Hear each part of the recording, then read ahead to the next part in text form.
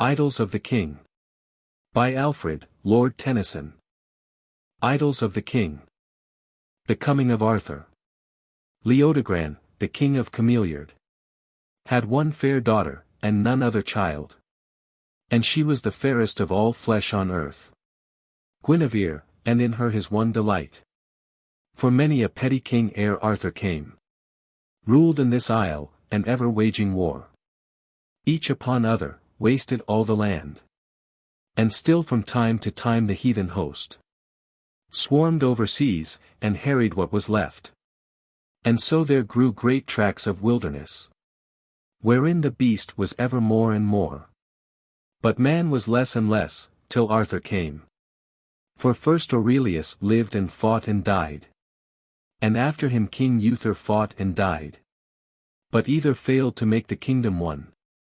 And after these King Arthur for a space, and through the puissance of his table round, drew all their petty princedoms under him, their king in head, and made a realm, and reigned. And thus the land of Cameliard was waste, thick with wet woods, and many a beast therein. And none or few to scare or chase the beast. So that wild dog, and wolf and boar and bear, came night and day, and rooted in the fields, and wallowed in the gardens of the king.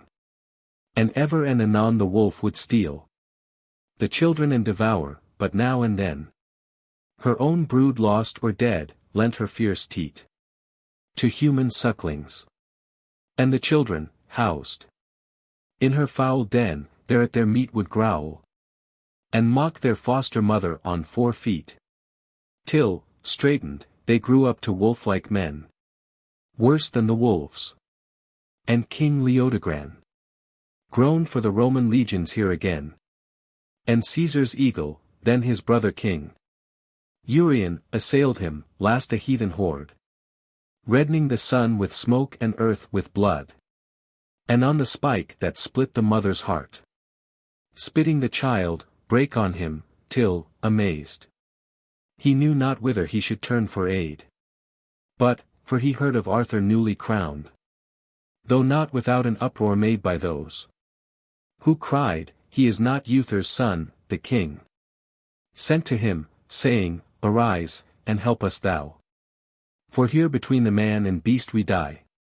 And Arthur yet had done no deed of arms, but heard the call, and came, and Guinevere stood by the castle walls to watch him pass. But since he neither wore on helm or shield the golden symbol of his kinglyhood, but rode a simple knight among his knights, and many of these in richer arms than he, she saw him not, or marked not, if she saw one among many, though his face was bare. But Arthur, looking downward as he passed, felt the light of her eyes into his life smite on the sudden, yet rode on, and pitched his tents beside the forest. Then he drave the heathen, after, slew the beast, and felled the forest, letting in the sun, and made broad pathways for the hunter and the knight. And so returned. For while he lingered there, a doubt that ever smouldered in the hearts of those great lords and barons of his realm flashed forth and into war, for most of these, colleaguing with a score of petty kings, made head against him, crying, Who is he, that he should rule us? Who hath proven him King Uther's son? For lo, we look at him, and find nor face nor bearing, limbs nor voice, are like to those of Uther whom we knew. This is the son of Gorlois, not the king. This is the son of Anton, not the king. And Arthur, passing thence to battle, felt travail, and throes and agonies of the life, desiring to be joined with Guinevere. And thinking as he rode, her father said, that there between the man and beast they die. Shall I not lift her from this land of beasts up to my throne, and side by side with me? What happiness to reign a lonely king! Vexed, O ye stars that shudder over me! O earth that soundest hollow under me! vexed with waste dreams. For saving I be joined to her that is the fairest under heaven. I seem as nothing in the mighty world, and cannot will my will, nor work my work holy, nor make myself in mine own realm victor and lord. But were I joined with her, then might we live together as one life, and reigning with one will in everything, have power on this dark land to lighten it, and power on this dead world to make it live. Thereafter, as he speaks who tells the tale, when Arthur reached a field of battle bright, with pitched pavilions of his foe, the world was all so clear about him, that he saw the smallest rock far on the faintest hill, and even in high day the morning star. So when the king had set his banner broad, at once from either side, with trumpet blast, and shouts, and clarions shrilling unto blood, the long-lanced battle let their horses run. And now the barons and the kings prevailed. And now the king, as here and there that war went swaying. But the powers who walk the world made lightnings and great thunders over him, and dazed all eyes, till Arthur by main might, and mightier of his hands with every blow, and leading all his knighthood through the kings Carados, Urien, Cradlemont of Wales, Claudias, and Clarions of Northumberland, the king Brandagras of Latangre, with Anguisant of Arran, Morganore, and Lot of Orkney. Then, before a voice as dreadful as the shout of one who sees to one who sins, and deems himself alone, and all the world asleep, they swerved and brake, flying. And Arthur called to stay the brands that hacked among the flyers, ho! They yield. So like a painted battle the war stood, silenced, the living quiet as the dead. And in the heart of Arthur joy was lord. He laughed upon his warrior whom he loved, and honored most. Thou dost not doubt me, king. So well thine arm hath wrought for me today. Sir and my liege, he cried, the fire of God descends upon thee in the battlefield. I know thee for my king. Whereat the two, for each had warded either in the fight, swear on the field of death a deathless love. And Arthur said, man's word is God in man. Let chance what will, I trust thee to the death. Then quickly from the foughten field he sent Ulfius, and Brastias, and Bedivere, his new-made knights, to King Leodogran, saying, if I in aught have served thee well, give me thy daughter Guinevere to wife. Whom when he heard, Leodogran in heart debating, how should I that am a king, however much he holp me at my need, give my one daughter saving to a king, and a king's son, lifted his voice, and called a hoary man, his chamberlain, to whom he trusted all things, and of him required his counsel. Knowest thou aught of Arthur's birth? Then spake the hoary chamberlain and said, Sir King, there be but 2 old men that know, and each is twice as old as I. And one is Merlin, the wise man that ever served King Uther through his magic art.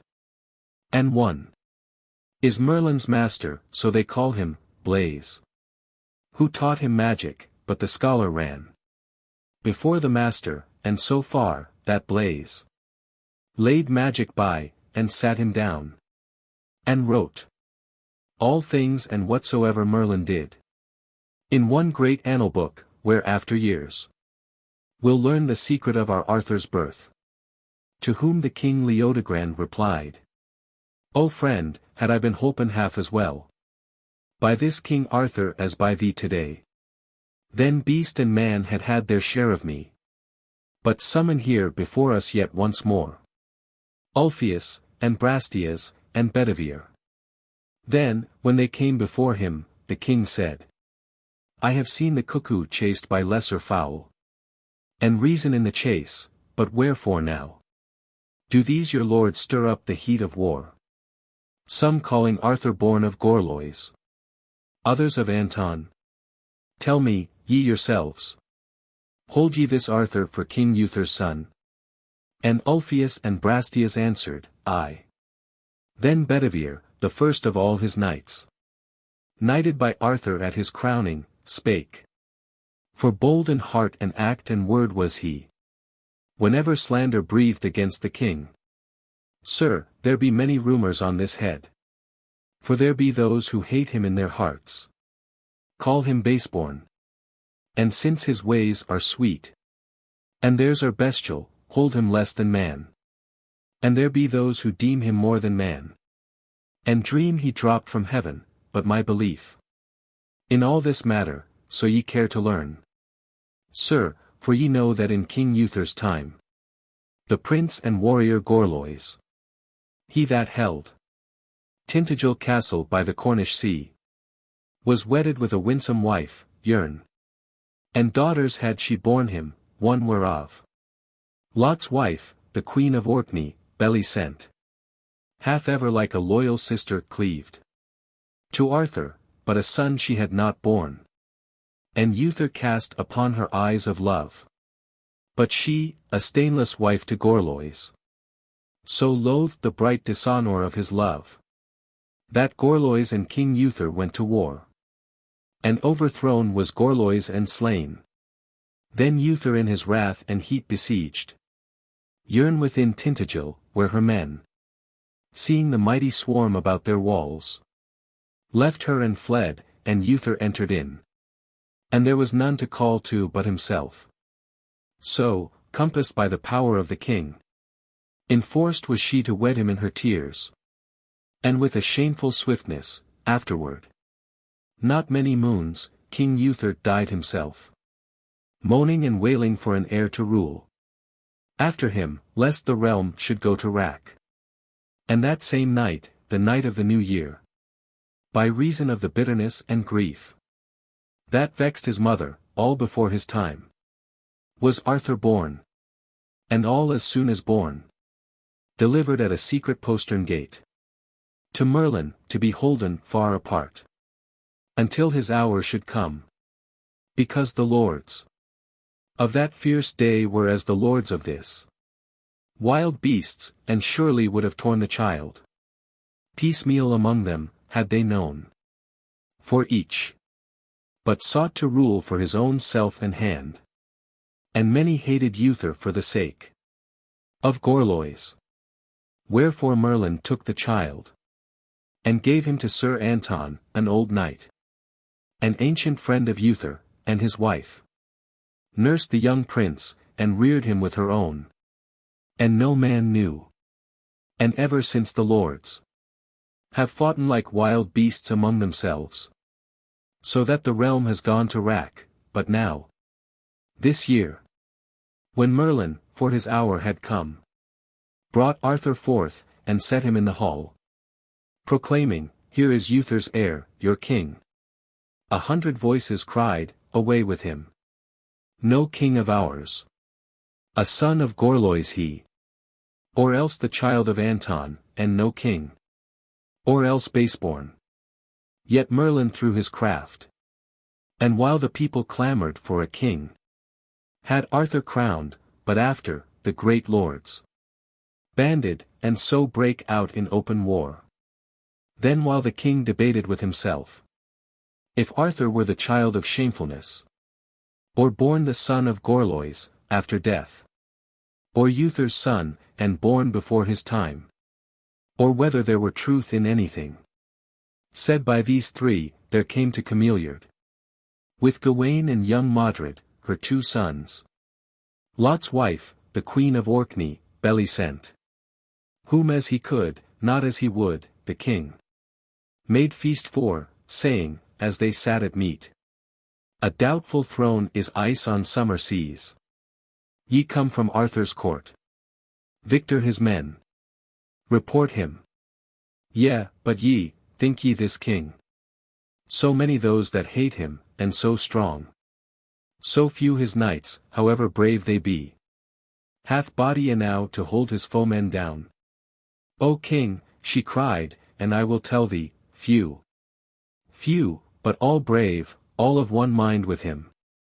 For I was near him when the savage yells of Uther's peerage died, and Arthur sat crowned on the dais, and his warriors cried, Be thou the king, and we will work thy will, who love thee. Then the king in low deep tones, and simple words of great authority, bound them by so straight vows to his own self, that when they rose, knighted from kneeling, some were pale as at the passing of a ghost, some flushed, and others dazed, as one who wakes, half blinded at the coming of a light. But when he spake and cheered his table round, with large, divine, and comfortable words, beyond my tongue to tell thee, I beheld, from eye to eye through all their order flash, a momentary likeness of the king. And ere it left their faces, through the cross, and those around it and the crucified, down from the casement over Arthur, smote flame color, vert and azure, in 3 rays, one falling upon each of 3 fair queens, who stood in silence near his throne, the friends of Arthur, gazing on him, tall, with bright, sweet faces, who will help him at his need. And there I saw Mage Merlin, whose vast wit and 100 winters are but as the hands of loyal vassals toiling for their liege. And near him stood the Lady of the Lake, who knows a subtler magic than his own. Clothed in white samite, mystic, wonderful, she gave the king his huge cross-hilted sword, whereby to drive the heathen out. A mist of incense curled about her, and her face well nigh was hidden in the minster gloom. But there was heard among the holy hymns a voice as of the waters, for she dwells down in a deep calm. Whatsoever storms may shake the world, and when the surface rolls, hath power to walk the waters like our Lord. There likewise I beheld Excalibur, before him at his crowning borne, the sword that rose from out the bosom of the lake. And Arthur rode across and took it, rich with jewels, elfin Urim, on the hilt, bewildering heart and eye, the blade so bright that men are blinded by it, on one side, graven in the oldest tongue of all this world. Take me, but turn the blade and ye shall see, and written in the speech ye speak yourself, cast me away. And sad was Arthur's face, taking it, but old Merlin counselled him, Take thou and strike. The time to cast away is yet far off. So this great brand the king took, and by this will beat his foemen down. Thereat Leodogran rejoiced, but thought to sift his doubtings to the last, and asked, fixing full eyes of question on her face, The swallow and the swift are near akin, but thou art closer to this noble prince, being his own dear sister. And she said, Daughter of Gorlois and Yrn am I, and therefore Arthur's sister. Asked the king. She answered, These be secret things, and signed to those 2 sons to pass, and let them be. And Gawain went, and breaking into song, sprang out, and followed by his flying hair, ran like a colt, and leapt at all he saw. But Modred laid his ear beside the doors, and there half heard the same that afterward struck for the throne, and striking found his doom. And then the queen made answer, What know I? For dark my mother was in eyes and hair, and dark in hair and eyes am I, and dark was Gorlois, yea, and dark was Uther too, well nigh to blackness. But this king is fair, beyond the race of Britons and of men. Moreover, always in my mind I hear a cry from out the dawning of my life, a mother weeping, and I hear her say, Oh, that ye had some brother, pretty one, to guard thee on the rough ways of the world. Aye, said the king, and hear ye such a cry? But when did Arthur chance upon thee first? O king! She cried, and I will tell thee true. He found me first when yet a little maid. Beaten I had been for a little fault, whereof I was not guilty. And out I ran, and flung myself down on a bank of heath, and hated this fair world and all therein, and wept, and wished that I were dead. And he, I know not whether of himself he came, or brought by Merlin, who, they say, can walk unseen at pleasure, he was at my side, and spake sweet words, and comforted my heart, and dried my tears, being a child with me. And many a time he came, and evermore, as I grew greater grew with me.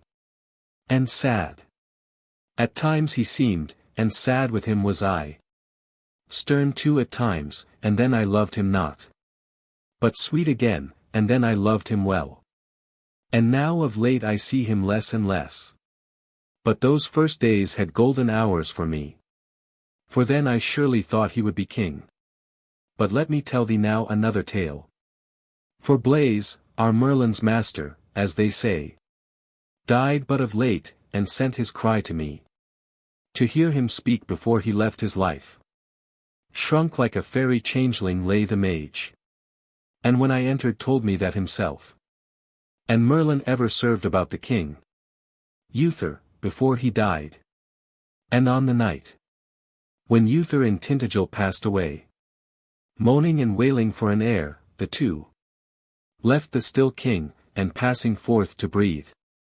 Then from the castle gateway by the chasm, descending through the dismal night, a night in which the bounds of heaven and earth were lost, beheld, so high upon the dreary deeps, it seemed in heaven, a ship, the shape thereof a dragon winged, and all from stern to stern, bright with a shining people on the decks, and gone as soon as seen. And then the two dropped to the cove, and watched the great sea fall, wave after wave, each mightier than the last, till last, a ninth one, gathering half the deep, and full of voices, slowly rose and plunged, roaring, and all the wave was in a flame. And down the wave and in the flame was borne a naked babe, and rode to Merlin's feet, who stooped and caught the babe, and cried, the king, here is an heir for Uther. And the fringe of that great breaker, sweeping up the strand, lashed at the wizard as he spake the word. And all at once all round him rose in fire, so that the child and he were clothed in fire. And presently thereafter followed calm, free sky and stars, and this the same child, he said, is he who reigns, nor could I part in peace, till this were told. And saying this the seer went through the strait and dreadful pass of death, not ever to be questioned any more, save on the further side. But when I met Merlin, and asked him if these things were truth, the shining dragon and the naked child, descending in the glory of the seas, he laughed as is his wont, and answered me in riddling triplets of old time, and said, rain, rain, and sun, a rainbow in the sky. A young man will be wiser by and by. An old man's wit may wander ere he die. Rain, rain, and sun, a rainbow on the lea. And truth is this to me, and that to thee. And truth or clothed or naked let it be. Rain, sun, and rain. And the free blossom blows. Sun, rain, and sun. And where is he who knows? From the great deep to the great deep he goes. So Merlin riddling angered me.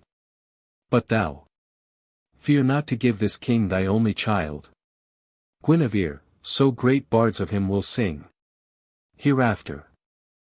And dark sayings from of old, ranging and ringing through the minds of men, and echoed by old folk beside their fires, for comfort after their wage work is done, speak of the king and Merlin in our time.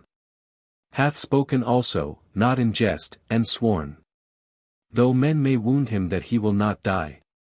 But pass, again to come. And then or now. Utterly smite the heathen underfoot. Till these and all men hail him for their king. She spake and King Leodogran rejoiced. But musing, shall I answer yea or nay? Doubted, and drowsed, nodded and slept, and saw. Dreaming, a slope of land that ever grew. Field after field, up to a height, the peak. Haze hidden, and thereon a phantom king. Now looming, and now lost. And on the slope. The sword rose, the hind fell, the herd was driven. Fire glimpsed. And all the land from roof and rick. In drifts of smoke before a rolling wind. Streamed to the peak, and mingled with the haze. And made it thicker. While the phantom king sent out at times a voice. And here or there stood one who pointed toward the voice, the rest slew on and burnt, crying, no king of ours. No son of Uther, and no king of ours. Till with a wink his dream was changed, the haze descended, and the solid earth became as nothing, but the king stood out in heaven, crowned. And Leodogran awoke, and sent Ulfius, and Brastias, and Bedivere back to the court of Arthur answering yea. Then Arthur charged his warrior whom he loved and honored most, Sir Lancelot, to ride forth and bring the queen, and watched him from the gates. And Lancelot passed away among the flowers. For then was latter April, and returned among the flowers, in May, with Guinevere. To whom arrived, by Dubric the high saint, chief of the church in Britain, and before the stateliest of her altar shrines, the king. That morn was married, while in stainless white, the fair beginners of a nobler time, and glorying in their vows and him, his knights, stood around him, and rejoicing in his joy. Far shone the fields of May through open door. The sacred altar blossomed white with May. The son of May descended on their king. They gazed on all earth's beauty in their queen. Rolled incense, and there passed along the hymns a voice as of the waters, while the two swear at the shrine of Christ a deathless love. And Arthur said, Behold, thy doom is mine. Let chance what will, I love thee to the death. To whom the queen replied with drooping eyes, King and my lord, I love thee to the death. And holy Dubric spread his hands and spake, Reign ye, and live and love, and make the world other, and may thy queen be one with thee. And all this order of thy table round fulfill the boundless purpose of their king. So Dubric said, but when they left the shrine, great lords from Rome before the portal stood, in scornful stillness gazing as they passed. Then while they paced a city all on fire, with sun and cloth of gold, the trumpets blew. And Arthur's knighthood sang before the king. Blow, trumpet. For the world is white with May. Blow trumpet, the long night hath rolled away. Blow through the living world, let the king reign. Shall Rome or heathen rule in Arthur's realm? Flash brand and lance, fall battle-axe upon helm. Fall battle-axe, and flash brand. Let the king reign. Strike for the king and live. His knights have heard that God hath told the king a secret word. Fall battle-axe, and flash brand. Let the king reign. Blow trumpet. He will lift us from the dust. Blow trumpet. Live the strength and die the lust. Clang battle-axe, and clash brand. Let the king reign. Strike for the king and die. And if thou deest, the king is king, and ever wills the highest. Clang battle-axe, and clash brand. Let the king reign. Blow, for our son is mighty in his May. Blow, for our son is mightier day by day. Clang battle-axe, and clash brand. Let the king reign. The king will follow Christ, and we the king. In whom high God hath breathed a secret thing. Fall battle-axe, and flash brand. Let the king reign. So sang the knighthood, moving to their hall. There at the banquet those great lords from Rome, the slowly fading mistress of the world, strode in, and claimed their tribute as of yore. But Arthur spake, Behold, for these have sworn to wage my wars, and worship me their king. The old order changeth, yielding place to new.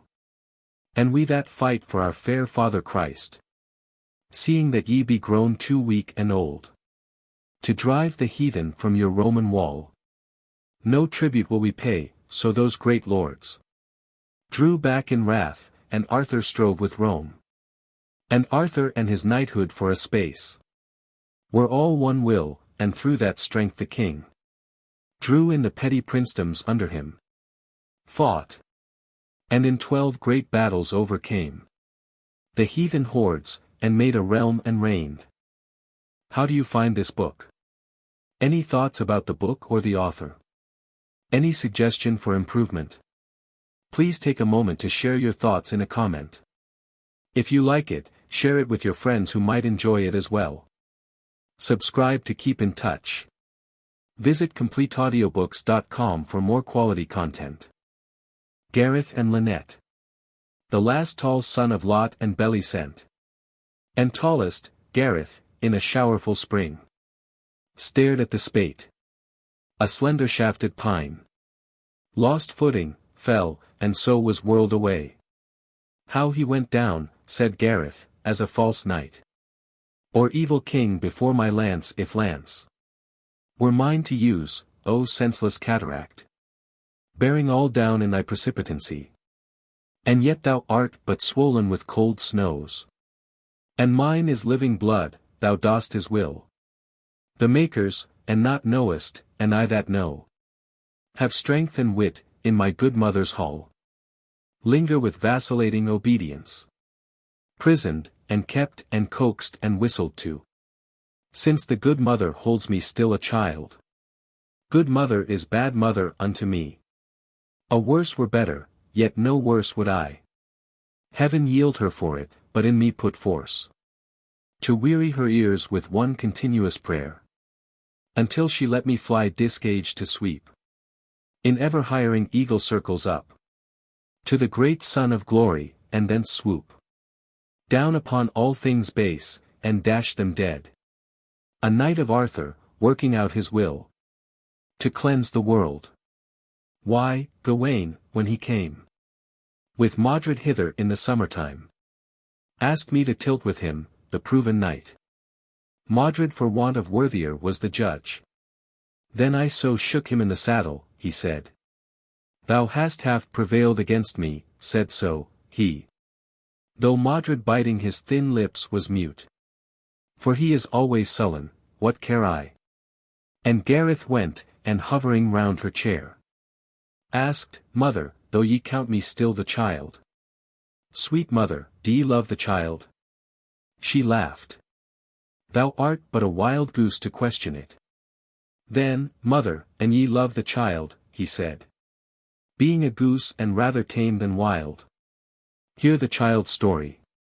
Yea, my well-beloved. And 'twere but of the goose and golden eggs. And Gareth answered her with kindling eyes. Nay, nay, good mother, but this egg of mine was finer gold than any goose can lay. For this an eagle, a royal eagle, laid almost beyond eye reach, on such a palm as glitters gilded in thy book of hours. And there was ever haunting round the palm a lusty youth, but poor, who often saw the splendor sparkling from aloft, and thought, and I could climb and lay my hand upon it. Then were I wealthier than a leash of kings. But ever when he reached a hand to climb, one, that had loved him from his childhood, caught and stayed him, climb not lest thou break thy neck. I charge thee by my love. And so the boy, sweet mother, neither clomb, nor brake his neck. but brake his very heart in pining for it. And passed away. To whom the mother said, True love, sweet son, had risked himself and climbed, and handed down the golden treasure to him. And Gareth answered her with kindling eyes. Gold? Said I gold? I then, why he, or she, or whosoe'er it was, or half the world, had ventured, had the thing I spake of been mere gold, but this was all of that true steel, whereof they forged the brand Excalibur. And lightnings played about it in the storm, and all the little fowl were flurried at it. And there were cries and clashings in the nest. That sent him from his senses, let me go. Then Bellicent bemoaned herself and said, Hast thou no pity upon my loneliness? Lo, where thy father Lot beside the hearth lies like a log, and all but smouldered out. For ever since when traitor to the king, he fought against him in the Barons' War. And Arthur gave him back his territory. His age hath slowly drooped, and now lies there, a yet warm corpse, and yet unburiable. No more. Nor sees, nor hears, nor speaks, nor knows. And both thy brethren are in Arthur's hall, albeit neither loved with that full love I feel for thee, nor worthy such a love. Stay therefore thou. Red berries charm the bird. And thee, mine innocent, the justs, the wars, who never knewest fingerache, nor pang of wrenched or broken limb, and often chance in those brain-stunning shocks, and tourney falls, frights to my heart. But stay, follow the deer, by these tall firs and our fast-falling burns. So make thy manhood mightier day by day. Sweet is the chase, and I will seek thee out, some comfortable bride and fair, to grace thy climbing life, and cherish my prone year, till falling into Lot's forgetfulness, I know not thee, myself, nor anything. Stay, my best son. Ye are yet more boy than man. Then Gareth, and ye hold me yet for child. Hear yet once more the story of the child. For, mother, there was once a king, like ours. The prince his heir, when tall and marriageable, asked for a bride, and thereupon the king set two before him.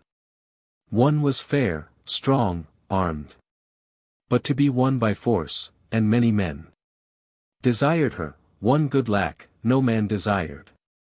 And these were the conditions of the king, that save he won the first by force, he needs must wed that other, whom no man desired.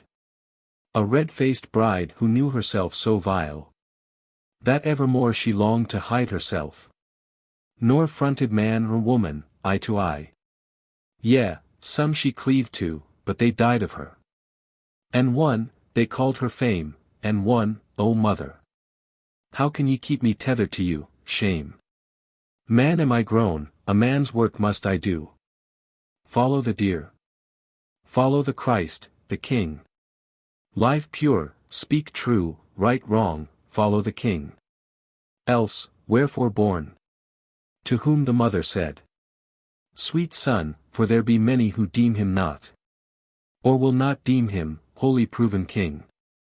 Albeit in mine own heart I knew him king, when I was frequent with him in my youth, and heard him kingly speak, and doubted him no more than he, himself, but felt him mine, of closest kin to me. Yet, wilt thou leave thine easeful biding here, and risk thine all life, limbs, for one that is not proven king? Stay, till the cloud that settles round his birth hath lifted but a little. Stay, sweet son. And Gareth answered quickly, Not an hour. So that ye yield me, I will walk through fire. Mother, to gain it, your full leave to go. Not proven, who swept the dust of ruined Rome from off the threshold of the realm, and crushed the idolaters, and made the people free. Who should be king save him who makes us free? So when the queen, who long had sought in vain to break him from the intent to which he grew. Found her sons will unwaveringly won. She answered craftily. Will ye walk through fire? Who walks through fire will hardly heed the smoke. Aye, go then, and ye must, only one proof. Before thou ask the king to make thee knight. Of thine obedience and thy love to me. Thy mother, I demand. And Gareth cried. A hard one, or 100, so I go. Nay, quick. The proof to prove me to the quick. But slowly spake the mother looking at him. Prince, thou shalt go disguised to Arthur's hall. And hire thyself to serve for meats and drinks. Among the scullions and the kitchen knaves. And those that hand the dish across the bar. Nor shalt thou tell thy name to anyone. And thou shalt serve a 12-month and a day. For so the queen believed that when her son beheld his only way to glory lead low down through villain kitchen vassalage, her own true Gareth was too princely proud to pass thereby. So should he rest with her, closed in her castle from the sound of arms. Silent awhile was Gareth, then replied. The thrall in person may be free in soul. And I shall see the justs. Thy son am I. And since thou art my mother, must obey. I therefore yield me freely to thy will. For hence will I, disguised, and hire myself. To serve with scullions and with kitchen knaves. Nor tell my name to any, no, not the king. Gareth a while lingered. The mother's eye, full of the wistful fear that he would go, and turning toward him wheresoe'er he turned, perplexed his outward purpose, till an hour, when wakened by the wind which with full voice swept bellowing through the darkness on to dawn, he rose, and out of slumber calling to that still had tended on him from his birth. Before the wakeful mother heard him, went. The three were clad like tillers of the soil. Southward they set their faces. The birds made melody on branch, and melody in mid-air. The damp hill slopes were quickened into green. And the lithe green had kindled into flowers. For it was past the time of Easterday. So, when their feet were planted on the plain that broadened toward the base of Camelot, far off they saw the silver misty morn, rolling her smoke about the royal mount that rose between the forest and the field. At times the summit of the high city flashed. At times the spires and turrets halfway down pricked through the mist. At times the great gate shone. Only, that opened on the field below. Anon, the whole fair city had disappeared. Then those who went with Gareth were amazed. One crying, Let us go no further, Lord. Here is a city of enchanters, built by fairy kings. The second echoed him. Lord, we have heard from our wise man at home, to northward, that this king is not the king, but only changeling out of fairyland, who drave the heathen hence by sorcery and Merlin's glamour. Then the first again. Lord, there is no such city anywhere, but all a vision. Gareth answered them with laughter, swearing he had glamour enow in his own blood, his princedom, youth and hopes, to plunge old Merlin in the Arabian Sea. So pushed them all unwilling toward the gate. And there was no gate like it under heaven. For barefoot on the keystone, which was lined and rippled like an ever-fleeting wave, the lady of the lake stood, all her dress wept from her sides as water flowing away. But like the cross her great and goodly arms stretched under the cornice and upheld. And drops of water fell from either hand. And down from one a sword was hung, from one a censer either worn with wind and storm. And o'er her breast floated the sacred fish. And in the space to left of her, and right, were Arthur's wars in weird devices done. New things and old co-twisted, as if time were nothing, so inveterately that men were giddy gazing there. And over all, high on the top were those three queens, the friends of Arthur, who should help him at his need. Then those with Gareth for so long a space stared at the figures, that at last it seemed the dragon bots and elvish emblemings began to move, seethe, twine and curl, they called to Gareth, Lord, the gateway is alive. And Gareth likewise on them fixed his eyes so long, that even to him they seemed to move. Out of the city a blast of music pealed. Back from the gate started the three, to whom from out thereunder came an ancient man, long-bearded, saying, Who be ye, my sons? Then Gareth, we be tillers of the soil, who leaving share in furrow come to see the glories of our king, but these, my men, your city moved so weirdly in the mist. Doubt if the king be king at all, or come from fairyland, and whether this be built by magic, and by fairy kings and queens, or whether there be any city at all, or all a vision, and this music now hath scared them both, but tell thou these the truth. Then that old seer made answer playing on him, and saying, Son, I have seen the good ship sail keel upward, and mast downward, in the heavens, and solid turrets topsy-turvy in air. And here is truth. But an it please thee not, take thou the truth as thou hast told it me. For truly as thou sayest, a fairy king and fairy queens have built the city, son. They came from out a sacred mountain cleft toward the sunrise, each with harp in hand, and built it to the music of their harps. And, as thou sayest, it is enchanted, son. For there is nothing in it as it seems, saving the king. Though some there be that hold the king a shadow, and the city real. Yet take thou heed of him, for, so thou pass beneath this archway, then wilt thou become a thrall to his enchantments, for the king will bind thee by such vows, as is a shame. A man should not be bound by, yet the which no man can keep. But, so thou dread to swear, pass not beneath this gateway, but abide without, among the cattle of the field. For in ye heard a music, like enow they are building still, seeing the city is built to music, therefore never built at all, and therefore built forever. Gareth spake. Angered, old master, reverence thine own beard.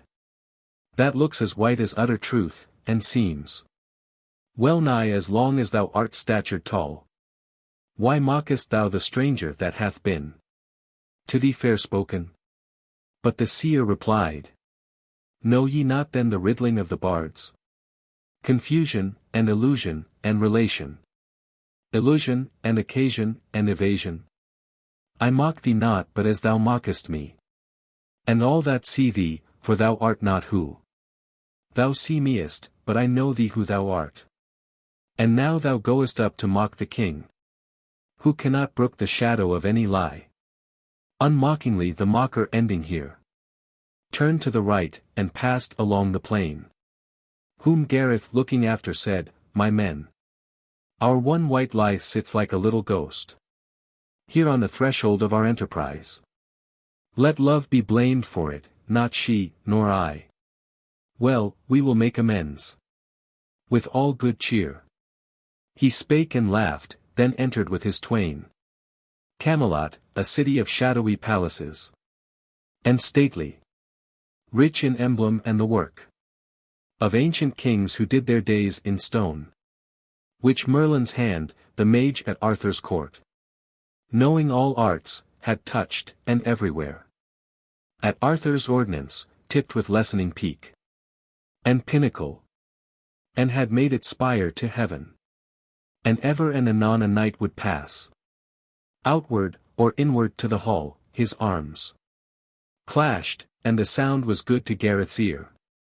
And out of bower and casement shyly glanced eyes of pure women, wholesome stars of love. And all about a healthful people stepped, as in the presence of a gracious king. Then into hall Gareth ascending heard a voice, the voice of Arthur, and beheld, far overheads in that long vaulted hall, the splendor of the presence of the king, throned, and delivering doom, and looked no more, but felt his young heart hammering in his ears, and thought, for this half-shadow of a lie, the truthful king will doom me when I speak. Yet pressing on, though all in fear to find, Sir Gawain or Sir Modred, saw nor one, nor other, but in all the listening eyes of those tall knights, that ranged about the throne, clear honor shining like the dewy star of dawn, and faith in their great king, with pure affection, and the light of victory, and glory gained, and evermore to gain.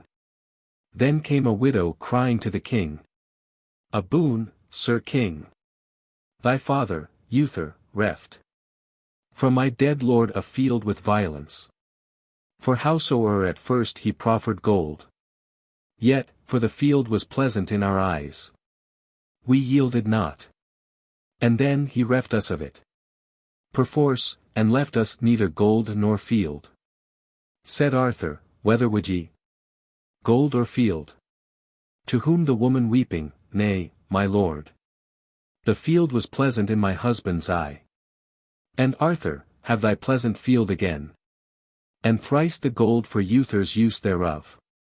According to the years, no boon is here, but justice, so thy say be proven true. Accursed, who from the wrongs his father did, would shape himself aright. And while she passed, came yet another widow crying to him, a boon, Sir King, thine enemy, king, am I. With thine own hand thou slewest my dear lord, a knight of Uther in the Barons' war, when Lot and many another rose and fought against thee, saying thou wert basely born. I held with these, and loath to ask thee aught. Yet lo! My husband's brother had my son thralled in his castle, and hath starved him dead, and standeth seized of that inheritance, which thou that slewest the sire hast left the son. So though I scarce can ask it thee for hate, grant me some knight to do the battle for me. Kill the foul thief, and wreak me for my son. Then strode a good knight forward, crying to him, a boon, Sir King, I am her kinsman, I. Give me to right her wrong, and slay the man. Then came Sir Kay, the seneschal, and cried, a boon, Sir King, even that thou grant her none. This railer, that hath mocked thee in full hall, none.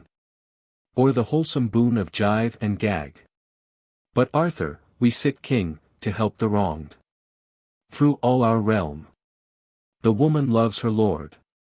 Peace to thee, woman, with thy loves and hates. The kings of old had doomed thee to the flames. Aurelius Emrys would have scourged thee dead. And Uther slit thy tongue, but get thee hence, lest that rough humour of the kings of old return upon me. Thou that art her kin, go likewise. Lay him low and slay him not, but bring him here, that I may judge the right, according to the justice of the king. Then, be he guilty, by that deathless king, who lived and died for men, the man shall die. Then came in hall the messenger of Mark, a name of evil savour in the land, the Cornish king. In either hand he bore what dazzled all, and shone far off as shines a field of charlock in the sudden sun. Between two showers, a cloth of palest gold, which down he laid before the throne, and knelt, delivering, that his lord, the vassal king, was even upon his way to Camelot.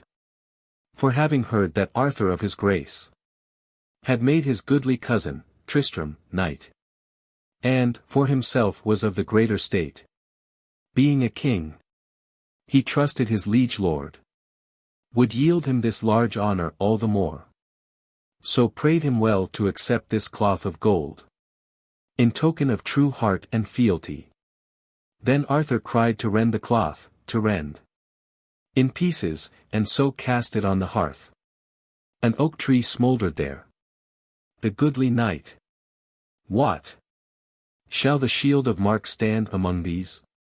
For, midway down the side of that long hall, a stately pile, whereof along the front, some blazoned, some but carven, and some blank, there ran a treble range of stony shields, rose, and high-arching overbrowed the hearth. And under every shield a knight was named. For this was Arthur's custom in his hall. When some good knight had done one noble deed, his arms were carven only. But if twain, his arms were blazoned also, but if none, the shield was blank and bare without a sign, saving the name beneath. And Gareth saw the shield of Gawain blazoned rich and bright, and Modred's blank as death, and Arthur cried to rend the cloth and cast it on the hearth. More like are we to reave him of his crown, than make him knight because men call him king. The kings we found, ye know we stayed their hands from war among themselves, but left them kings, of whom were any bounteous, merciful, truth-speaking, brave, good livers, them we enrolled among us, and they sit within our hall. But as Mark hath tarnished the great name of king, as Mark would sully the low state of churl, and, seeing he hath sent us cloth of gold, return, and meet, and hold him from our eyes, lest we should lap him up in cloth of lead. Silenced forever, craven, a man of plots, craft, poisonous counsels, wayside ambushings. No fault of thine, let Kay the seneschal look to thy wants, and send thee satisfied. Accursed, who strikes nor lets the hand be seen. And many another suppliant crying came, with noise of ravage wrought by beast and man. And evermore a knight would ride away. Last, Gareth leaning both hands heavily down on the shoulders of the twain, his men, approached between them toward the king, and asked a boon. Sir King, his voice was all ashamed. For see ye not how weak and hunger-worn I seem, leaning on these? Grant me to serve for meat and drink among thy kitchen knaves a 12-month and a day, nor seek my name. Hereafter I will fight. To him the king, a goodly youth and worth a goodlier boon. But so thou wilt no goodlier, then must Kay, the master of the meats and drinks, be thine. He rose and passed. Then Kay, a man of mien, one sallow as the plant that feels itself, root bitten by white lichen. Lo ye now, this fellow hath broken from some abbey, where, God wot, he had not beef and bruise enow. However that might chance. But an he work, like any pigeon will I cram his crop, and sleeker shall he shine than any hog. Then Lancelot standing near, Sir Seneschal, sleuth-hound thou knowest, and grey, and all the hounds. A horse thou knowest, a man thou dost not know. Broad brows and fair, a fluent hair and fine. High nose, a nostril large and fine, and hands large, fair and fine. Some young lad's mystery. But, or from sheep-cot or king's hall, the boy is noble-natured. Treat him with all grace, lest he should come to shame thy judging of him. Then Kay, what murmurest thou of mystery? Think ye this fellow will poison the king's dish? Nay, for he spake too fool-like, mystery. Tut, and the lad were noble, he had asked for horse and armor, fair and fine, forsooth. Sir fine face, sir fair hands. But see thou to it, that thine own fineness, Lancelot, some fine day, undo thee not, and leave my man to me. So Gareth all for glory underwent the sooty yoke of kitchen vassalage, ate with young lads his portion by the door, and couched at night with grimy kitchen knaves.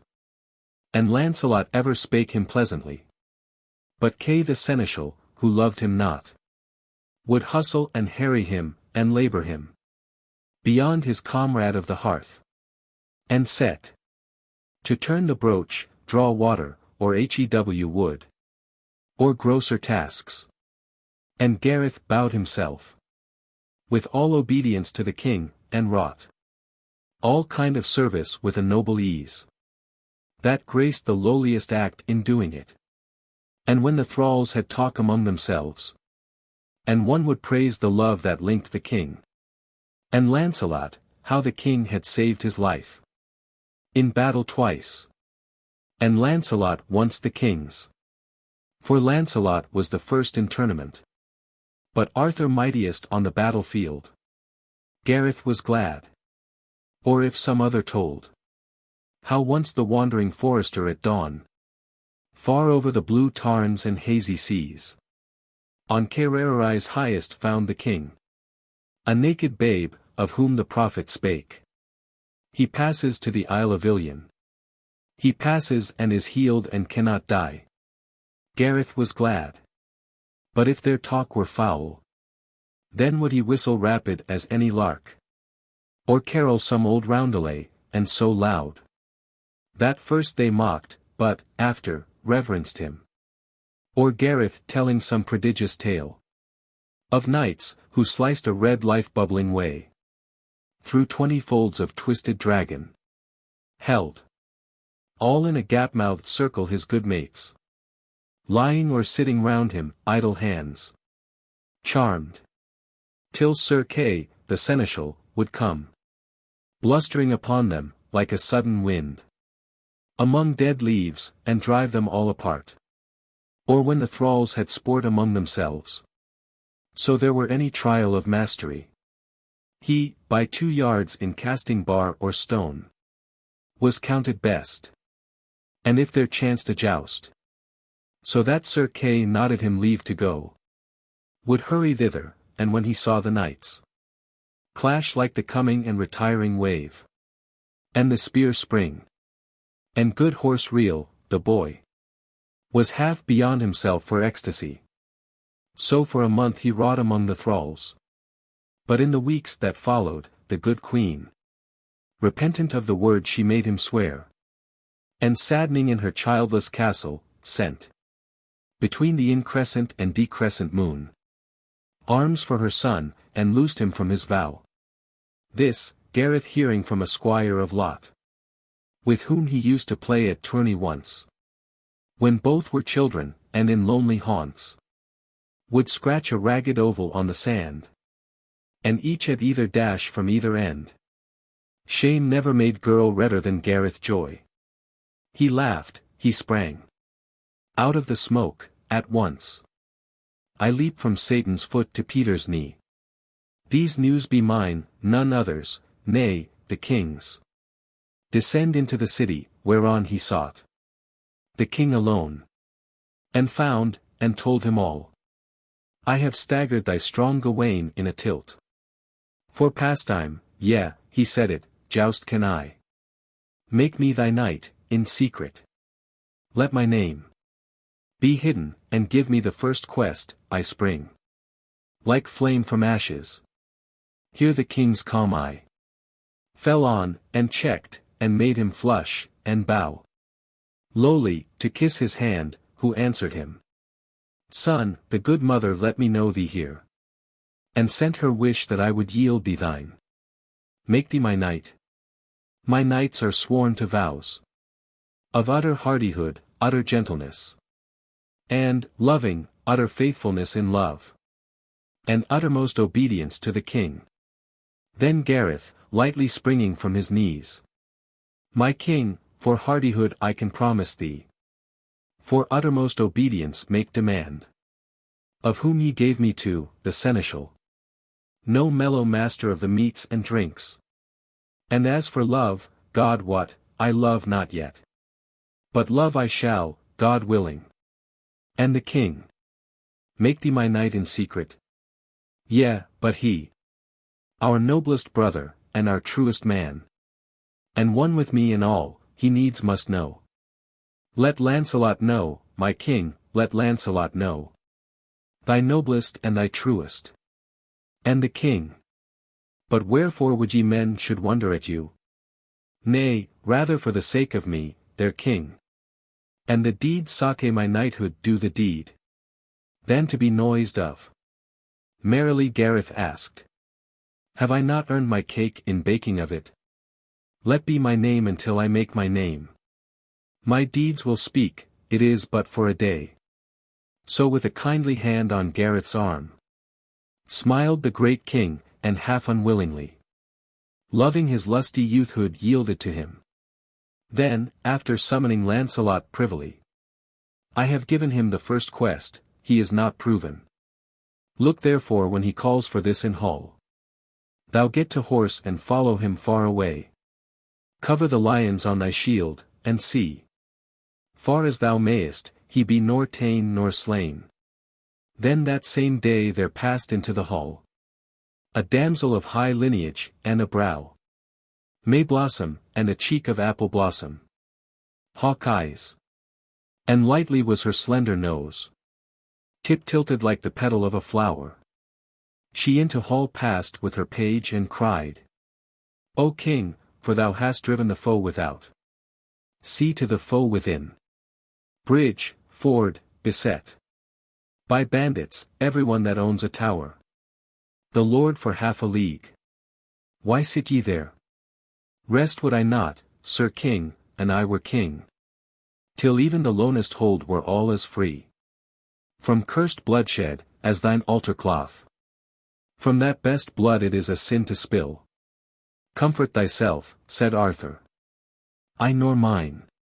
Rest, so my knighthood keep the vows they swore. The wastest moorland of our realm shall be safe, damsel, as the centre of this hall. What is thy name? Thy need? My name, she said. Lynette my name, noble. My need, a knight. To combat for my sister, Lyoners. A lady of high lineage, of great lands. And comely, yea, and comelier than myself. She lives in Castle Perilous, a river runs in 3 loops about her living place. And o'er it are 3 passings, and 3 knights. Defend the passings, brethren, and a 4th. And of that for the mightiest, holds her stayed in her own castle. And so besieges her to break her will, and make her wed with him. And but delays his purport till thou send to do the battle with him thy chief man, Sir Lancelot, whom he trusts to overthrow. Then wed, with glory, but she will not wed, save whom she loveth, or a holy life. Now therefore have I come for Lancelot. Then Arthur, mindful of Sir Gareth, asked, Damsel, ye know this order lives to crush all wrongers of the realm. But say, these 4. Who be they? What the fashion of the men? They be of foolish fashion, O Sir King. The fashion of that old knight-errantry, who ride abroad, and do but what they will. Courteous or bestial from the moment, such as have nor law nor king. And 3 of these, proud in their fantasy, call themselves the day, morning star, and noon sun, and evening star. Being strong fools, and never a whit more wise. The 4th, who alway rideth armed in black, a huge man-beast of boundless savagery. He names himself the Knight and oftener Death, and wears a helmet mounted with a skull, and bears a skeleton figured on his arms, to show that who may slay or scape the 3 slain by himself, shall enter endless night. And all these 4 be fools, but mighty men. And therefore am I come for Lancelot. Hurried Sir Gareth called from where he rose, a head with kindling eyes above the throng. A boon, Sir King, this quest. Then, for he marked Kay near him groaning like a wounded bull. Yea, King, thou knowest thy kitchen knave am I. And mighty through thy meats and drinks am I. And I can topple over 100 such. Thy promise, king, and Arthur glancing at him, brought down a momentary brow. Rough, sudden, and pardonable, worthy to be knight. Go therefore, and all hearers were amazed. But on the damsel's forehead shame, pride, wrath, slew the May White, she lifted either arm. Fie on thee, king! I asked for thy chief knight, and thou hast given me but a kitchen knave. Then ere a man in hall could stay her, turned, fled down the lane of access to the king, took horse, descended the slope street, and passed the weird white gate, and paused without. Beside the field of tourney, murmuring, kitchen knave. Now two great entries opened from the hall. At one end one, that gave upon a range of level pavement where the king would pace at sunrise, gazing over plain and wood. And down from this a lordly stairway sloped, till lost in blowing trees and tops of towers.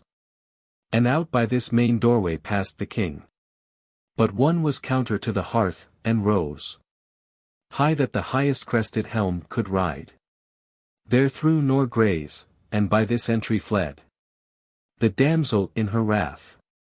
And on to this Sir Gareth strode, and saw without the door King Arthur's gift, the worth of half a town, a war-horse of the best. And near it stood the two that out of north had followed him. This bare a maiden shield, a casque that held the horse, the spear, whereat Sir Gareth loosed a cloak that dropped from collarbone to heel, a cloth of roughest web, and cast it down. And from it like a fuel-smothered fire that looked half dead, brake bright, and flashed as those dull-coated things, that making slide apart their dusk wing-cases, all beneath their burns a jewelled harness, ere they pass and fly. So Gareth ere he parted flashed in arms.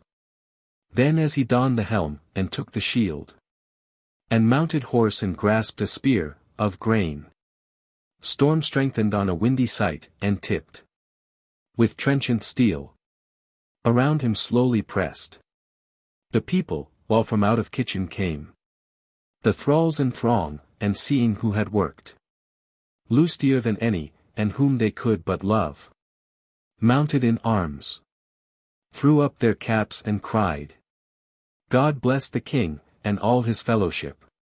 And on through lanes of shouting Gareth rode down the slope street, and passed without the gate. So Gareth passed with joy. But as the cur plucked from the cur he fights with, ere his cause be cooled by fighting, follows, being named his owner, but remembers all, and growls, remembering. So Sir Kay beside the door muttered in scorn of Gareth whom he used to harry and hustle, bound upon a quest with horse and arms. The king hath passed his time. My scullion knave, thralls to your work again, for in your fire below ye kindle mine. Will there be dawn in west and eve in east? Begone, my knave. Belike and like enow some old head blow not heeded in his youth, so shook his wits they wander in his prime. Crazed, how the villain lifted up his voice, nor shamed to bawl himself a kitchen knave. Tut, he was tame and meek enow with me, till peacocked up with Lancelot's noticing. Well, I will after my loud knave, and learn whether he know me for his master yet. Out of the smoke he came, and so my lance hold, by God's grace, he shall into the mire. Thence, if the king awaken from his craze, into the smoke again. But Lancelot said, Kay, wherefore wilt thou go against the king? For that did never he whereon ye rail, but ever meekly served the king in thee. Abide, take counsel. For this lad is great, and lusty, and knowing both of lance and sword. Tut, tell not me, said Kay, ye are over fine To mar stout knaves with foolish courtesies. Then mounted, on through silent faces rode. Down the slope city, and out beyond the gate. But by the field of tourney lingering yet. Muttered the damsel, wherefore did the king scorn me? For, were Sir Lancelot lacked, at least, he might have yielded to me one of those who tilt for ladies' love and glory here. Rather than, O sweet heaven! O fie upon him! His kitchen knave, to whom Sir Gareth drew. And there were none but few goodlier than he. Shining in arms, damsel, the quest is mine. Lead, and I follow. She thereat, as one that smells a foul-fleshed agaric in the holt, and deems it carrion of some woodland thing, or shrew, or weasel, nipped her slender nose with petulant thumb and finger, shrilling, hence. Avoid, thou smellest all of kitchen grease. And look who comes behind, for there was Kay. Knowest thou not me? Thy master. I am Kay. We lack thee by the hearth. And Gareth to him. Master no more. Too well I know thee, I. The most ungentle knight in Arthur's hall. Have at thee then, said Kay, they shocked, and Kay fell shoulder-slipped, and Gareth cried again. Lead, and I follow, and fast away she fled. But after sod and shingle ceased to fly behind her, and the heart of her good horse was nigh to burst with violence of the beat. Perforce she stayed, and overtaken spoke. What doest thou, scullion, in my fellowship? Deem'st thou that I accept thee aught the more? Or love thee better, that by some device, full cowardly, or by mere unhappiness, thou hast overthrown and slain thy master, thou dishwasher and brooch-turner, loon, to me.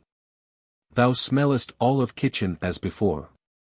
Damsel, Sir Gareth answered gently, say whatever ye will, but whatsoever ye say, I leave not till I finish this fair quest, or die therefore.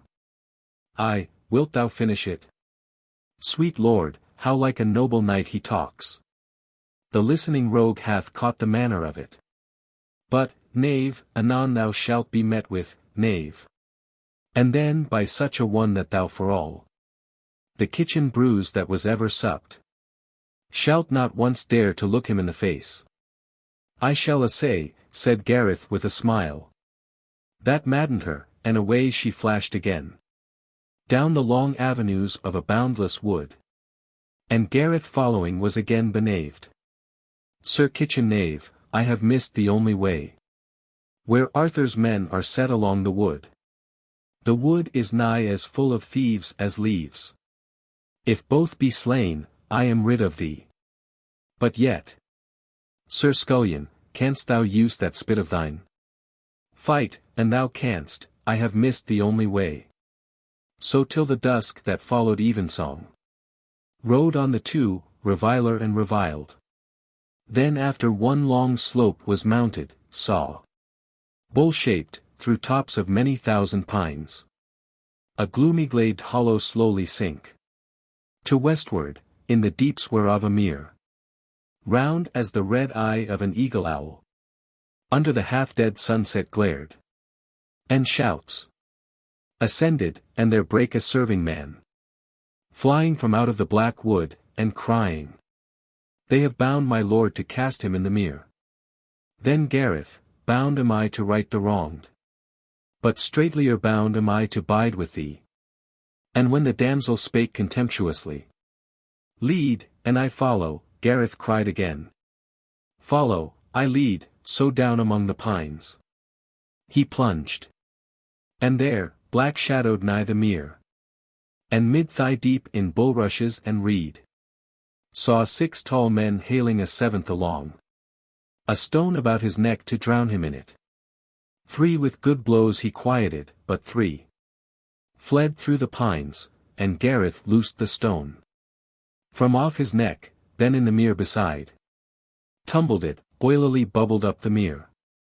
Last, Gareth loosed his bonds and on free feet set him, a stalwart baron, Arthur's friend. Well that ye came, or else these caitiff rogues had wreaked themselves on me.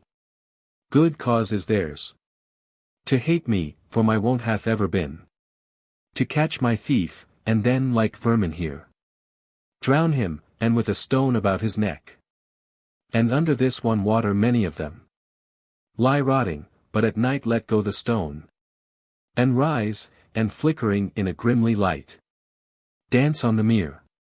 Good now, ye have saved a life worth somewhat as the cleanser of this wood. And fain would I reward thee worshipfully. What guerdon will ye? Gareth sharply spake. None. For the deed's sake have I done the deed, in uttermost obedience to the king. But wilt thou yield this damsel harbourage? Whereat the baron saying, I well believe you be of Arthur's table, a light laugh broke from Lynette, ay, truly of a truth. And in a sort, being Arthur's kitchen knave.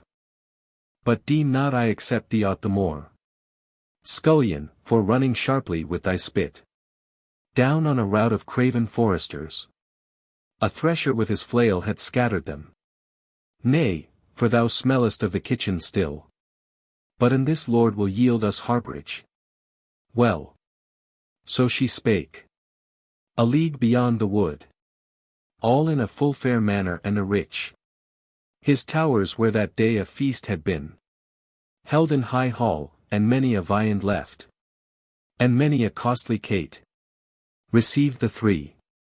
And there they placed a peacock in his pride before the damsel, and the baron set Gareth beside her, but at once she rose.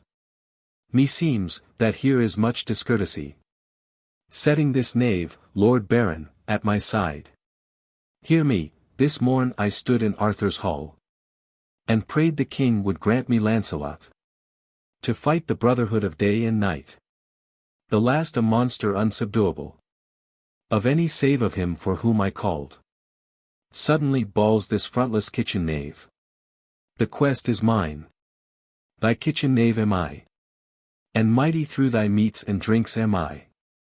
Then Arthur all at once gone mad replies. Go therefore, and so gives the quest to him. Him, here, a villain fitter to stick swine.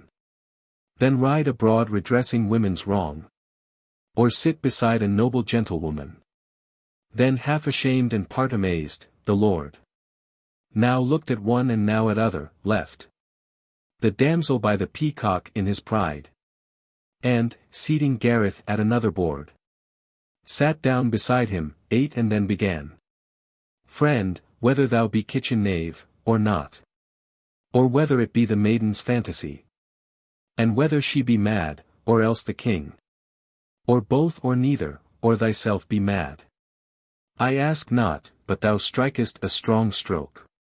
For strong thou art and goodly therewithal, and savour of my life. And therefore now, for here be mighty men to joust with, weigh whether thou wilt not with thy damsel back to crave again Sir Lancelot of the king thy pardon. I but speak for thine avail, the savour of my life. And Gareth said, full pardon, but I follow up the quest, despite of day and night and death and hell. So when, next morn, the Lord whose life he saved had, some brief space, conveyed them on their way, and left them with God-speed, Sir Gareth spake. Lead, and I follow. Haughtily she replied. I fly no more, I allow thee for an hour. Lion and stout have isled together, knave, in time of flood. Nay, furthermore, methinks some ruth is mine for thee. Back wilt thou, fool? For hard by here is one will overthrow and slay thee, then will I to court again, and shame the king for only yielding me my champion from the ashes of his hearth. To whom Sir Gareth answered courteously. Say thou thy say, and I will do my deed. Allow me for mine hour, and thou wilt find my fortunes all as fair as hers who lay among the ashes and wedded the king's son. Then to the shore of one of those long loops, where through the serpent river coiled, they came. Rough thicket were the banks and steep, the stream. Full, narrow. This a bridge of single arc. Took at a leap. And on the further side arose a silk pavilion, gay with gold. In streaks and rays, and all lent lily in hue. Save that the dome was purple, and above crimson. A slender banneret fluttering. And there before the lawless warrior paced, unarmed, and calling, Damsel, is this he? The champion thou hast brought from Arthur's hall? For whom we let thee pass? Nay, nay, she said. Sir Morning Star. The king in utter scorn of thee and thy much folly hath sent thee here. His kitchen knave, and look thou to thyself. See that he fall not on thee suddenly, and slay thee unarmed. He is not knight but knave. Then at his call, O daughters of the dawn, and servants of the morning star, approach. Arm me. From out the silken curtain folds, barefooted and bareheaded 3 fair girls, in gilt and rosy raiment came, their feet in dewy grasses glistened, and the hair all over glanced with dewdrop or with gem, like sparkles in the stone of Arthurian. These armed him in blue arms, and gave a shield blue also, and thereon the morning star. And Gareth silent gazed upon the knight, who stood a moment, ere his horse was brought, glorying. And in the stream beneath him, shone, immingled with heaven's azure waveringly, the gay pavilion and the naked feet, his arms, the rosy raiment, and the star. Then she that watched him, wherefore stare ye so?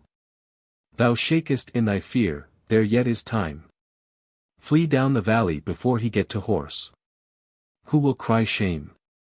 Thou art not knight but knave.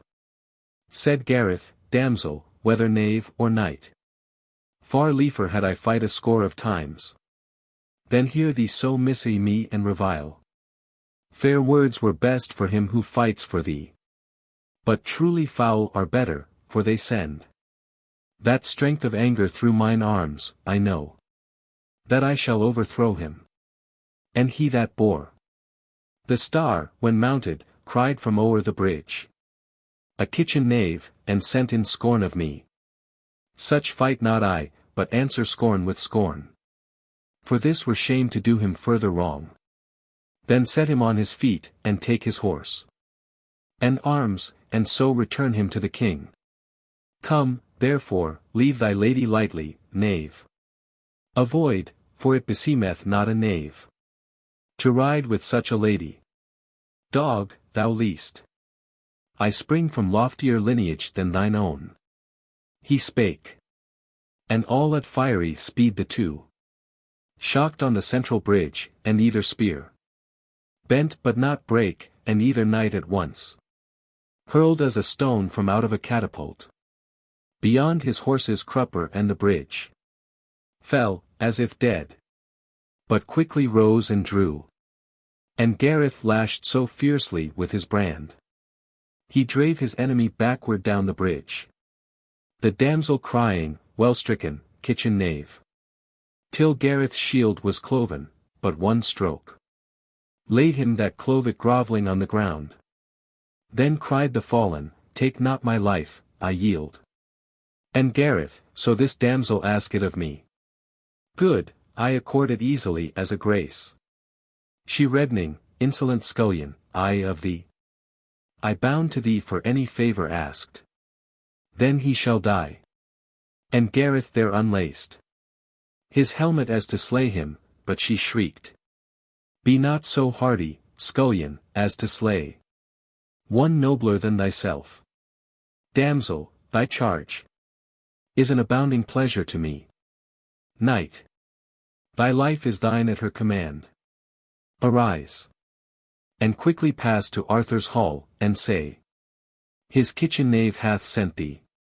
See thou crave his pardon for thy breaking of his laws. Myself, when I return, will plead for thee. Thy shield is mine, farewell, and, damsel, thou lead, and I follow. And fast away she fled.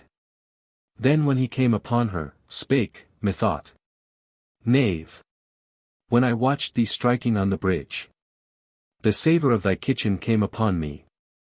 A little faintlier, but the wind hath changed. I sent it 20-fold. And then she sang. O morning star, not that tall felon there, whom thou by sorcery or unhappiness, or some device, hast foully overthrown. O morning star that smilest in the blue. O star, my morning dream hath proven true. Smile sweetly, thou. My love hath smiled on me. But thou begone, take counsel, and away. For hard by here is one that guards a ford. The second brother in their fool's parable will pay thee all thy wages, and to boot. Care not for shame, thou art not knight but knave. To whom Sir Gareth answered, laughingly, Parables? Hear a parable of the knave. When I was kitchen knave among the rest, fierce was the hearth, and one of my co-mates owned a rough dog, to whom he cast his coat. Guard it, and there was none to meddle with it. And such a coat art thou, and thee the king gave me the guard, and such a dog am I.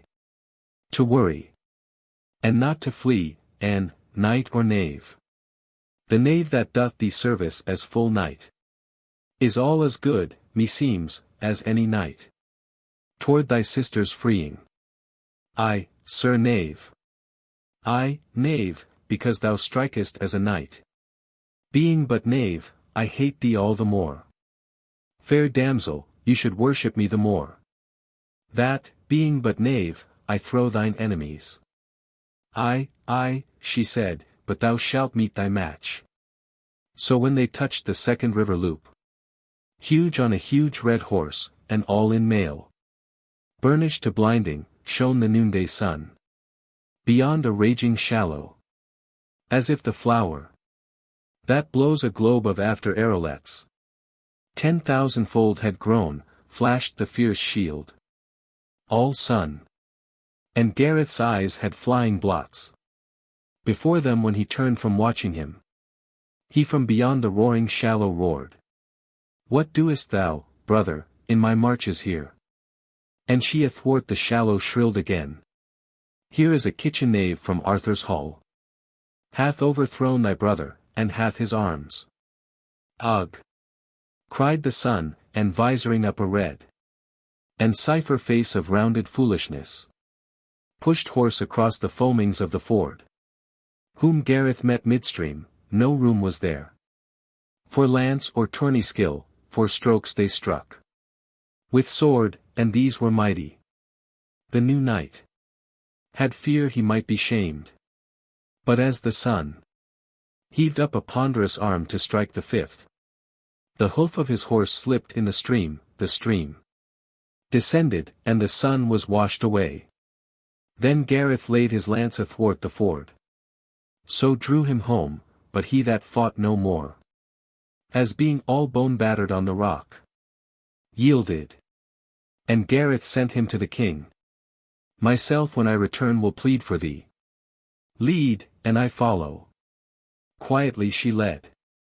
Hath not the good wind, damsel, changed again? Nay, not a point, nor art thou victor here. There lies a ridge of slate across the ford. His horse thereon stumbled, for I saw it. O son, not this strong fool whom thou, Sir Knave, hast overthrown through mere unhappiness. O sun, that wakenest all to bliss or pain. O moon, that layest all to sleep again. Shine sweetly, twice my love hath smiled on me. What knowest thou of love song or of love? Nay, nay, God what, so thou wert nobly born. Thou hast a pleasant presence. Yea, perchance. O dewy flowers that open to the sun.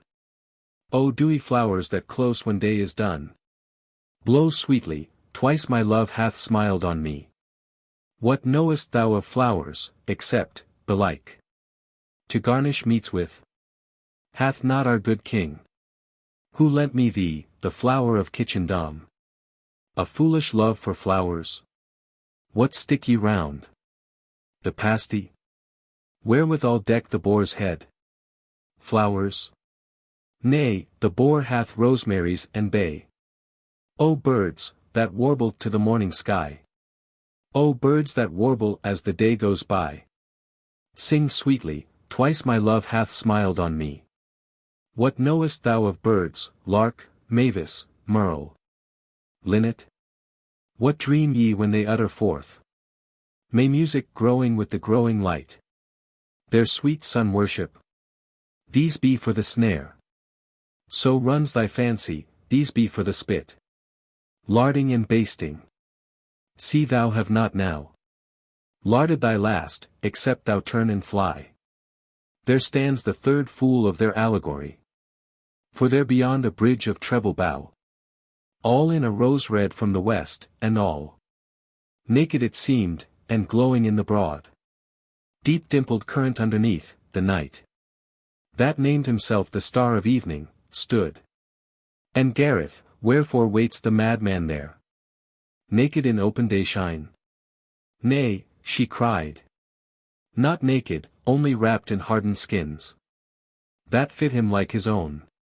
And so ye cleave his armor off him, these will turn the blade. Then the third brother shouted o'er the bridge, O brother star, why shine ye here so low? Thy ward is higher up, but have ye slain the damsel's champion? And the damsel cried, no star of thine, but shot from Arthur's heaven, with all disaster unto thine and thee. For both thy younger brethren have gone down before this youth, and so wilt thou, Sir Star. Art thou not old? Old, damsel, old and hard. Old, with the might and breath of 20 boys. Said Gareth, old, and overbold in brag. But that same strength which through the morning star can throw the evening. Then that other blew a hard and deadly note upon the horn. Approach and arm me. With slow steps from out an old storm-beaten, russet, many-stained pavilion, forth a grizzled damsel came, and armed him in old arms, and brought a helm, with but a drying evergreen for crest, and gave a shield whereon the Star of Even, half tarnished and half bright, his emblem, shone. But when it glittered o'er the saddle-bow, they madly hurled together on the bridge. And Gareth overthrew him, lighted, drew. There met him drawn, and overthrew him again. But up like fire he started, and as oft as Gareth brought him grovelling on his knees, so many a time he vaulted up again. Till Gareth panted hard, and his great heart, for dooming all his trouble was in vain, laboured within him, for he seemed as one that all in later sadder age begins to war against ill uses of a life. But these from all his life arise, and cry, Thou hast made us lords, and canst not put us down. He half despairs. So Gareth seemed to strike. Vainly, the damsel clamouring all the while. Well done, knave knight, well stricken, O good knight knave. O knave! As noble as any of all the knights. Shame me not, shame me not. I have prophesied. Strike, thou art worthy of the Table Round. His arms are old, he trusts the hardened skin. Strike, strike, the wind will never change again. And Gareth hearing ever stronglier smote, and hewed great pieces of his armour off him, but lashed in vain against the hardened skin, and could not wholly bring him under. More then loud southwesterns, rolling ridge on ridge. The buoy that rides at sea, and dips, and springs forever. Till at length Sir Gareth's brand clashed his, and brake it utterly to the hilt. I have thee now.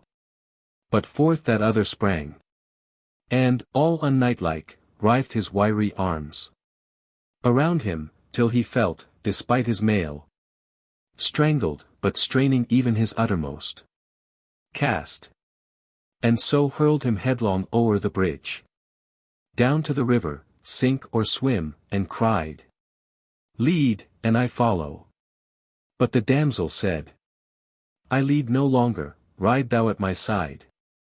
Thou art the kingliest of all kitchen knaves. O trefoil, sparkling on the rainy plain! O rainbow with 3 colors after rain! Shine sweetly, thrice my love hath smiled on me. Sir, and, good faith, I fain had added, knight. But that I heard thee call thyself a knave. Shamed am I that I so rebuked, reviled. Mis-said thee, noble I am. And thought the king scorned me and mine. And now thy pardon, friend. For thou hast ever answered courteously. And wholly bold thou art, and meek withal. As any of Arthur's best, but, being knave, hast mazed my wit, I marvel what thou art. Damsel, he said, you be not all to blame. Saving that you mistrusted our good king. Would handle scorn, or yield you, asking, one. Not fit to cope your quest. You said your say. Mine answer was my deed. Good sooth. I hold. He scarce is knight, yea but half man, nor meet. To fight for gentle damsel, he, who lets his heart be stirred with any foolish heat. At any gentle damsel's waywardness. Shamed. Care not. Thy foul sayings fought for me. And seeing now thy words are fair, methinks. There rides no knight, not Lancelot, his great self. Hath force to quell me. Nigh upon that hour. When the lone hern forgets his melancholy. Lets down his other leg, and stretching, dreams of goodly supper in the distant pool. Then turned the noble damsel smiling at him. And told him of a cavern hard at hand. Where bread and bacon meats and good red wine. Of Southland. Which the lady Lyoners had sent her coming champion, waited him. Anon they passed a narrow combe wherein were slabs of rock with figures, knights on horse. Sculptured, and decked in slowly waning hues. Sir knave, my knight, a hermit once was here. Whose holy hand hath fashioned on the rock the war of time against the soul of man. And yon 4 fools have sucked their allegory from these damp walls, and taken but the form. Know ye not these? And Gareth looked and read. In letters like to those the vexillary hath left crag carven o'er the streaming Gelt. Phosphorus, then, Merides, Hesperus. Nox, Moors. Beneath 5 figures, armed men. Slab after slab, their faces forward all. And running down the soul, a shape that fled. With broken wings, torn raiment and loose hair. For help and shelter to the hermit's cave. Follow the faces, and we find it. Look. Who comes behind? For one, delayed at first. Through helping back the dislocated K. To Camelot, then by what thereafter chanced. The damsel's headlong error through the wood. Sir Lancelot. Having swum the river loops. His blue shield lions covered, softly drew. Behind the twain, and when he saw the star gleam, on Sir Gareth's turning to him, cried. Stay, felon knight. I avenge me for my friend. And Gareth crying pricked against the cry.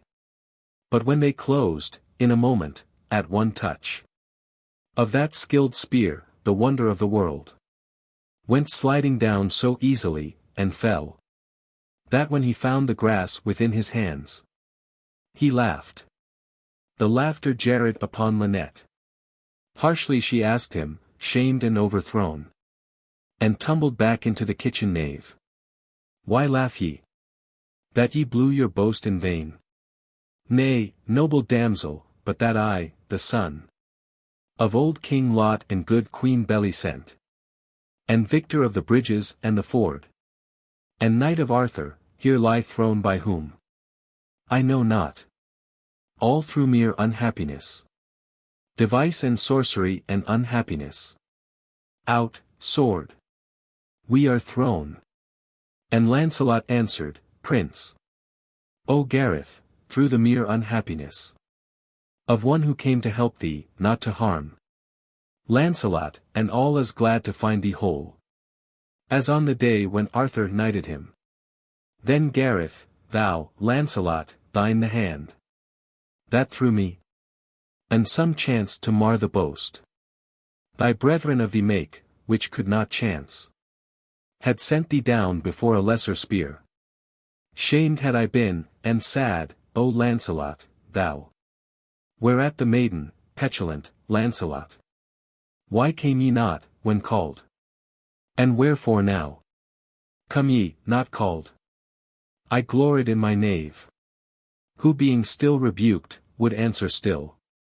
Courteous as any knight, but now, if knight, the marvel dies, and leaves me fooled and tricked, and only wondering wherefore played upon, and doubtful whether I and mine be scorned. Where should be truth if not in Arthur's hall? In Arthur's presence? Knight, knave, prince and fool, I hate thee and forever. And Lancelot said, Blessed be thou, Sir Gareth. Knight art thou, to the king's best wish. O damsel, be you wise, to call him shamed who is but overthrown. Thrown have I been, nor once, but many a time. Victor from vanquished issues at the last, an overthrower from being overthrown. With sword we have not striven, and thy good horse. And thou art weary. Yet not less I felt thy manhood through that wearied lance of thine. Well hast thou done, for all the stream is freed, and thou hast wreaked his justice on his foes. And when reviled, hast answered graciously, and makest merry when overthrown. Prince, knight. Hail, knight and prince, and of our table round. And then when turning to Lynette he told the tale of Gareth, petulantly she said, I well, for worse than being fooled of others, is to fool oneself.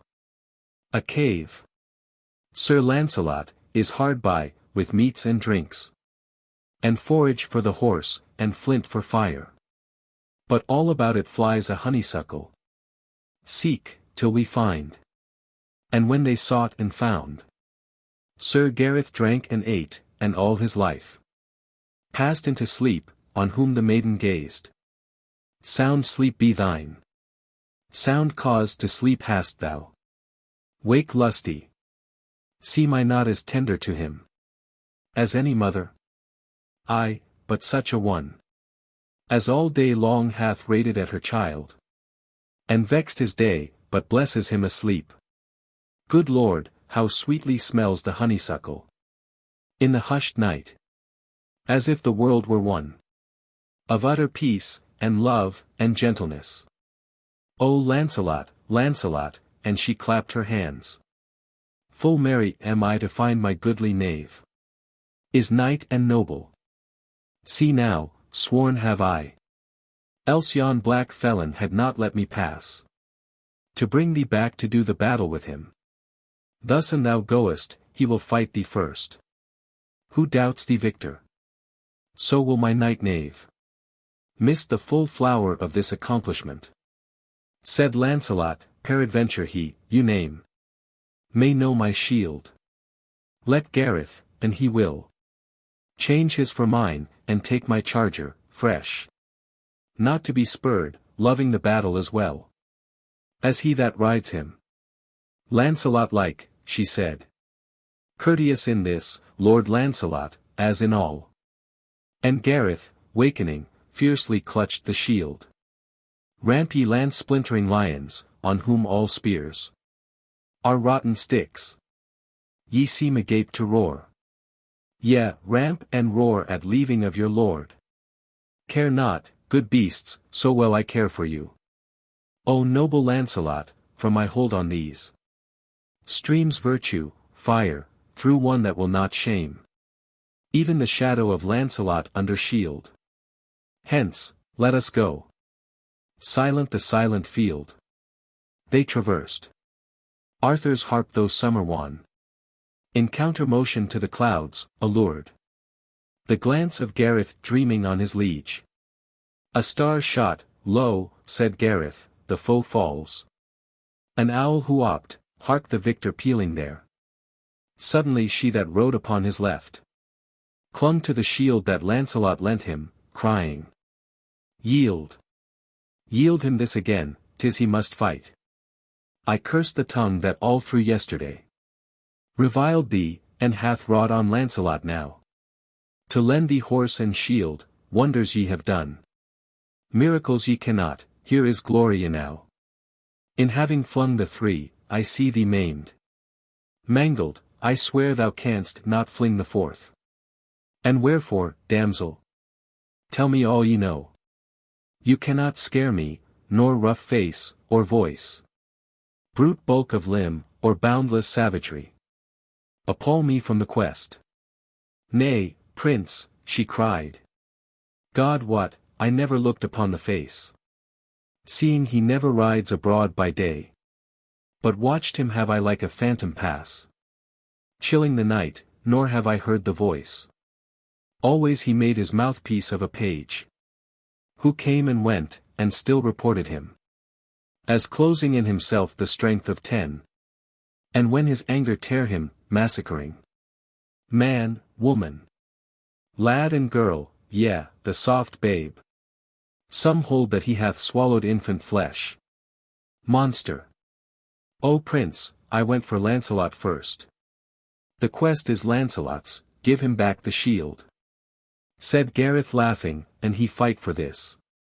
Belike he wins it as the better man. Thus, and not else. But Lancelot on him urged. All the devisings of their chivalry. When one might meet a mightier than himself. How best to manage horse, lance, sword and shield. And so fill up the gap where force might fail. With skill and fineness. Instant were his words. Then Gareth, here be rules. I know but one. To dash against mine enemy and win. Yet have I seen thee victor in the joust. And seen thy way. Heaven help thee, sighed Lynette. Then for a space, and under cloud that grew. To thunder gloom palling all stars, they rode. In converse till she made her palfrey halt. Lifted an arm, and softly whispered, there. And all the three were silent seeing, pitched. Beside the castle perilous on flat field. A huge pavilion like a mountain peak. Sunder the glooming crimson on the marge. Black. With black banner, and a long black horn. Beside it hanging. Which Sir Gareth grasped. And so, before the two could hinder him. Sent all his heart and breath through all the horn. Echoed the walls, a light twinkled. Anon. Came lights, and once again he blew. Whereon were hollow tramplings up and down. And muffled voices heard, and shadows passed. Till high above him, circled with her maids. The lady lioness at a window stood. Beautiful among lights, and waving to him. White hands, and courtesy. But when the prince 3 times had blown, after long hush, at last. The huge pavilion slowly yielded up. Through those black foldings, that which housed therein. High on a night-black horse, in night-black arms. With white breastbone, and barren ribs of death.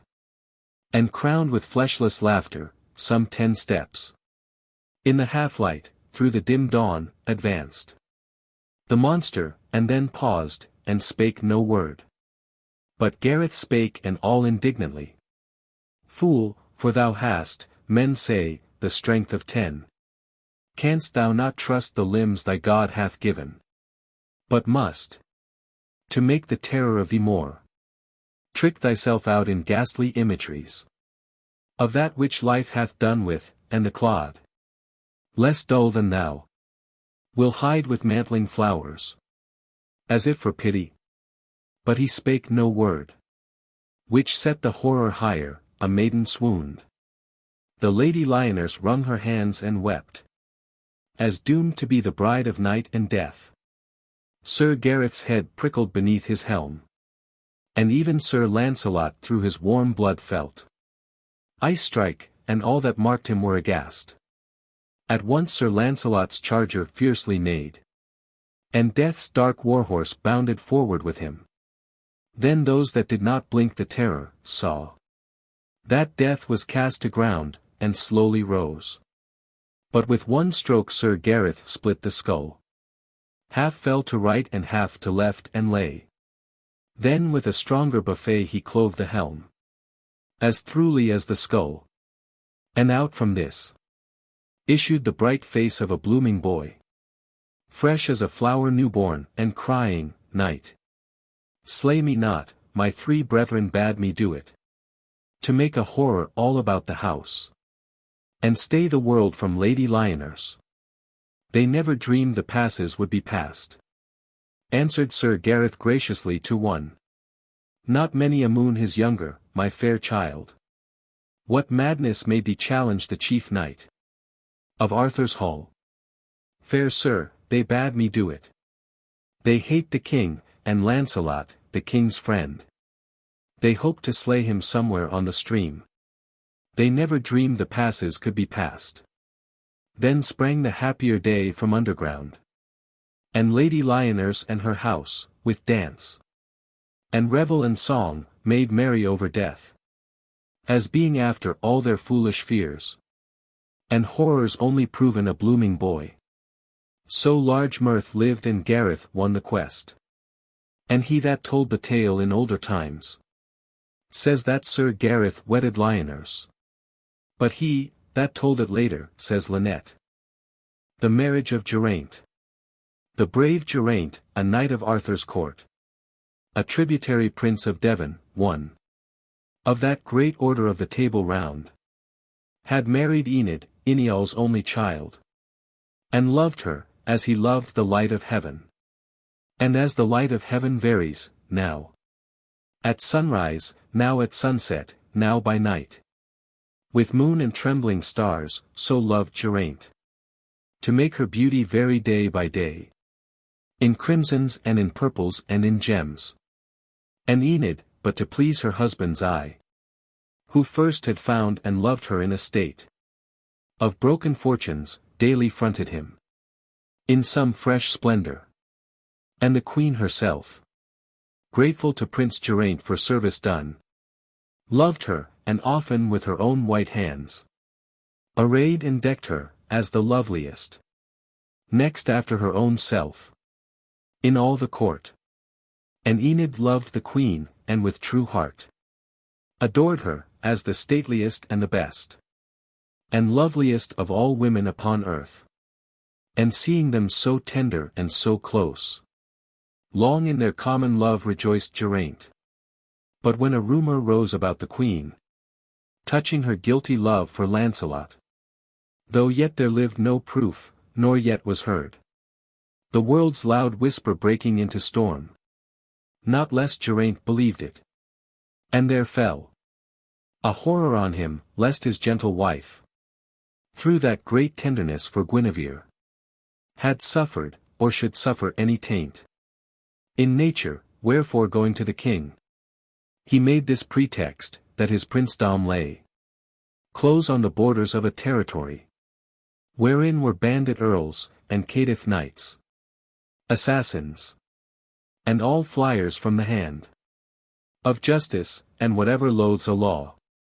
And therefore, till the king himself should please to cleanse this common sewer of all his realm, he craved a fair permission to depart, and there defend his marches. And the king mused for a little on his plea, but, last allowing it, the prince and Enid rode, and 50 knights rode with them, to the shores of Severn.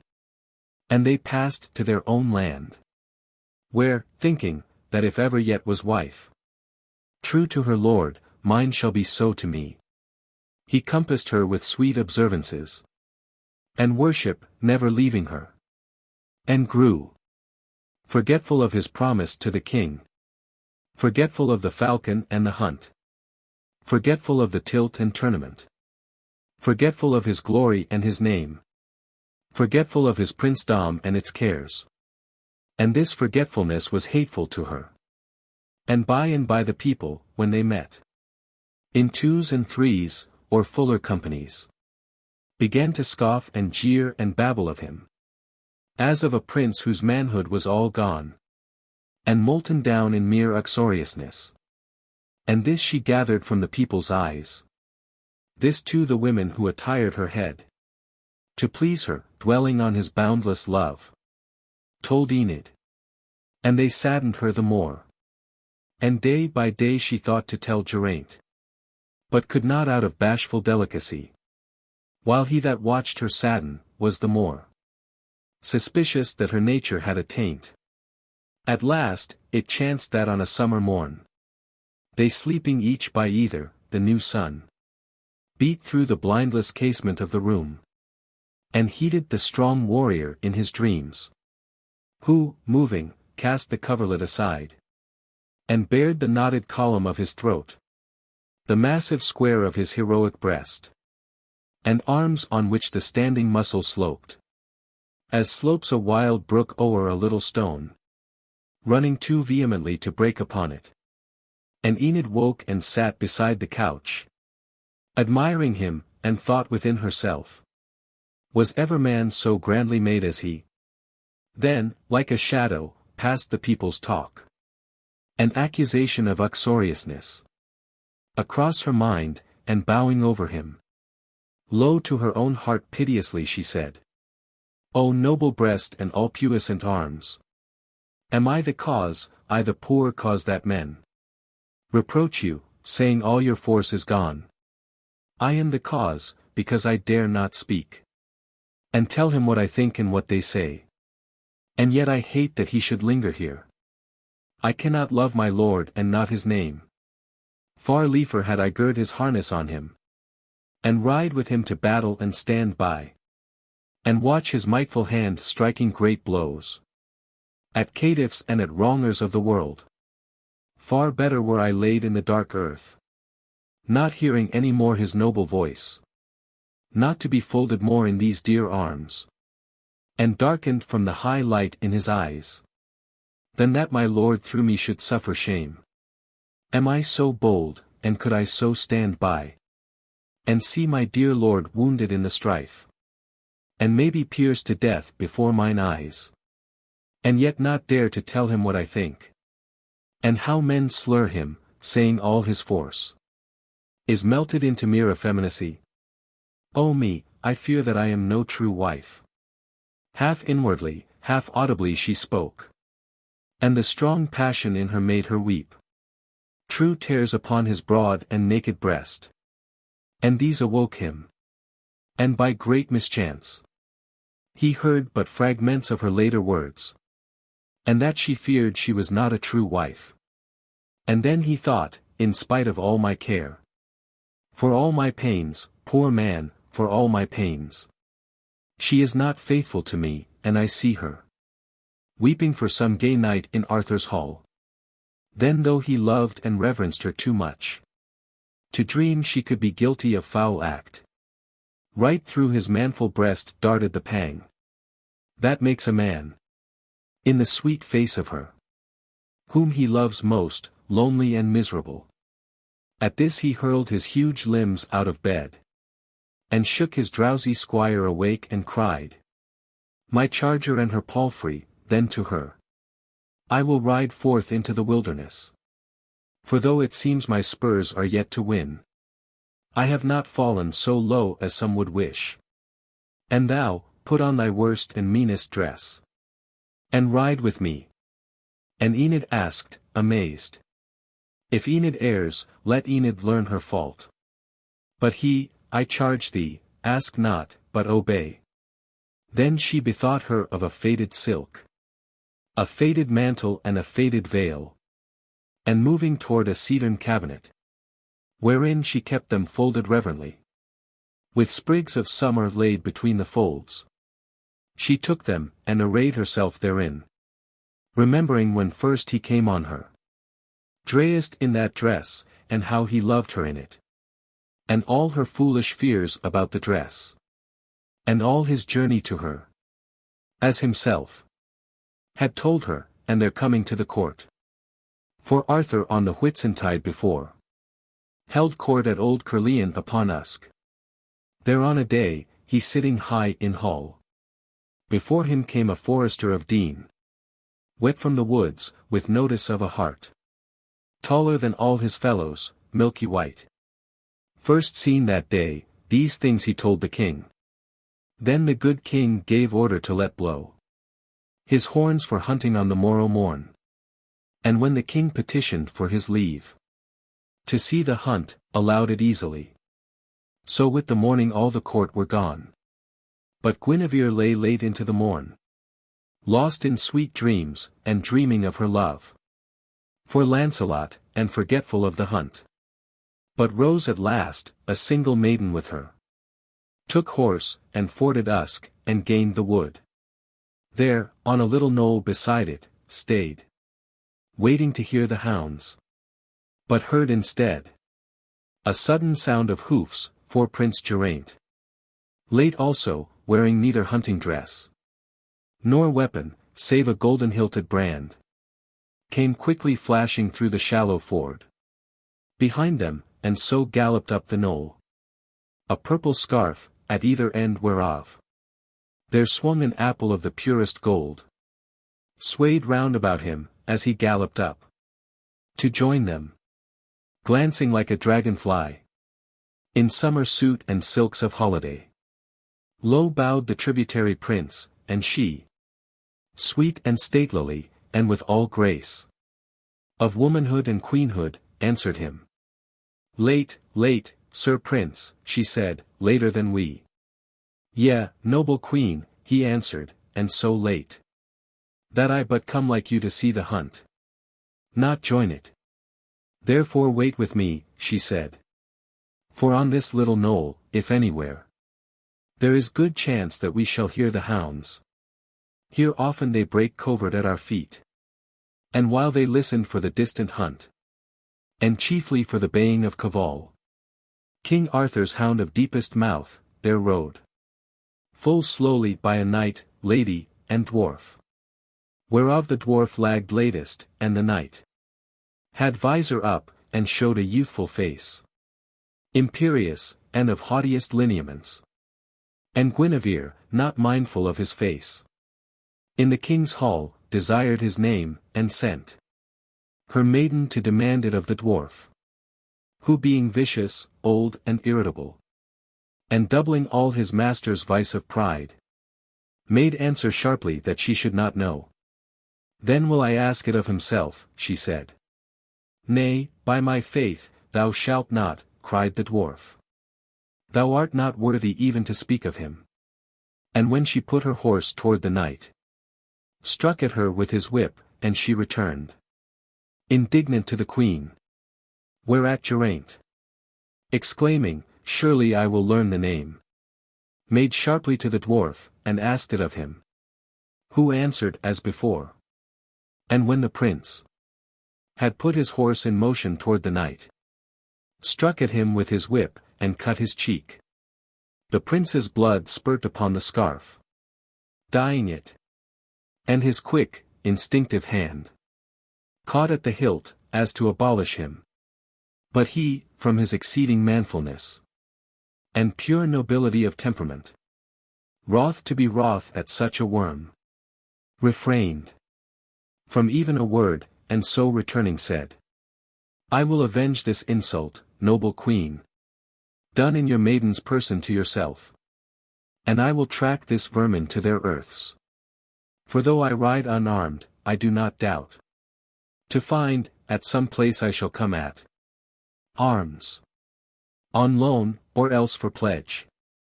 And, being found, then will I fight him, and will break his pride. And on the third day will again be here, so that I be not fallen in fight. farewell. Farewell, fair prince, answered the stately queen. Be prosperous in this journey, as in all. And may you light on all things that you love. And live to wed with her whom first you love. But ere you wed with any, bring your bride. And I, were she the daughter of a king. Yea, though she were a beggar from the hedge. Will clothe her for her bridals like the sun. And Prince Geraint, now thinking that he heard the noble hart at bay, now the far horn. A little vexed at losing of the hunt. A little at the vile occasion, rode by ups and downs, through many a grassy glade and valley, with fixed eye following the three.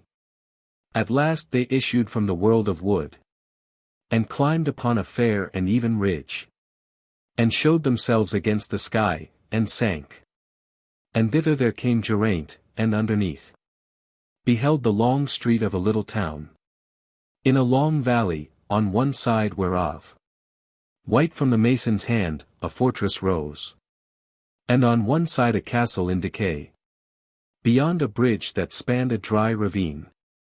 And out of town and valley came a noise, as of a broad brook o'er a shingly bed, brawling, or like a clamor of the rooks. At distance, ere they settle for the night. And onward to the fortress rode the three. And entered, and were lost behind the walls.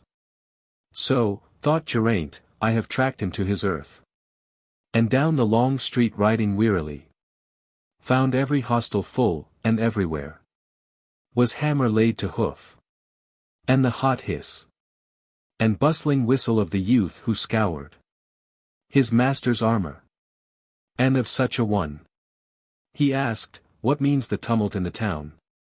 Who told him, scouring still, the sparrow-hawk, then riding close behind an ancient churl, who, smitten by the dusty sloping beam, went sweating underneath a sack of corn, asked yet once more what meant the hubbub here. Who answered gruffly, ugh! The sparrow-hawk.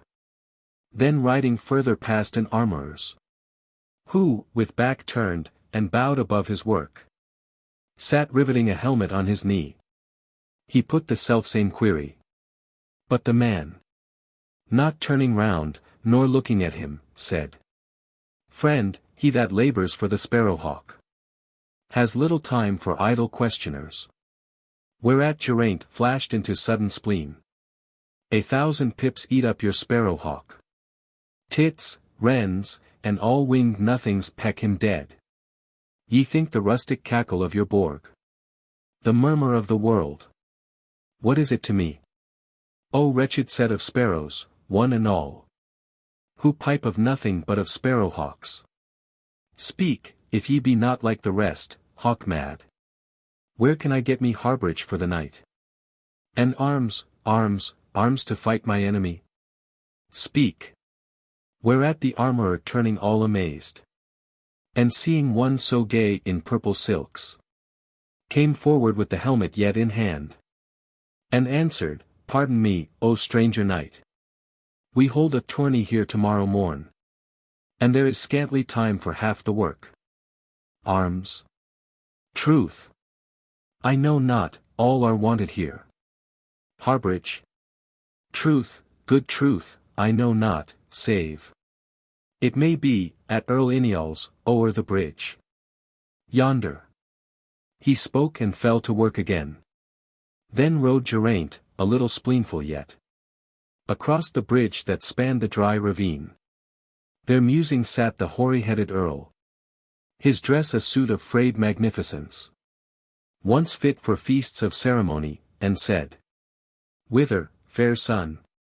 To whom Geraint replied, O friend, I seek a harborage for the night. Then Ineol, enter therefore and partake the slender entertainment of a house, once rich, now poor, but ever open-doored. Thanks, venerable friend, replied Geraint. So that ye do not serve me sparrow-hawks. For supper, I will enter, I will eat. With all the passion of a 12 hours fast. Then sighed and smiled the hoary-headed earl, and answered, graver cause than yours is mine. To curse this hedgerow thief, the sparrowhawk. But go in. For save yourself desire it. We will not touch upon him even in jest. Then rode Geraint into the castle court. His charger trampling many a prickly star of sprouted thistle on the broken stones. He looked and saw that all was ruinous. Here stood a shattered archway plumed with fern. And here had fallen a great part of a tower. Whole, like a crag that tumbles from the cliff. And like a crag was gay with wilding flowers. And high above a piece of turret stair. Worn by the feet that now were silent, wound. Bare to the sun, and monstrous ivy stems. Clasped the grey walls with hairy-fibred arms. And sucked the joining of the stones. And looked. A knot, beneath, of snakes, aloft, a grove. And while he waited in the castle court, the voice of Enid, Inial's daughter, rang clear through the open casement of the hall, singing. And as the sweet voice of a bird, heard by the lander in a lonely isle, moves him to think what kind of bird it is, that sings so delicately clear, and make conjecture of the plumage and the form. So the sweet voice of Enid moved Geraint, and made him like a man abroad at morn, when first the liquid note beloved of men comes flying over many a windy wave to Britain, and in April suddenly breaks from a coppice gemmed with green and red, and he suspends his converse with a friend, or it may be the labor of his hands, to think or say. There is the nightingale. So fared it with Geraint, who thought and said, here, by God's grace, is the one voice for me. It chanced the song that Enid sang was one of Fortune and her wheel, and Enid sang, turn, Fortune, turn thy wheel and lower the proud. Turn thy wild wheel through sunshine, storm, and cloud. Thy wheel and thee we neither love nor hate. Turn, Fortune, turn thy wheel with smile or frown. With that wild will we go not up or down. Our hoard is little, but our hearts are great. Smile and we smile, the lords of many lands. Frown and we smile, the lords of our own hands. For man is man and master of his fate. Turn, turn thy wheel above the staring crowd. Thy wheel and thou are shadows in the cloud. Thy wheel and thee we neither love nor hate. Hark, by the bird's song ye may learn the nest. Said Inial, enter quickly. Entering then, right o'er a mount of newly fallen stones, the dusky-raftered many cobwebbed hall, he found an ancient dame in dim brocade. And near her, like a blossom vermeil white, that lightly breaks a faded flower sheath, moved the fair Enid, all in faded silk. Her daughter. In a moment thought Geraint, here by God's rood is the one made for me. But none spake word except the hoary earl. Enid, the good knight's horse stands in the court. Take him to stall, and give him corn, and then go to the town and buy us flesh and wine. And we will make us merry as we may. Our hoard is little, but our hearts are great. He spake, the prince, as Enid passed him, fain to follow, strode astride, but Inial caught his purple scarf, and held, and said, forbear. Rest. The good house, though ruined, O my son, endures not that her guest should serve himself. And reverencing the custom of the house, Geraint, from utter courtesy, forbore. So Enid took his charger to the stall, and after went her way across the bridge, and reached the town, and while the prince and earl yet spoke together, came again with one, a youth, that following with a costrel bore the means of goodly welcome, flesh and wine. And Enid brought sweet cakes to make them cheer, and in her veil enfolded, manchet bread. And then, because their hall must also serve for kitchen, boiled the flesh, and spread the board, and stood behind, and waited on the three. And seeing her so sweet and serviceable, Geraint had longing in him evermore to stoop and kiss the tender little thumb that crossed the trencher as she laid it down. But after all had eaten, then Geraint, for now the wine made summer in his veins, let his eye rove in following, or rest, on Enid at her lowly handmaid work. Now here, now there, about the dusky hall. Then suddenly addressed the hoary earl. Fair host and earl, I pray your courtesy. This sparrowhawk, what is he? Tell me of him. His name. But no, good faith, I will not have it. For if he be the knight whom late I saw ride into that new fortress by your town, white from the mason's hand, then have I sworn from his own lips to have it, I am Geraint of Devon, for this morning when the queen sent her own maiden to demand the name, his dwarf, a vicious undershapen thing, struck at her with his whip, and she returned indignant to the queen. And then I swore that I would track this caitiff to his hold, and fight and break his pride, and have it of him. And all unarmed I rode, and thought to find arms in your town, where all the men are mad. They take the rustic murmur of their borg for the great wave that echoes round the world. They would not hear me speak, but if ye know where I can light on arms, or if yourself should have them, tell me, seeing I have sworn that I will break his pride and learn his name, avenging this great insult done the queen. Then cried Earl Iniol, art thou he indeed? Geraint, a name far sounded among men for noble deeds.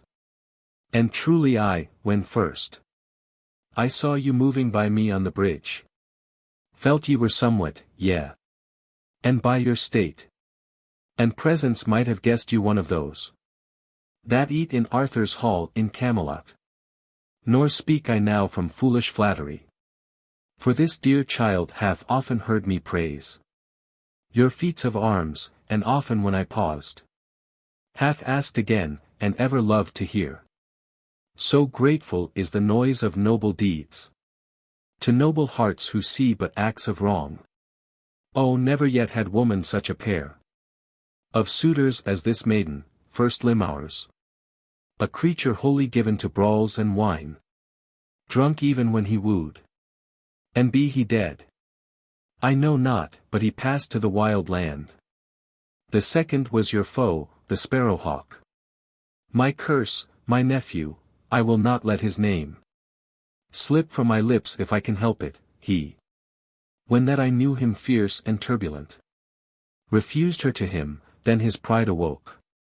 And since the proud man often is the mean, he sowed a slander in the common ear, affirming that his father left him gold, and in my charge, which was not rendered to him, bribed with large promises the men who served about my person, the more easily, because my means were somewhat broken into through open doors and hospitality, raised my own town against me in the night, before my Enid's birthday, sacked my house, from mine own earldom foully ousted me, built that new fort to overawe my friends, for truly there are those who love me yet, and keeps me in this ruinous castle here, where doubtless he would put me soon to death, but that his pride too much despises me, and I myself sometimes despise myself, for I have let men be, and have their way.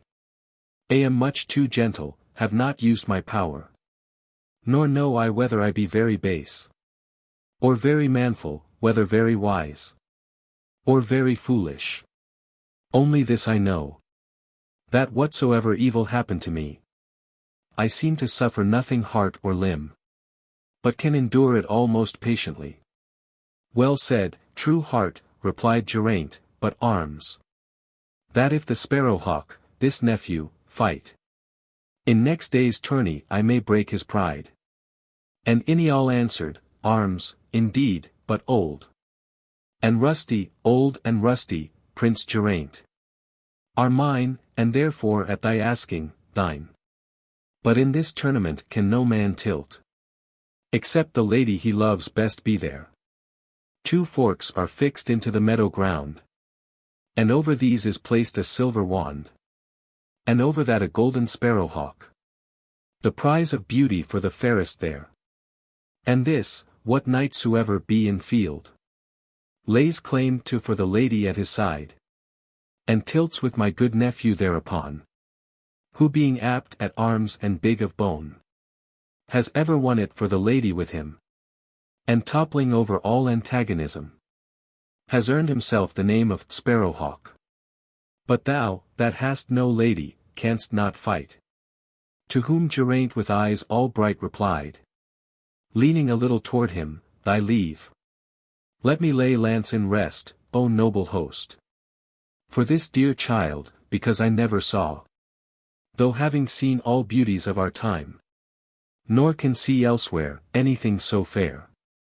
And if I fall her name will yet remain, untarnished as before, but if I live, so aid me heaven when at mine uttermost, as I will make her truly my true wife.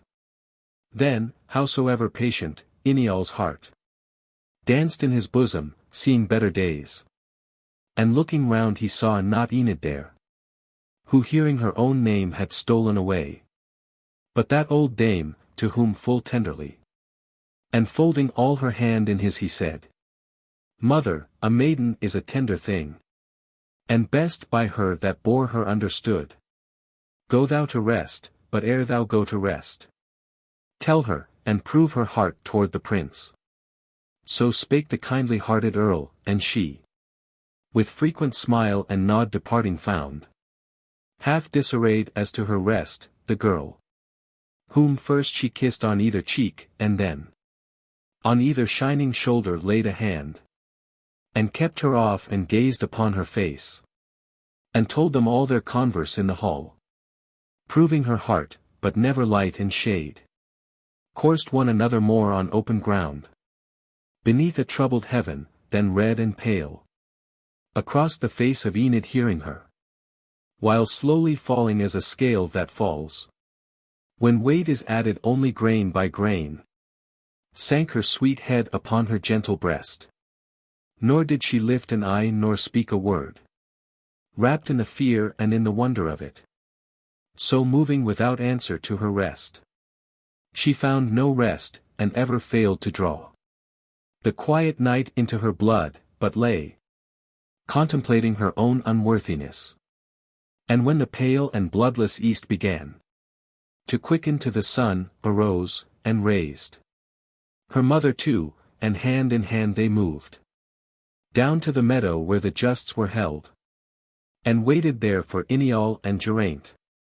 And thither came the twain, and when Geraint beheld her first in field, awaiting him, he felt, were she the prize of bodily force, himself beyond the rest pushing could move the chair of Idris. Ineol's rusted arms were on his princely person, but through these, prince-like his bearing shone. And errant knights and ladies came, and by the town flowed in, and settling circled all the lists. And there they fixed the forks into the ground, and over these they placed the silver wand, and over that the golden sparrowhawk. Then Ineol's nephew, after trumpet blown, spake to the lady with him and proclaimed, Advance and take, as fairest of the fair, what I these 2 years past have won for thee, the prize of beauty. Loudly spake the prince, Forbear, there is a worthier, and the knight, with some surprise and thrice as much disdain, turned, and beheld the four, and all his face glowed like the heart of a great fire at Yule. So burnt he was with passion, crying out, Do battle for it then, no more. And thrice they clashed together, and thrice they brake their spears. Then each, dishurst and drawing, lashed at each, so often and with such blows, that all the crowd wondered. And now and then from distant walls There came a clapping as of phantom hands. So twice they fought, and twice they breathed, and still. The dew of their great labor, and the blood of their strong bodies, flowing, drained their force. But either's force was matched till Ineol's cry. Remember that great insult done the queen. Increased Geraint's, who heaved his blade aloft. And cracked the helmet through.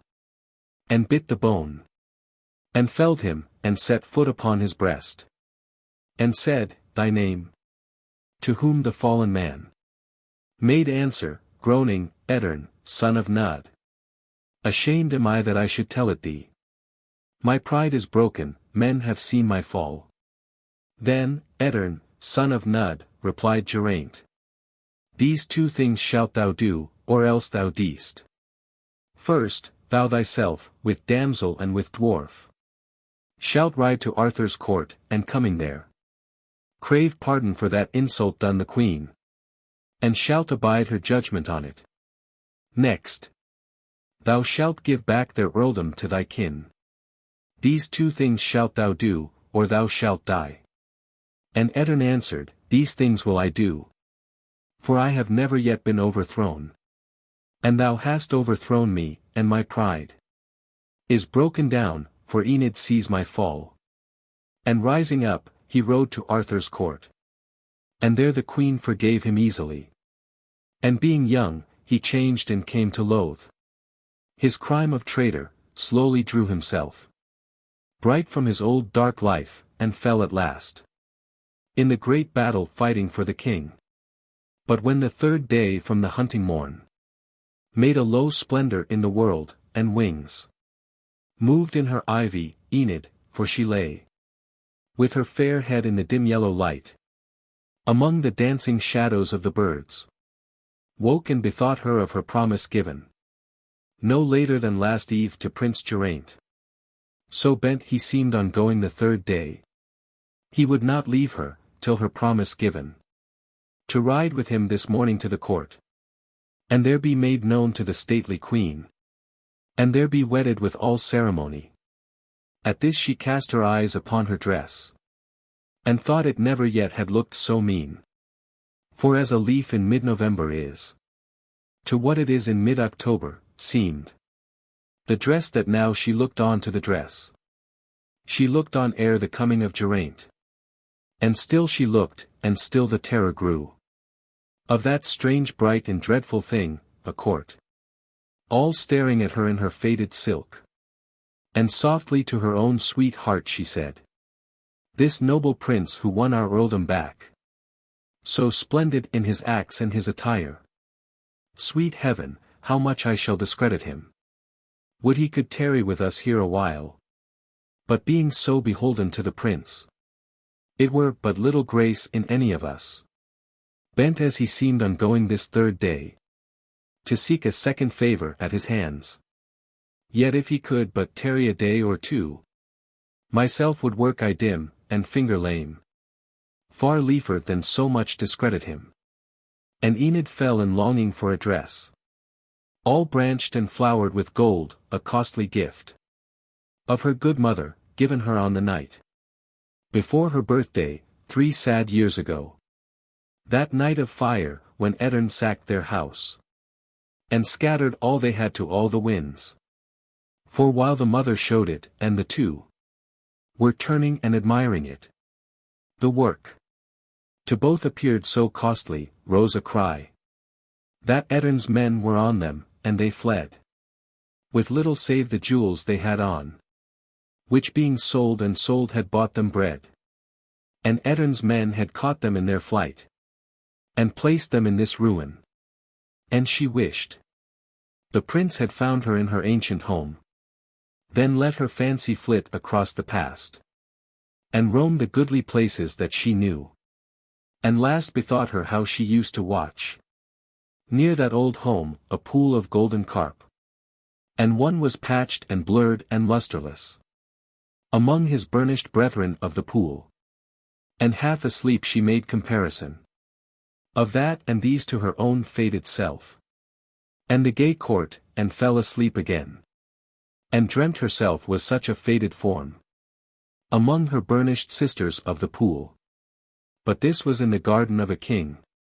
And though she lay dark in the pool, she knew that all was bright, that all about were birds of sunny plume in gilded trellis work, that all the turf was rich in plots that looked each like a garnet or a turkey's in it.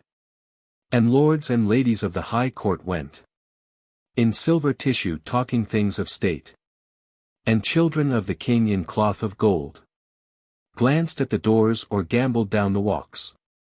And while she thought, they will not see me, came a stately queen whose name was Guinevere. And all the children in their cloth of gold ran to her, crying, "If we have fish at all, let them be gold." And charged the gardeners now to pick the fated creature from the pool, and cast it on the mixen that it die. And therewithal one came and seized on her. And Enid started waking, with her heart all overshadowed by the foolish dream. And lo! It was her mother grasping her to get her well awake. And in her hand a suit of bright apparel, which she laid flat on the couch, and spoke exultingly. "See here, my child, how fresh the colors look. How fast they hold like colors of a shell that keeps the wear and polish of the wave. Why not? It never yet was worn, I trow. Look on it, child, and tell me if ye know it." And Enid looked, but all confused at first, could scarce divide it from her foolish dream. Then suddenly she knew it and rejoiced, and answered, "Yea, I know it. Your good gift, so sadly lost on that unhappy night. Your own good gift." "Yea, surely," said the dame, "and gladly given again this happy morn. For when the justs were ended yesterday, went Inial through the town, and everywhere he found the sack and plunder of our house, all scattered through the houses of the town, and gave command that all which once was ours should now be ours again. And yestereve, while ye were talking sweetly with your prince, came one with this and laid it in my hand, for love or fear, or seeking favour of us, because we have our earldom back again. And yestereve I would not tell you of it, but kept it for a sweet surprise at morn. Yea, truly is it not a sweet surprise? For I myself unwillingly have worn my faded suit, as you, my child, have yours.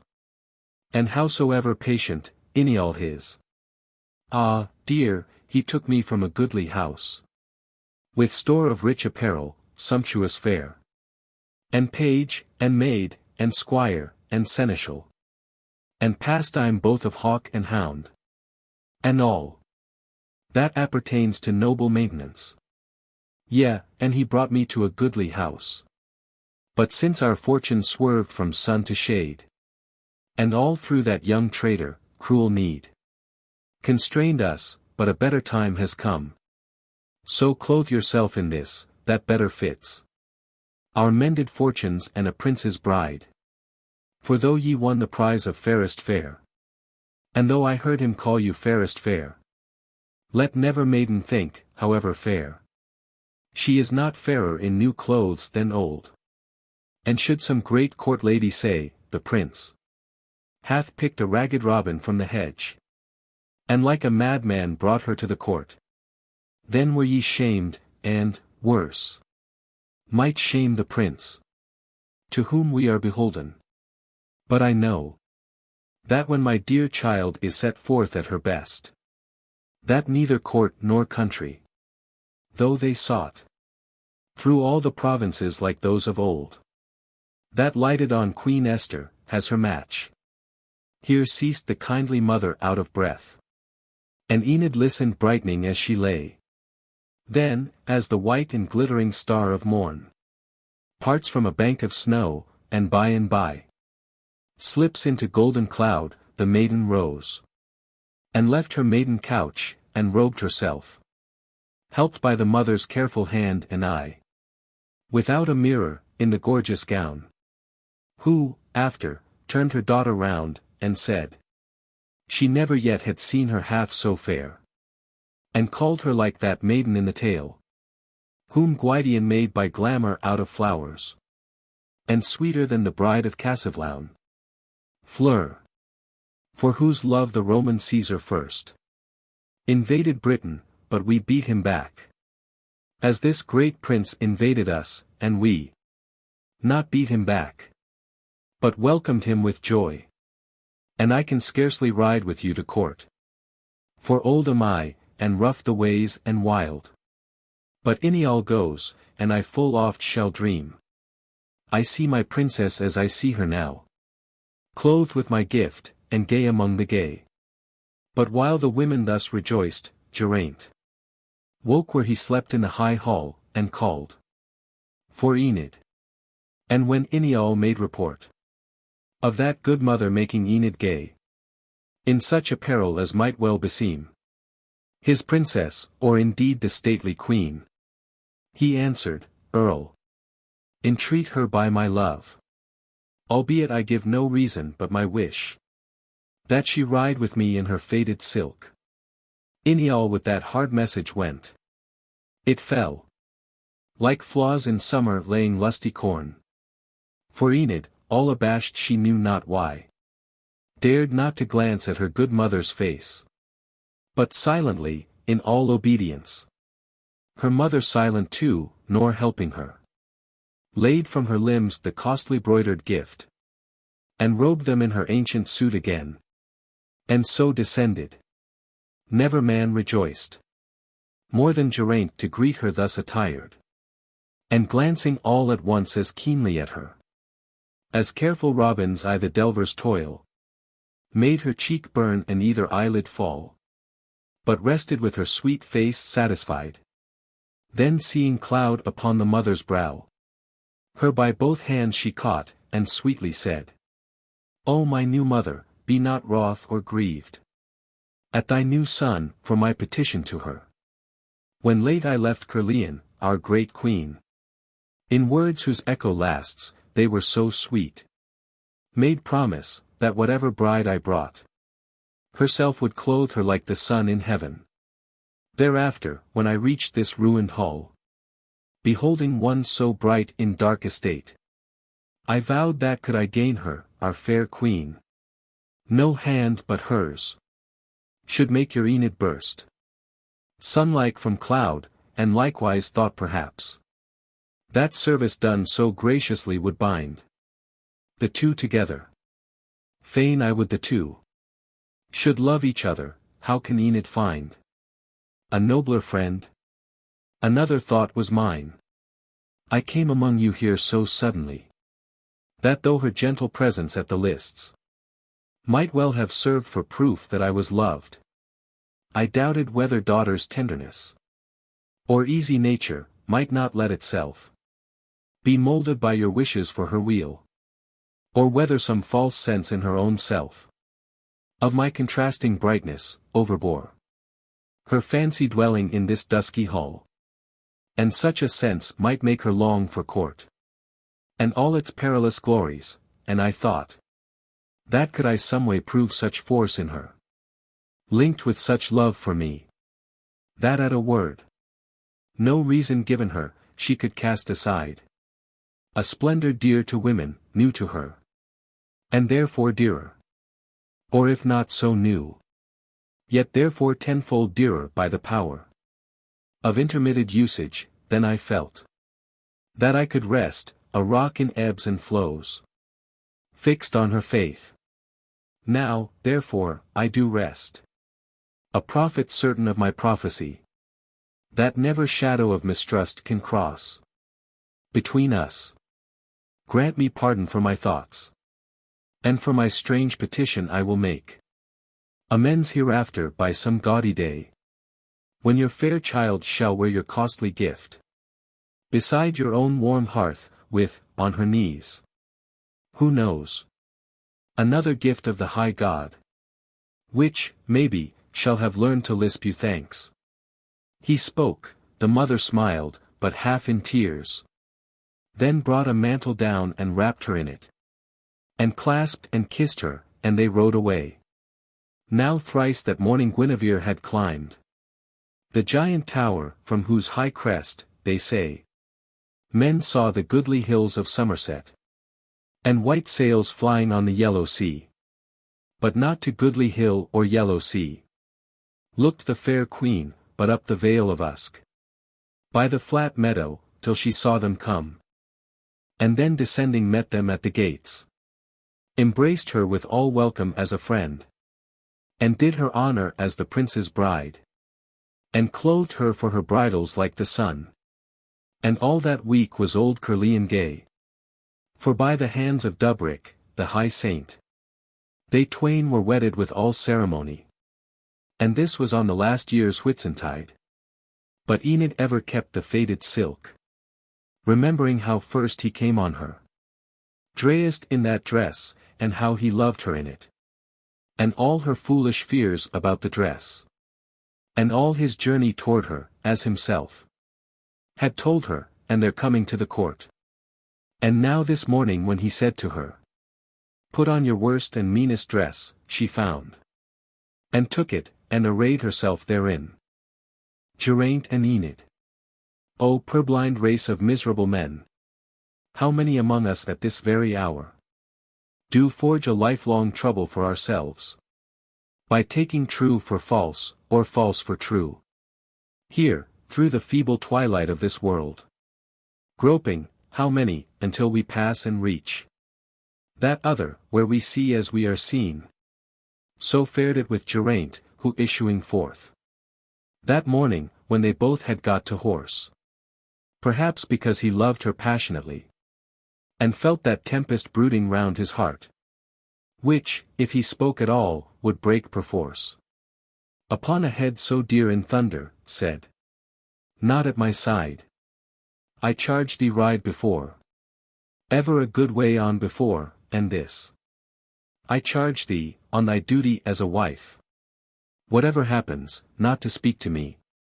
No, not a word," and Enid was aghast. And forth they rode, but scarce 3 paces on, when crying out, effeminate as I am, I will not fight my way with gilded arms.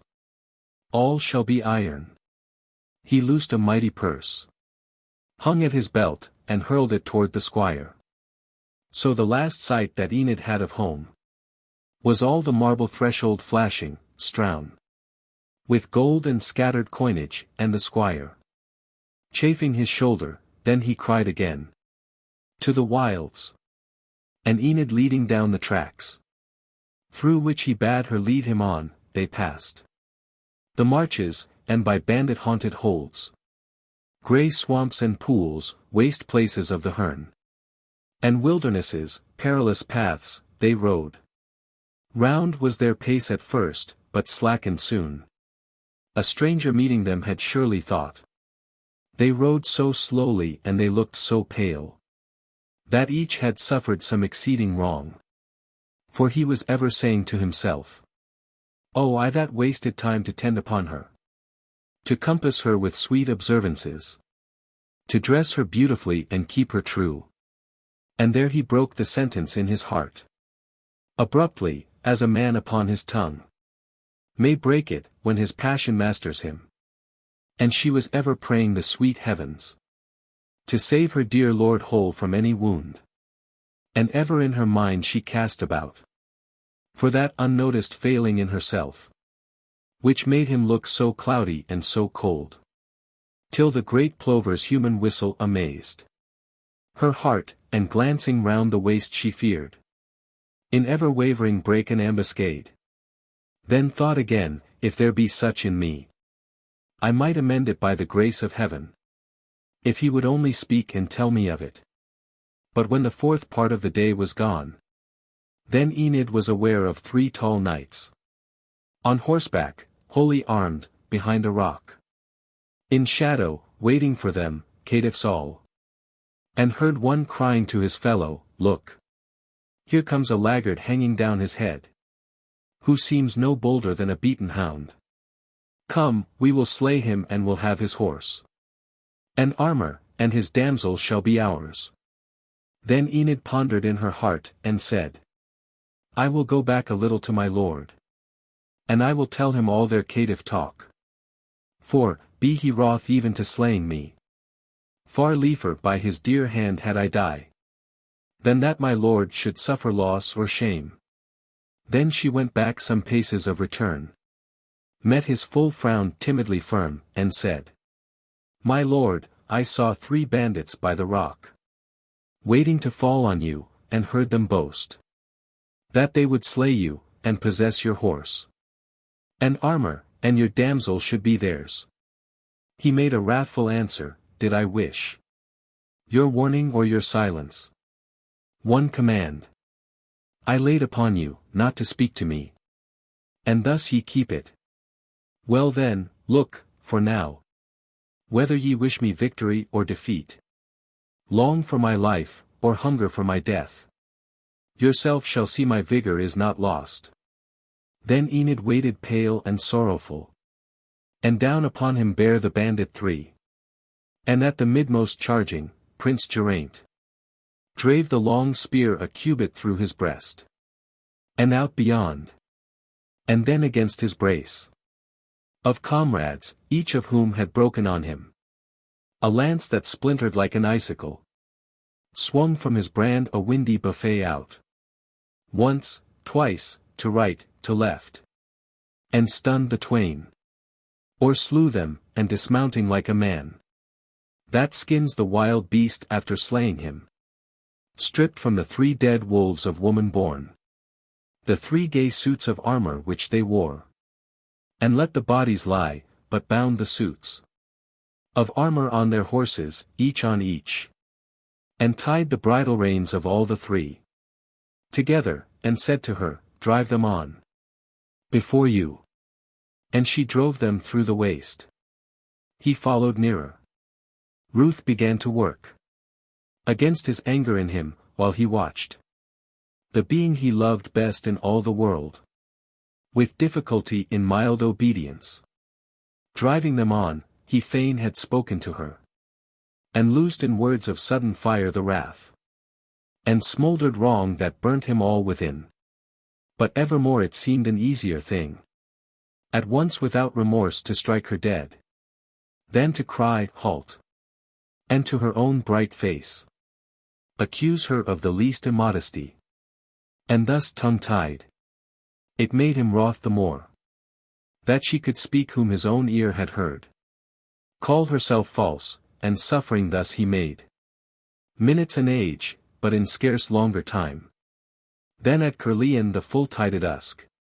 Before he turned to fall seaward again, pauses, did Enid, keeping watch, behold, in the first shallow shade of a deep wood, before a gloom of stubborn shafted oaks, 3 other horsemen waiting, wholly armed, whereof one seemed far larger than her lord, and shook her pulses, crying, Look, a prize!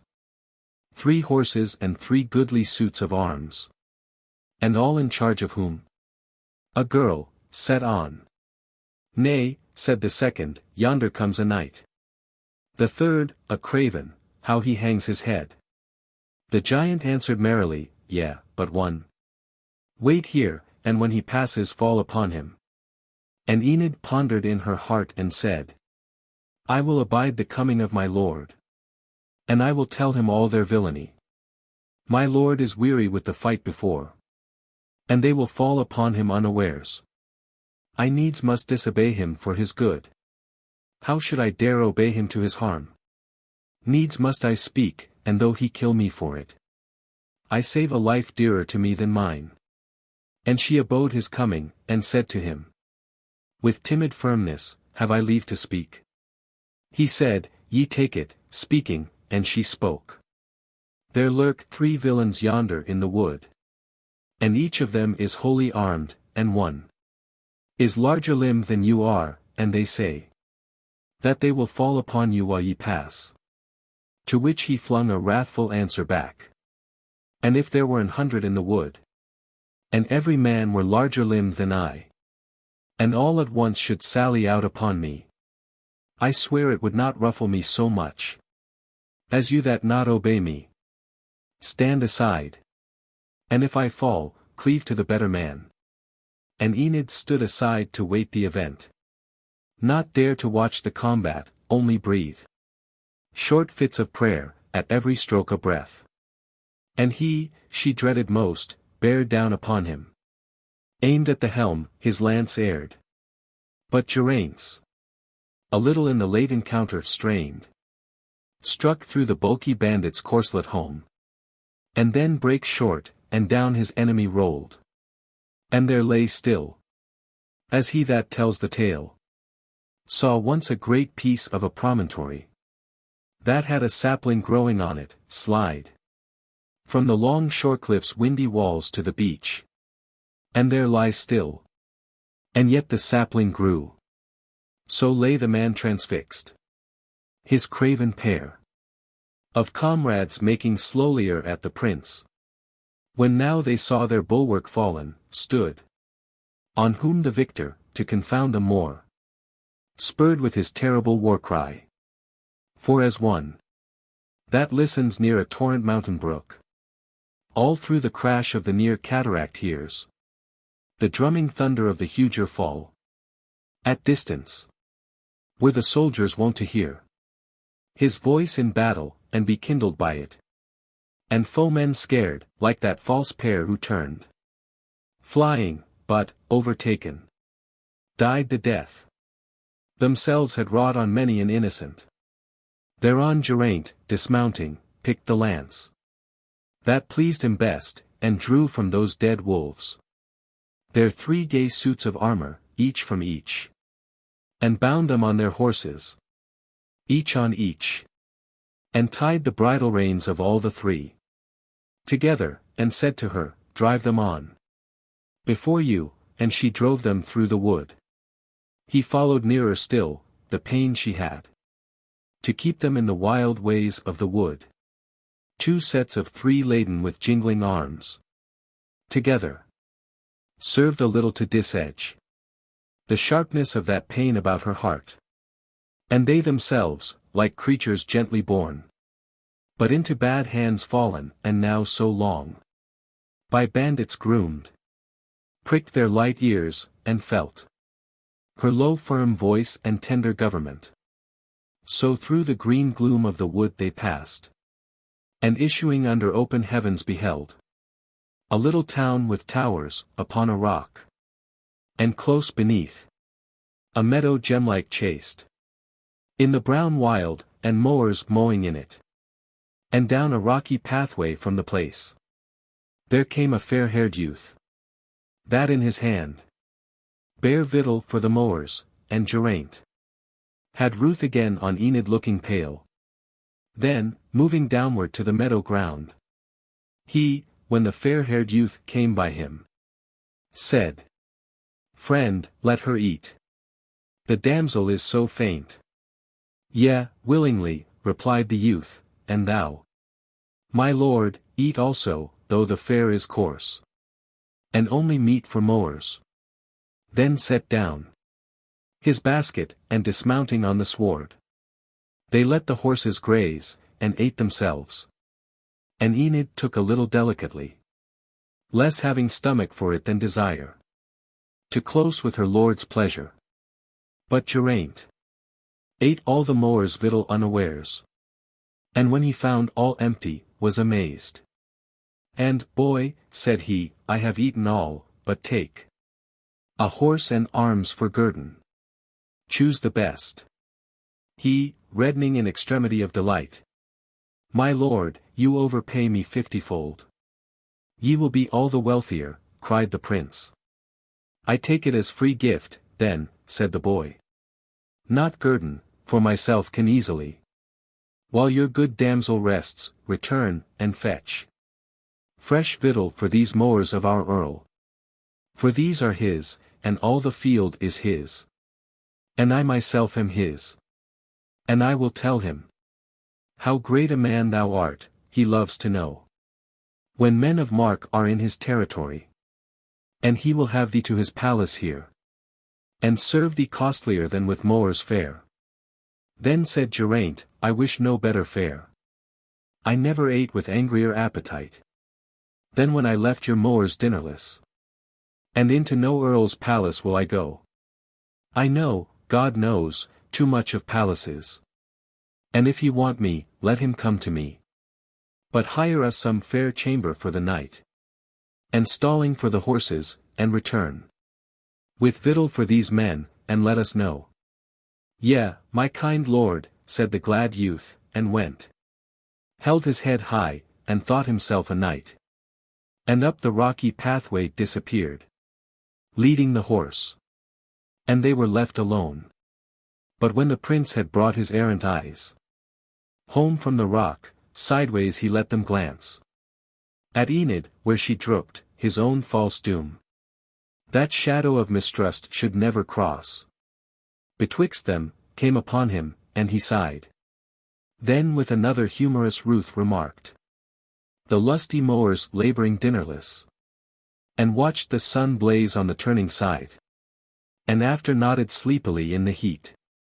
But she, remembering her old ruined hall. And all the windy clamour of the daws.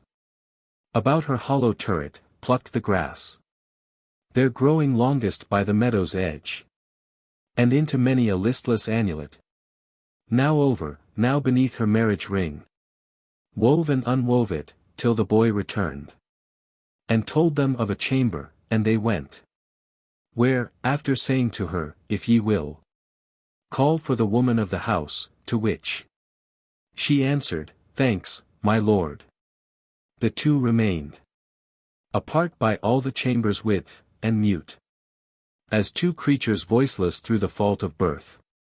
Or two wild men supporters of a shield. Painted.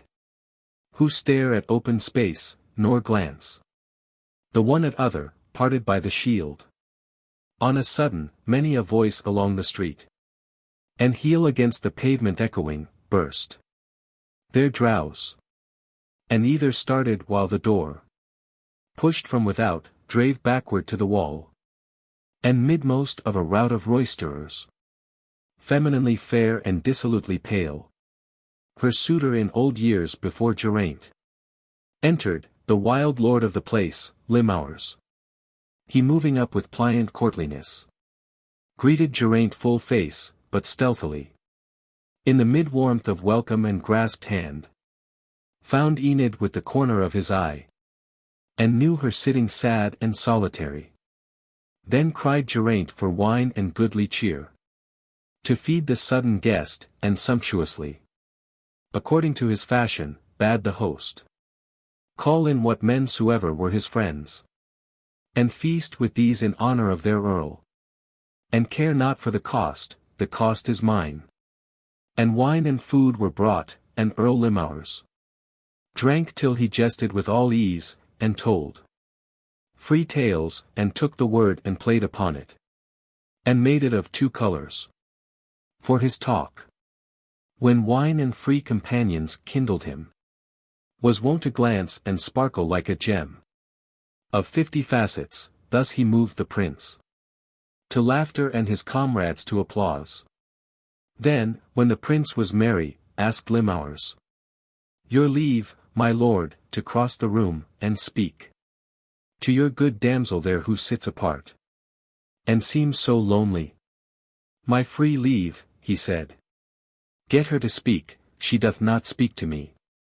Then rose Limowers, and looking at his feet, like him who tries the bridge he fears may fail, crossed and came near, lifted adoring eyes, bowed at her side and uttered whisperingly, Enid, the pilot star of my lone life.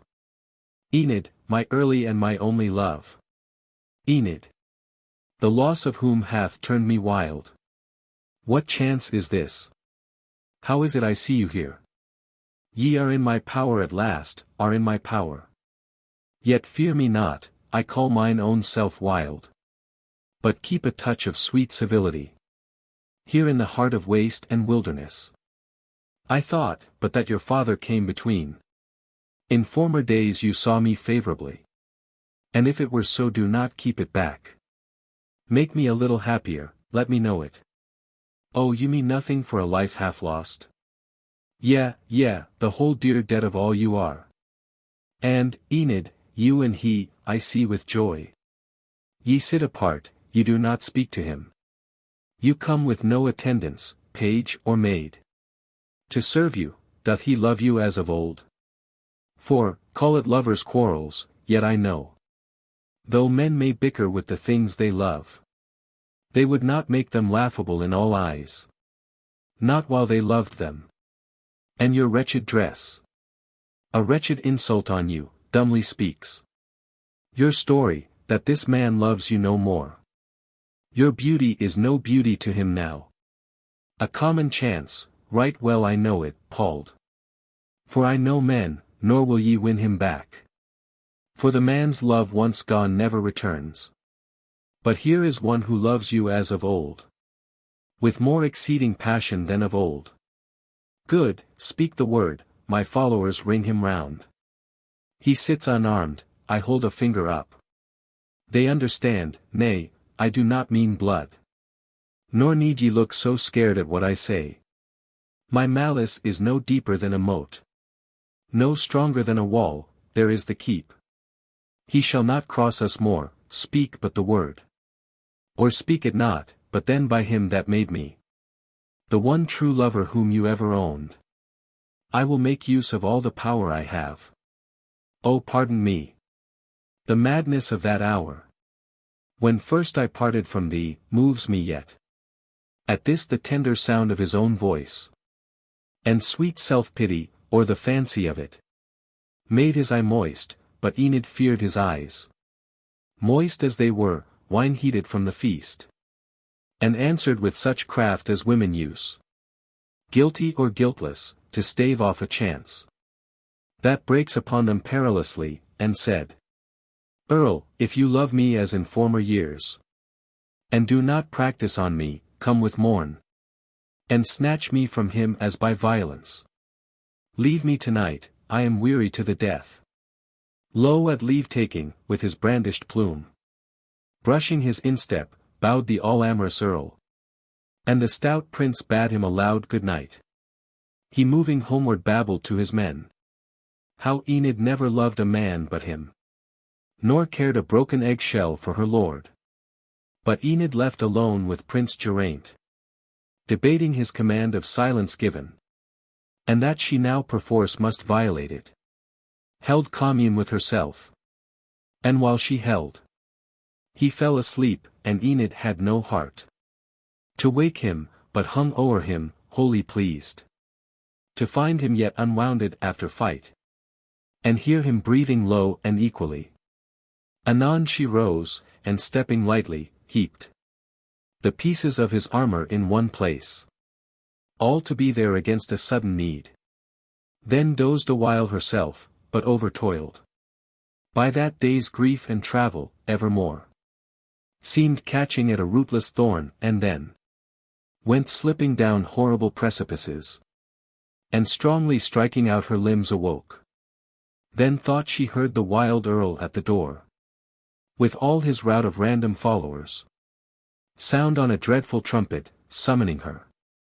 Which was the red cock shouting to the light, as the grey dawn stole o'er the dewy world, and glimmered on his armor in the room. And once again she rose to look at it, but touched it unawares, jangling, the casque fell, and he started up and stared at her. Then breaking his command of silence given, she told him all that Earl Limars had said, except the passage that he loved her not, nor left untold the craft herself had used, but ended with apology so sweet, low-spoken, and of so few words, and seemed so justified by that necessity, that though he thought was it for him she wept. In Devon, he but gave a wrathful groan, saying, Your sweet faces make good fellows fools and traitors. Call the host and bid him bring charger and palfrey. So she glided out among the heavy breathings of the house, and like a household spirit at the walls, beat, till she woke the sleepers, and returned. Then tending her rough lord, though all unasked, In silence, did him service as a squire. Till issuing armed he found the host and cried. Thy reckoning, friend, and ere he learnt it, take 5 horses and their armours. And the host, suddenly honest, answered in amaze. My lord, I scarce have spent the worth of one. Ye will be all the wealthier, said the prince. And then to Enid, forward. And today, I charge you, Enid, more especially. What things soever ye may hear, or see, or fancy, though I count it of small use, to charge you, that ye speak not but obey. And Enid answered, Yea, my lord, I know your wish, and would obey. But riding first, I hear the violent threats you do not hear. I see the danger which you cannot see. Then not to give you warning, that seems hard. Almost beyond me, yet I would obey. Yes so, said he, do it, be not too wise. Seeing that ye are wedded to a man, not all mismated with a yawning clown, but one with arms to guard his head and yours, with eyes to find you out however far, and ears to hear you even in his dreams. With that he turned and looked as keenly at her, as careful robins eye the delver's toil, and that within her, which a wanton fool, or hasty judger would have called her guilt, made her cheek burn and either eyelid fall. And Geraint looked and was not satisfied. Then forward by a way which, beaten broad, led from the territory of false Limouurs to the waste earldom of another earl, Dorm, whom his shaking vassals called the Bull, went Enid with her sullen follower on. Once she looked back, and when she saw him ride more near by many a rood than yestermorn, it well nigh made her cheerful. Till Geraint, waving an angry hand as who should say, Ye watch me, saddened all her heart again. But while the sun yet beat a dewy blade, the sound of many a heavily galloping hoof smote on her ear, and turning round she saw dust, and the points of lances bicker in it.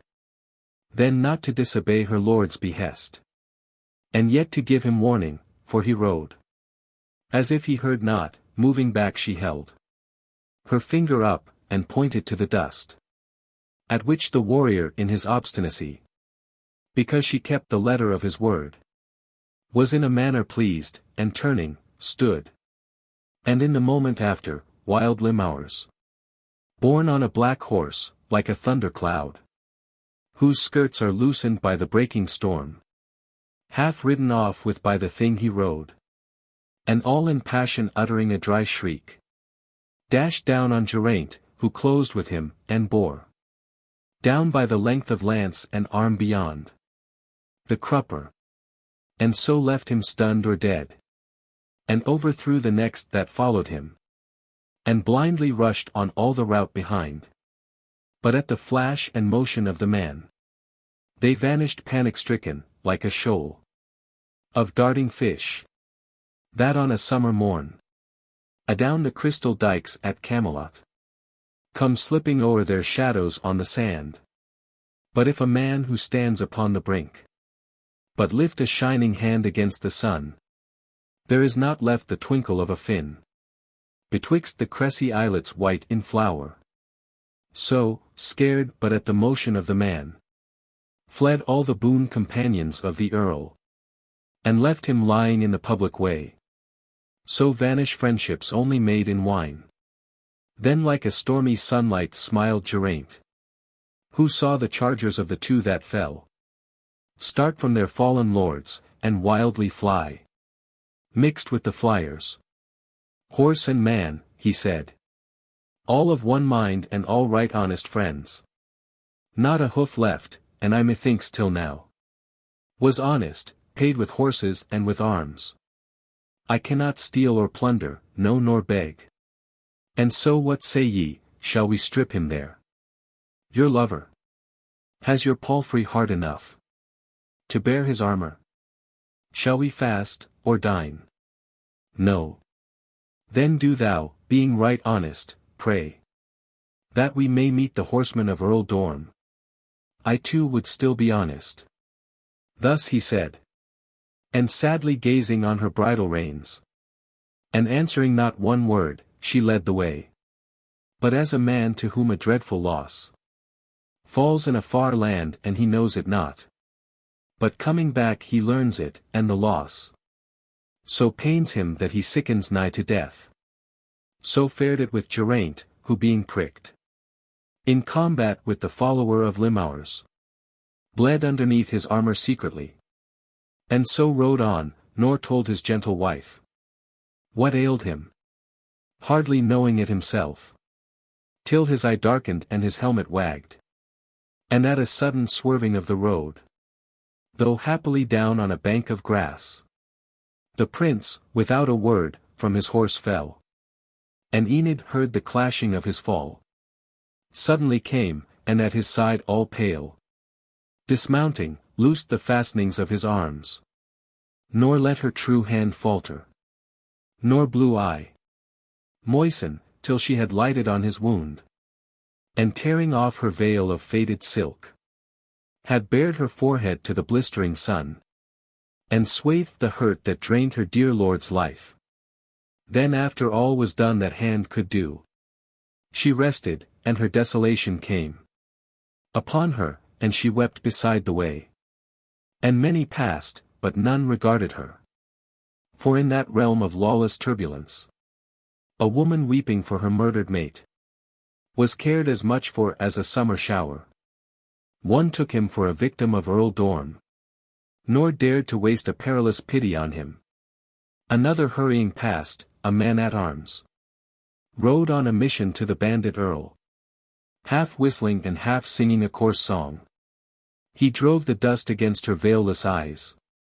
Another, flying from the wrath of Dorm, before an ever-fancied arrow, made the long way smoke beneath him in his fear, at which her palfrey whinnying lifted heel, and scoured into the coppices and was lost, while the great charger stood, grieved like a man. But at the point of noon the huge Earl Dorm, broad-faced with underfringe of russet beard, bound on a foray, rolling eyes of prey, came riding with 100 lances up. But ere he came, like one that hails a ship, cried out with a big voice, "What, is he dead?" "No, no, not dead," she answered in all haste. "Would some of your people take him up, and bear him hence out of this cruel sun?" "Most sure am I, quite sure, he is not dead." Then said Earl Dorm, "Well, if he be not dead, why wail ye for him thus? Ye seem a child. And be he dead, I count you for a fool. Your wailing will not quicken him, dead or not. Ye mar a comely face with idiot tears. Yet, since the face is comely, some of you, here, take him up, and bear him to our hall. And if he live, we will have him of our band. And if he die, why earth has earth enough to hide him. See ye take the charger too. A noble one."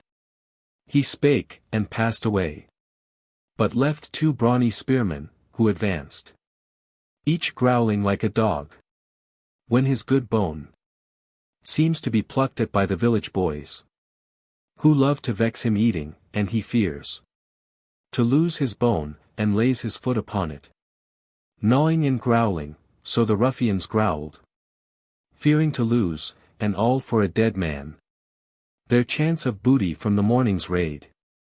Yet raised and laid him on a litter bier, such as they brought upon their forays out, for those that might be wounded, laid him on it, all in the hollow of his shield, and took, and bore him to the naked hall of Dorm, his gentle charger following him unled, and cast him and the bier in which he lay down on an oaken settle in the hall, and then departed, hot in haste to join their luckier mates, but growling as before, and cursing their lost time, and the dead man, and their own earl, and their own souls, and her. They might as well have blessed her, she was deaf to blessing or to cursing save from one So for long hours sat Enid by her lord. There in the naked hall, propping his head. And chafing his pale hands, and calling to him. Till at the last he wakened from his swoon. And found his own dear bride propping his head. And chafing his faint hands, and calling to him. And felt the warm tears falling on his face. And said to his own heart, she weeps for me. And yet lay still, and feigned himself as dead. That he might prove her to the uttermost. And say to his own heart, she weeps for me.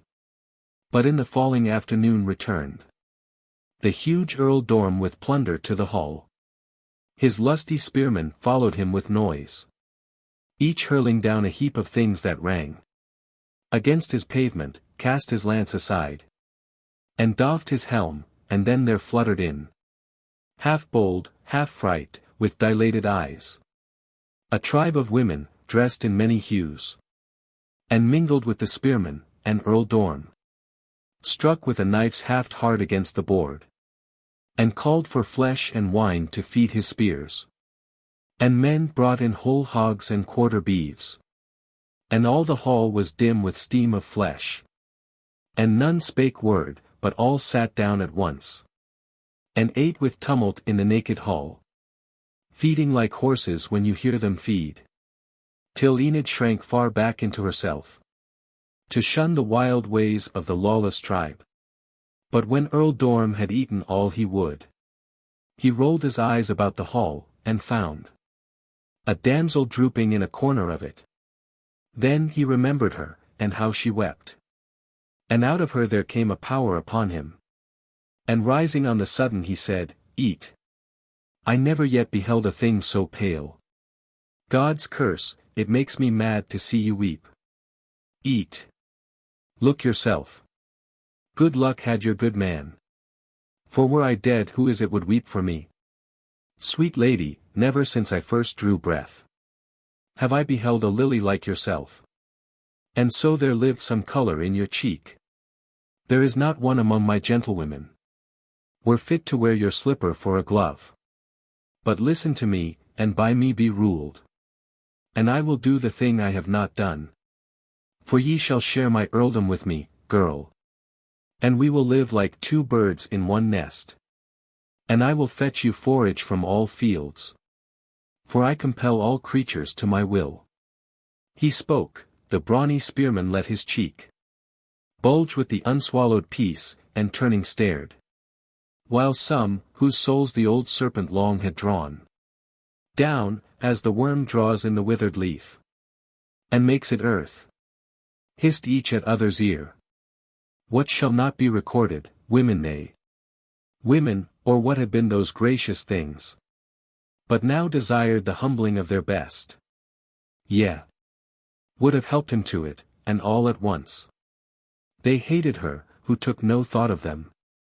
But answered in low voice, her meek head yet drooping, I pray you of your courtesy. He being as he is, to let me be. She spake so low he hardly heard her speak.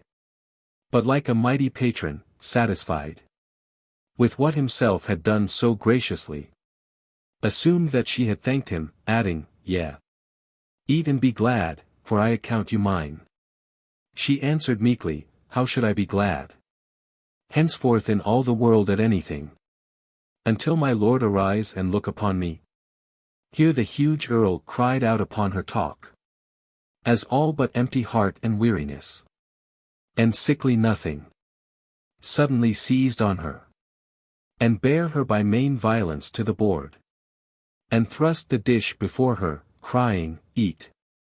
No, no, said Enid, vexed, I will not eat.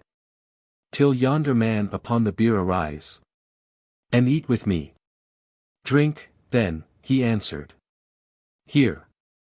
And filled a horn with wine and held it to her. Lo!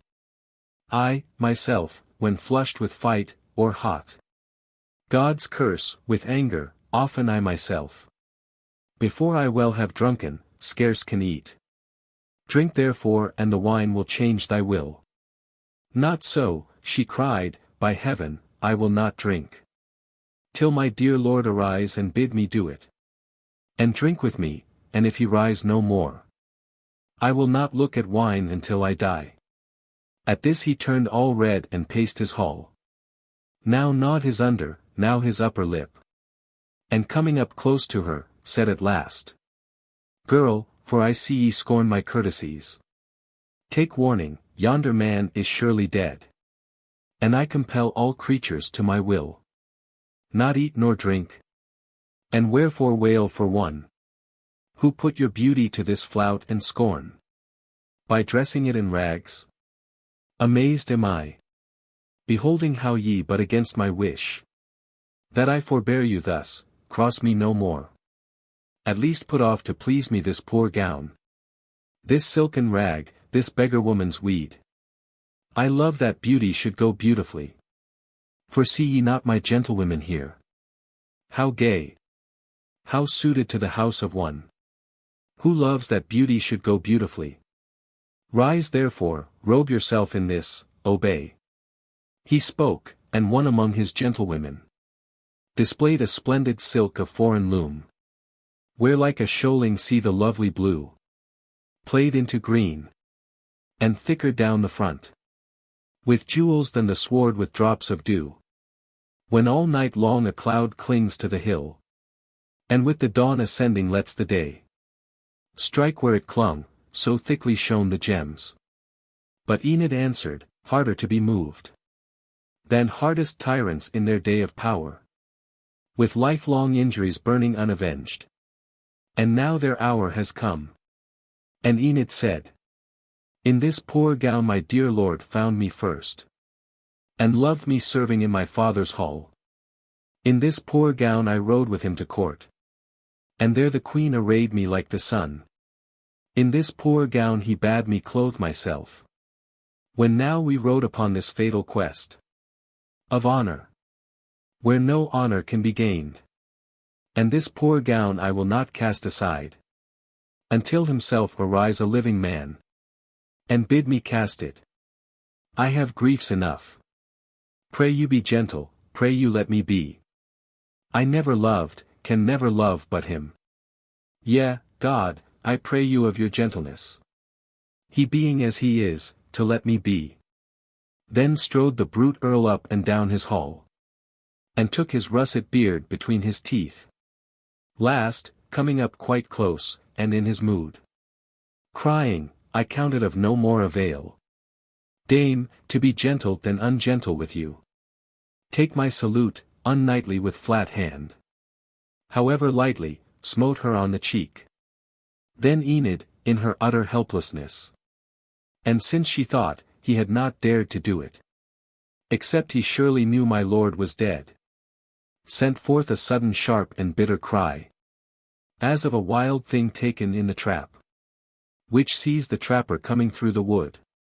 This heard Geraint, and grasping at his sword, it lay beside him in the hollow shield, made but a single bound, and with a sweep of it, shore through the swarthy neck, and like a ball, the russet-bearded head rolled on the floor. So died Earl Dorm by him he counted dead. And all the men and women in the hall rose when they saw the dead man rise, and fled, yelling as from a spectre, and the two were left alone together, and he said, Enid, I have used you worse than that dead man, done you more wrong, we both have undergone that trouble which has left me thrice your own. Henceforward I will rather die than doubt. And here I lay this penance on myself. Not, though mine own ears heard you yestermorn. You thought me sleeping, but I heard you say, that you were no true wife. I swear I will not ask your meaning in it. I do believe yourself against yourself, and will henceforward rather die than doubt. And Enid could not say one tender word. She felt so blunt and stupid at the heart. She only prayed him, Fly, they will return and slay you. Fly, your charger is without. My palfrey lost. Then, Enid, shall you ride behind me? Yea, said Enid, let us go. And moving out they found the stately horse, who now no more a vassal to the thief, but free to stretch his limbs in lawful fight, neighed with all gladness as they came, and stooped with a low whinny toward the pair, and she kissed the white star upon his noble front, glad also. Then Geraint upon the horse mounted, and reached a hand, and on his foot she set her own and climbed. He turned his face and kissed her climbing, and she cast her arms about him, and at once they rode away. And never yet, since high in paradise, o'er the 4 rivers the first roses blew, came purer pleasure unto mortal kind, than lived through her, who in that perilous hour put hand to hand beneath her husband's heart, and felt him hers again. She did not weep, but o'er her meek eyes came a happy mist, like that which kept the heart of Eden green before the useful trouble of the rain. Yet not so misty were her meek blue eyes, as not to see before them on the path, right in the gateway of the bandit hold, a knight of Arthur's court, who laid his lance in rest, and made as if to fall upon him. Then, fearing for his hurt and loss of blood, she, with her mind all full of what had chanced, shrieked to the stranger, "Slay not a dead man." "The voice of Enid," said the knight. But she, beholding it was Ettarne son of Nud, was moved so much the more, and shrieked again, "O cousin, slay not him who gave you life." And Ettarne moving frankly forward spake, "My lord Geraint, I greet you with all love. I took you for a bandit knight of Dorne. And fear not, Enid, I should fall upon him, who love you, prince, with something of the love wherewith we love the heaven that chastens us. For once, when I was up so high in pride, that I was halfway down the slope to hell, by overthrowing me you threw me higher. Now, made a knight of Arthur's table round. And since I knew this earl, when I myself was half a bandit in my lawless hour, I come the mouthpiece of our king to Dorne. The king is close behind me, bidding him disband himself, and scatter all his powers. Submit, and hear the judgment of the king. He hears the judgment of the King of Kings, cried the wan prince. And lo, the powers of Dorne are scattered, and he pointed to the field, where, huddled here and there on mound and knoll, were men and women staring and aghast, while some yet fled. And then he plainlier told how the huge earl lay slain within his hall. But when the knight besought him, "Follow me, prince, to the camp, and in the king's own ear speak what has chanced, ye surely have endured strange chances here alone." That other flushed, and hung his head, and halted in reply, fearing the mild face of the blameless king. And after madness acted question asked, till Ettarne crying, "If ye will not go to Arthur, then will Arthur come to you." "Enough," he said, "I follow," and they went. But Enid in their going had 2 fears. One from the bandits scattered in the field, and one from Ettarne. Every now and then, when Ettarne reined his charger at her side, she shrank a little. In a hollow land, from which old fires have broken, men may fear fresh fire and ruin. He, perceiving, said, "Fair and dear cousin, you that most had cause to fear me, fear no longer, I am changed. Yourself were first the blameless cause to make my nature's prideful sparkle in the blood break into furious flame. Being repulsed by Inial and yourself, I schemed and wrought, until I overturned him. Then set up, with one main purpose ever at my heart, my haughty justs, and took a paramour. Did her mock honor as the fairest fair, and, toppling over all antagonism, so waxed in pride, that I believed myself unconquerable, for I was well nigh mad. And But for my main purpose in these justs, I should have slain your father, seized yourself. I lived in hope that sometime you would come to these my lists with him whom best you loved. And there, poor cousin, with your meek blue eyes, the truest eyes that ever answered heaven, behold me overturn and trample on him.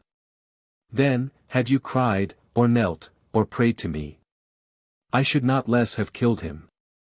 And so you came. But once you came, and with your own true eyes beheld the man you loved, I speak as one speaks of a service done him, overthrow my proud self, and my purpose 3 years old, and set his foot upon me, and give me life. There was I broken down, there was I saved. Though thence I rode all shamed, hating the life he gave me, meaning to be rid of it. And all the penance the queen laid upon me was but to rest a while within her court, where first as sullen as a beast new caged, and waiting to be treated like a wolf.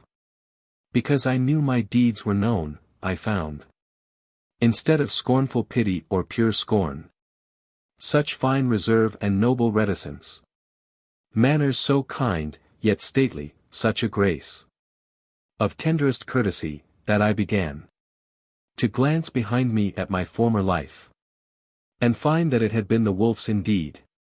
And oft I talked with Dubric, the high saint, who, with mild heat of holy oratory, subdued me somewhat to that gentleness, which, when it weds with manhood, makes a man.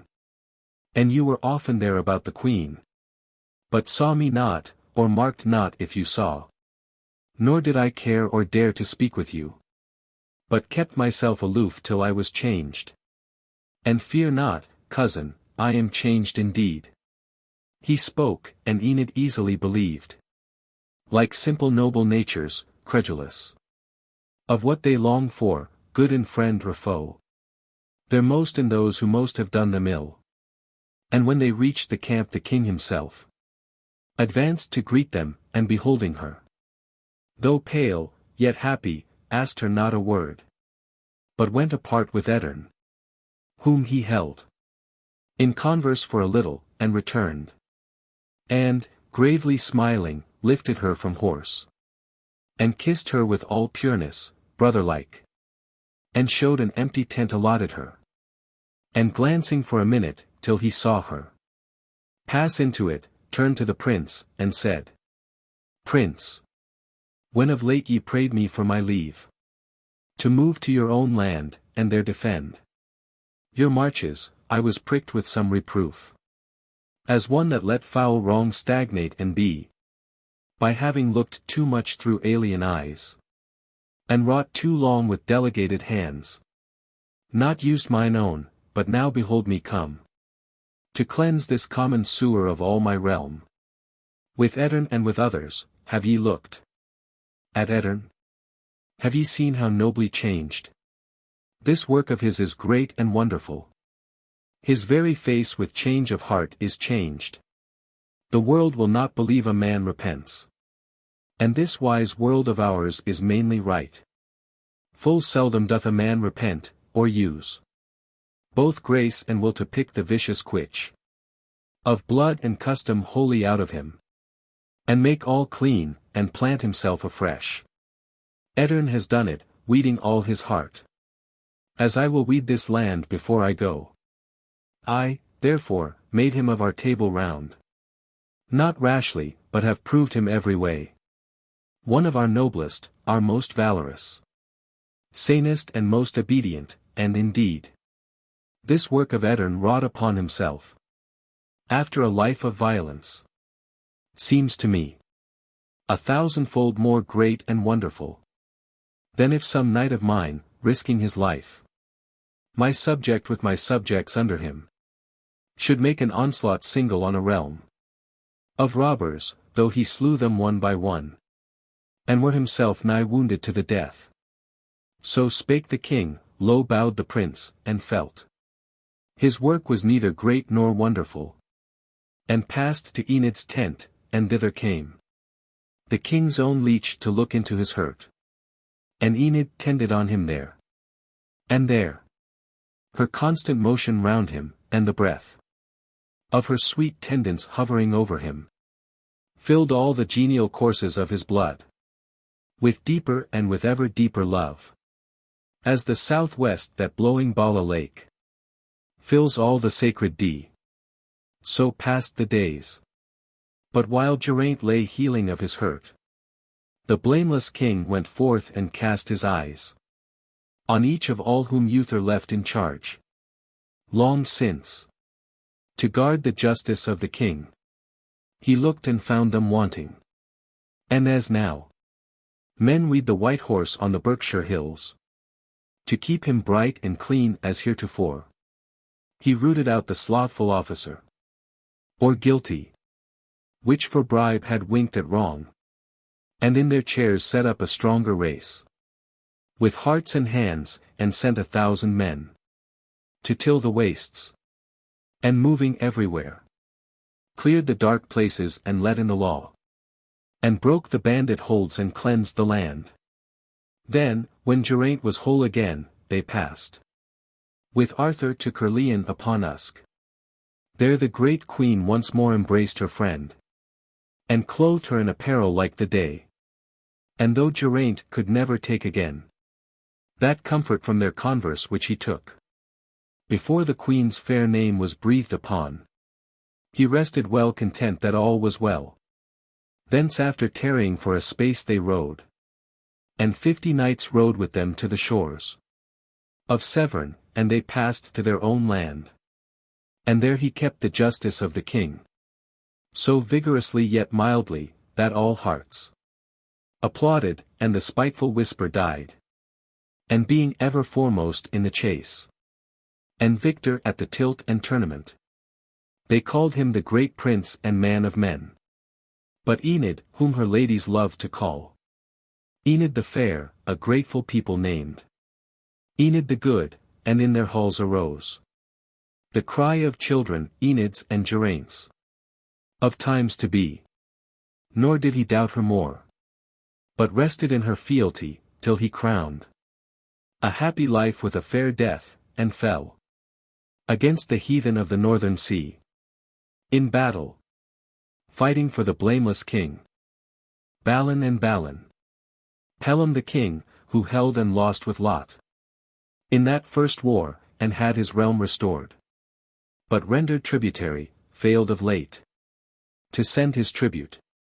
Wherefore Arthur called his treasurer, one of many years, and spake, Go thou with him and bring it to us, lest we should set one truer on his throne. Man's word is God in man. His baron said, We go, but hearken, there be 2 strange knights, who sit near Camelot at a fountainside, a mile beneath the forest, challenging and overthrowing every knight who comes. Wilt thou I undertake them as we pass, and send them to thee? Arthur laughed upon him. Old friend, too old to be so young, depart. Delay not thou for aught, but let them sit until they find a lustier than themselves. So these departed. Early, one fair dawn, the light-winged spirit of his youth returned on Arthur's heart. He armed himself and went. So coming to the fountainside beheld Balin and Balan sitting statue-like, brethren, to right and left the spring, that down from underneath a plume of lady fern sang, and the sand danced at the bottom of it. And on the right of Balan's horse was fast beside an alder, on the left of Balan's near a poplar tree. Fair sirs, said Arthur, wherefore sit ye here? Balin and Balan answered, For the sake of glory, we be mightier men than all in Arthur's court, that also have we proved. For whatsoever knight against us came, or I or he have easily overthrown. I too, said Arthur, am of Arthur's hall, but rather proven in his Paynim wars than famous justs. But see, or proven or not, whether me likewise ye can overthrow. And Arthur lightly smote the brethren down. And lightly so returned, and no man knew. Then Balin rose, and Balan, and beside the carolling water set themselves again. And spake no word until the shadow turned. When from the fringe of coppice round them burst a spangled pursuivant, and crying, Sirs, rise, follow. Ye be sent for by the king. They followed. Whom when Arthur seeing asked, Tell me your names, why sat ye by the well? Balin the stillness of a minute broke, saying, An unmelodious name to thee. Balin, the savage, that addition thine. My brother and my better, this man here. Balin, I smote upon the naked skull. A thrall of thine in open hall, my hand was gauntlet, half slew him, for I heard he had spoken evil of me. Thy just wrath sent me a 3 years' exile from thine eyes. I have not lived my life delightsomely. For I that did that violence to thy thrall had often wrought some fury on myself. Saving for Balin, those 3 kingless years have passed, were wormwood bitter to me.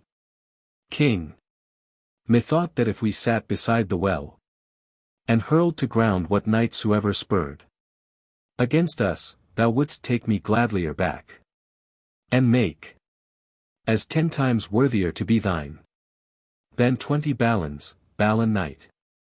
I have said, not so, not all. A man of thine today abashed us both, and break my boast. Thy will, said Arthur, thou hast ever spoken truth. Thy too fierce manhood would not let thee lie. Rise, my true knight.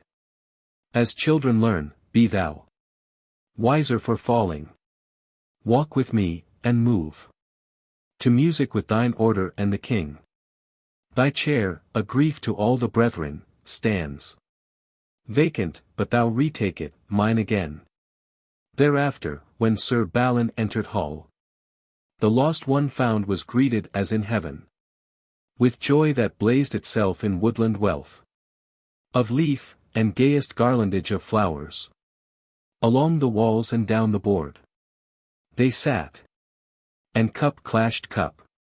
They drank and someone sang, sweet-voiced, a song of welcome, whereupon their common shout in chorus, mounting, made those banners of 12 battles overhead stir, as they stirred of old, when Arthur's host proclaimed him victor, and the day was won.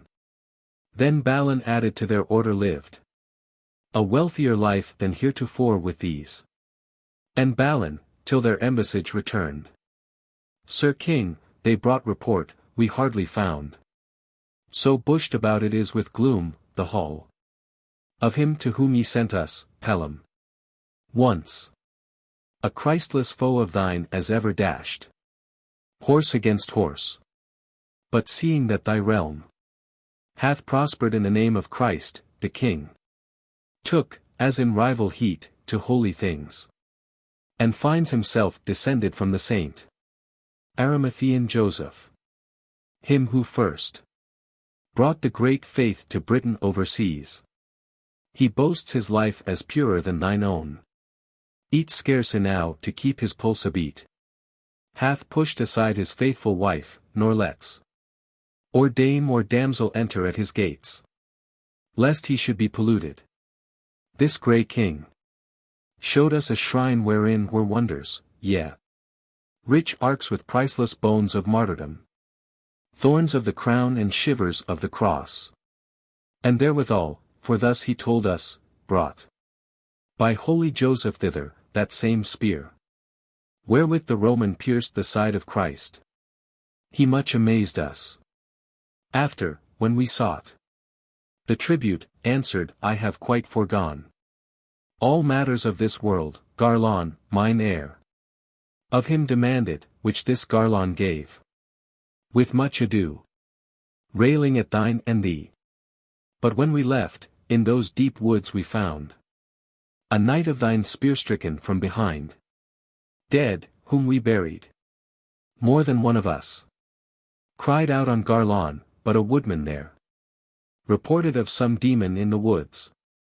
Was once a man, who driven by evil tongues from all his fellows, lived alone. And came to learn black magic, and to hate his kind. With such a hate, that when he died, his soul became a fiend, which, as the man in life was wounded by blind tongues he saw not whence, strikes from behind. This woodman showed the cave from which he sallies, and wherein he dwelt. We saw the hoof-print of a horse, no more.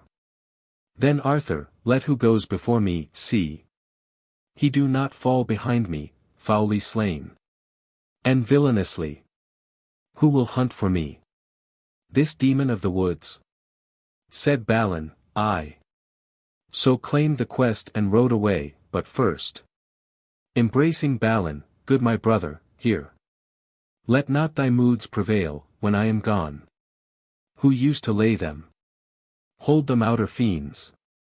Who leap at thee to tear thee, shake them aside. Dreams ruling when wit sleeps. Yea, but to dream that any of these would wrong thee, wrongs thyself. Witness their flowery welcome.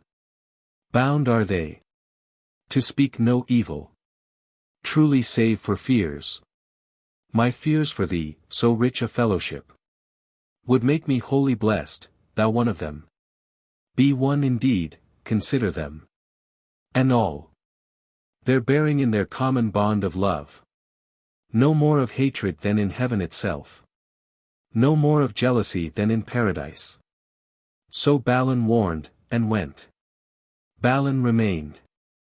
Who, for but 3 brief moons had glanced away from being knighted till he smote the thrall, and faded from the presence into years of exile, now would strictlier set himself to learn what Arthur meant by courtesy, manhood, and knighthood.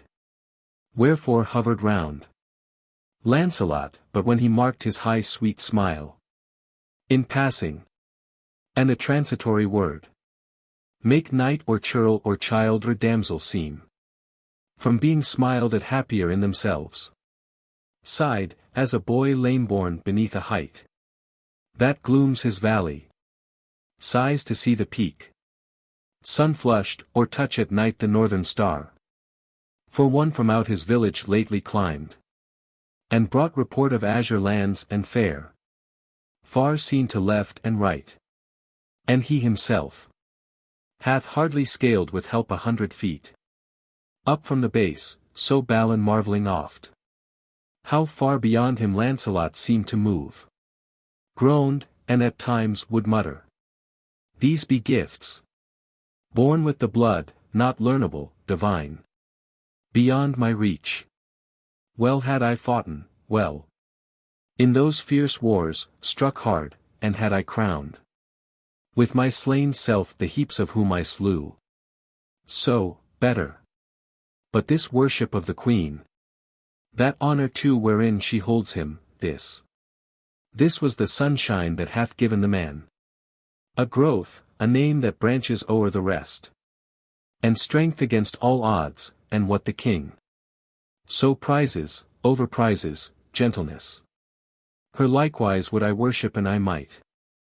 I never can be close with her, as he that brought her hither. Shall I pray the King to let me bear some token of his Queen, whereon to gaze, remembering her, forget my heats and violences, live afresh? What, if the Queen disdain to grant it? Nay, being so stately gentle, would she make my darkness blackness? And with how sweet grace she greeted my return. Bold will I be. Some goodly cognizance of Guinevere, in lieu of this rough beast upon my shield. Longed gules, and toothed with grinning savagery. And Arthur, when Sir Balin sought him, said, what wilt thou bear? Balin was bold, and asked to bear her own crown royal upon shield. Whereat she smiled and turned her to the King, Who answered, Thou shalt put the crown to use. The crown is but the shadow of the king. And this a shadow's shadow, let him have it. So this will help him of his violences. No shadow, said Sir Balin, O my queen. But light to me. No shadow, O my king. But golden earnest of a gentler life. So Balin bare the crown, and all the knights approved him, and the queen, and all the world made music, and he felt his being move in music with his order, and the king. The nightingale, full-toned in middle May, hath ever and anon a note so thin, it seems another voice in other groves. Thus, after some quick burst of sudden wrath, the music in him seemed to change, and grow faint and far off. And once he saw the thrall his passion half had gauntlet to death, that causer of his banishment and shame, smile at him, as he deemed, presumptuously. His arm half rose to strike again, but fell. The memory of that cognizance on shield weighted it down. But in himself he moaned, Too high this mount of Camelot for me. These high-set courtesies are not for me. Shall I not rather prove the worse for these? Fierier and stormier from restraining, break into some madness even before the queen. Thus, as a hearth lit in a mountain home, and glancing on the window, when the gloom of twilight deepens round it, seems a flame that rages in the woodland far below. So when his moods were darkened, court and king, and all the kindly warmth of Arthur's hall shadowed an angry distance, yet he strove to learn the graces of their table, fought hard with himself, and seemed at length in peace.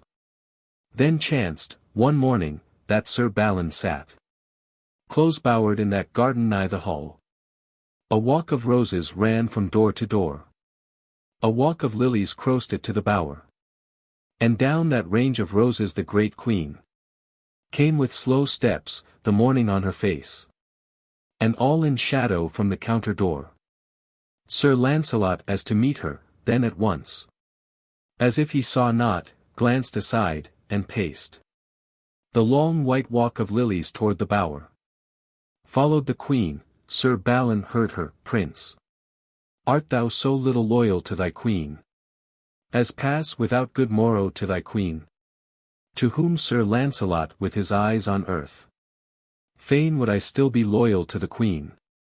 Yes so, she said, but so to pass me by. So loyal scarce is loyal to thyself, whom all men rate the king of courtesy. Let be, ye stand, fair lord, as in a dream. Then Lancelot with his hand among the flowers. Yea, for a dream. Last night methought I saw that maiden saint who stands with lily in hand in yonder shrine. All round her pressed the dark, and all the light upon her silver face flowed from the spiritual lily that she held. Lo! These her emblems drew mine eyes away.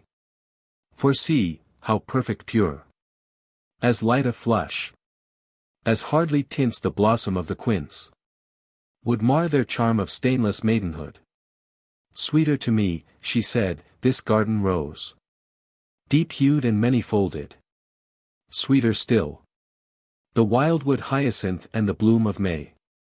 Prince, we have ridden before among the flowers. In those fair days, not all as cool as these. Though season earlier. Art thou sad? Or sick? Our noble king will send thee his own leech. Sick? Or for any matter angered at me? Then Lancelot lifted his large eyes. They dwelt deep tranced on hers, and could not fall, her hue changed at his gaze, so turning side by side. They passed, and Balin started from his bower. Queen. Subject. But I see not what I see. Damsel and lover. Hear not what I hear. My father hath begotten me in his wrath.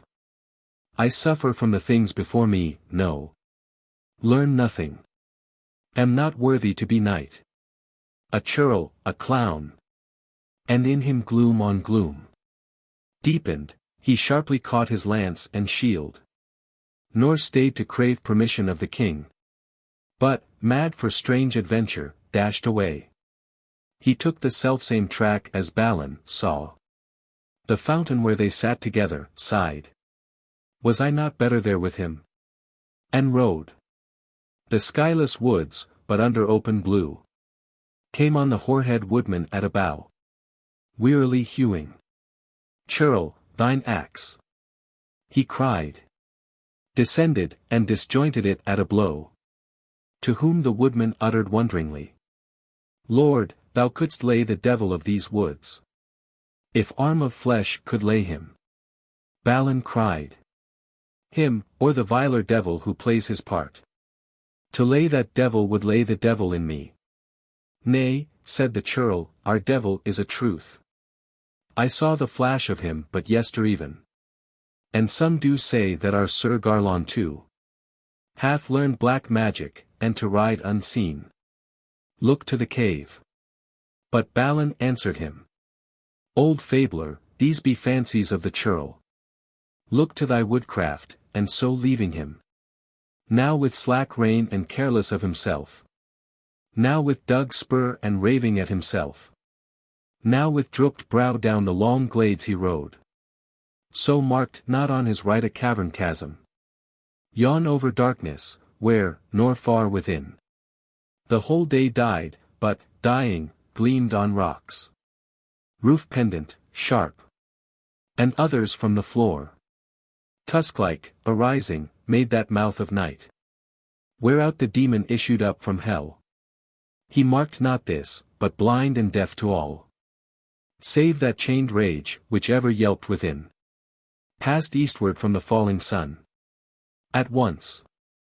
He felt the hollow-beaten mosses thud. And tremble, and then the shadow of a spear. Shot from behind him, ran along the ground. Sideways he started from the path, and saw. With pointed lance as if to pierce, a shape.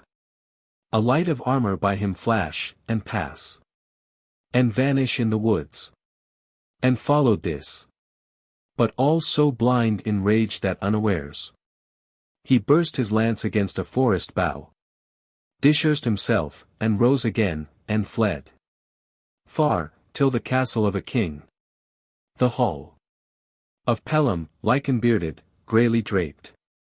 With streaming grass, appeared, low-built but strong. The ruinous dungeon as a knoll of moss. The battlement overtopped with ivy-tods. A home of bats, in every tower an owl. Then spake the men of Pelham crying, Lord, why wear ye this crown royal upon shield? Said Balin, for the fairest and the best of ladies living gave me this to bear. So stalled his horse, and strode across the court.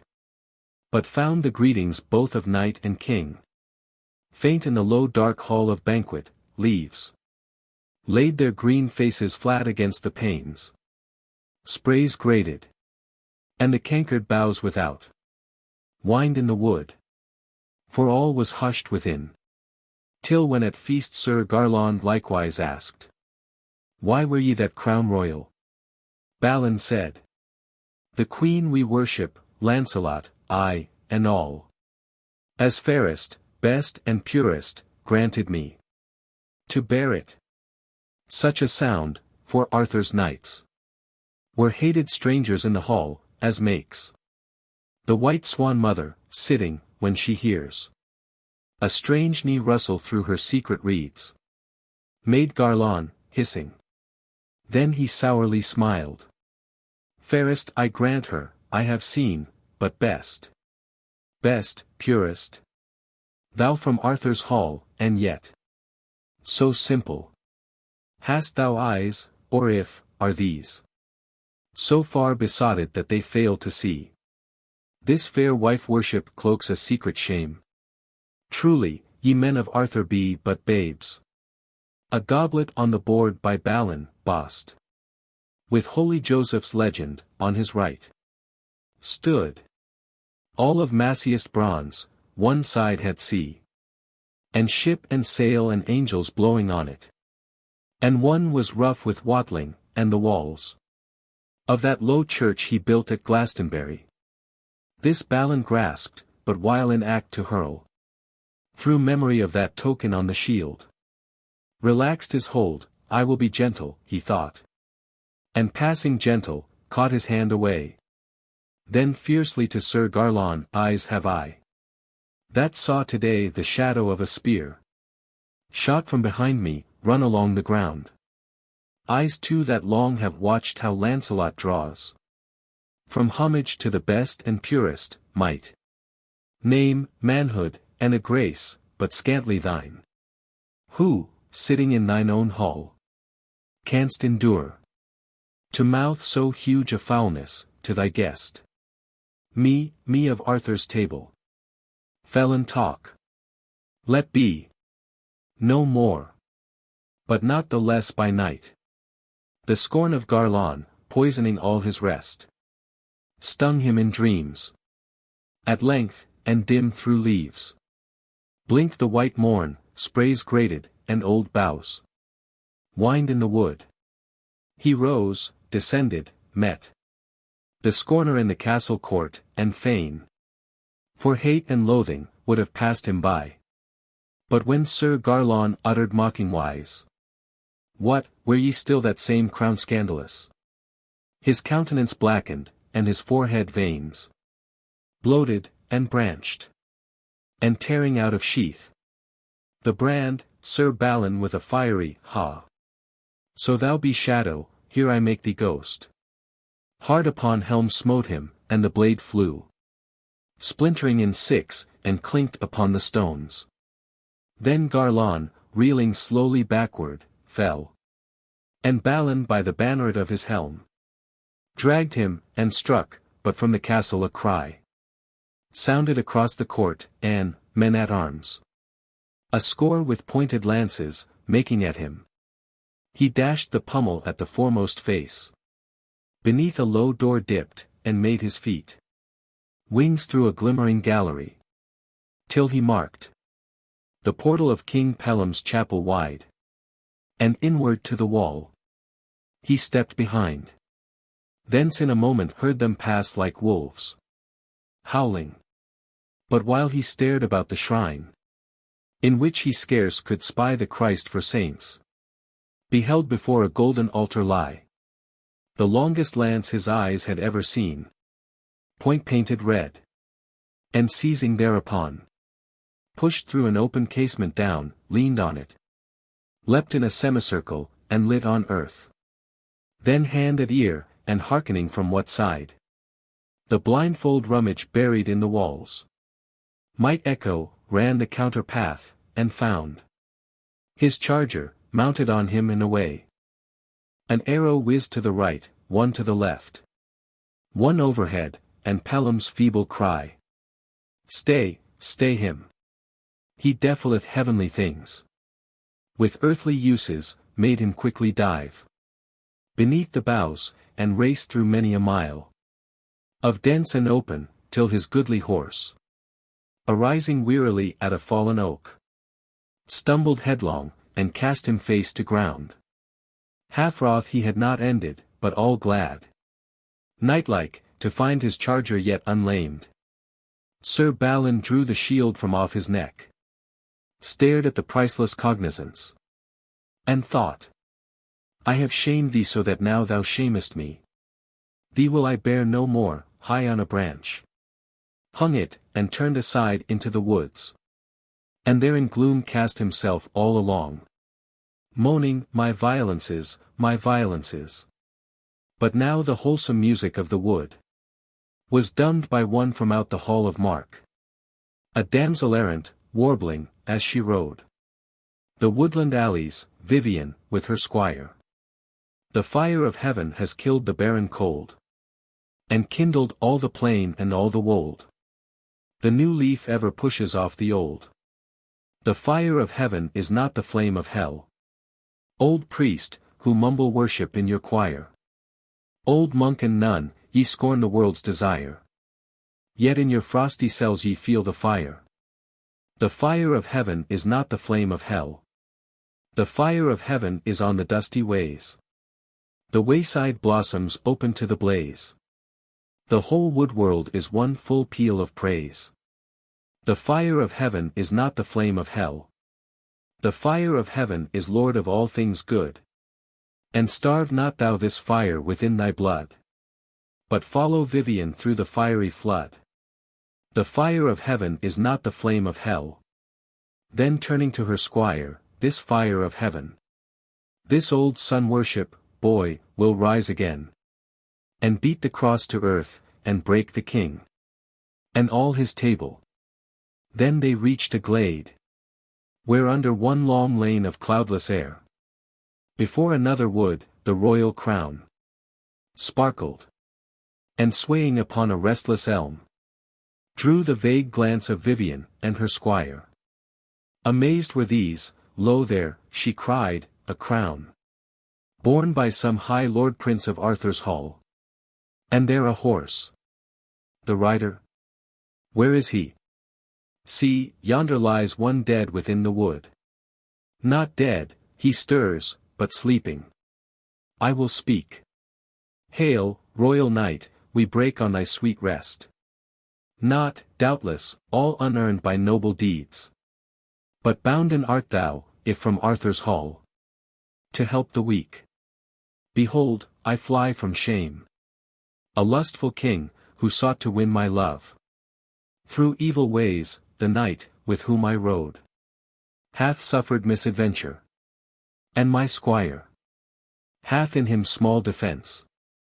But thou, Sir Prince, wilt surely guide me to the warrior king, Arthur the blameless, pure as any maid, to get me shelter for my maidenhood. I charge thee by that crown upon thy shield, and by the great queen's name, arise and hence. And Balin rose, thither no more. Nor prince, nor knight am I, but one that hath defamed the cognizance she gave me. Here I dwell, savage among the savage woods. Here die. Die, let the wolves' black maws in sepulchre. Their brother beast, whose anger was his lord. O me, that such a name as Guinevere's, which our high Lancelot hath so lifted up, and been thereby uplifted, should through me, my violence, and my villainy, come to shame. Thereat she suddenly laughed and shrill, anon sighed all as suddenly. Said Balin to her, is this thy courtesy, to mock me, ha? Hence, for I will not with thee. Again she sighed. Pardon, sweet lord. We maidens often laugh, when sick at heart, when rather we should weep. I knew thee wronged. I break upon thy rest. And now full loath am I to break thy dream. But thou art man, and canst abide a truth, though bitter. Hither, boy, and mark me well. Dost thou remember at Caerleon once? A year ago, nay, then I love thee not. Ay, thou rememberest well, one summer dawn. By the great tower, Caerleon upon Usk. Nay. Truly we were hidden, this fair lord, the flower of all their vestal knighthood, knelt. In amorous homage, knelt, what else? Oh I knelt, and drew down from out his night-black hair, and mumbled that white hand whose ringed caress had wandered from her own king's golden head, and lost itself in darkness, till she cried, I thought the great tower would crash down on both. Rise, my sweet king, and kiss me on the lips. Thou art my king. This lad, whose lightest word is mere white truth in simple nakedness, saw them embrace, he reddens, cannot speak. So bashful, he. But all the maiden saints, the deathless mother maidenhood of heaven, cry out upon her. Up then, ride with me. Talk not of shame. Thou canst not, and thou wouldst. Do these more shame than these have done themselves? She lied with ease. But horror-stricken he remembering that dark bower at Camelot. Breathed in a dismal whisper, "It is truth." Sunnily she smiled, "And even in this lone wood. Sweet lord, ye do right well to whisper this. Fools prate, and perish traitors. Woods have tongues, as walls have ears, but thou shalt go with me. And we will speak at first exceeding low. Meet is it the good king be not deceived. See now, I set thee high on vantage ground, from whence to watch the time, and eagle-like stoop at thy will on Lancelot and the queen." She ceased. His evil spirit upon him leapt. He ground his teeth together, sprang with a yell, tore from the branch, and cast on earth the shield, drove his mailed heel athwart the royal crown, stamped all into defacement, hurled it from him among the forest weeds, and cursed the tale, the told of, and the teller. That weird yell, unearthlier than all shriek of bird or beast, thrilled through the woods. And Balin lurking there, his quest was unaccomplished, heard and thought, "The scream of that wood devil I came to quell." Then nearing, lo! He hath slain some brother knight, and tramples on the goodly shield to show his loathing of our order and the queen. My quest, meseems, is here. Or devil or man, guard thou thine head.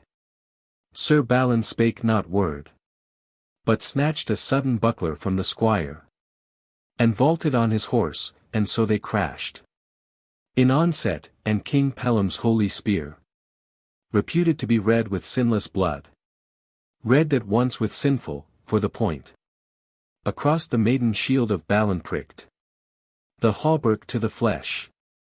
And Balin's horse was wearied to the death, and, when they clashed, rolling back upon Balin, crushed the man inward, and either fell, and swooned away. Then to her squire muttered the damsel, "Fools! This fellow hath wrought some foulness with his queen. Else never had he borne her crown, nor raved, and thus foamed over at a rival name. But thou, Sir Chick, that scarce hast broken shell, art yet half yoke, not even come to down, who never sawest Caerleon upon Usk, and yet hast often pleaded for my love. See what I see. Be thou where I have been. Or else, Sir Chick, dismount and loose their casques. I fain would know what manner of men they be." And when the squire had loosed them, goodly, look, they might have cropped the myriad flower of May, and but each other here, like brainless bulls, dead for one heifer. Then the gentle squire, "I hold them happy, so they died for love.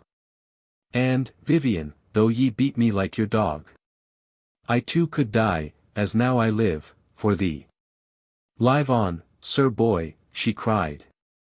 "I better prize the living dog than the dead lion, away. I cannot brook to gaze upon the dead." Then leapt her palfrey o'er the fallen oak, and bounding forward leave them to the wolves.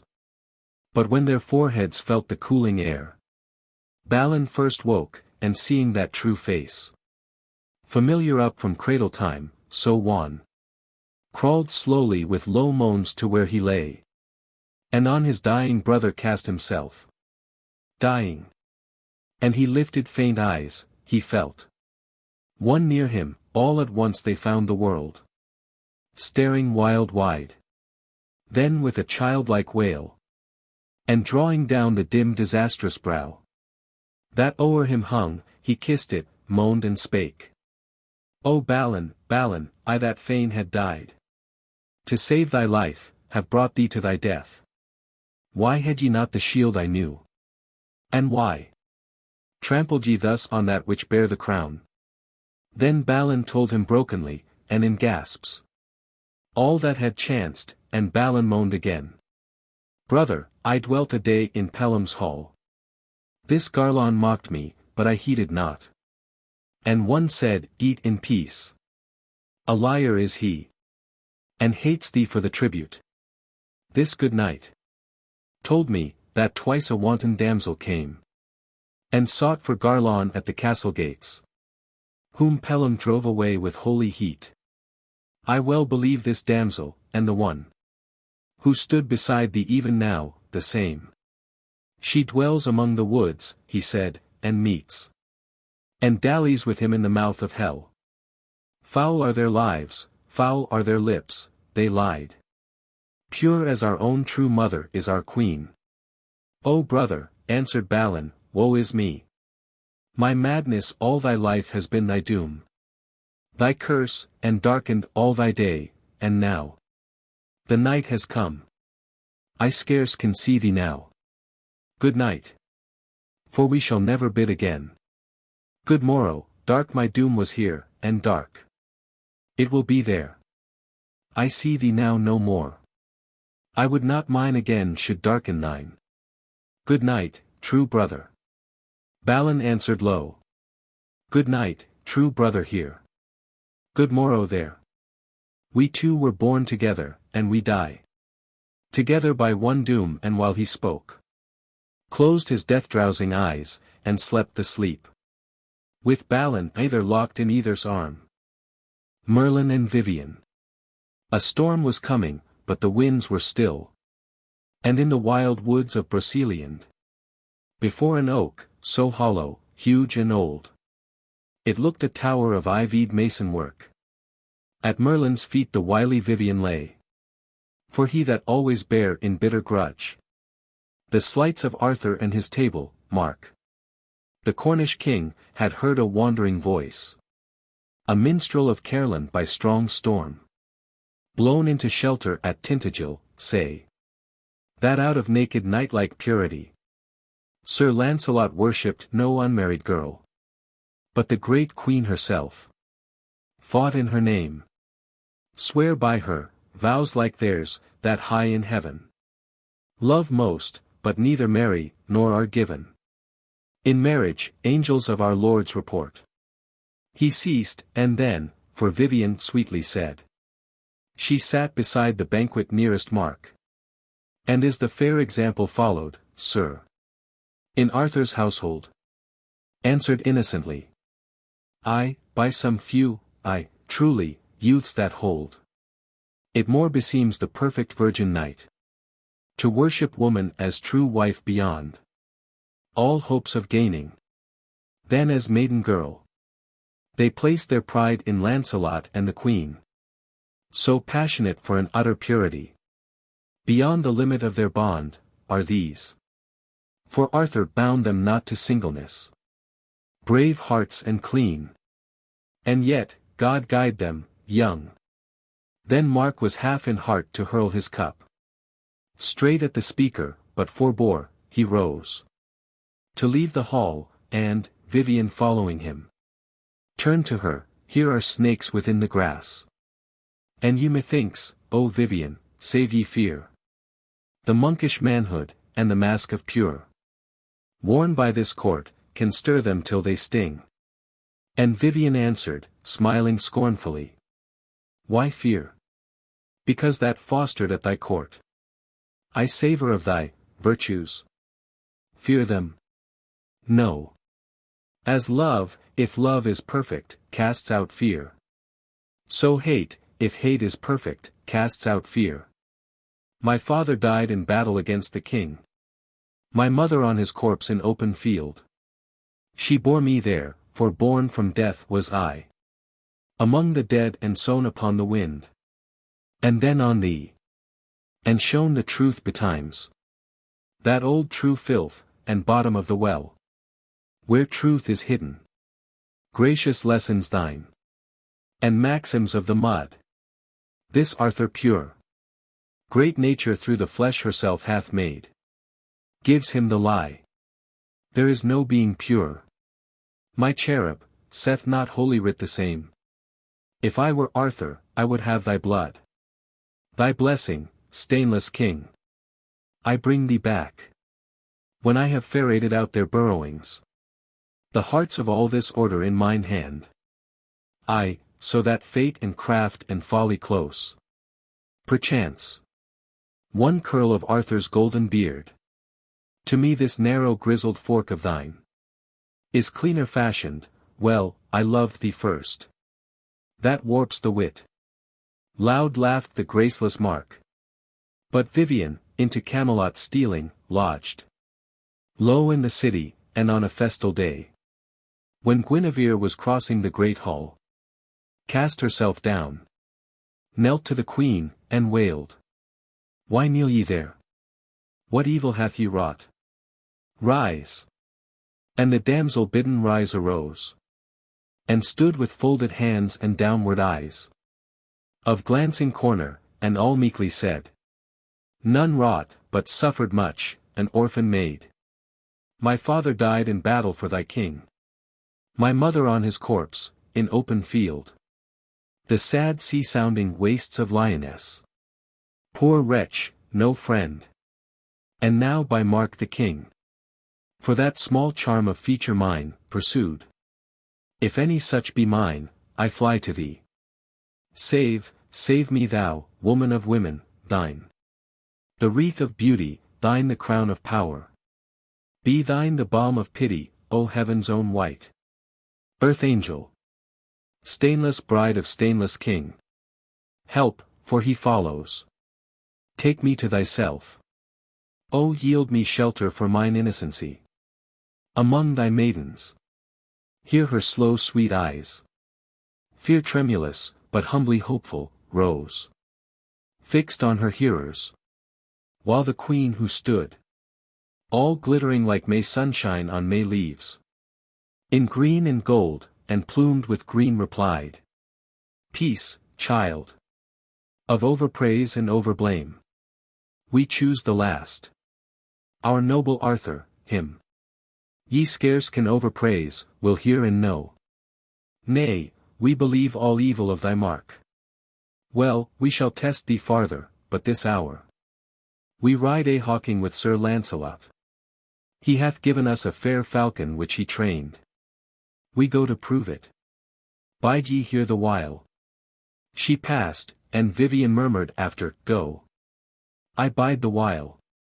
Then through the portal arch, peering askance, and muttering broken wise, as one that labours with an evil dream, beheld the queen and Lancelot get to horse.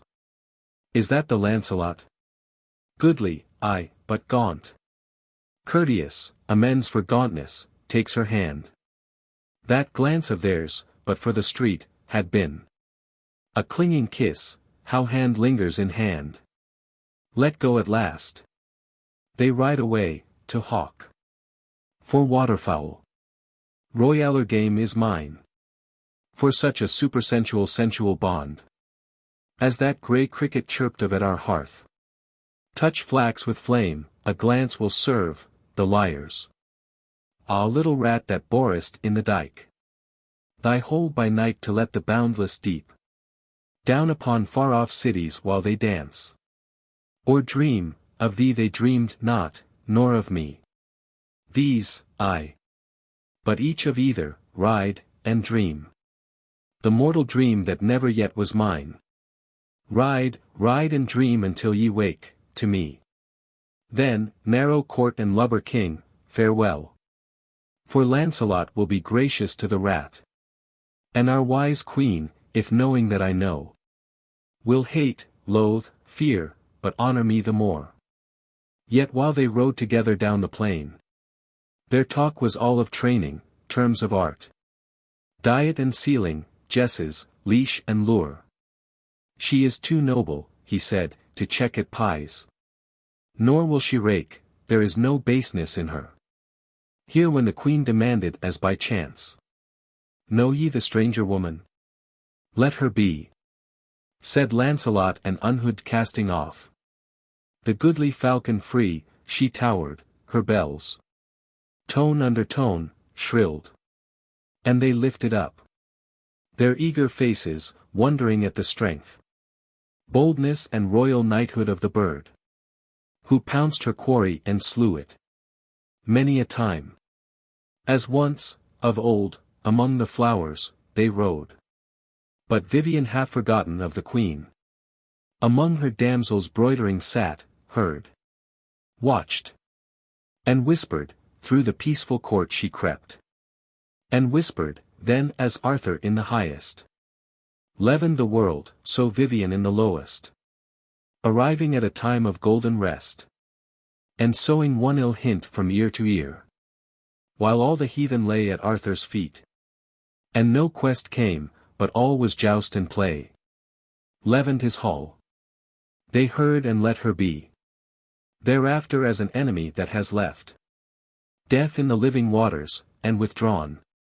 The wily Vivien stole from Arthur's court. She hated all the knights, and heard in thought their lavish comment when her name was named. For once, when Arthur walking all alone, vexed at a rumour issued from herself, of some corruption crept among his knights, had met her, Vivien, being greeted fair, would fain have wrought upon his cloudy mood, with reverent eyes mock loyal, shaken voice, and fluttered adoration. And at last, with dark sweet hints of some who prized him more than who should prize him most, at which the king had gazed upon her blankly and gone by. But one had watched, and had not held his peace. It made the laughter of an afternoon, that Vivien should attempt the blameless king. And after that, she set herself to gain him, the most famous man of all those times. Merlin, who knew the range of all their arts, had built the king his havens, ships, and halls, was also bard, and knew the starry heavens. The people called him wizard, whom at first she played about with slight and sprightly talk, and vivid smiles, and faintly venomed points of slander, glancing here and grazing there, and yielding to his kindlier moods. The seer would watch her at her petulance, and play, even when they seemed unlovable, and laugh, as those that watch a kitten. Thus he grew tolerant of what he half disdained, and she, perceiving that she was but half disdained, began to break her sports with graver fits, turn red or pale, would often when they met sigh fully, or all silent gaze upon him, with such a fixed devotion, that the old man, though doubtful, felt the flattery, and at times would flatter his own wish in age for love, and half believe her true, for thus at times he wavered, but that other clung to him, fixed in her will, and so the seasons went. Then fell on Merlin a great melancholy. He walked with dreams and darkness, and he found a doom that ever poised itself to fall, an ever-moaning battle in the mist, world war of dying flesh against the life, death in all life and lying in all love, the meanest having power upon the highest, and the high purpose broken by the worm. So leaving Arthur's court he gained the beach, there found a little boat, and stepped into it. And Vivien followed, but he marked her not. She took the helm and he the sail. The boat drave with a sudden wind across the deeps, and touching Breton sands, they disembarked. And then she followed Merlin all the way, even to the wild woods of Broceliande. For Merlin once had told her of a charm, the which if any wrought on anyone, with woven paces and with waving arms, the man so wrought on ever seemed to lie closed in the four walls of a hollow tower, from which was no escape for evermore. And none could find that man for evermore, nor could he see but him who wrought the charm, coming and going, and he lay as dead, and lost to life and use and name and fame. And Vivien ever sought to work the charm upon the great enchanter of the time, as fancying that her glory would be great, according to his greatness whom she quenched. There lay she all her length and kissed his feet, as if in deepest reverence and in love. A twist of gold was round her hair, a robe of samite without price, that more expressed than hid her, clung about her lissom limbs, in colour like the satin shining palm.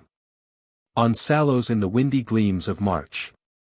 And while she kissed them, crying, trample me, dear feet, that I have followed through the world. And I will pay you worship. Tread me down. And I will kiss you for it. He was mute. So dark a forethought rolled about his brain. As on a dull day in an ocean cave. The blind wave feeling round his long sea hull. In silence, wherefore? When she lifted up a face of sad appeal, and spake and said, O Merlin, do ye love me? And again, O Merlin, do ye love me? And once more, Great Master, do ye love me? He was mute. And lissom Vivien, holding by his heel, writhed toward him, slided up his knee and sat. Behind his ankle twined her hollow feet. Together, curved an arm about his neck. Clung like a snake. And letting her left hand droop from his mighty shoulder, as a leaf made with her right a comb of pearl to part the lists of such a board as youth gone out had left in ashes, then he spoke and said, not looking at her, who are wise in love? Love most, say least, and Vivien answered quick. I saw the little elf god Illicit once. In Arthur's heiress hall at Camelot. But neither eyes nor tongue, O stupid child. Yet you are wise who say it, let me think. Silence is wisdom, I am silent then. And ask no kiss. Then adding all at once. And lo, I clothe myself with wisdom, drew the vast and shaggy mantle of his beard across her neck and bosom to her knee. And called herself a gilded summer fly, caught in a great old tyrant spider's web, who meant to eat her up in that wild wood. Without one word. So Vivien called herself. But rather seemed a lovely baleful star, veiled in grey vapour. Till he sadly smiled.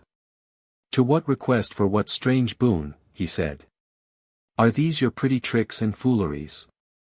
O Vivien, the preamble. Yet my thanks. For these have broken up my melancholy. And Vivien answered smiling saucily.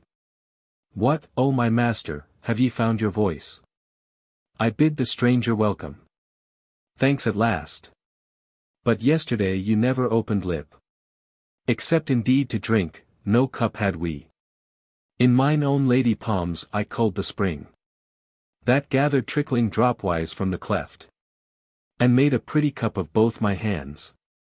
And offered you it kneeling, then you drank. And knew no more, nor gave me one poor word. Oh, no more thanks than might a goat have given. With no more sign of reverence than a beard. And when we halted at that other well, and I was faint to swooning, and you lay foot-gilt with all the blossom dust of those deep meadows we had traversed. Did you know that Vivien bathed your feet before her own? And yet no thanks, and all through this wild wood. And all this morning when I fondled you. Boon, aye, there was a boon, one not so strange. How had I wronged you? Surely ye are wise. But such a silence is more wise than kind. And Merlin locked his hand in hers and said, Oh, did ye never lie upon the shore? And watch the curled white of the coming wave, glassed in the slippery sand before it breaks? Even such a wave, but not so pleasurable. Dark in the glass of some presageful mood. Had I for 3 days seen, ready to fall. And then I rose and fled from Arthur's court. To break the mood. You followed me unasked. And when I looked, and saw you following me still, my mind involved yourself the nearest thing. In that mind mist, for shall I tell you truth?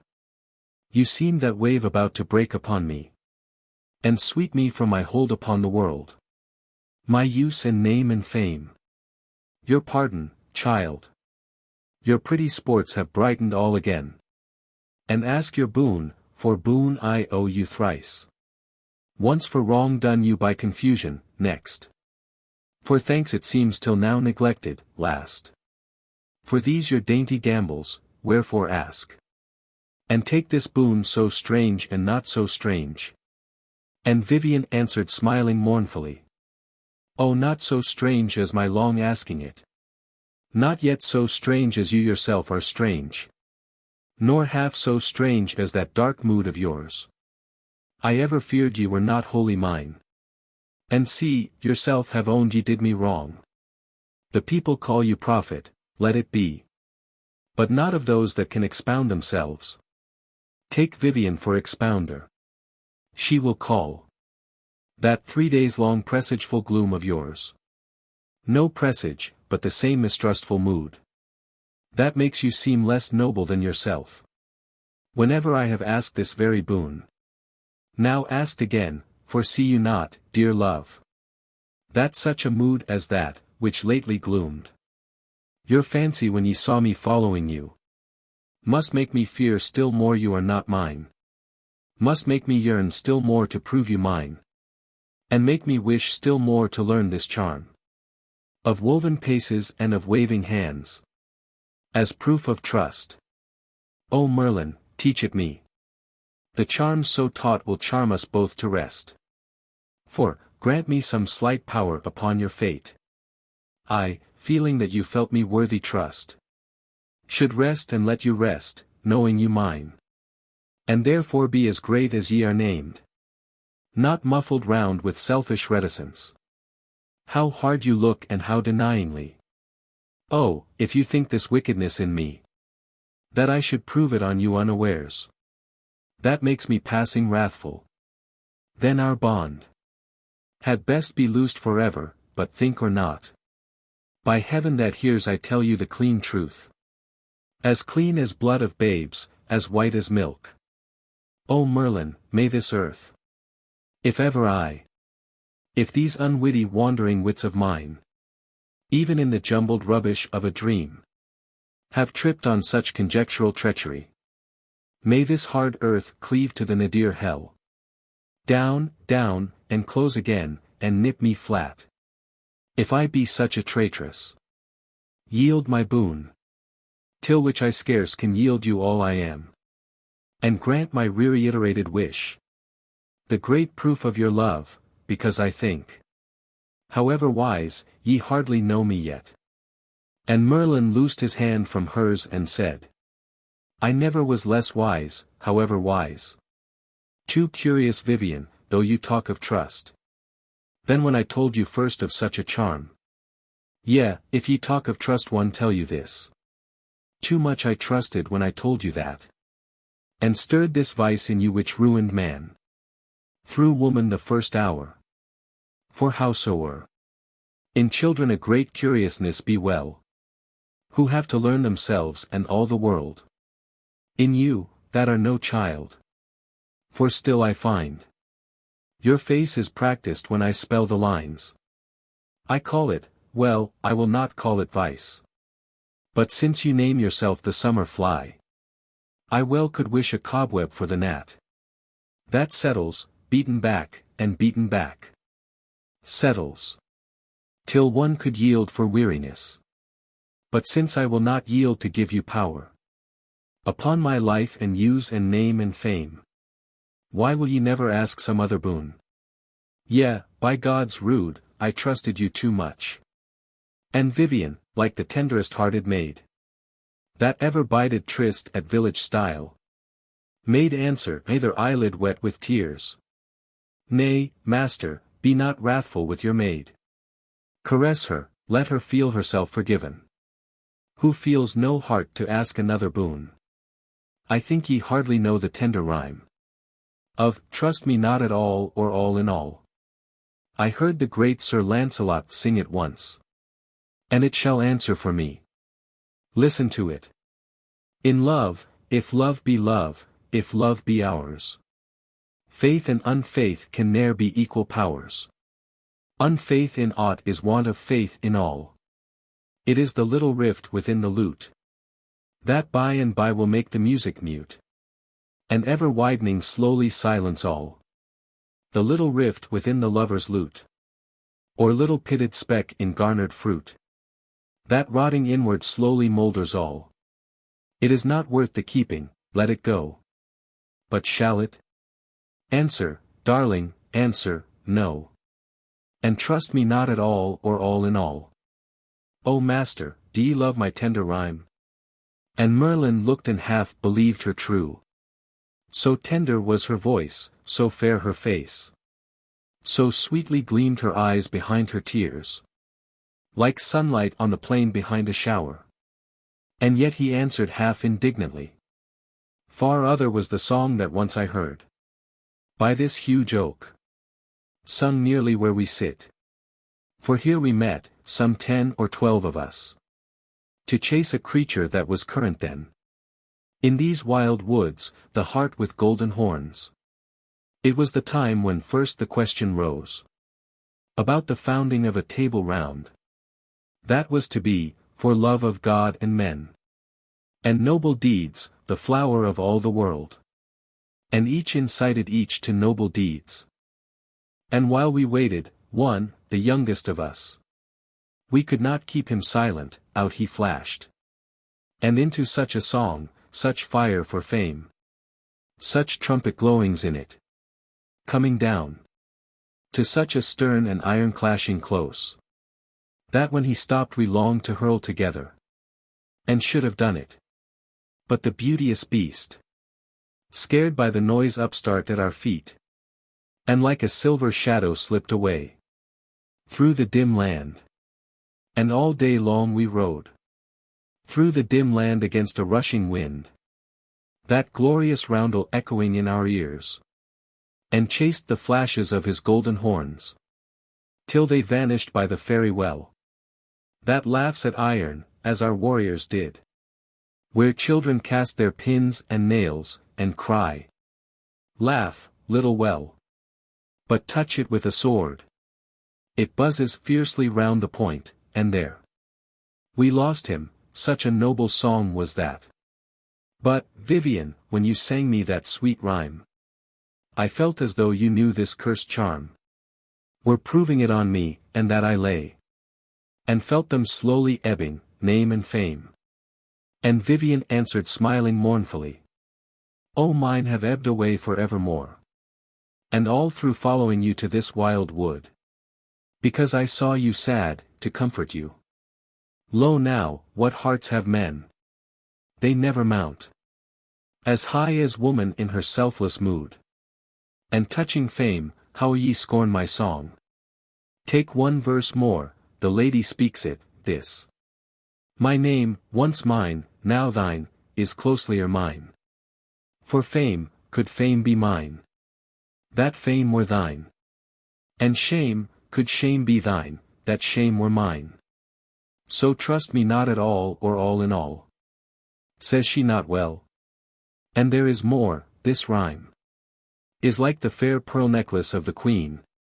That burst in dancing, and the pearls were spilt. Some lost, some stolen, some as relics kept. But never more the same two sister pearls. Ran down the silken thread to kiss each other. On her white neck, so is it with this rhyme. It lives dispersedly in many hands. And every minstrel sings it differently. Yet is there one true line, the pearl of pearls. Man dreams of fame while woman wakes to love. Yeah.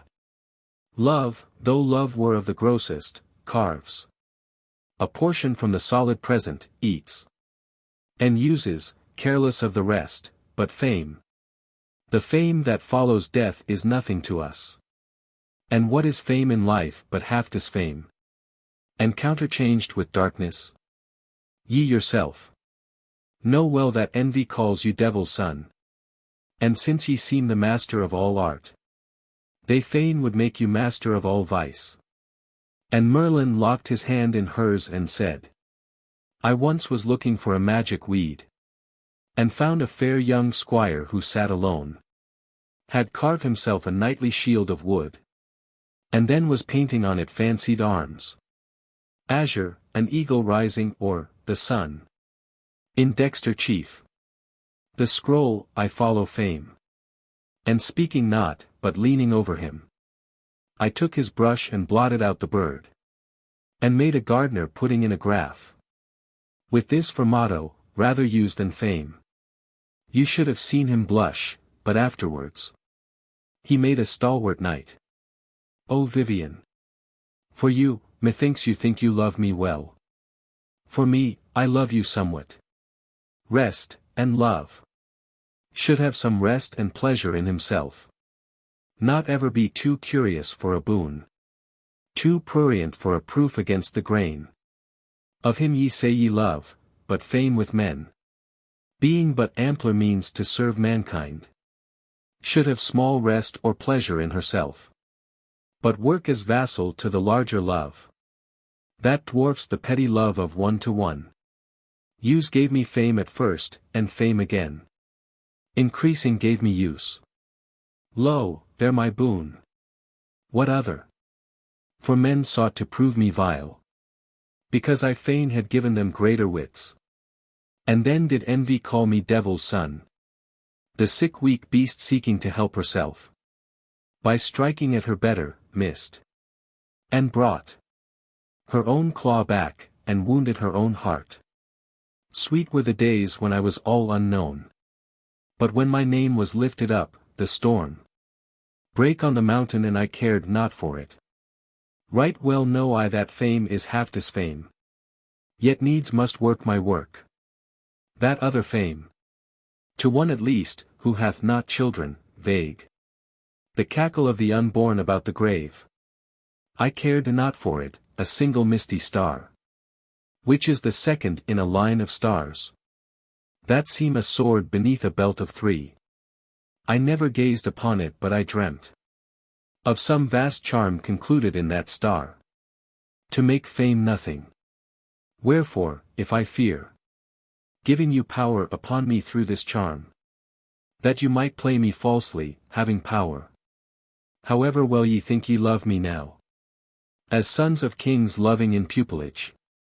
Have turned to tyrants when they came to power. I rather dread the loss of use than fame. If you, and not so much from wickedness. As some wild turn of anger, or a mood. Of overstrained affection, it may be. To keep me all to your own self, or else. A sudden spurt of woman's jealousy. Should try this charm on whom ye say ye love. And Vivien answered smiling as in wrath. Have I not sworn? I am not trusted. Good. Well, hide it, I shall find it out. And being found take heed of Vivien. A woman and not trusted, doubtless I might feel some sudden turn of anger born of your misfaith. And your fine epithet is accurate too, for this full love of mine. Without the full heart back may merit well your term of overstrained. So used as I. My daily wonder is, I love at all. And as to woman's jealousy, oh why not? Oh, to what end, except a jealous one? And one to make me jealous if I love. Was this fair charm invented by yourself? I well believe that all about this world. Ye cage a buxom captive here and there. Closed in the four walls of a hollow tower. From which is no escape for evermore. Then the great master merrily answered her. Full many a love in loving youth was mine. I needed then no charm to keep them mine. But youth and love. And that full heart of yours. Whereof ye prattle, may now assure you mine. So live uncharmed. For those who wrought it first. The wrist is parted from the hand that waved. The feet unmorticed from their ankle bones. Who paced it? Ages back, but will ye hear the legend as in guerdon for your rhyme? There lived a king in the most eastern East. Less old than I, yet older, for my blood hath earnest in it of far springs to be. A tawny pirate anchored in his port, whose bark had plundered 20 nameless isles. And passing one, at the high peep of dawn, he saw 2 cities in 1,000 boats, all fighting for a woman on the sea. And pushing his black craft among them all, he lightly scattered theirs and brought her off. With loss of half his people arrow slain. A maid so smooth, so white, so wonderful. They said a light came from her when she moved. And since the pirate would not yield her up, the king impaled him for his piracy. Then made her queen, but those ill-nurtured eyes waged such unwilling though successful war. On all the youth, they sickened. Councils thinned. And armies waned, for magnet-like she drew the rustiest iron of old fighters' hearts. And beasts themselves would worship. Camels knelt unbidden, and the brutes of mountain back, that carry kings in castles, bowed black knees of homage, ringing with their serpent hands, to make her smile. Her golden ankle bells. What wonder, being jealous, that he sent his horns of proclamation out through all the 100 under kingdoms that he swayed, to find a wizard who might teach the king some charm, which being wrought upon the queen, might keep her all his own. To such a one he promised more than ever king has given. A league of mountain full of golden mines.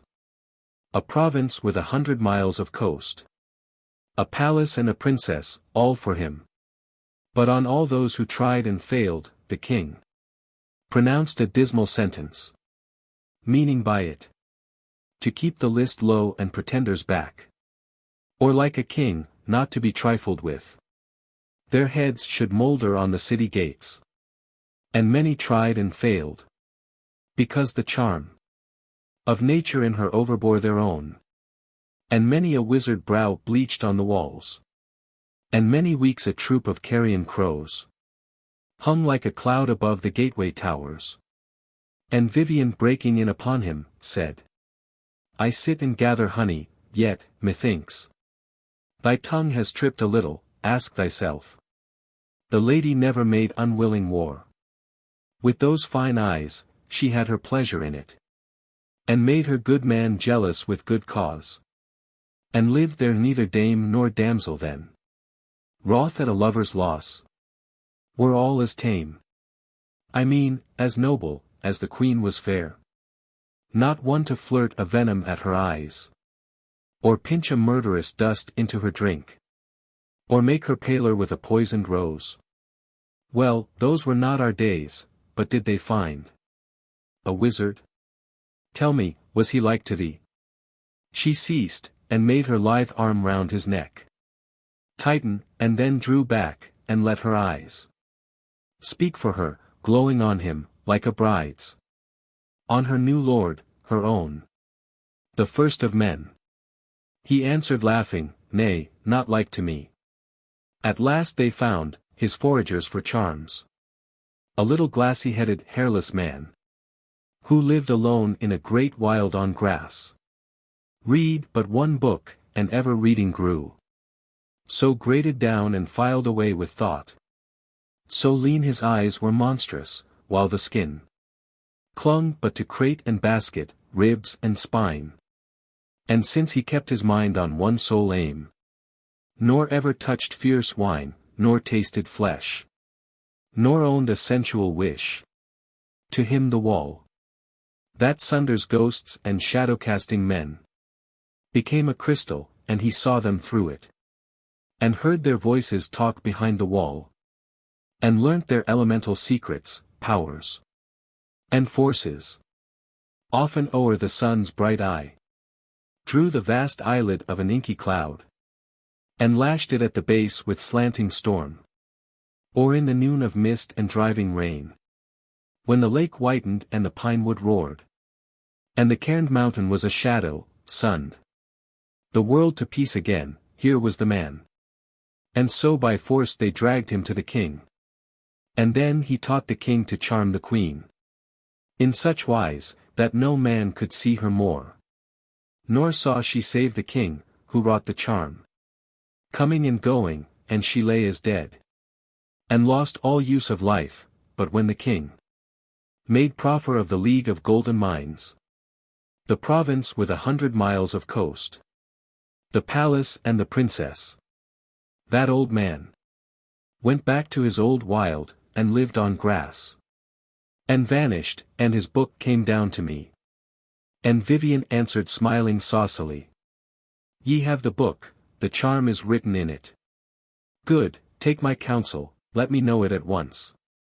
For keep it like a puzzle chest in chest. With each chest locked and padlocked 30-fold. And whelm all this beneath as vast a mound. As after furious battle turfs the slain. On some wild down above the windy deep. I yet should strike upon a sudden means. To dig, pick, open, find and read the charm. Then, if I tried it, who should blame me then? And smiling as a master smiles at one. That is not of his school, nor any school. But that where blind and naked ignorance delivers brawling judgments, unashamed. On all things all day long, he answered her. Thou read the book, my pretty Vivien. Oh aye, it is but 20 pages long. But every page having an ample marge. And every marge enclosing in the midst a square of text that looks a little blot. The text no larger than the limbs of fleas. And every square of text an awful charm. Writ in a language that has long gone by. So long, that mountains have arisen since. With cities on their flanks, thou read the book. And ever margin scribbled, crossed, and crammed. With comment, densest condensation, hard. To mind and eye, but the long sleepless nights of my long life have made it easy to me. And none can read the text, not even I. And none can read the comment but myself. And in the comment did I find the charm. Oh, the results are simple. A mere child might use it to the harm of anyone. And never could undo it, ask no more. For though you should not prove it upon me, but keep that oath ye swear, ye might, perchance, essay it on someone of the Table Round. And all because ye dream they babble of you. And Vivien, frowning in true anger, said, What dare the full-fed liars say of me? They ride abroad redressing human wrongs. They sit with knife in meat and wine in horn. They bound to holy vows of chastity. Were I not woman, I could tell a tale. But you are man, you well can understand the shame that cannot be explained for shame. Not one of all the drove should touch me, swine. Then answered Merlin careless of her words. You breathe but accusation vast and vague. Spleen-born, I think, and proofless. If ye know, set up the charge ye know, to stand or fall. And Vivien answered frowning wrathfully. Oh aye, what say ye to Sir Valence, him whose kinsman left him watcher o'er his wife? And 2 fair babes, and went to distant lands. Was 1 year gone, and on returning found. Not 2 but 3. There lay the reckling, 1. But 1 hour old. What said the happy sire? A 7 months babe had been a truer gift. Those 12 sweet moons confused his fatherhood. Then answered Merlin, Nay, I know the tale. Sir Valence wedded with an outland dame. Some cause had kept him sundered from his wife. 1 child they had, it lived with her, she died. His kinsman travelling on his own affair was charged by Valence to bring home the child. He brought, not found it therefore, take the truth. Oh I, said Vivien, overtrue a tale. What say ye then to sweet Sir Sagramore? That ardent man? To pluck the flower in season. So says the song, I trow it is no treason. O master, shall we call him over quick? To crop his own sweet rose before the hour? And Merlin answered, over quick art thou. To catch a loathly plume fallen from the wing of that foul bird of rapine whose whole prey is man's good name, he never wronged his bride. I know the tale. An angry gust of wind puffed out his torch among the myriad roomed and many corridored complexities of Arthur's palace, then he found a door. And darkling felt the sculptured ornament. That wreathen round it made it seem his own. And wearied out made for the couch and slept. A stainless man beside a stainless maid. And either slept, nor knew of other there. Till the high dawn piercing the royal rose. In Arthur's casement glimmered chastely down. Blushing upon them blushing. And at once he rose without a word and parted from her. But when the thing was blazed about the court, the brute world howling forced them into bonds. And as it chanced they are happy, being pure. Oh I, said Vivien, that were likely to. What say ye then to fair Sir Percivale? And of the horrid foulness that he wrought? The saintly youth, the spotless Lamb of Christ? Or some black wether of Saint Satan's fold? What, in the precincts of the chapel yard? Among the nightly brasses of the graves? And by the cold hic jacets of the dead? And Merlin answered careless of her charge. A sober man is Percivale and pure. But once in life was flustered with new wine. Then paced for coolness in the chapel yard. Where one of Satan's shepherdesses caught. And meant to stamp him with her master's mark. And that he sinned is not believable. For, look upon his face. But if he sinned, the sin that practice burns into the blood. And not the one dark hour which brings remorse. Will brand us, after, of whose fold we be. Or else were he the holy king, whose hymns are chanted in the minster, worse than all. But is your spleen frothed out, or have ye more? And Vivien answered frowning yet in wrath. Oh I, what say ye to Sir Lancelot, friend? Traitor or true? That commerce with the queen, I ask you, is it clamoured by the child? Or whispered in the corner? D'ye know it? To which he answered sadly, Yea, I know it. Sir Lancelot went ambassador, at first, to fetch her, and she watched him from her walls.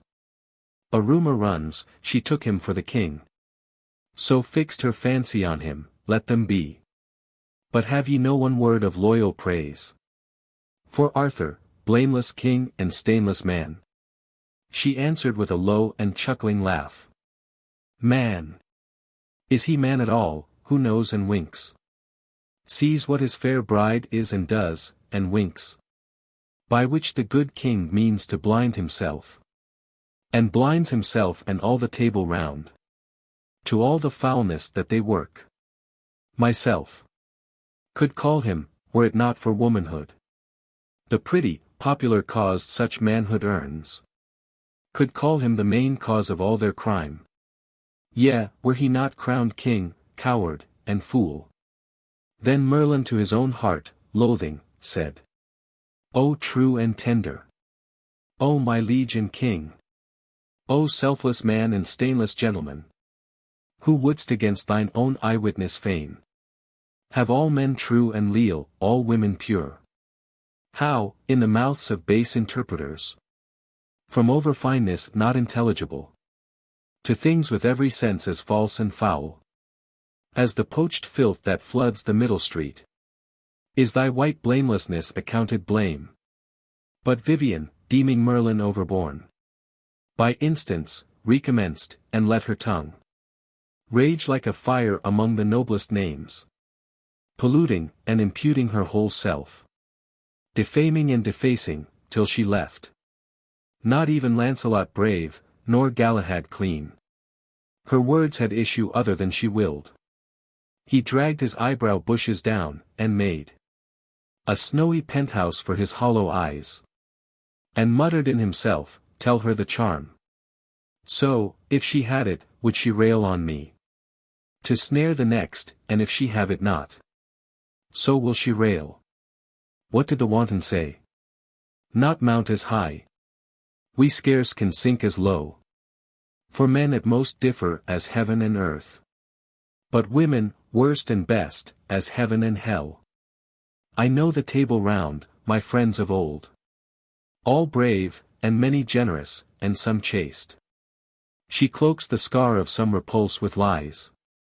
I well believe she tempted them and failed.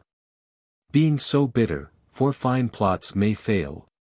Though harlots paint their talk as well as face, with colors of the heart that are not theirs. I will not let her know, 9/10 of times. Face flatterer and backbiter are the same. And they, sweet soul, that most impute a crime, are pronest to it, and impute themselves, wanting the mental range, or low desire. Not to feel lowest makes them level all. Yea, they would pare the mountain to the plain, to leave an equal baseness.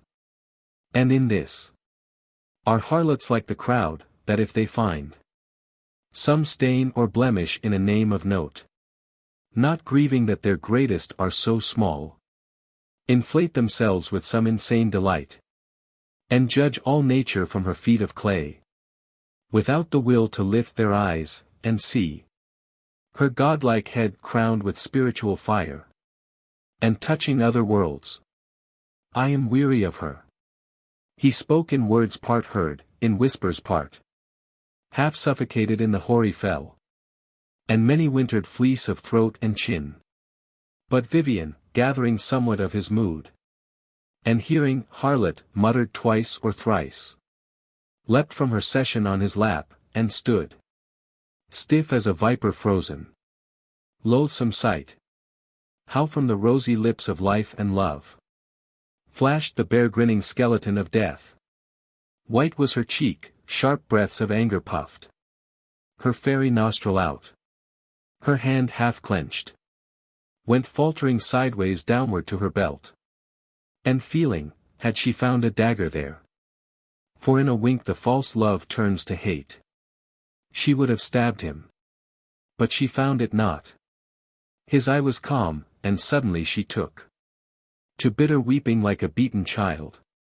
A long, long weeping, not consolable. Then her false voice made way, broken with sobs. Oh, crueler than was ever told in tale, or sung in song. Oh, vainly lavished love. Oh, cruel, there was nothing wild or strange, or seeming shameful, for what shame in love? So love be true, and not as yours is, nothing. Poor Vivien had not done to win his trust. Who called her what he called her, all her crime? All, the wish to prove him wholly hers.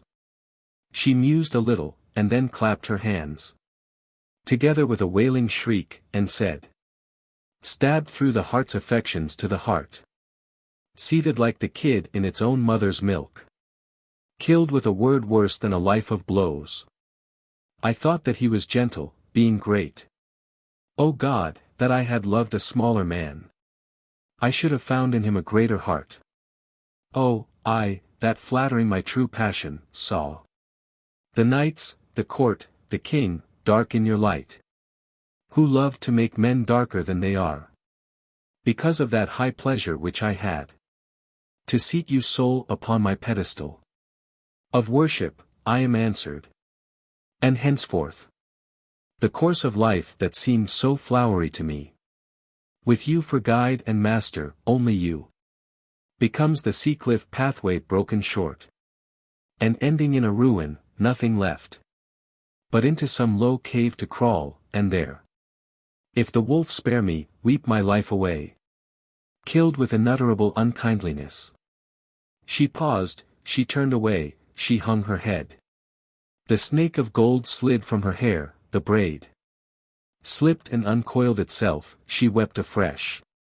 And the dark wood grew darker toward the storm. In silence, while his anger slowly died within him, till he let his wisdom go, for ease of heart, and half believed her true, called her to shelter in the hollow oak, come from the storm, and having no reply, gazed at the heaving shoulder, and the face, hand hidden, as for utmost grief or shame. Then thrice essayed, by tenderest touching terms, to sleek her ruffled peace of mind, in vain. At last she let herself be conquered by him. And as the cageling newly flown returns, the seeming injured simple-hearted thing came to her old perch back, and settled there. There while she sat, half falling from his knees. Half nestled at his heart, and since he saw the slow tear creep from her closed eyelid yet about her, more in kindness than in love, the gentle wizard cast a shielding arm. But she dislinked herself at once and rose, her arms upon her breast across, and stood, a virtuous gentlewoman deeply wronged, upright and flushed before him. Then she said, "There must now be no passages of love betwixt us twain henceforward evermore. Since, if I be what I am grossly called, what should be granted which your own gross heart would reckon worth the taking? I will go. In truth, but one thing now, better have died thrice than have asked it once, could make me stay. That proof of trust, so often asked in vain. How justly, after that vile term of yours, I find with grief, I might believe you then. Who knows? Once more. Lo!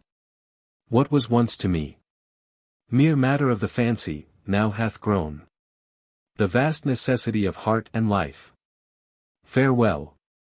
Think gently of me, for I fear my fate or folly, passing gayer youth. For one so old, must be to love thee still. But ere I leave thee let me swear once more, that if I schemed against thy peace in this, may yon just heaven, that darkens o'er me, send one flash, that, missing all things else, may make my scheming brain a cinder, if I lie. Scarce had she ceased, when out of heaven a bolt, for now the storm was close above them, struck, furrowing a giant oak, and javelining with darted spikes and splinters of the wood the dark earth round. He raised his eyes and saw the tree that shone white-listed through the gloom.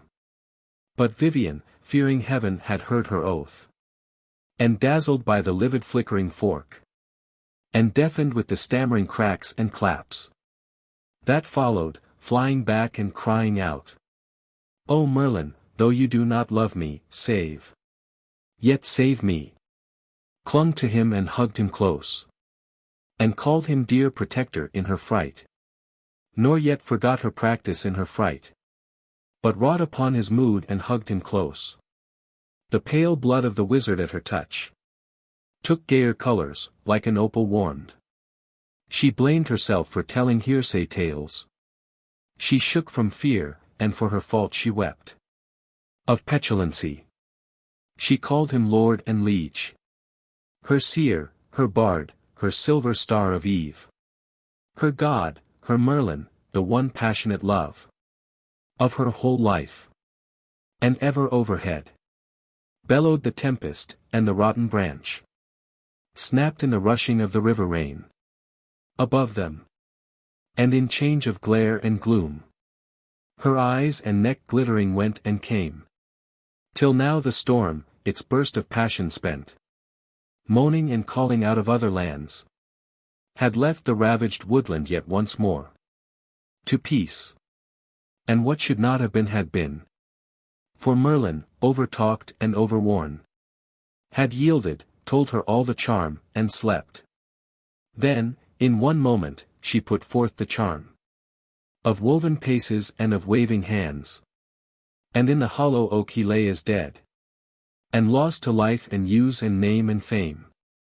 Then crying, I have made his glory mine, and shrieking out, O fool, the harlot leapt adown the forest, and the thicket closed behind her, and the forest echoed, fool. Lancelot and Elaine. Elaine the fair, Elaine the lovable. Elaine, the lily maid of Astolat. High in her chamber up a tower to the east, guarded the sacred shield of Lancelot, which first she placed where the morning's earliest ray might strike it, and awake her with the gleam. Then fearing rust or soilure fashioned for it a case of silk, and braided thereupon all the devices blazoned on the shield, in their own tinct, and added, of her wit, a border fantasy of branch and flower, and yellow-throated nestling in the nest. Nor rested thus content, but day by day, leaving her household and good father, climbed that eastern tower, and entering barred her door. Stripped off the case, and read the naked shield. Now guessed a hidden meaning in his arms. Now made a pretty history to herself. Of every dint a sword had beaten in it, and every scratch a lance had made upon it. Conjecturing when and where, this cut is fresh. That 10 years back, this dealt him at Carlisle. That at Caerleon, this at Camelot. And ah, God's mercy, what a stroke was there! And here a thrust that might have killed, but God broke the strong lance, and rolled his enemy down, and saved him. So she lived in fantasy. How came the lily made by that good shield? Of Lancelot, she that knew not even his name. He left it with her, when he rode to tilt for the great diamond in the diamond justs, which Arthur had ordained, and by that name had named them, since a diamond was the prize. For Arthur, long before they crowned him king, roving the trackless realms of Lyonesse, had found a glen, grey boulder and black tarn. A horror lived about the tarn, and clave, like its own mists to all the mountainside. For here 2 brothers, one a king, had met, and fought together, but their names were lost. And each had slain his brother at a blow. And down they fell and made the glen abhorred. And there they lay till all their bones were bleached, and likened into colour with the crags. And he, that once was king, had on a crown of diamonds, 1 in front, and 4 aside.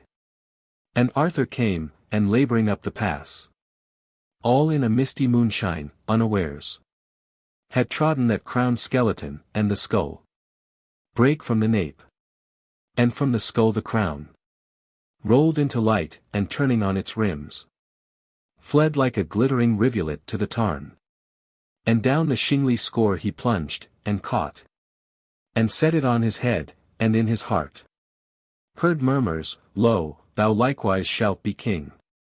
Thereafter, when a king, he had the gems plucked from the crown, and showed them to his knights, saying, These jewels, whereupon I chanced divinely, are the kingdoms, not the king's. For public use, henceforward let there be, once every year, a joust for one of these. For so by 9 years' proof we needs must learn which is our mightiest, and ourselves shall grow in use of arms and manhood, till we drive the heathen, who, some say, shall rule the land hereafter, which God hinder. Thus he spoke. And 8 years passed, 8 justs had been, and still had Lancelot won the diamond of the year, with purpose to present them to the queen, when all were won, but meaning all at once to snare her royal fancy with a boon worth half her realm, had never spoken word. Now for the central diamond and the last and largest, Arthur, holding then his court hard on the river nigh the place which now is this world's hugest. Let proclaim a joust at Camelot, and when the time drew nigh, spake, for she had been sick, to Guinevere. Are you so sick, my queen, you cannot move to these fair justs? Yea, Lord, she said, ye know it. Then will ye miss, he answered, the great deeds of Lancelot, and his prowess in the lists. A sight ye love to look on. And the queen lifted her eyes, and they dwelt languidly on Lancelot, where he stood beside the king, he thinking that he read her meaning there. Stay with me, I am sick. My love is more than many diamonds, yielded, and a heart love loyal to the least wish of the queen, however much he yearned to make complete the tale of diamonds for his destined boon, urged him to speak against the truth, and say, Sir King, mine ancient wound is hardly whole, and lets me from the saddle. And the king glanced first at him, then her, and went his way. No sooner gone than suddenly she began. To blame, my lord Sir Lancelot, much to blame. Why go ye not to these fair justs? The knights are half of them our enemies, and the crowd will murmur, lo the shameless ones, who take their pastime now the trustful king is gone. Then Lancelot vexed at having lied in vain. Are ye so wise? Ye were not once so wise.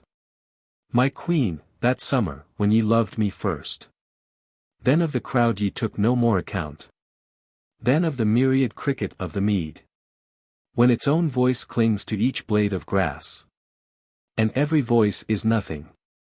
As to knights, them surely can I silence with all ease. But now my loyal worship is allowed. Of all men, many a bard, without offence, has linked our names together in his lay. Lancelot, the flower of bravery, Guinevere, the pearl of beauty, and our knights at feast, have pledged us in this union, while the king would listen smiling. How then? Is there more? Has Arthur spoken aught? Or would yourself, now weary of my service and devoir, henceforth be truer to your faultless lord? She broke into a little scornful laugh. Arthur, my lord, Arthur, the faultless king. That passionate perfection, my good lord. But who can gaze upon the sun in heaven? He never spake word of reproach to me. He never had a glimpse of mine untruth. He cares not for me, only here today. There gleamed a vague suspicion in his eyes. Some meddling rogue has tampered with him, else. Wrapped in this fancy of his table round. And swearing men to vows impossible. To make them like himself, but, friend, to me. He is all fault who hath no fault at all. For who loves me must have a touch of earth. The low sun makes the color, I am yours. Not Arthur's, as ye know, save by the bond. And therefore hear my words, go to the justs. The tiny trumpeting gnat can break our dream. When sweetest, and the vermin voices hear, may buzz so loud, we scorn them, but they sting. Then answered Lancelot, the chief of knights. And with what face, after my pretext made, shall I appear, O queen, at Camelot, before a king who honors his own word, as if it were his god's? Yea, said the queen. A moral child without the craft to rule. Else had he not lost me, but listen to me. If I must find you wit, we hear it said, that men go down before your spear at a touch. But knowing you are Lancelot, your great name, this conquers, hide it therefore, go unknown. Win. By this kiss you will, and our true king will then allow your pretext, O my knight. As all for glory. For to speak him true, ye know right well, how meek soe'er he seem. No keener hunter after glory breathes. He loves it in his knights more than himself. They prove to him his work, win and return. Then got Sir Lancelot suddenly to horse. Wroth at himself. Not willing to be known. He left the barren beaten thoroughfare.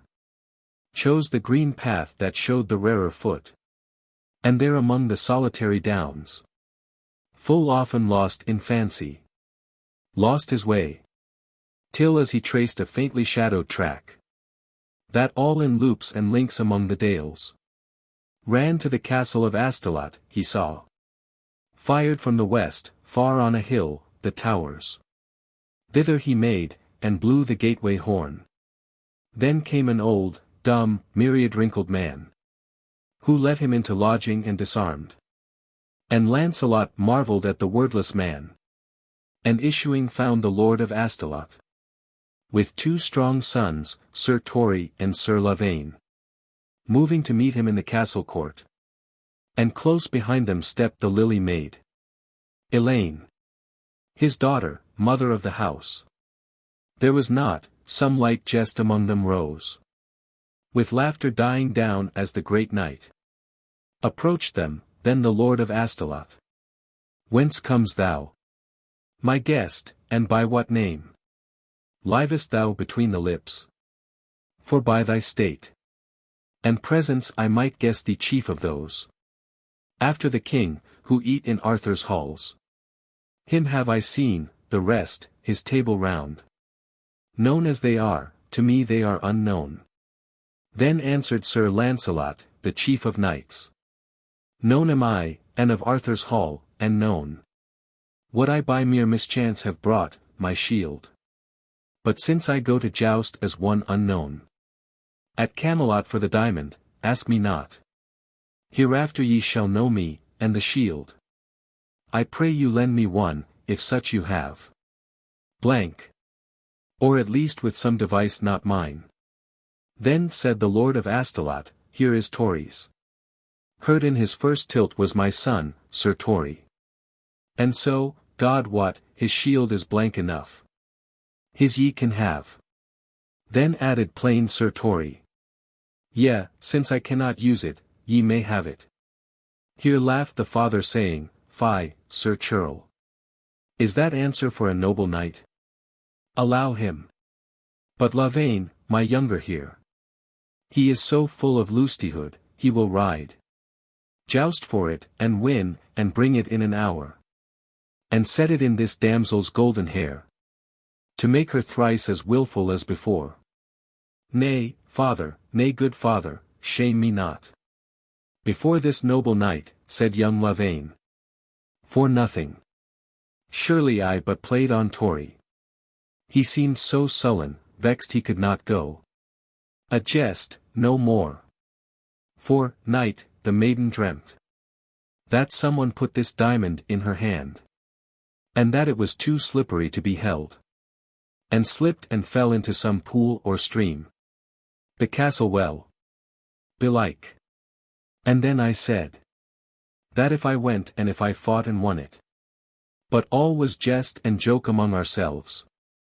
Then must she keep it safelier. All was jest. But, father, give me leave, and if he will. To ride to Camelot with this noble knight. Win shall I not, but do my best to win. Young as I am, yet would I do my best. So will ye grace me, answered Lancelot. Smiling a moment, with your fellowship. O'er these waste downs whereon I lost myself. Then were I glad of you as guide and friend. And you shall win this diamond, as I hear. It is a fair large diamond, if ye may. And yield it to this maiden, if ye will. A fair large diamond, added plain Sir Torry. Such be for queens, and not for simple maids. Then she, who held her eyes upon the ground. Elaine, and heard her name so tossed about. Flushed slightly at the slight disparagement. Before the stranger knight, who, looking at her. Full courtly, yet not falsely, thus returned. If what is fair be but for what is fair. And only queens are to be counted so. Rash were my judgment then. Who deemed this maid might wear as fair a jewel as is on earth. Not violating the bond of like to like. He spoke and ceased, the lily maid Elaine. Won by the mellow voice before she looked. Lifted her eyes, and read his lineaments. The great and guilty love he bare the queen. In battle with the love he bare his lord. Had marred his face, and marked it ere his time. Another sinning on such heights with one. The flower of all the West and all the world. Had been the sleeker for it, but in him. His mood was often like a fiend. And rose. And drove him into wastes and solitudes. For agony, who was yet a living soul. Marred as he was, he seemed the goodliest man. That ever among ladies ate in hall. And noblest, when she lifted up her eyes. However marred, of more than twice her years. Seemed with an ancient sword cut on the cheek. And bruised and bronzed, she lifted up her eyes. And loved him. With that love which was her doom. Then the great knight, the darling of the court. Loved of the loveliest, into that rude hall. Stepped with all grace, and not with half disdain. Hid under grace, as in a smaller time.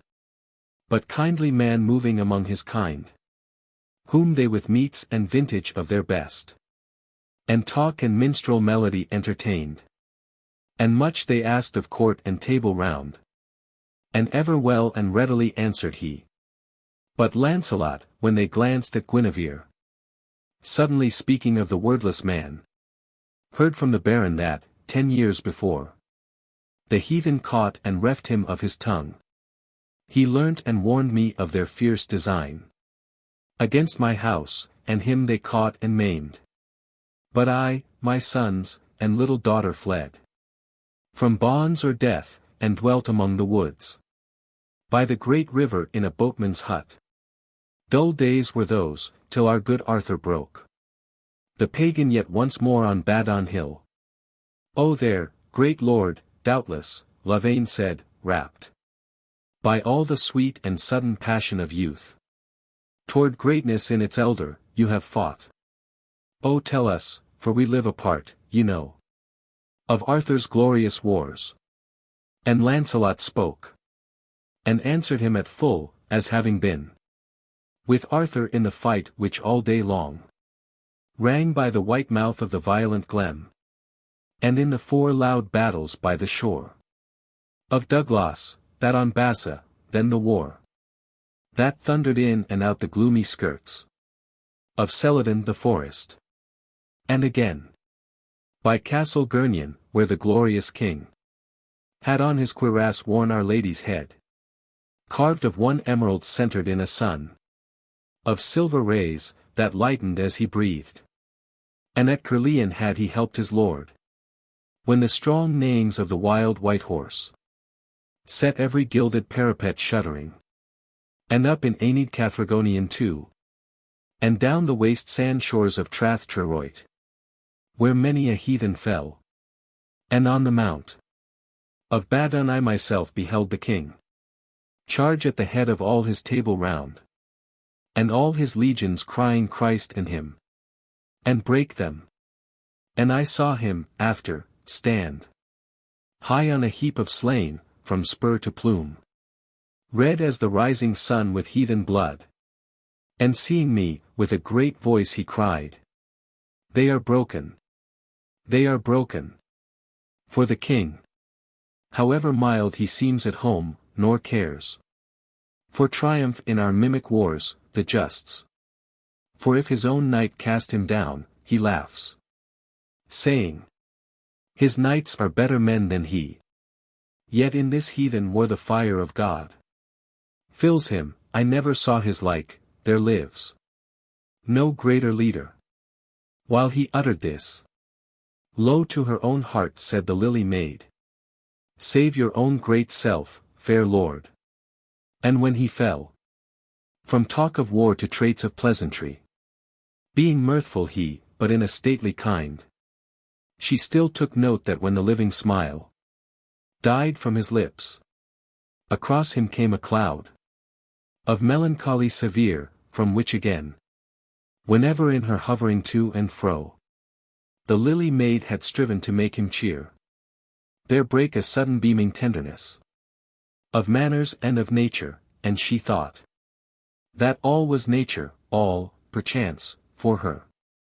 And all night long his face before her lived, as when a painter, poring on a face, divinely through all hindrance finds the man behind it, and so paints him that his face, the shape and color of a mind and life, lives for his children, ever at its best and fullest. So the face before her lived, dark splendid, speaking in the silence, full of noble things, and held her from her sleep, till wraith she rose, half cheated in the thought she needs must bid farewell to sweet Lavaine.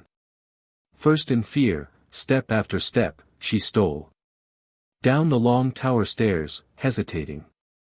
Anon, she heard Sir Lancelot cry in the court, This shield, my friend, where is it?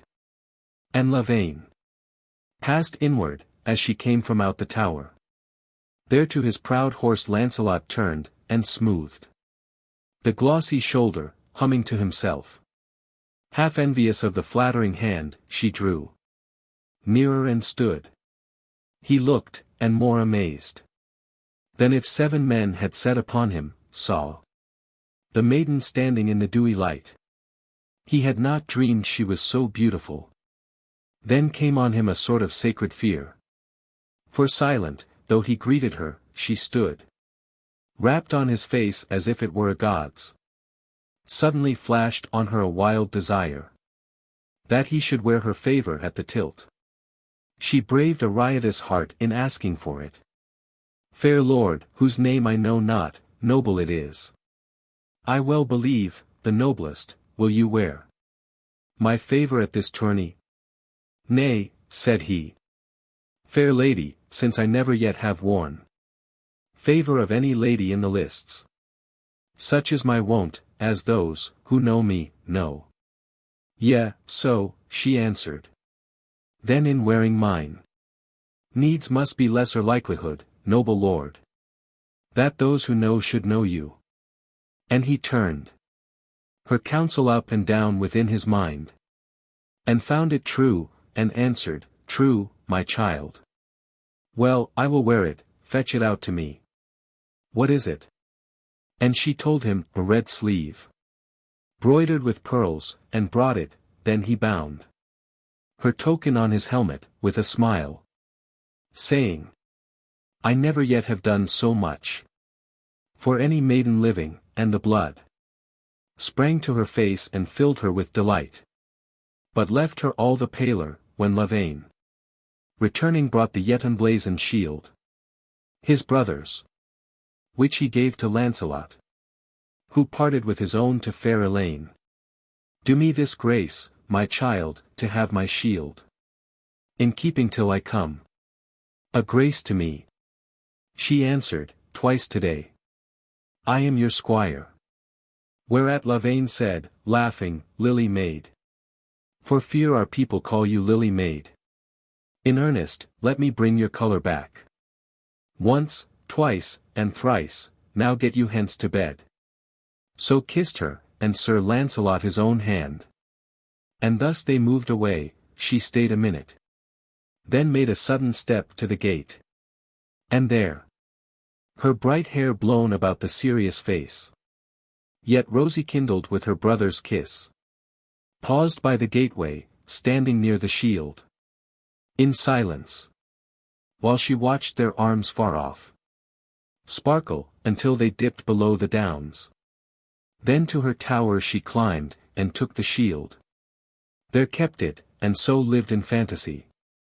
Meanwhile the new companions passed away, far o'er the long backs of the bushless downs, to where Sir Lancelot knew there lived a knight, not far from Camelot, now for 40 years, a hermit, who had prayed, laboured and prayed, and ever labouring had scooped himself in the white rock a chapel and a hall, on massive columns, like a shorecliff cave, and cells and chambers, all were fair and dry. The green light from the meadows underneath struck up and lived along the milky roofs, and in the meadows tremulous aspen trees and poplars made a noise of falling showers, and thither wending there that night they bode. But when the next day broke from underground, and shot red fire and shadows through the cave, they rose, heard mass, broke fast, and rode away. Then Lancelot saying, Here. But hold my name hidden, you ride with Lancelot of the Lake. Abashed young Lavaine, whose instant reverence, dearer to true young hearts than their own praise, but left him leave to stammer, Is it indeed? And after muttering, the great Lancelot, at last he got his breath and answered, One have I seen, that other, our liege lord, the dread Pendragon, Britain's king of kings, of whom the people talk mysteriously. He will be there, then were I stricken blind. That minute, I might say that I had seen. So spake Lavaine, and when they reached the lists, by Camelot in the meadow, let his eyes run through the peopled gallery which half round lay like a rainbow fallen upon the grass. Until they found the clear-faced king, who sat robed in red samite, easily to be known, since to his crown the golden dragon clung, and down his robe the dragon writhed in gold, and from the carven work behind him crept two dragons gilded, sloping down to make arms for his chair, while all the rest of them, through knots and loops and folds innumerable, fled ever through the woodwork, till they found the new design wherein they lost themselves. Yet with all ease, so tender was the work. And, in the costly canopy o'er him set, blazed the last diamond of the nameless king. Then Lancelot answered young Lavaine and said, "Me you call great, mine is the firmer seat. The truer lance, but there is many a youth now crescent, who will come to all I am, and overcome it. And in me there dwells no greatness, save it be some far-off touch of greatness to know well I am not great. There is the man." And Lavaine gaped upon him, as on a thing miraculous, and anon the trumpets blew.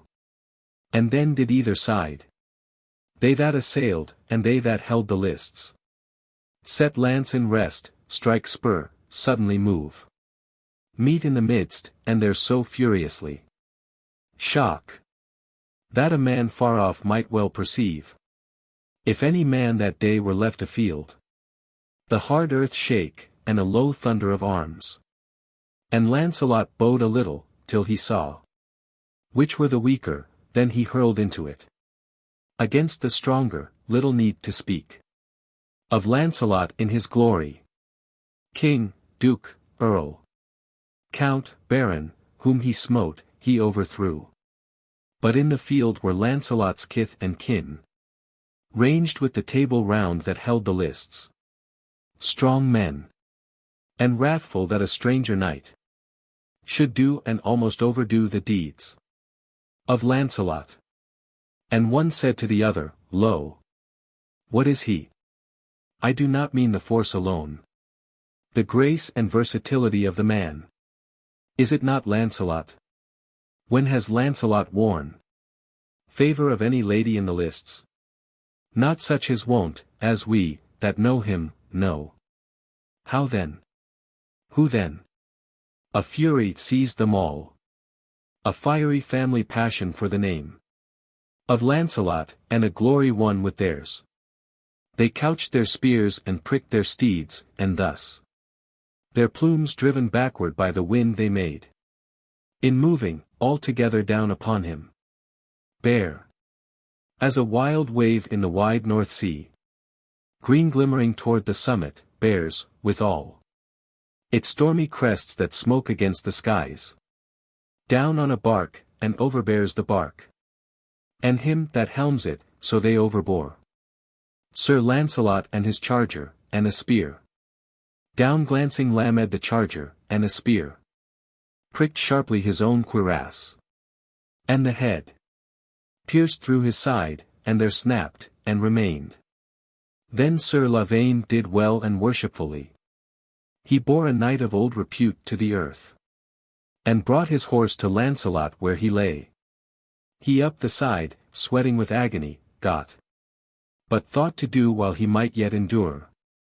And being lustily holpen by the rest, his party, though it seemed half miracle, to those he fought with, drave his kith and kin, and all the table round that held the lists, back to the barrier.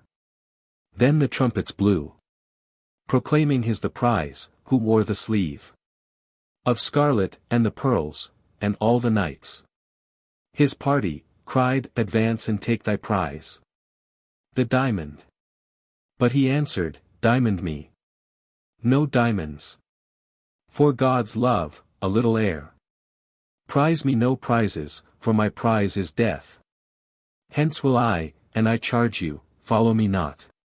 He spoke, and vanished suddenly from the field, with young Lavaine into the poplar grove. There from his charger down he slid, and sat, gasping to Sir Lavaine, "Draw the lance head. "Ah, my sweet lord Sir Lancelot," said Lavaine. "I dread me, if I draw it, you will die."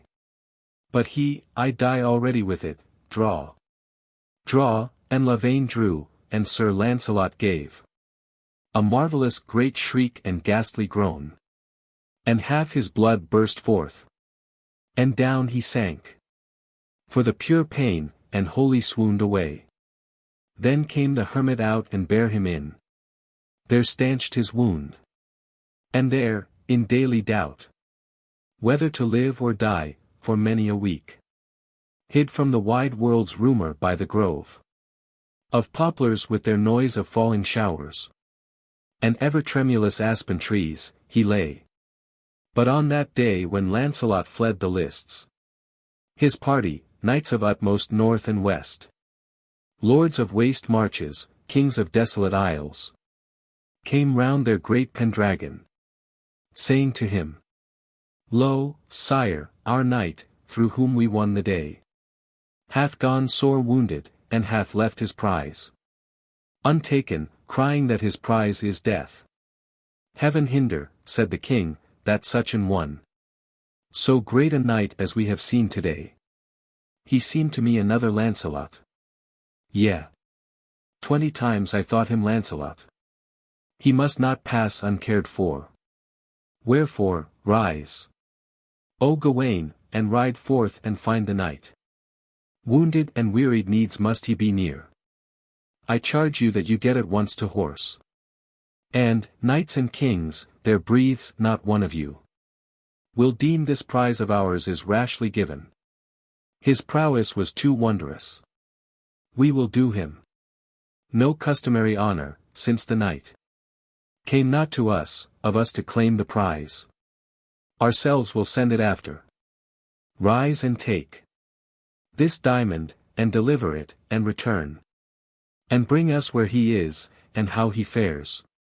And cease not from your quest until ye find." So saying, from the carven flower above, to which it made a restless heart, he took and gave the diamond, then from where he sat at Arthur's right, with smiling face arose. With smiling face and frowning heart, a prince. In the mid-might and flourish of his May. Gawain, surnamed the Courteous, fair and strong. And after Lancelot, Tristram. And Geraint. And Gareth, a good knight, but therewithal Sir Modred's brother, and the child of Lot. Nor often loyal to his word. And now, wroth that the king's command to sally forth, in quest of whom he knew not, made him leave the banquet and concourse of knights and kings. So all in wrath he got to horse and went. While Arthur to the banquet, dark in mood, passed, thinking, is it Lancelot who hath come? Despite the wound he spake of, all for gain of glory, and hath added wound to wound, and ridden away to die. So feared the king. And, after 2 days' tarriance there, returned. Then when he saw the queen, embracing asked, "Love, are you yet so sick?" "Nay, lord," she said. "And where is Lancelot?" Then the queen amazed. "Was he not with you? Won he not your prize?" "Nay, but one like him." "Why that like was he?" And when the king demanded how she knew, said, "Lord, no sooner had ye parted from us, then Lancelot told me of a common talk, that men went down before his spear at a touch. But knowing he was Lancelot, his great name, conquered. And therefore would he hide his name from all men, even the king, and to this end had made a pretext of a hindering wound, that he might joust unknown of all, and learn if his old prowess were in aught decayed. And added, our true Arthur, when he learns, will well allow me pretext, as for gain of purer glory. Then replied the king, far lovelier in our Lancelot had it been, in lieu of idly dallying with the truth, to have trusted me as he hath trusted thee. Surely his king and most familiar friend might well have kept his secret. True, indeed. Albeit I know my knights fantastical. So fine a fear in our large Lancelot must needs have moved my laughter, now remains but little cause for laughter, his own kin. Ill news, my queen, for all who love him, this. His kith and kin, not knowing, set upon him. So that he went sore wounded from the field. Yet good news too, for goodly hopes are mine. That Lancelot is no more a lonely heart. He wore, against his wont, upon his helm a sleeve of scarlet, broidered with great pearls. Some gentle maiden's gift. Yea, Lord, she said. Thy hopes are mine, and saying that, she choked. And sharply turned about to hide her face. Passed to her chamber. And there flung herself down on the great king's couch, and writhed upon it. And clenched her fingers till they bit the palm. And shrieked out, traitor, to the unhearing wall. Then flashed into wild tears, and rose again. And moved about her palace, proud and pale.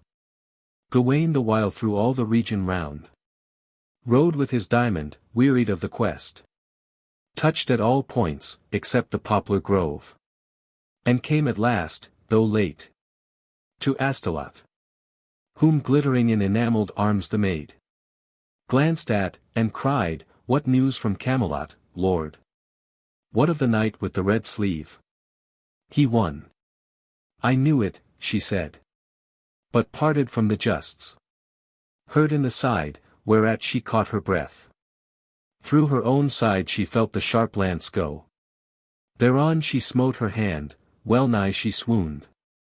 And, while he gazed wonderingly at her, came the Lord of Astolat out, to whom the prince reported who he was. And on what quest sent, that he bore the prize and could not find the victor, but had ridden a random round to seek him, and had wearied of the search. To whom the Lord of Astolat, bide with us, and ride no more at random, noble prince. Here was the knight, and here he left a shield. This will he send or come for, furthermore. Our son is with him, we shall hear anon. Needs must hear. To this the courteous prince accorded with his wonted courtesy. Courtesy with a touch of traitor in it. And stayed. And cast his eyes on fair Elaine. Where could be found face daintier than her shape? From forehead down to foot, perfect, again. From foot to forehead exquisitely turned. Well, if I bide, lo, this wild flower for me. And oft they met among the garden yews. And there he set himself to play upon her. With sallying wit, free flashes from a height. Above her, graces of the court, and songs. Sighs. And slow smiles, and golden eloquence.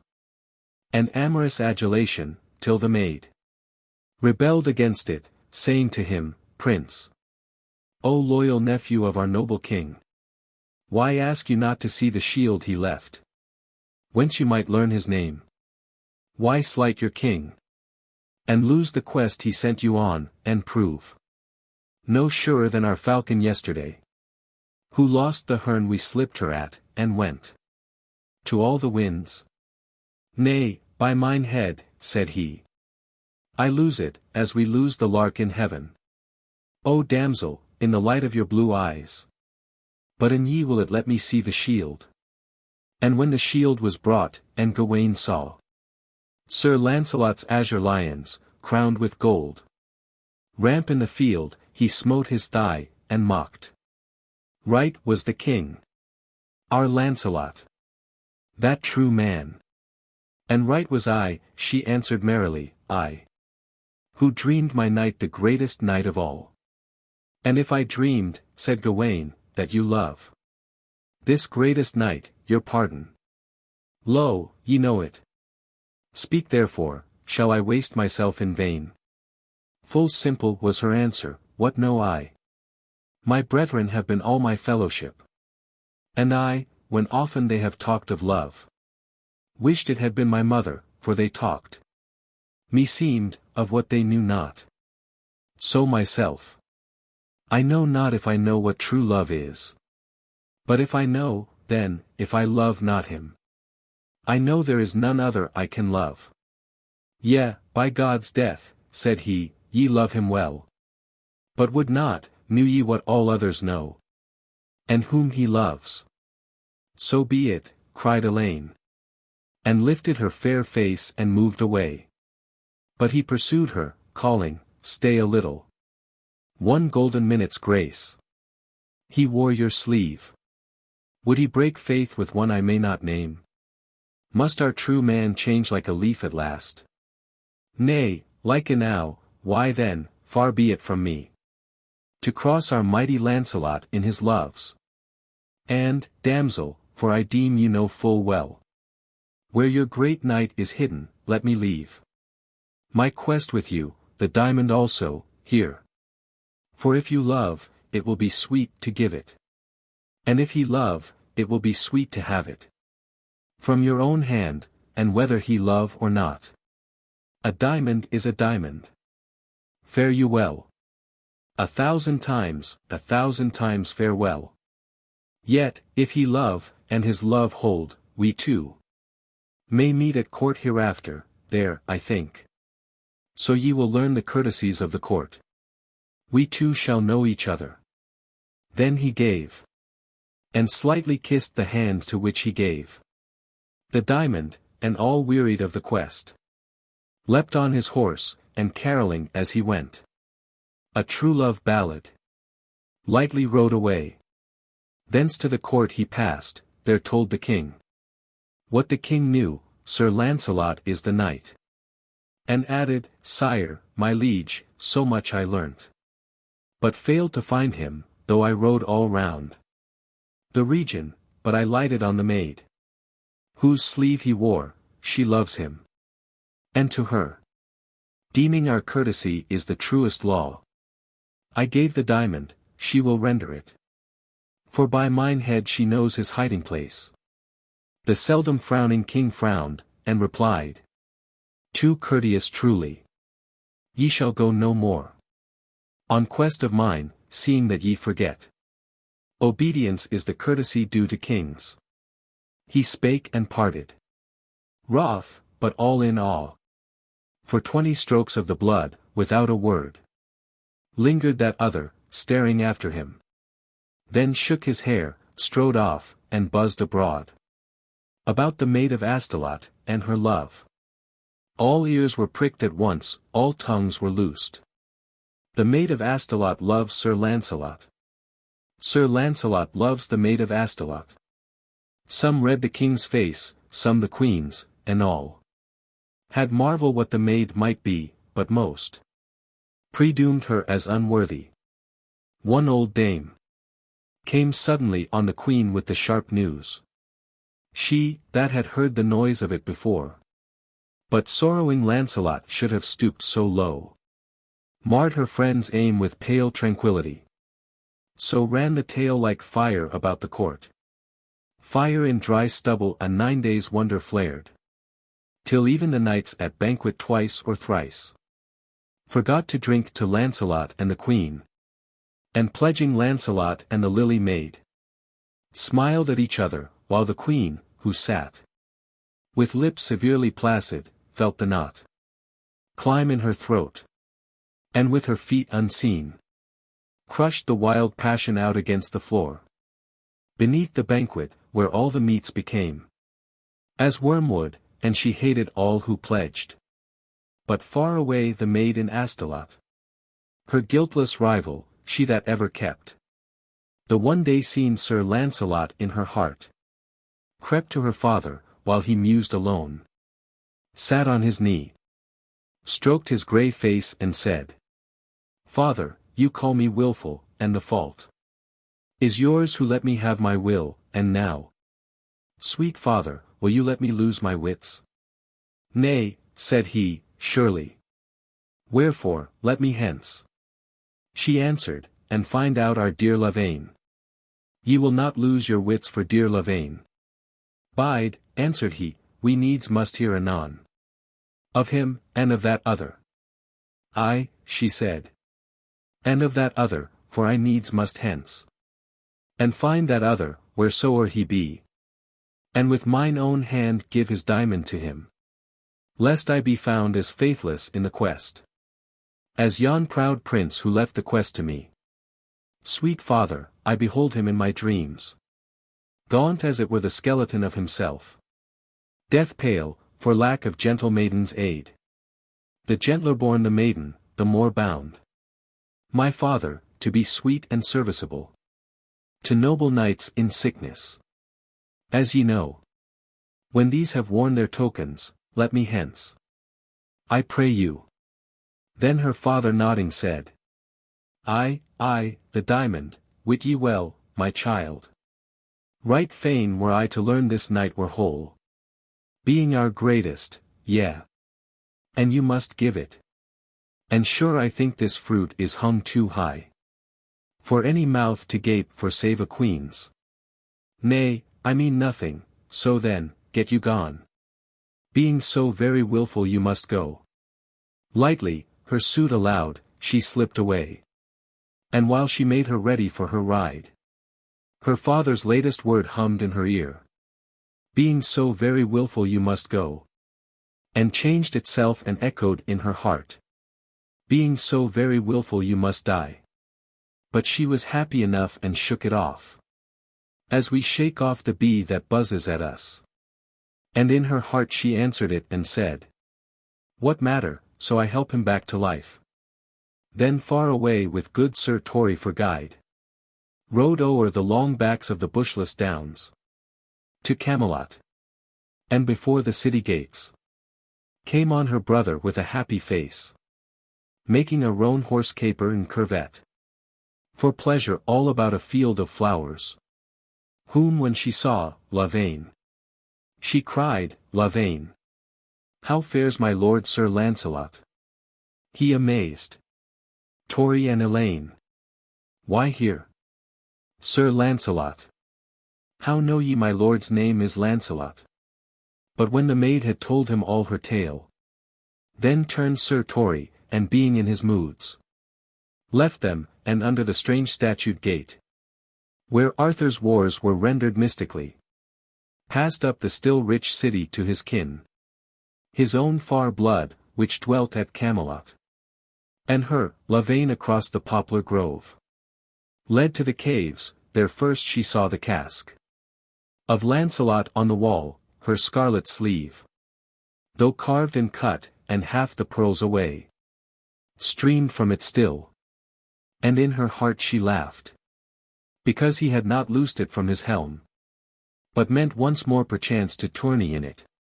And when they gained the cell wherein he slept. His battle-writhen arms and mighty hands. Lay naked on the wolfskin, and a dream. Of dragging down his enemy made them move. Then she that saw him lying unsleek, unshorn. Gaunt as it were the skeleton of himself. Uttered a little tender dolorous cry. The sound not wanted in a place so still. Woke the sick knight, and while he rolled his eyes. Yet blank from sleep, she started to him, saying. Your prize the diamond sent you by the king. His eyes glistened, she fancied, is it for me?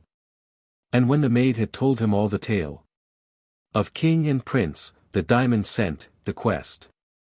Assigned to her not worthy of it, she knelt. Full lowly by the corners of his bed. And laid the diamond in his open hand. Her face was near, and as we kissed the child. That does the task assigned, he kissed her face. At once she slipped like water to the floor. Alas, he said, your ride hath wearied you. Rest must you have. No rest for me, she said. Nay, for near you, fair lord, I am at rest.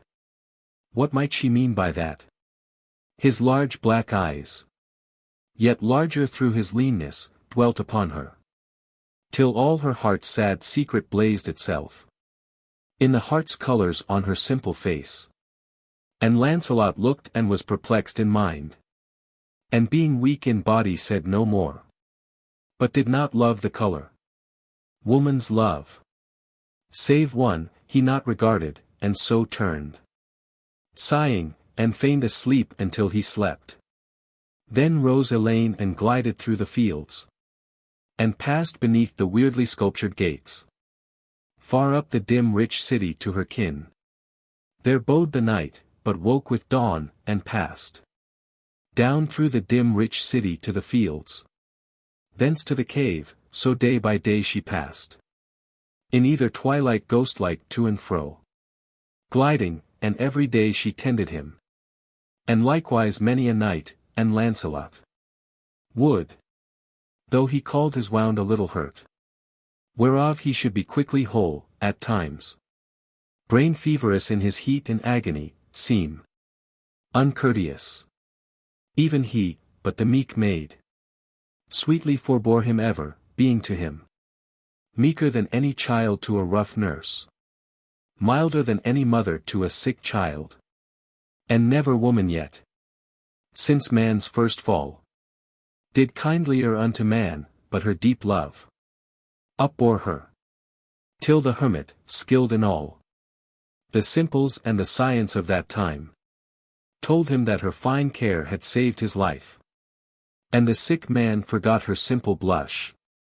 Would call her friend and sister, sweet Elaine. Would listen for her coming and regret her parting step, and held her tenderly. And loved her with all love except the love of man and woman when they love their best, closest and sweetest, and had died the death in any knightly fashion for her sake. And peradventure had he seen her first, she might have made this and that other world another world for the sick man. But now the shackles of an old love straitened him. His honor rooted in dishonor stood.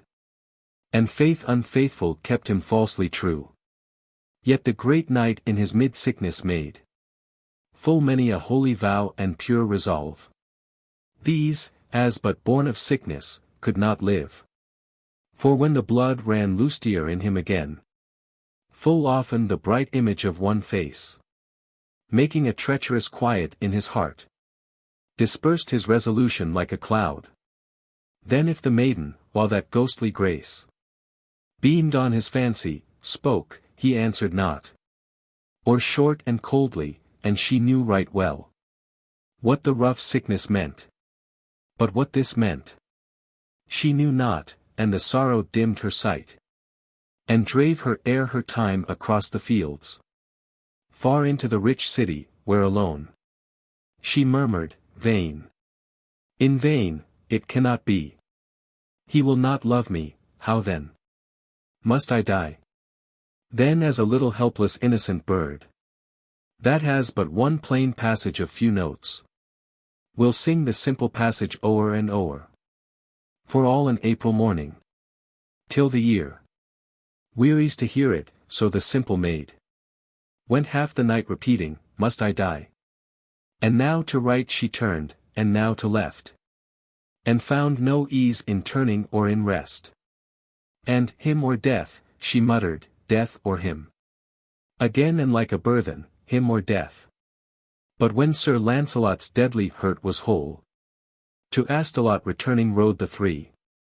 There morn by morn, arraying her sweet self in that wherein she deemed she looked her best. She came before Sir Lancelot, for she thought, if I be loved, these are my festal robes. If not, the victim's flowers before he fall. And Lancelot ever pressed upon the maid, that she should ask some goodly gift of him, for her own self or hers, and do not shun to speak the wish most near to your true heart. Such service have ye done me, that I make my will of yours, and prince and lord am I in mine own land, and what I will I can. Then like a ghost she lifted up her face, but like a ghost without the power to speak. And Lancelot saw that she withheld her wish, and bode among them yet a little space, till he should learn it. And one morn it chanced, he found her in among the garden yews, and said, delay no longer, speak your wish. Seeing I go today, then out she brake, going? And we shall never see you more. And I must die for want of one bold word. Speak, that I live to hear, he said, is yours. Then suddenly and passionately she spoke. I have gone mad. I love you, let me die. Ah, sister, answered Lancelot, what is this? And innocently extending her white arms. Your love, she said, your love, to be your wife. And Lancelot answered, had I chosen to wed. I had been wedded earlier, sweet Elaine. But now there never will be wife of mine. No, no, she cried, I care not to be wife. But to be with you still, to see your face. To serve you, and to follow you through the world. And Lancelot answered, nay, the world, the world. All ear and eye, with such a stupid heart. To interpret ear and eye, and such a tongue. To blare its own interpretation, nay. Full ill then should I quit your brother's love. And your good father's kindness. And she said. Not to be with you, not to see your face. Alas for me then, my good days are done. Nay, noble maid, he answered, 10 times nay. This is not love, but love's first flash in youth. Most common, yeah, I know it of mine own self. And you yourself will smile at your own self. Hereafter. When you yield your flower of life. To one more fitly yours, not thrice your age. And then will I, for true you are and sweet. Beyond mine old belief in womanhood. More specially should your good knight be poor. Endow you with broad land and territory. Even to the half my realm beyond the seas. So that would make you happy, furthermore. Even to the death, as though ye were my blood. In all your quarrels will I be your knight. This I will do, dear damsel, for your sake. And more than this I cannot. While he spoke. She neither blushed nor shook, but deathly pale. Stood grasping what was nearest, then replied. Of all this will I nothing. And so fell. And thus they bore her swooning to her tower. Then spake, to whom through those black walls of you. Their talk had pierced, her father, I, a flash. I fear me, that will strike my blossom dead. Too courteous are ye, fair Lord Lancelot. I pray you, use some rough discourtesy. To blunt or break her passion. Lancelot said. That were against me, what I can I will. And there that day remained, and toward even. Sent for his shield, full meekly rose the maid. Stripped off the case, and gave the naked shield. Then, when she heard his horse upon the stones. Unclasping flung the casement back, and looked.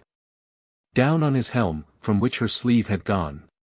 And Lancelot knew the little clinking sound. And she by tact of love was well aware. That Lancelot knew that she was looking at him. And yet he glanced not up, nor waved his hand. Nor bade farewell, but sadly rode away. This was the one discourtesy that he used. So in her tower alone the maiden sat.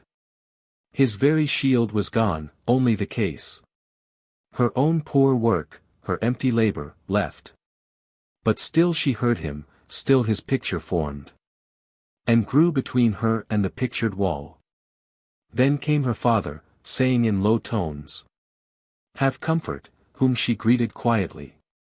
Then came her brethren saying, Peace to thee. Sweet sister, whom she answered with all calm. But when they left her to herself again. Death, like a friend's voice from a distant field. Approaching through the darkness, called. The owls. Wailing had power upon her, and she mixed. Her fancies with the sallow rift glooms. Of evening, and the moanings of the wind. And in those days she made a little song. And called her song, the song of love and death. And sang it, sweetly could she make and sing. Sweet is true love though given in vain, in vain. And sweet is death who puts an end to pain. I know not which is sweeter, no, not I. Love, art thou sweet? Then bitter death must be. Love, thou art bitter, sweet is death to me. O love, if death be sweeter, let me die. Sweet love, that seems not made to fade away. Sweet death, that seems to make us loveless clay. I know not which is sweeter, no, not I. I fain would follow love, if that could be. I needs must follow death, who calls for me. Call and I follow, I follow. Let me die. High with the last lines scaled her voice, and this. All in a fiery dawning wild with wind. That shook her tower, the brothers heard, and thought. With shuddering. Hark the phantom of the house. That ever shrieks before a death, and called. The father, and all three in hurry and fear. Ran to her, and lo!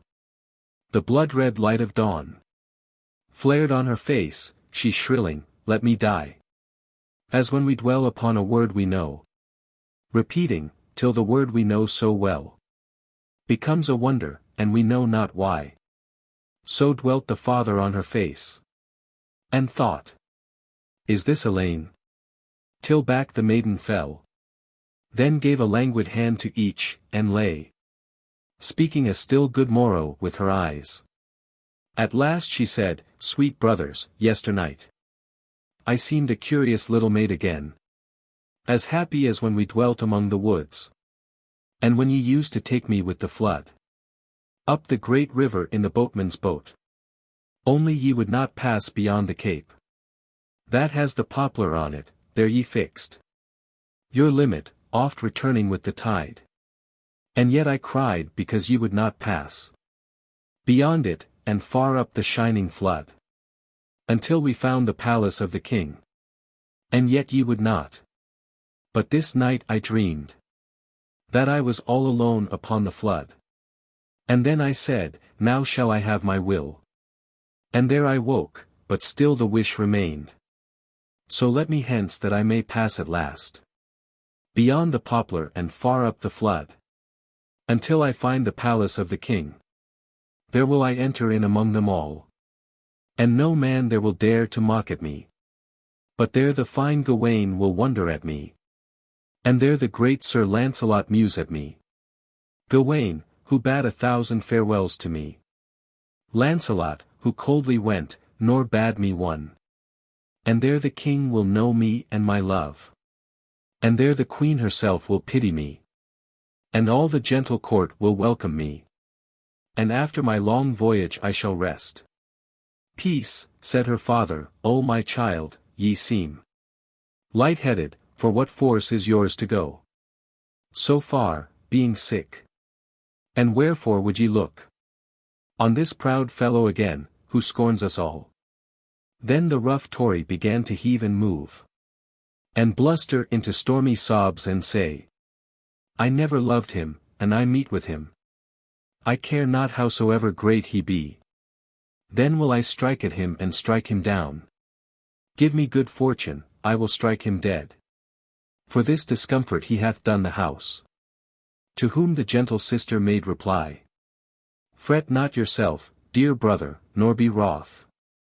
Seeing it is no more Sir Lancelot's fault. Not to love me. Then it is mine to love. Him of all men who seems to me the highest. Highest, the father answered, echoing, highest. He meant to break the passion in her, nay. Daughter, I know not what you call the highest. But this I know, for all the people know it. He loves the queen, and in an open shame. And she returns his love in open shame. If this be high, what is it to be low? Then spake the lily Maid of Astolat. Sweet father, all too faint and sick am I. For anger, these are slanders, never yet. Was noble man but made ignoble talk. He makes no friend who never made a foe. But now it is my glory to have loved. One peerless, without stain, so let me pass. My father, howsoe'er I seem to you. Not all unhappy, having loved God's best. And greatest. Though my love had no return. Yet, seeing you desire your child to live. Thanks, but you work against your own desire. For if I could believe the things you say, I should but die the sooner, wherefore cease. Sweet father, and bid call the ghostly man hither, and let me shrive me clean, and die. So when the ghostly man had come and gone, she with a face, bright as for sin forgiven, besought Lavaine to write as she devised a letter, word for word.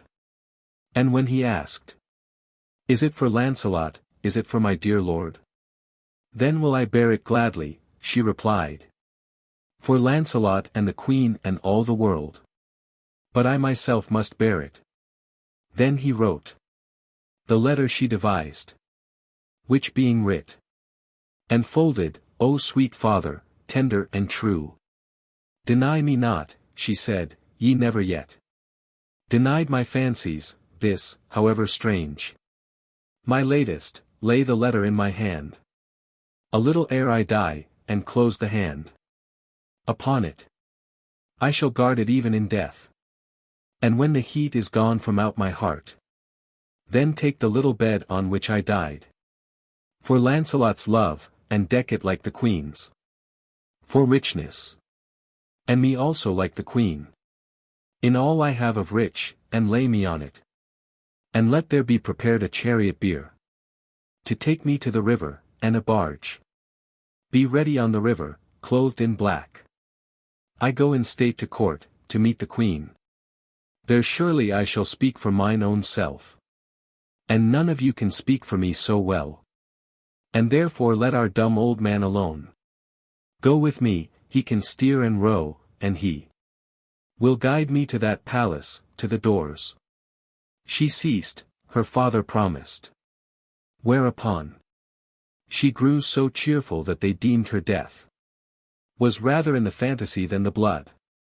But 10 slow mornings passed, and on the 11th, her father laid the letter in her hand, and closed the hand upon it, and she died.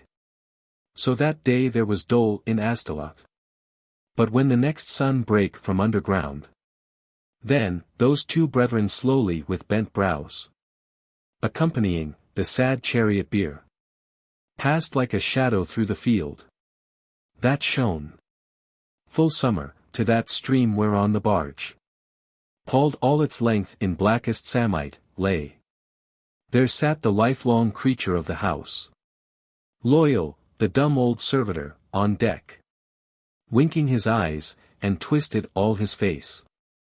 So those two brethren from the chariot took, and on the black decks laid her in her bed, set in her hand a lily, o'er her hung the silken case with braided blazonings, and kissed her quiet brows, and saying to her, Sister, farewell forever, and again farewell, sweet sister, parted all in tears. Then rose the dumb old servitor, and the dead, oared by the dumb, went upward with the flood. In her right hand the lily, in her left the letter, all her bright hair streaming down, and all the coverlid was cloth of gold, drawn to her waist, and she herself in white. All but her face, and that clear-featured face was lovely, for she did not seem as dead, but fast asleep, and lay as though she smiled. That day Sir Lancelot at the palace craved audience of Guinevere, to give at last the price of half a realm, his costly gift, hard won and hardly won with bruise and blow, with deaths of others, and almost his own. The 9 years fought for diamonds, for he saw one of her house, and sent him to the queen, bearing his wish, whereto the queen agreed, with such and so unmoved a majesty. She might have seemed her statue, but that he, low drooping till he well nigh kissed her feet, for loyal awe, saw with a sidelong eye the shadow of some piece of pointed lace, in the queen's shadow, vibrate on the walls, and parted, laughing in his courtly heart, all in an oriel on the summer side, vine-clad, of Arthur's palace toward the stream. They met, and Lancelot kneeling uttered, Queen, Lady, my liege, in whom I have my joy. Take what I had not won except for you. These jewels, and make me happy, making them. An armlet for the roundest arm on earth. Or necklace for a neck to which the swans is tawnier than her signets, these are words. Your beauty is your beauty, and I sin in speaking, yet oh grant my worship of it. Words. As we grant grief tears. Such sin in words. Perchance, we both can pardon, but, my queen, I hear of rumors flying through your court. Our bond, as not the bond of man and wife, should have in it an absoluter trust. To make up that defect, let rumors be. When did not rumors fly? These, as I trust. That you trust me in your own nobleness. I may not well believe that you believe. While thus he spoke, half turned away, the queen brake from the vast oriel embowering vine. Leaf after leaf, and tore, and cast them off. Till all the place whereon she stood was green. Then, when he ceased, in one cold passive hand, received at once and laid aside the gems. There on a table near her, and replied. It may be. I am quicker of belief than you believe me, Lancelot of the Lake. Our bond is not the bond of man and wife. This good is in it, whatsoe'er of ill. It can be broken easier. I for you. This many a year have done despite and wrong. To one whomever in my heart of hearts I did acknowledge nobler. What are these? Diamonds for me. They had been thrice their worth. Being your gift, had you not lost your own. To loyal hearts the value of all gifts must vary as the giver's. Not for me. For her. For your new fancy. Only this. Grant me, I pray you, have your joys apart. I doubt not that however changed, you keep so much of what is graceful, and myself would shun to break those bounds of courtesy, in which as Arthur's queen I move and rule. So cannot speak my mind. An end to this. A strange one. Yet I take it with amen. So pray you, add my diamonds to her pearls. Deck her with these. Tell her, she shines me down. An armlet for an arm to which the queen's is haggard. Or a necklace for a neck. Oh, as much fairer, as a faith once fair was richer than these diamonds, hers not mine. Nay, by the mother of our Lord himself. Or hers or mine. Mine now to work my will. She shall not have them. Saying which she seized. And, through the casement standing wide for heat, flung them, and down they flashed, and smote the stream. Then from the smitten surface flashed, as it were, diamonds to meet them, and they passed away. Then while Sir Lancelot leant, in half disdain, at love, life, all things, on the window ledge, close underneath his eyes, and right across, where these had fallen, slowly passed the barge, whereon the lily Maid of Astolat lay smiling, like a star in blackest night. But the wild queen, who saw not, burst away, to weep and wail in secret. And the barge, on to the palace doorway sliding, paused. There two stood armed, and kept the door. To whom? All up the marble stair, tier over tier, were added mouths that gaped, and eyes that asked, what is it? But that oarsman's haggard face, as hard and still as is the face that men shape to their fancy's eye from broken rocks, on some cliff side, appalled them. And they said, he is enchanted, cannot speak, and she, look how she sleeps, the fairy queen, so fair. Yea, but how pale. What are they? Flesh and blood? Or come to take the king to fairyland? For some do hold our Arthur cannot die, but that he passes into fairyland. While thus they babbled of the king, Came girt with knights, then turned the tongueless man. From the half face to the full eye, and rose.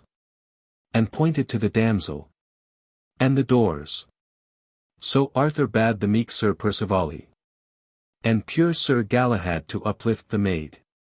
And reverently they bore her into hall. Then came the fine Gawain and wondered at her. And Lancelot later came and mused at her. And last the queen herself, and pitied her. But Arthur spied the letter in her hand. Stooped, took, brake seal, and read it. This was all. Most noble lord, Sir Lancelot of the Lake. I, sometime called the Maid of Astolat. Come, for you left me taking no farewell. Hither, to take my last farewell of you. I loved you, and my love had no return. And therefore my true love has been my death. And therefore to our Lady Guinevere. And to all other ladies, I make moan. Pray for my soul, and yield me burial. Pray for my soul thou too, Sir Lancelot. As thou art a knight peerless. Thus he read. And ever in the reading, lords and dames wept, looking often from his face who read. To hers which lay so silent, and at times so touched were they, half thinking that her lips, who had devised the letter, moved again. Then freely spoke Sir Lancelot to them all. My lord liege Arthur, and all ye that hear, know that for this most gentle maiden's death, right heavy am I. For good she was and true, but loved me with a love beyond all love. In women, whomsoever I have known. Yet to be loved makes not to love again. Not at my years, however it hold in youth. I swear by truth and knighthood that I gave no cause, not willingly, for such a love. To this I call my friends in testimony. Her brethren, and her father. Who himself besought me to be plain and blunt, and use to break her passion, some discourtesy. Against my nature, what I could, I did. I left her and I bade her no farewell. Though, had I dreamt the damsel would have died, I might have put my wits to some rough use, and helped her from herself. Then said the queen, see was her wrath, yet working after storm. Ye might at least have done her so much grace, fair lord, as would have helped her from her death. He raised his head, their eyes met and hers fell. He adding, Queen, she would not be content, save that I wedded her, which could not be. Then might she follow me through the world, she asked. It could not be. I told her that her love was but the flash of youth, would darken down, to rise hereafter in a stiller flame. Toward one more worthy of her, then would I. More specially were he. She wedded, poor estate them with large land and territory. In mine own realm beyond the narrow seas. To keep them in all joyance, more than this I could not. This she would not, and she died. He pausing, Arthur answered, O my knight, it will be to thy worship, as my knight, and mine, as head of all our table round, to see that she be buried worshipfully. So toward that shrine which then in all the realm was richest, Arthur leading, slowly went the marshalled order of their table round. And Lancelot sad beyond his wont to see the maiden buried, not as one unknown, nor meanly, but with gorgeous obsequies, and mass, and rolling music, like a queen. And when the knights had laid her comely head low in the dust of half-forgotten kings, then Arthur spake among them, let her tomb be costly, and her image thereupon, and let the shield of Lancelot at her feet be carven, and her lily in her hand, and let the story of her dolorous voyage for all true hearts be blazoned on her tomb, in letters gold and azure, which was wrought thereafter. But when now the lords and dames and people, from the high door streaming, break disorderly, as homeward each, the queen Who marked Sir Lancelot where he moved apart. Drew near. And sighed in passing, Lancelot. Forgive me. Mine was jealousy in love. He answered with his eyes upon the ground. That is love's curse, pass on, my queen, forgiven. But Arthur, who beheld his cloudy brows, approached him, and with full affection said, Lancelot, my Lancelot, thou in whom I have most joy and most affiance. For I know what thou hast been in battle by my side, and many a time have watched thee at the tilt. Strike down the lusty and long-practiced knight, and let the younger and unskilled go by, to win his honor and to make his name. And loved thy courtesies and thee, a man, made to be loved. But now I would to God, seeing the homeless trouble in thine eyes, thou couldst have loved this maiden, shaped, it seems, by God for thee alone, and from her face, if one may judge the living by the dead, delicately pure and marvelously fair, who might have brought thee, now a lonely man, wifeless and heirless, noble issue, sons, born to the glory of thine name and fame. My knight, the great Sir Lancelot of the Lake. Then answered Lancelot, fair she was, my king. Pure, as you ever wish your knights to be. To doubt her fairness were to want an eye. To doubt her pureness were to want a heart. Yea, to be loved, if what is worthy love could bind him, but free love will not be bound. Free love, so bound, were freest, said the king. Let love be free.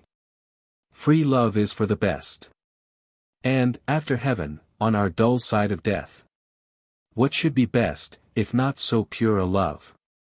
Clothed in so pure a loveliness. Yet thee she failed to bind, though being, as I think, unbound as yet, and gentle, as I know. And Lancelot answered nothing, but he went, and at the inrunning of a little brook, sat by the river in a cove, and watched the high reed wave, and lifted up his eyes, and saw the barge that brought her moving down, far off, a blot upon the stream, and said, Lo in himself, ah simple heart and sweet, ye loved me, damsel, surely with a love far tenderer than my queen's. Pray for thy soul. Aye, that will I, farewell too, now at last. Farewell, fair lily. Jealousy in love? Not rather dead love's harsh air, jealous pride? Queen, if I grant the jealousy as of love, may not your crescent fear for name and fame speak, as it waxes, of a love that wanes? Why did the king dwell on my name to me? Mine own name shames me, seeming a reproach. Lancelot, whom the Lady of the Lake caught from his mother's arms, the wondrous one, who passes through the vision of the night. She chanted snatches of mysterious hymns, heard on the winding waters, eve and morn. She kissed me saying, Thou art fair, my child, as a king's son, and often in her arms she bare me, pacing on the dusky mere. Would she had drowned me in it, where'er it be. For what am I? What profits me my name? Of greatest knight? I fought for it, and have it. Pleasure to have it, none, to lose it, pain. Now grown a part of me, but what use in it? To make men worse by making my sin known? Or sin seem less, the sinner seeming great? Alas for Arthur's greatest knight, a man not after Arthur's heart. I needs must break these bonds that so defame me, not without. She wills it, would I, if she willed it? Nay. Who knows? But if I would not, then may God, I pray him, send a sudden angel down, to seize me by the hair and bear me far, and fling me deep in that forgotten mere, among the tumbled fragments of the hills. So groaned Sir Lancelot in remorseful pain, not knowing he should die a holy man. The Holy Grail. From noiseful arms, and acts of prowess done. In tournament retilt, Sir Percivale, whom Arthur and his knighthood called the Pure, had passed into the silent life of prayer, praise, fast, and alms. And leaving for the cowl, the helmet in an abbey far away, from Camelot, there, and not long after, died. And one, a fellow monk among the rest, Ambrosius, loved him much beyond the rest, and honored him, and wrought into his heart a way by love that wakened love within, to answer that which came. And as they sat beneath a world-old yew tree, darkening half the cloisters, on a gustful April morn, that puffed the swaying branches into smoke, above them, ere the summer when he died, the monk Ambrosius questioned Percivale. "O brother, I have seen this yew tree smoke, spring after spring, for 100 years. For never have I known the world without, nor ever strayed beyond the pale, but thee. When first thou camest, such a courtesy spake through the limbs and in the voice, I knew, for one of those who eat in Arthur's hall. For good ye are and bad, and like to coins, some true, some light, but every one of you stamped with the image of the king. And now, tell me, what drove thee from the table round, my brother? Was it earthly passion crossed?" "Nay," said the knight, "for no such passion mine, but the sweet vision of the Holy Grail drove me from all vainglories, rivalries, and earthly heats that spring and sparkle out among us in the justs, while women watch who wins, who falls, and waste the spiritual strength within us, better offered up to heaven.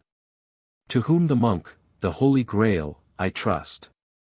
We are green in heaven's eyes, but here too much we moulder, as to things without I mean. Yet one of your own knights, a guest of ours, told us of this in our refectory, but spake with such a sadness and so low, we heard not half of what he said." "What is it?" "The phantom of a cup that comes and goes." "Nay, monk." "What phantom?" answered Percivale. The cup itself, from which our Lord drank at the last sad supper with his own. This, from the blessed land of Aramat. After the day of darkness, when the dead went wandering o'er Moriah, the good saint Arimathean Joseph, journeying brought to Glastonbury, where the winter thorn blossoms at Christmas, mindful of our Lord. And there a while it bode, and if a man could touch or see it, he was healed at once, by faith, of all his ills. But then the times grew to such evil that the holy cup was caught away to heaven, and disappeared. To whom the monk, from our old books I know, that Joseph came of old to Glastonbury, and there the heathen prince, Arviragus, gave him an isle of marsh whereon to build. And there he built with wattles from the marsh a little lonely church in days of yore. For so they say, these books of ours, but seem mute of this miracle, far as I have read. But who first saw the holy thing today? A woman, answered Percivale, a nun. And one no further off in blood from me than sister. And if ever holy maid with knees of adoration wore the stone, a holy maid, though never maiden glowed, but that was in her earlier maidenhood, with such a fervent flame of human love, which being rudely blunted, glanced and shot only to holy things, to prayer and praise. She gave herself to fast and alms. And yet, nun as she was, the scandal of the court, sin against Arthur and the Table Round, and the strange sound of an adulterous race across the iron grating of her cell beat. And she prayed and fasted all the more.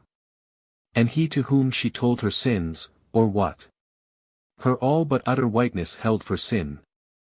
A man well nigh 100 winters old. Spake often with her of the Holy Grail. A legend handed down through 5 or 6. And each of these 100 winters old. From our Lord's time. And when King Arthur made his table round, and all men's hearts became clean for a season, surely he had thought that now the Holy Grail would come again. But sin broke out. Ah, Christ, that it would come and heal the world of all their wickedness. O Father, asked the maiden, might it come to me by prayer and fasting? Nay, said he. I know not, for thy heart is pure as snow. And so she prayed and fasted, till the sun shone, and the wind blew, through her, and I thought she might have risen and floated when I saw her.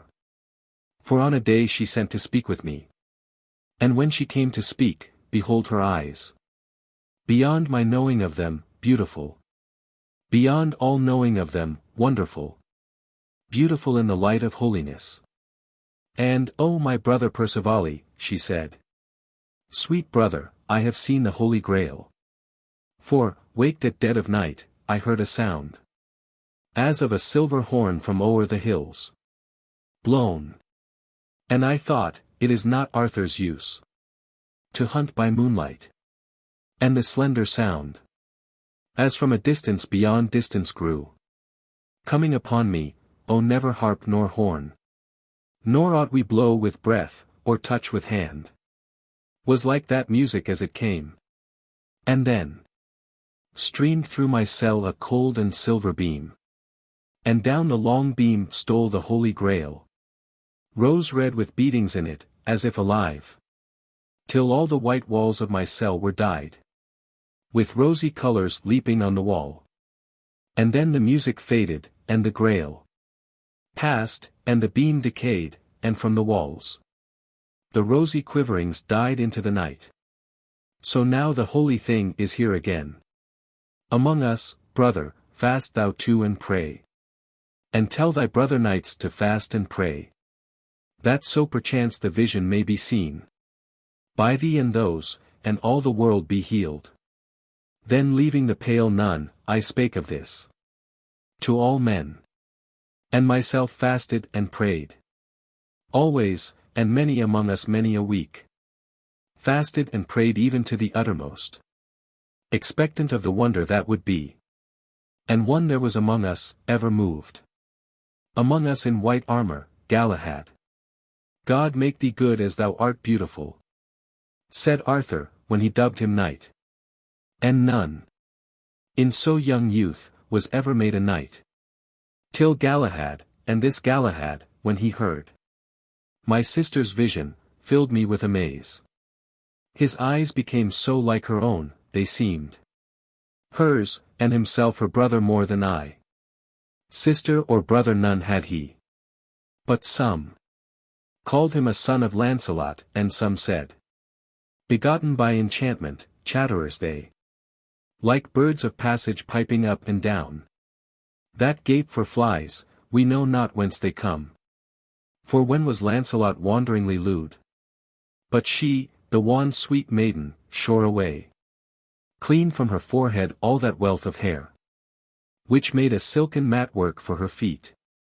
And out of this she plaited broad and long a strong sword belt, and wove with silver thread and crimson in the belt a strange device, a crimson grail within a silver beam. And saw the bright boy knight, and bound it on him, saying, my knight, my love, my knight of heaven. O thou, my love, whose love is one with mine. I, maiden, round thee, maiden, bind my belt.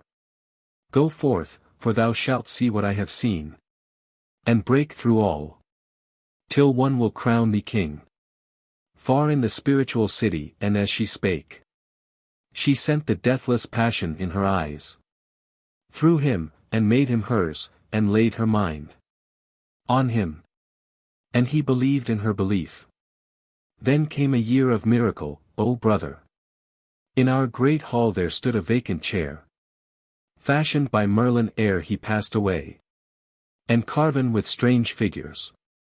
And in and out. The figures, like a serpent, ran a scroll. Of letters in a tongue no man could read.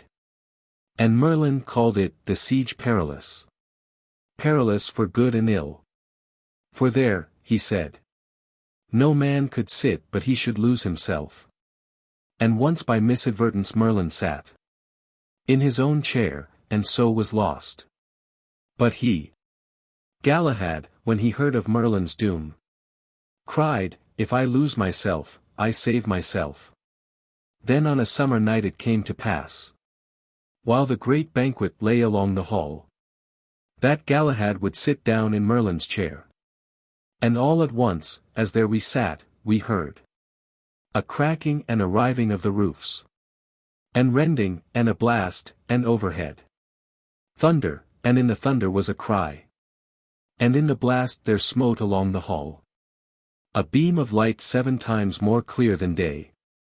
And down the long beam stole the Holy Grail, all over covered with a luminous cloud. And none might see who bare it, and it passed. But every knight beheld his fellow's face, as in a glory, and all the knights arose, and staring each at other like dumb men, stood, till I found a voice and sware a vow. I swear a vow before them all, that I, because I had not seen the Grail, would ride a 12-month and a day in quest of it, until I found and saw it, as the nun, my sister, saw it. And Galahad sware the vow. And good Sir Bors, our Lancelot's cousin, sware. And Lancelot sware, and many among the knights. And Gawain sware, and louder than the rest. Then spake the monk Ambrosius, asking him, what said the king? Did Arthur take the vow? Nay, for my lord, said Percivale, the king was not in hall, for early that same day 'scaped through a cavern from a bandit hold.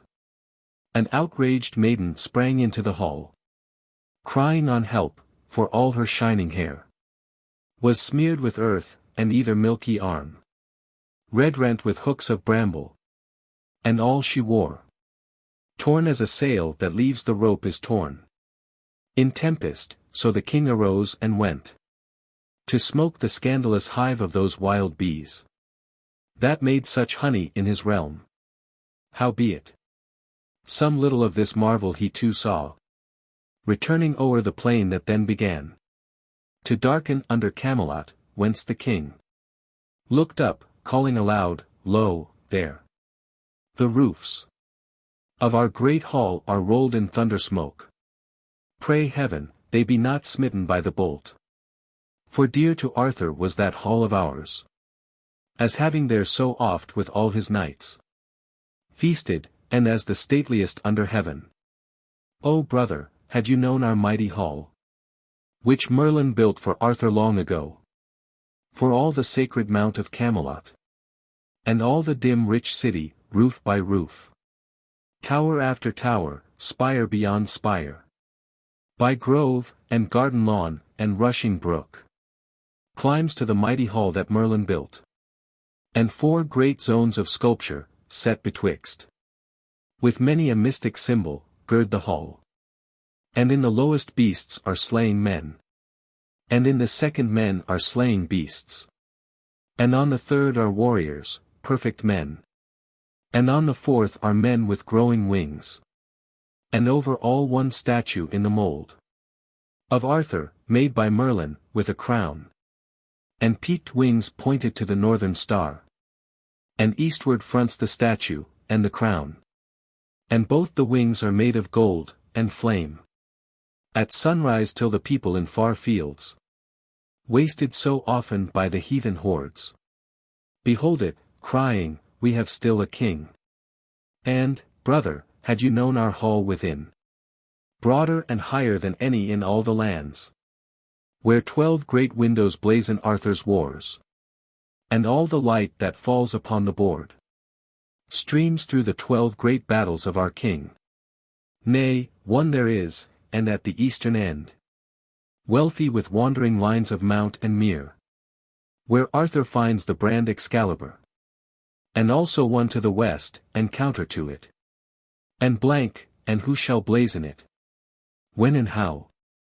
Oh there, perchance, when all our wars are done. The brand Excalibur will be cast away. So to this hall full quickly rode the king. In horror lest the work by Merlin wrought, dreamlike, should on the sudden vanish, wrapped in unremorseful folds of rolling fire. And in he rode, and up I glanced, and saw the golden dragon sparkling over all. And many of those who burnt the hold, their arms hacked, and their foreheads grimed with smoke. And seared. Followed, and in among bright faces, ours. Full of the vision, pressed, and then the king spake to me, being nearest, Percivali.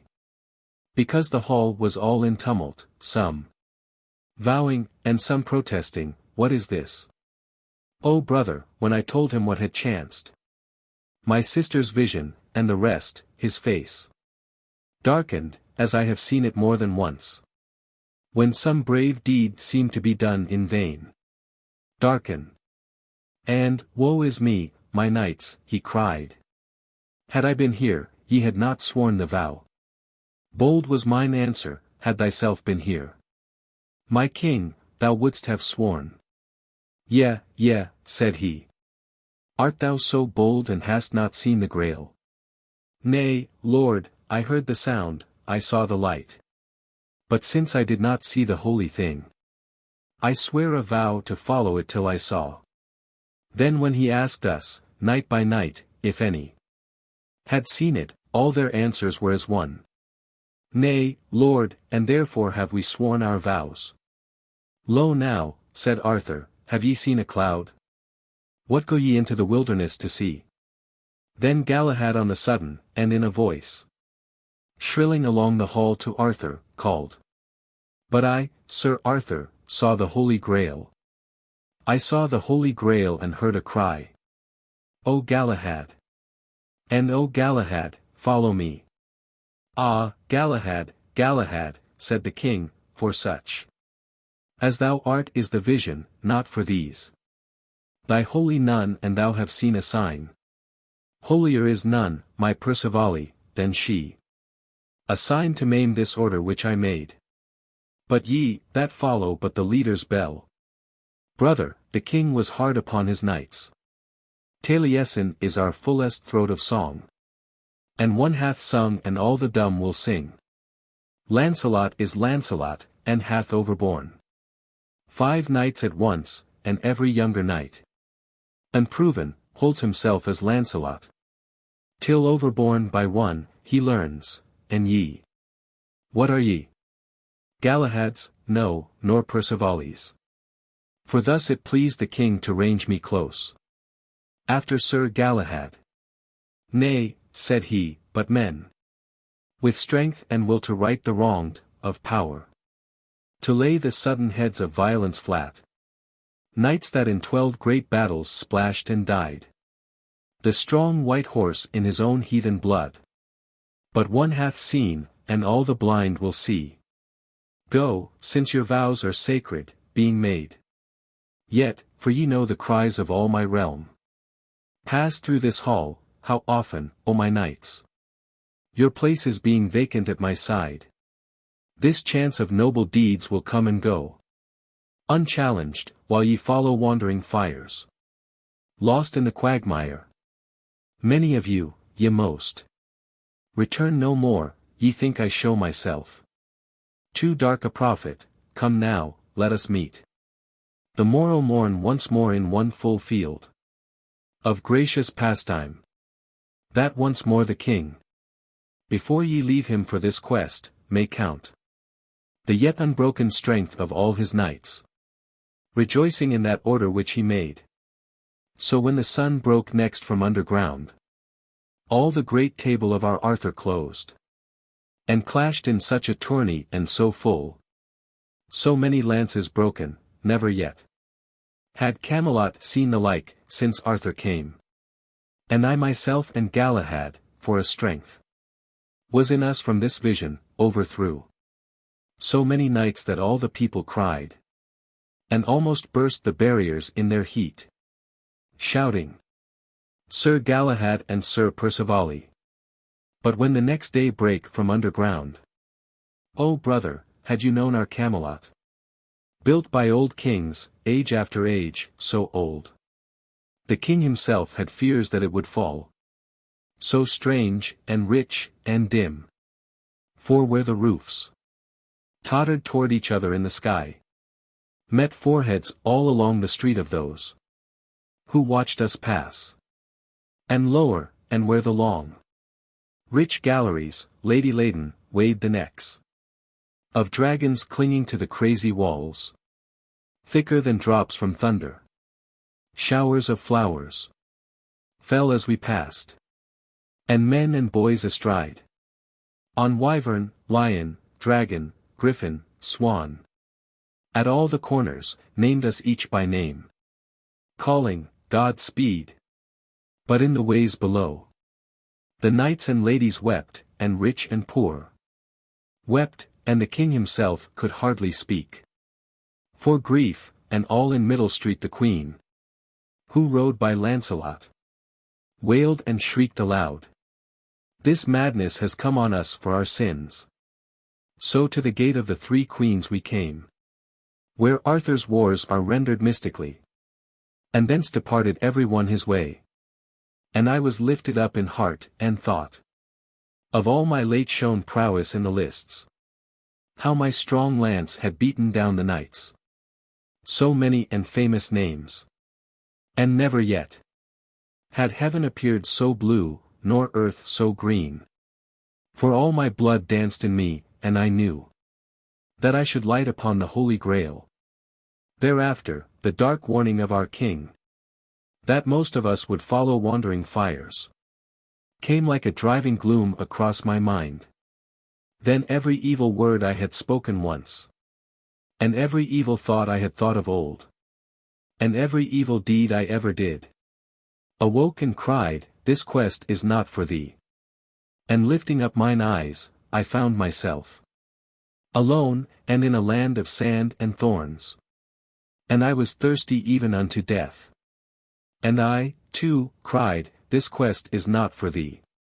And on I rode, and when I thought my thirst would slay me, saw deep lawns, and then a brook, with one sharp rapid, where the crisping white played ever back upon the sloping wave, and took both ear and eye. And o'er the brook were apple trees, and apples by the brook fallen, and on the lawns. I will rest here. I said, I am not worthy of the quest. But even while I drank the brook, and ate the goodly apples, all these things at once fell into dust, and I was left alone, and thirsting, in a land of sand and thorns.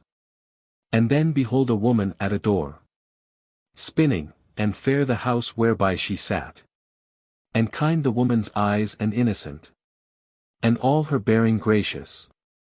And she rose, opening her arms to meet me, as who should say, Rest here, but when I touched her, lo! She, too, fell into dust and nothing, and the house became no better than a broken shed, and in it a dead babe, and also this fell into dust, and I was left alone. And on I rode, and greater was my thirst. Then flashed a yellow gleam across the world, and where it smote the plowshare in the field, the plowman left his plowing, and fell down before it. Where it glittered on her pail, the milkmaid left her milking, and fell down before it, and I knew not why, but thought, The sun is rising, though the sun had risen. Then was I ware of one that on me moved, in golden armor with a crown of gold, about a casque all jewels, and his horse, in golden armor jeweled everywhere.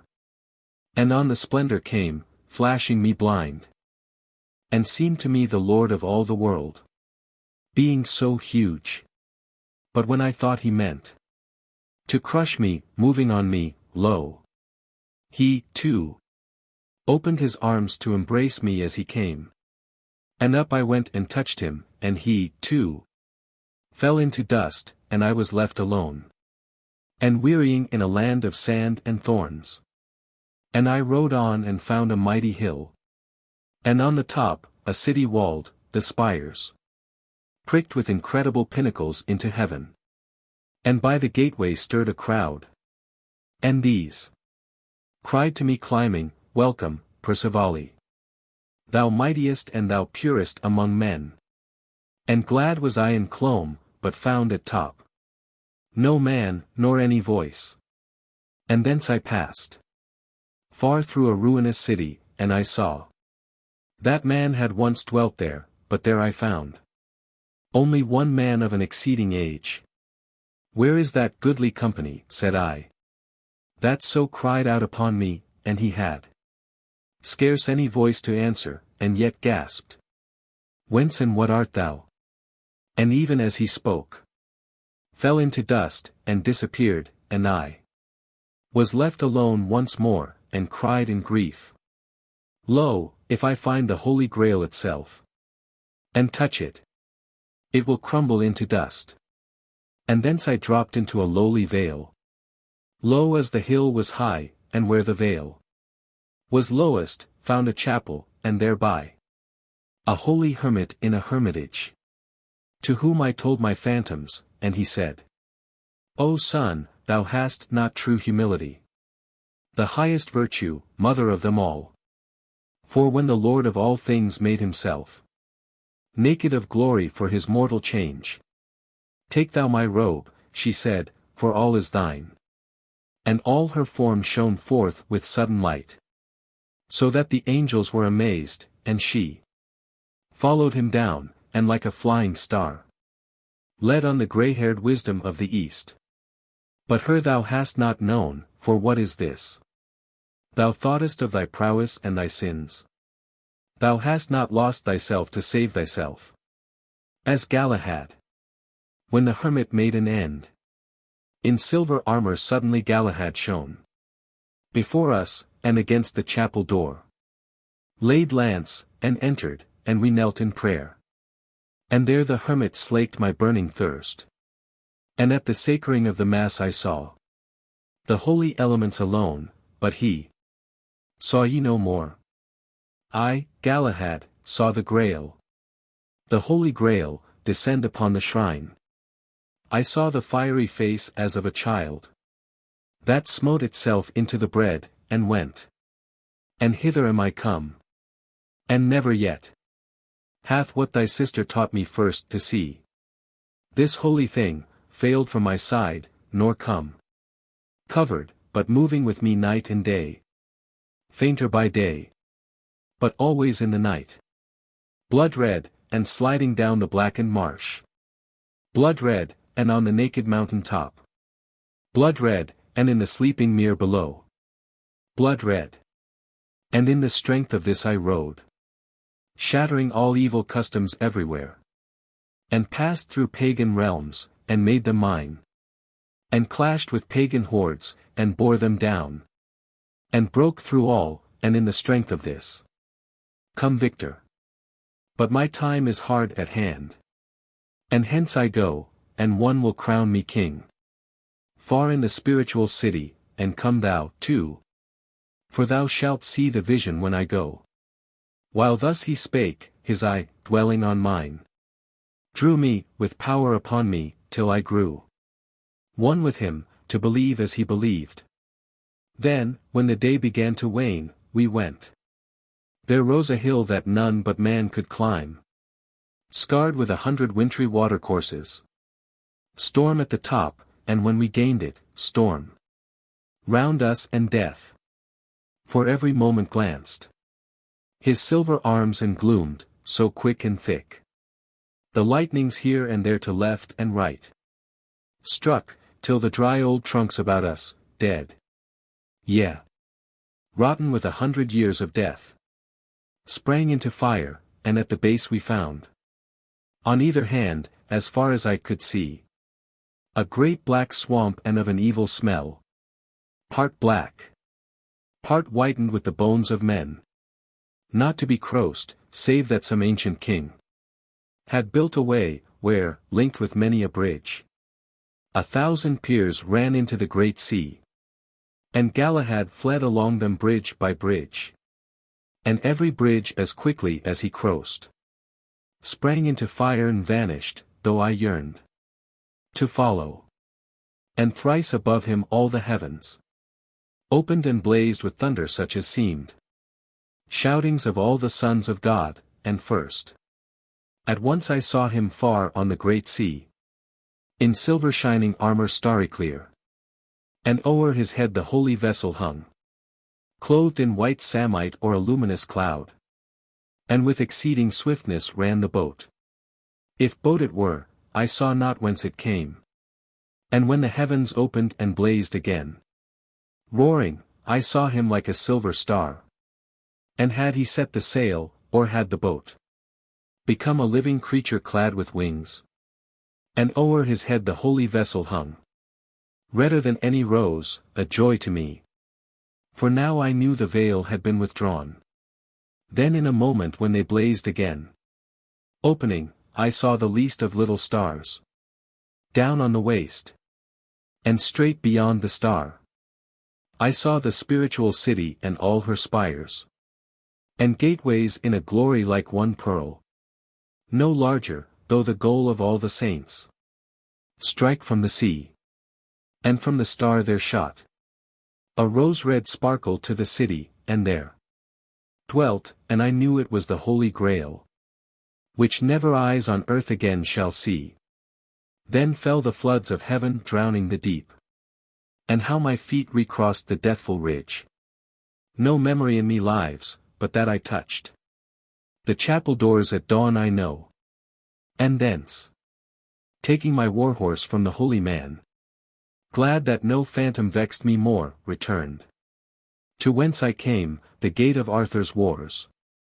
O brother, asked Ambrosius, for in sooth these ancient books, and they would win thee, team.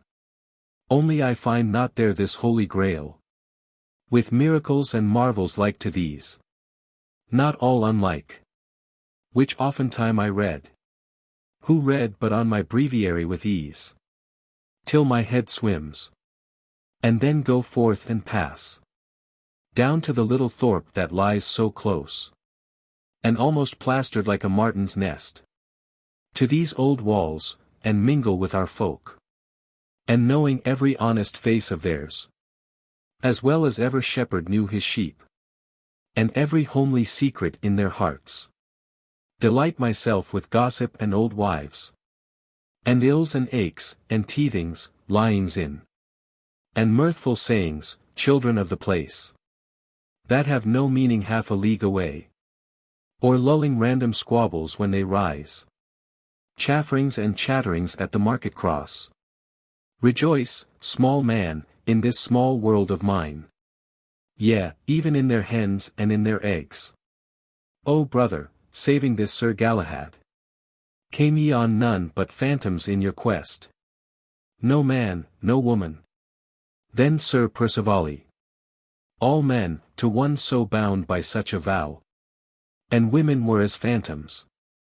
Oh, my brother, why wilt thou shame me to confess to thee how far I faltered from my quest and vow?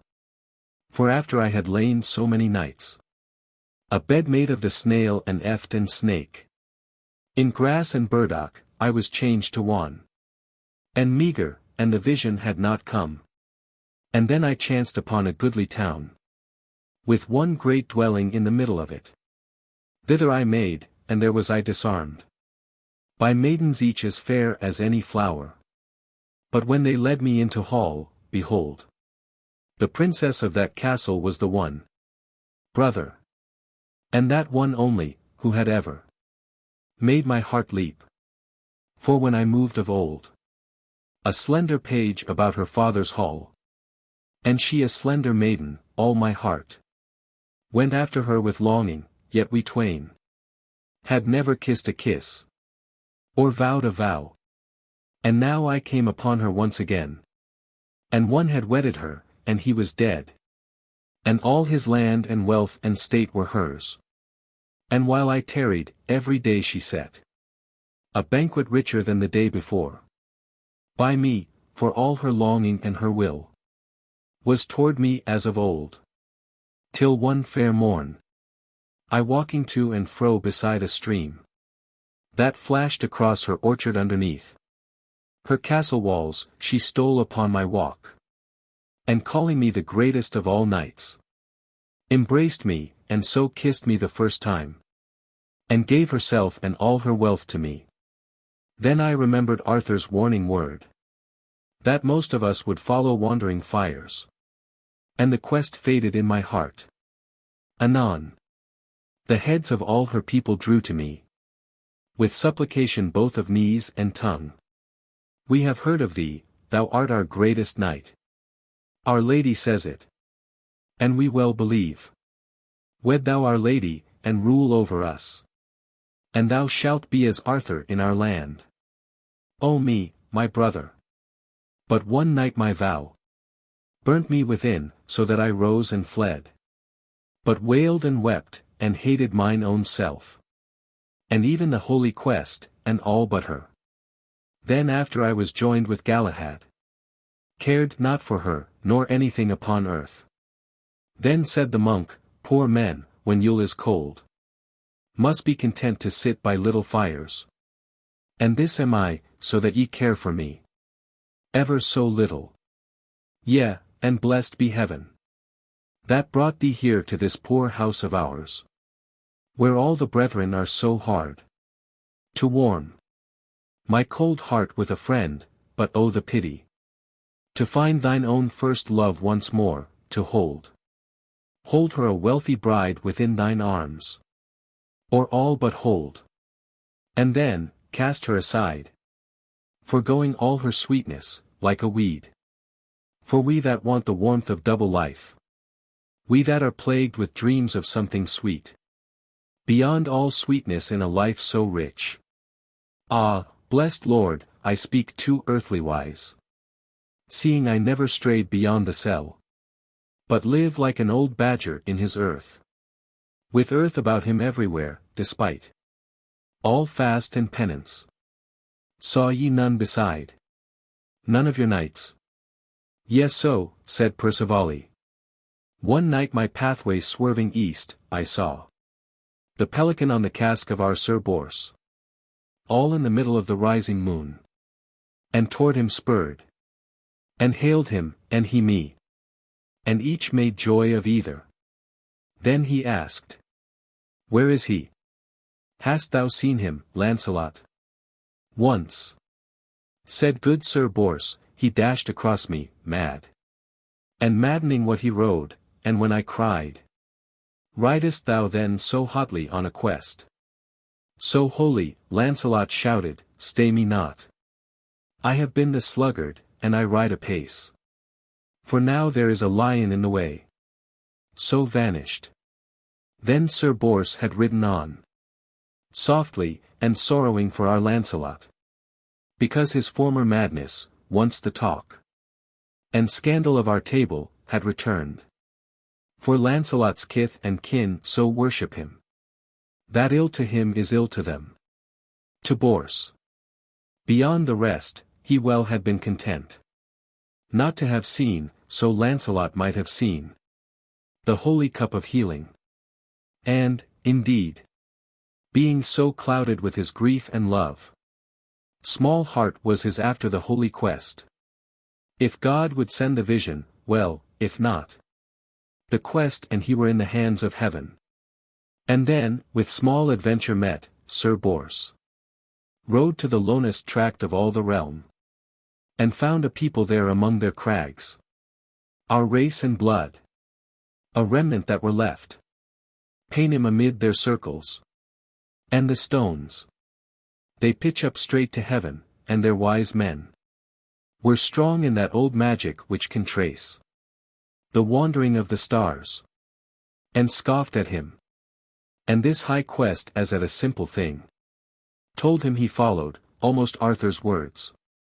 A mocking fire, what other fire than he, whereby the blood beats, And the blossom blows. And the sea rolls, and all the world is warmed. And when his answer chafed them, the rough crowd, hearing he had a difference with their priests, seized him, and bound and plunged him into a cell of great piled stones. And lying bound in there, in darkness through innumerable hours, he heard the hollow ringing heavens sweep over him till by miracle, what else? Heavy as it was, a great stone slipped and fell, such as no wind could move, and through the gap glimmered the streaming scud. Then came a night, still as the day was loud. And through the gap, the 7 clear stars of Arthur's Table Round. For, brother, so one night, because they roll through such a round in heaven, we named the stars, rejoicing in ourselves and in our King.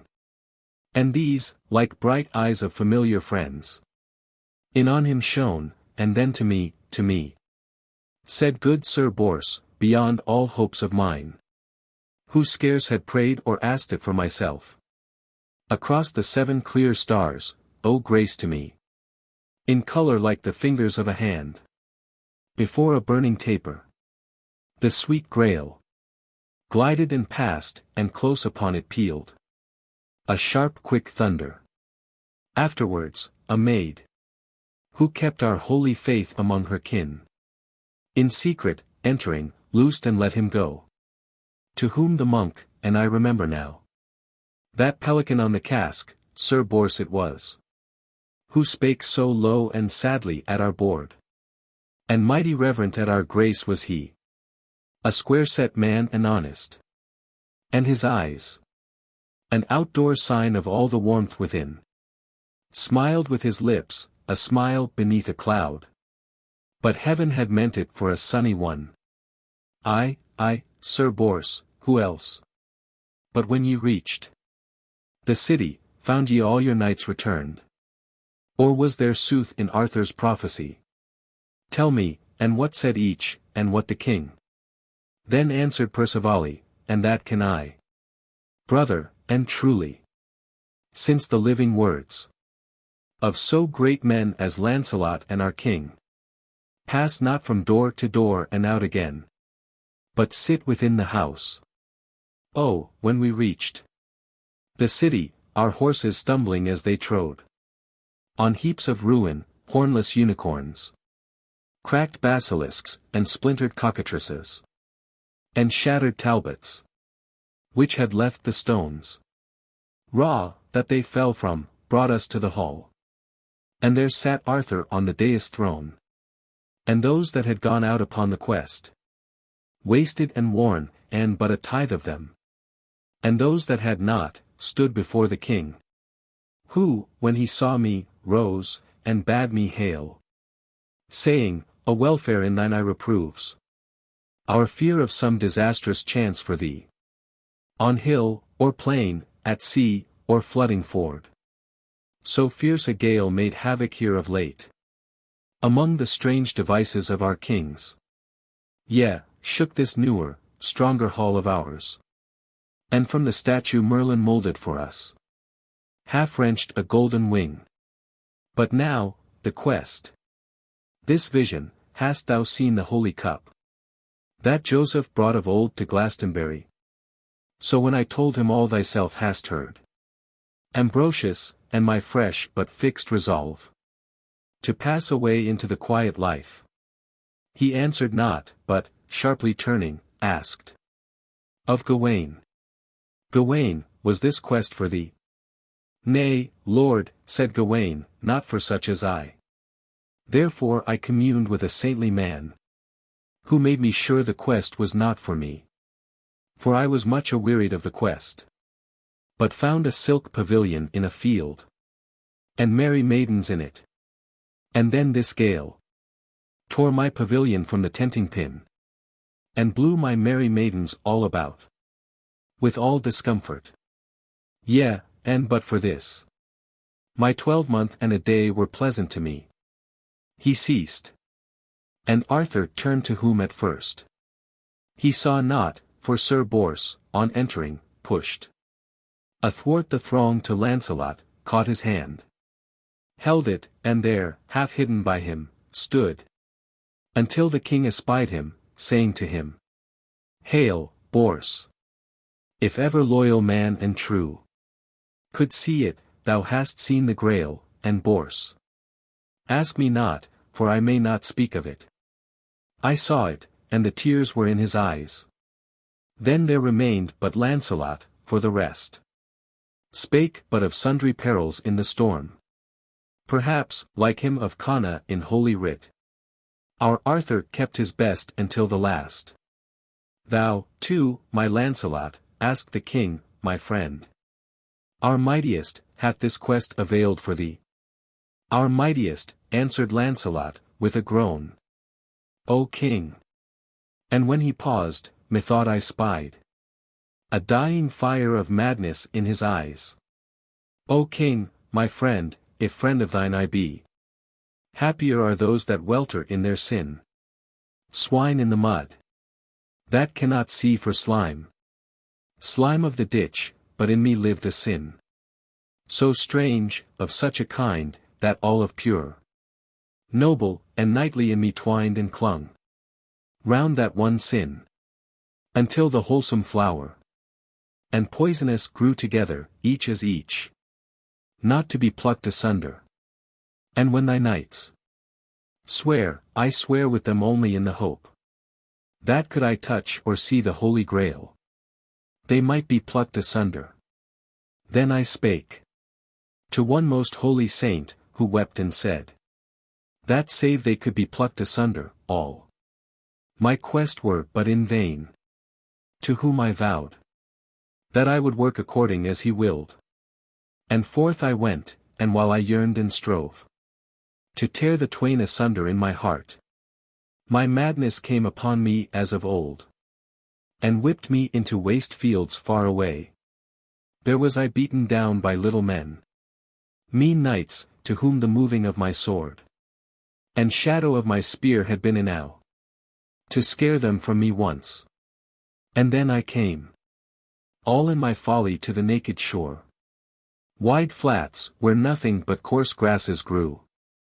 But such a blast, my king, began to blow, so loud a blast along the shore and sea, ye could not hear the waters for the blast, though heaped in mounds and ridges all the sea drove like a cataract, and all the sand swept like a river, and the clouded heavens were shaken with the motion and the sound. And blackening in the sea foam swayed a boat, half swallowed in it, anchored with a chain. And in my madness to myself I said, I will embark and I will lose myself, and in the great sea wash away my sin. I burst the chain, I sprang into the boat. 7 days I drove along the dreary deep, and with me drove the moon and all the stars. And the wind fell, and on the 7th night I heard the shingle grinding in the surge, and felt the boat shock earth, and looking up, behold, the enchanted towers of Carbonek, a castle like a rock upon a rock, with chasm-like portals open to the sea, and steps that met the breaker. There was none stood near it but a lion on each side, that kept the entry, and the moon was full. Then from the boat I leapt, and up the stairs there drew my sword, with sudden flaring manes. Those two great beasts rose upright like a man, each gripped a shoulder, and I stood between. And, when I would have smitten them, heard a voice, doubt not, go forward, if thou doubt, the beasts will tear thee piecemeal. Then with violence the sword was dashed from out my hand, and fell. And up into the sounding hall I passed.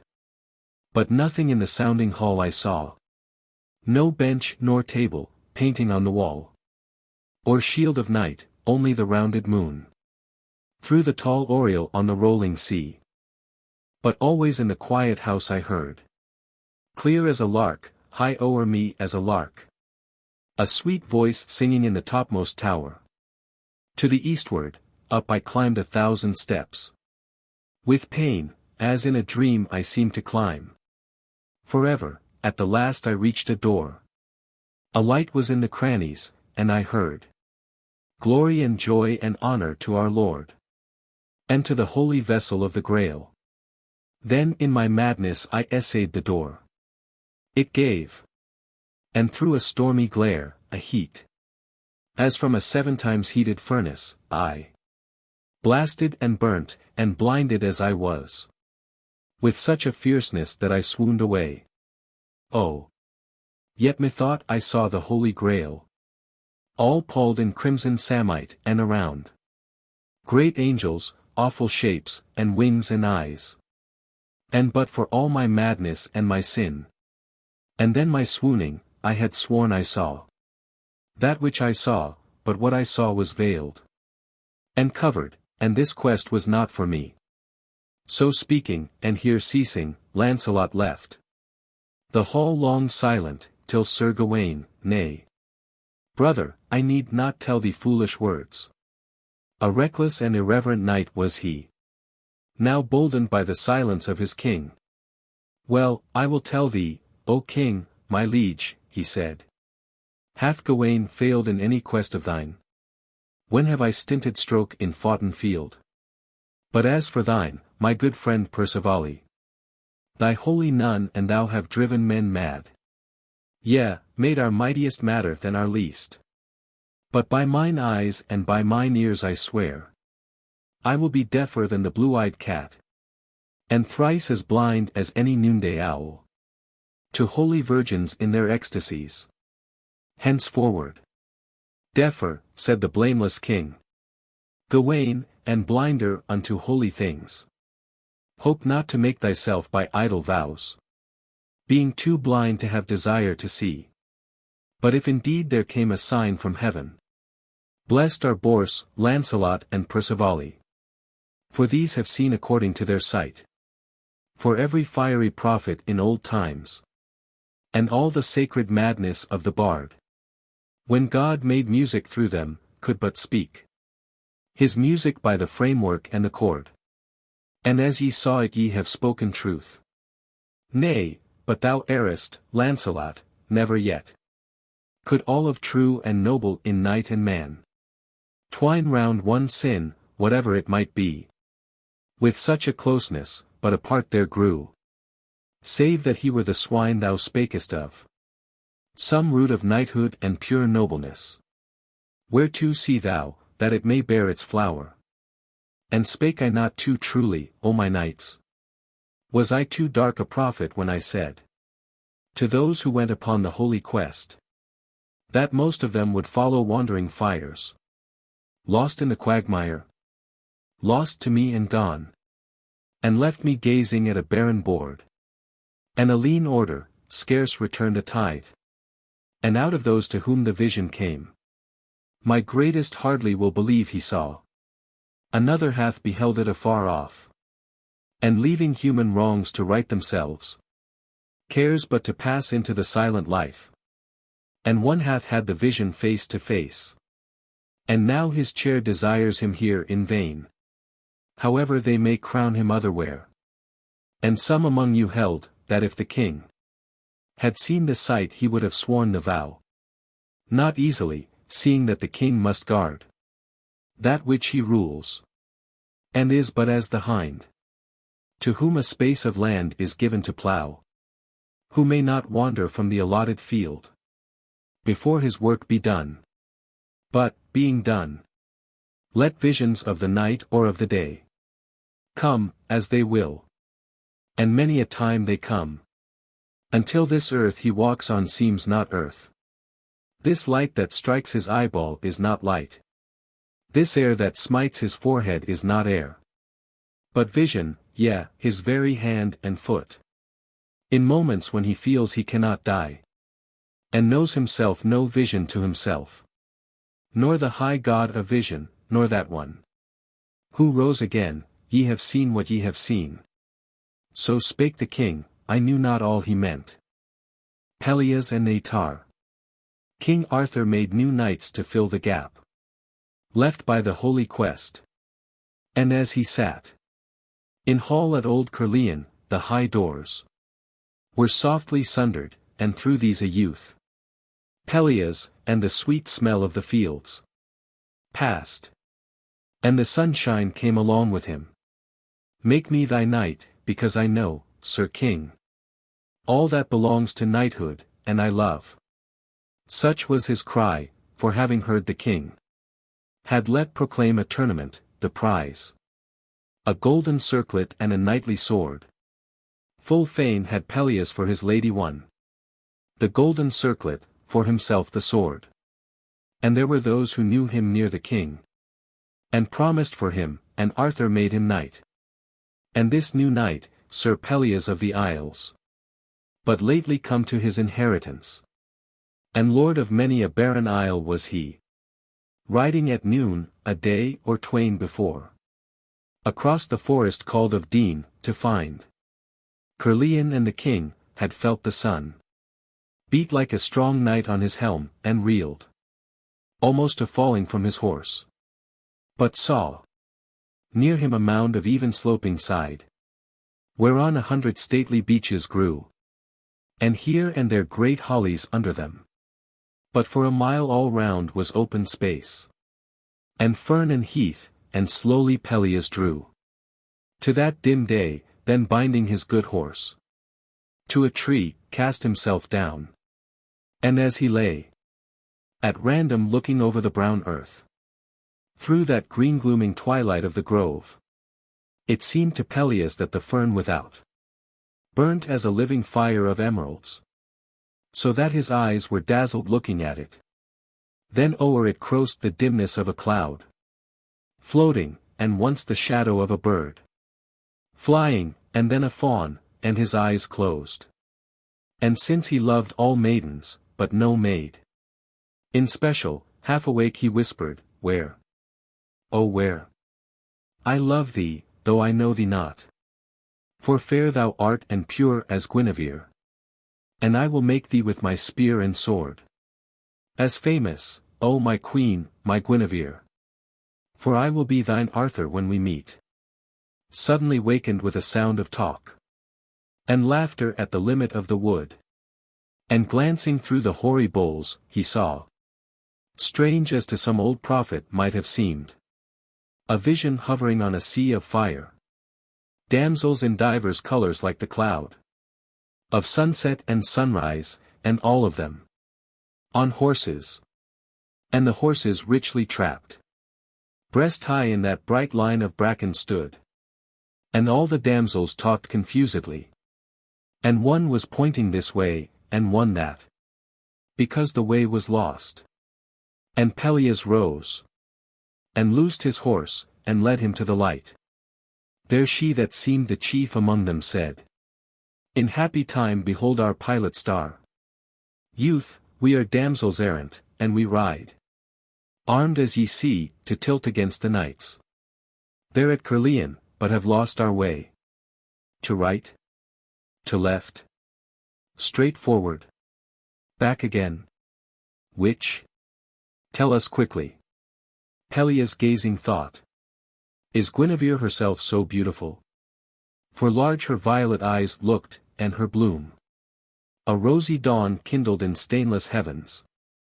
And round her limbs, mature in womanhood, and slender was her hand and small her shape. And but for those large eyes, the haunts of scorn, she might have seemed a toy to trifle with, and pass and care no more. But while he gazed, the beauty of her flesh abashed the boy, as though it were the beauty of her soul. For as the base man, judging of the good, puts his own baseness in him by default of will and nature, so did Pelleas lend all the young beauty of his own soul to hers, believing her. And when she spake to him, stammered, and could not make her a reply.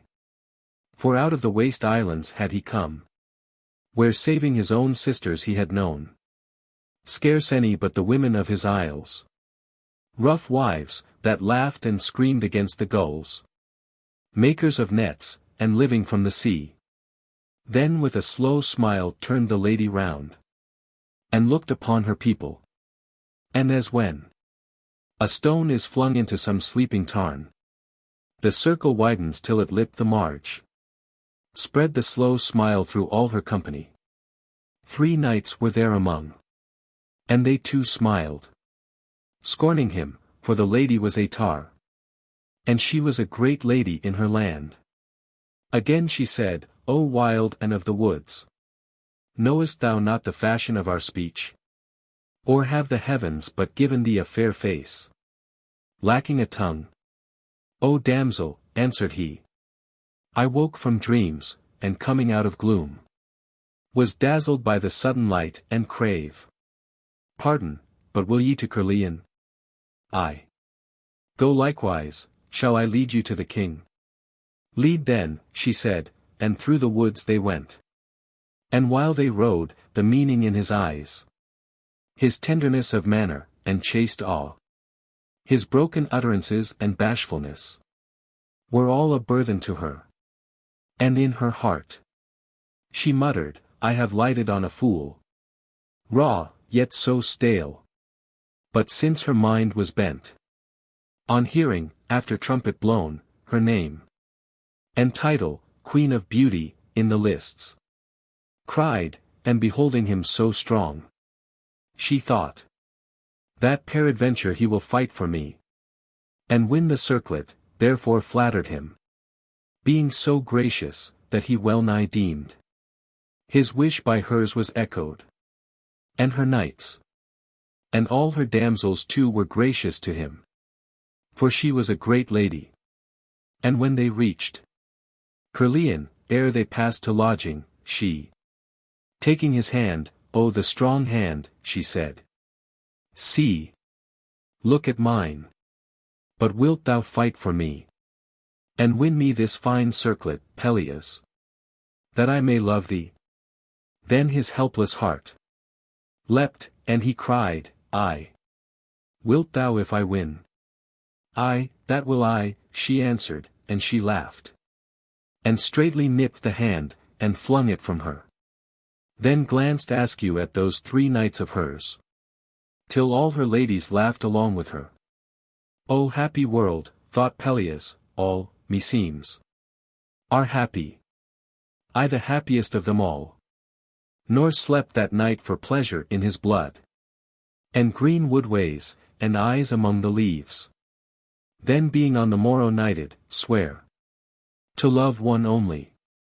And as he came away, the men who met him rounded on their heels, and wondered after him, because his face shone like the countenance of a priest of old, against the flame about a sacrifice, kindled by fire from heaven. So glad was he.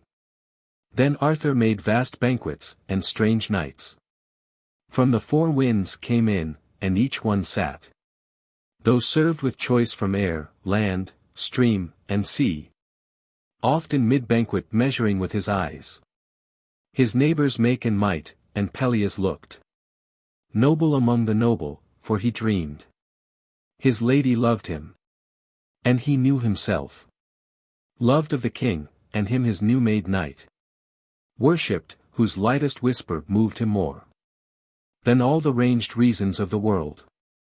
Then blushed and brake the morning of the justs. And this was called the tournament of youth.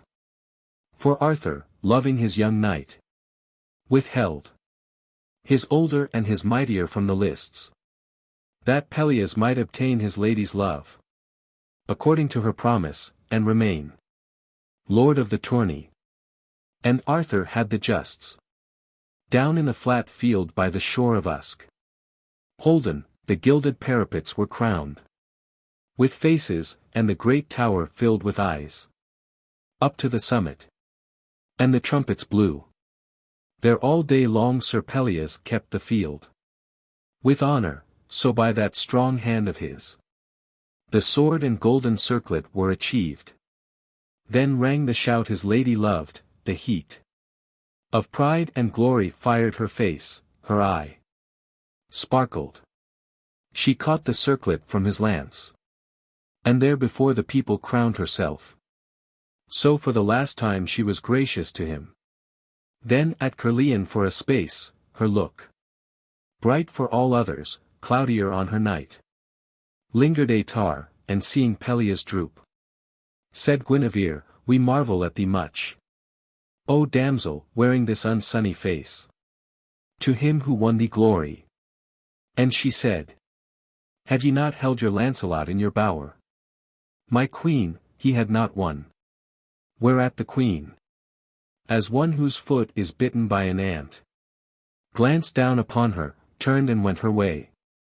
But after, when her damsels, and herself, and those 3 knights all set their faces home, Sir Pelleas followed.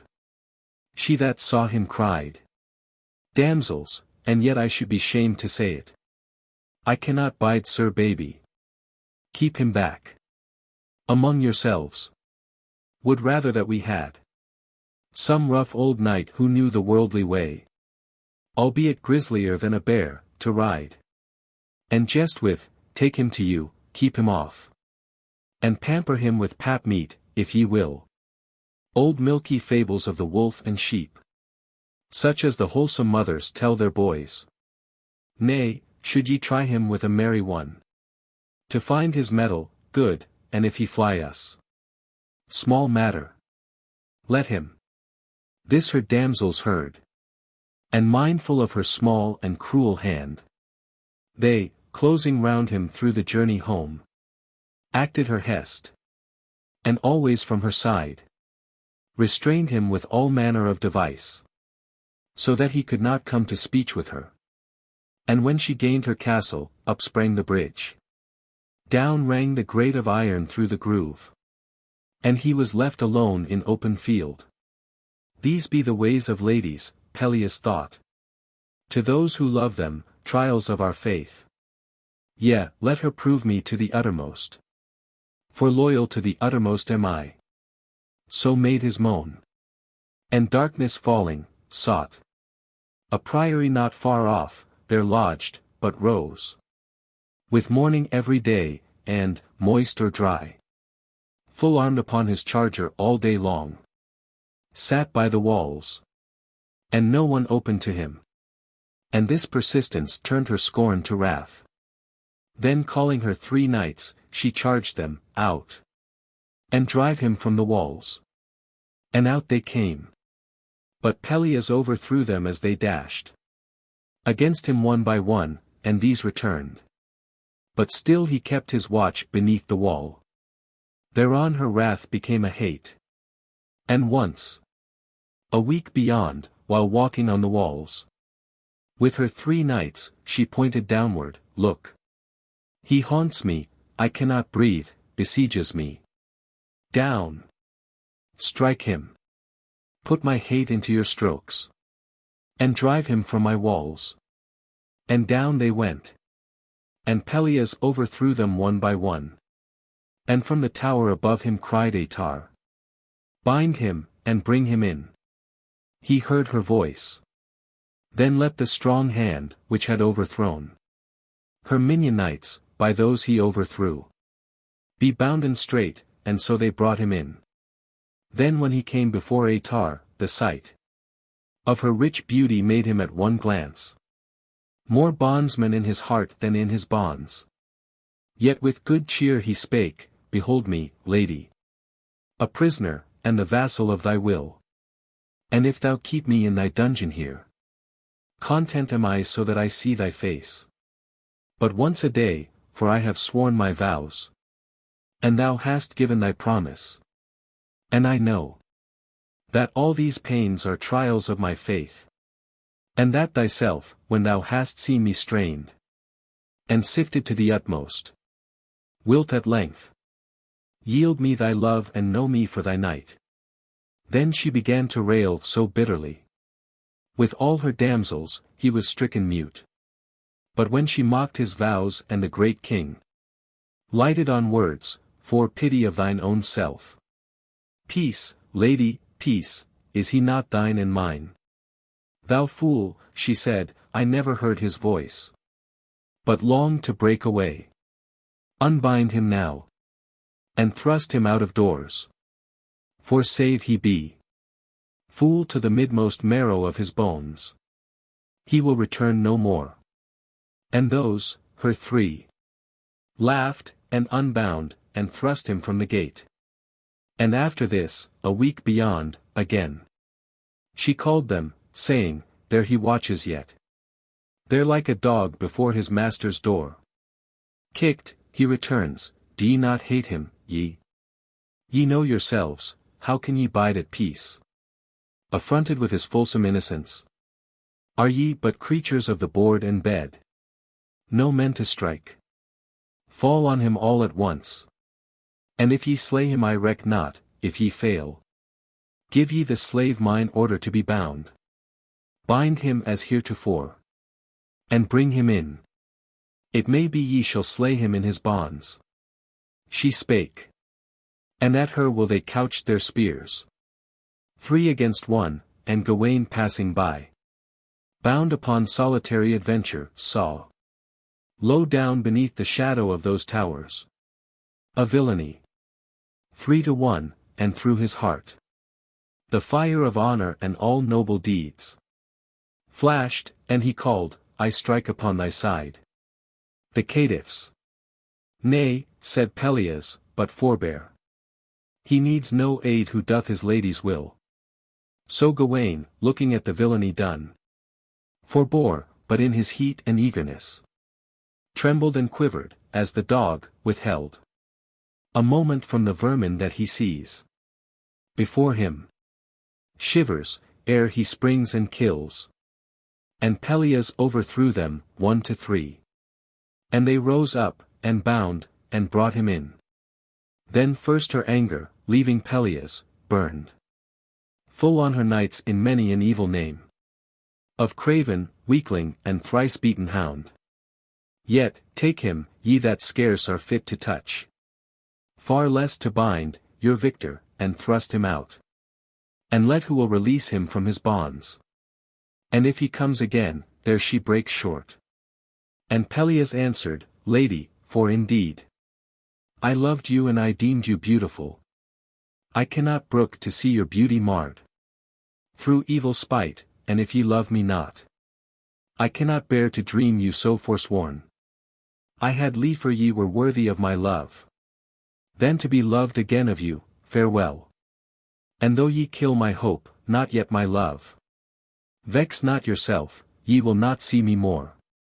While thus he spake, she gazed upon the man of princely bearing, though in bonds, and thought, why have I pushed him from me? This man loves. If love there be, yet him I loved not. Why? I deemed him fool. Yea, so. Or that in him a something, was it nobler than myself? Seemed my reproach. He is not of my kind. He could not love me, did he know me well. Nay, let him go, and quickly. And her knights laughed not, but thrust him bounden out of door. Forth sprang Gawain, and loosed him from his bonds, and flung them o'er the walls. And afterward, shaking his hands, as from a lazar's rag, Faith of my body, he said, and art thou not? Yea, thou art he, whom late our Arthur made knight of his table. Yea, and he that won the circlet. Wherefore hast thou so defamed thy brotherhood in me and all the rest? As let these caitiffs on thee work their will. And Pelleas answered, Oh, their wills are hers, for whom I won the circlet.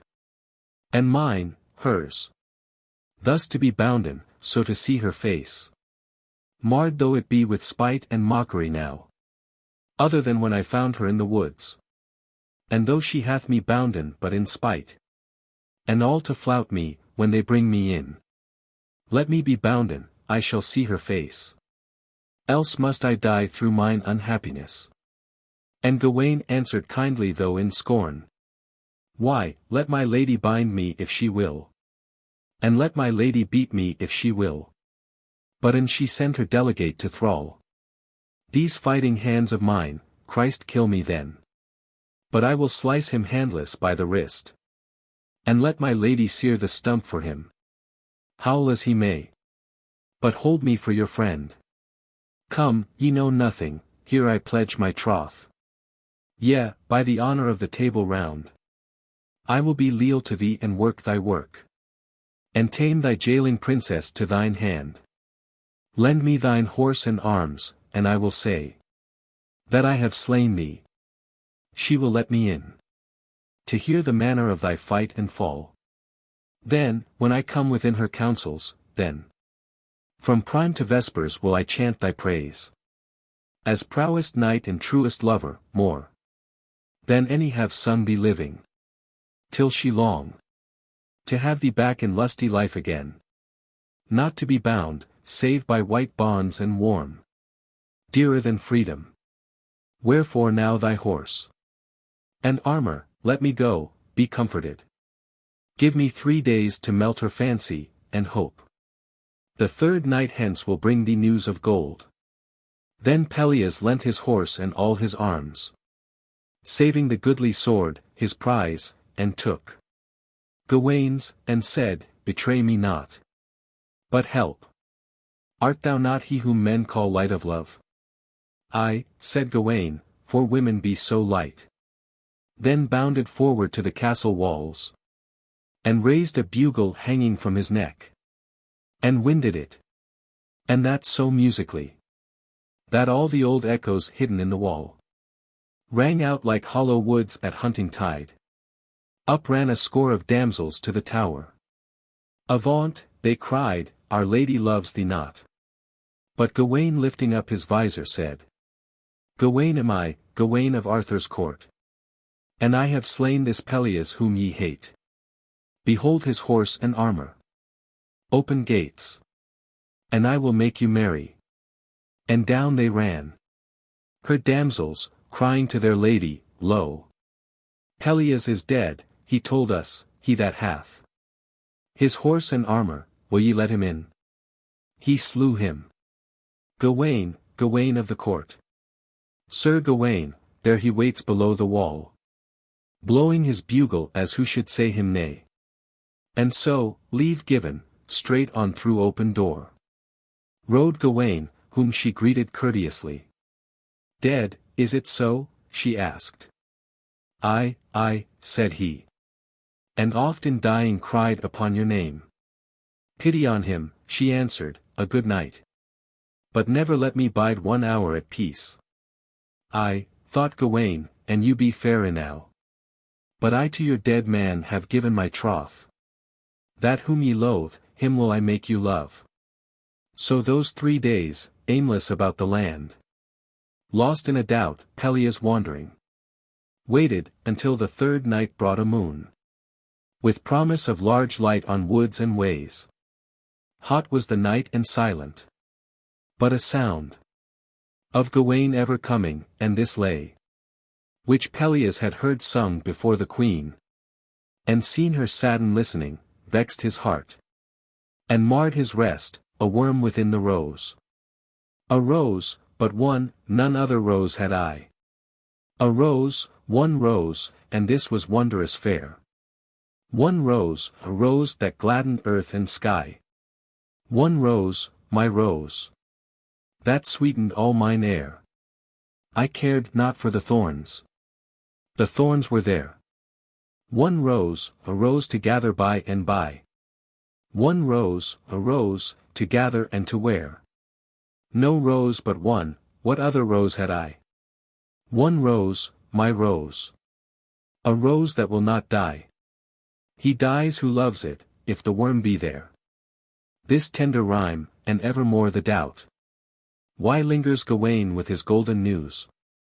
So shook him that he could not rest, but rode ere midnight to her walls, and bound his horse hard by the gates. Wide open were the gates, and no watch kept.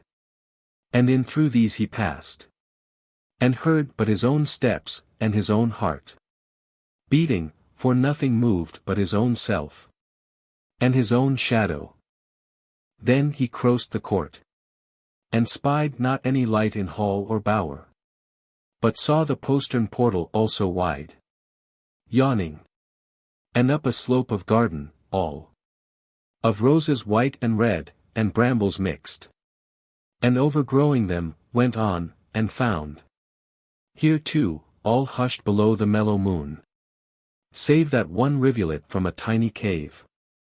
Came lightning downward, and so spilt itself among the roses, and was lost again. Then was he ware of 3 pavilions reared above the bushes, gilden peaked, in one. Red after revel, droned her lurden knights, slumbering.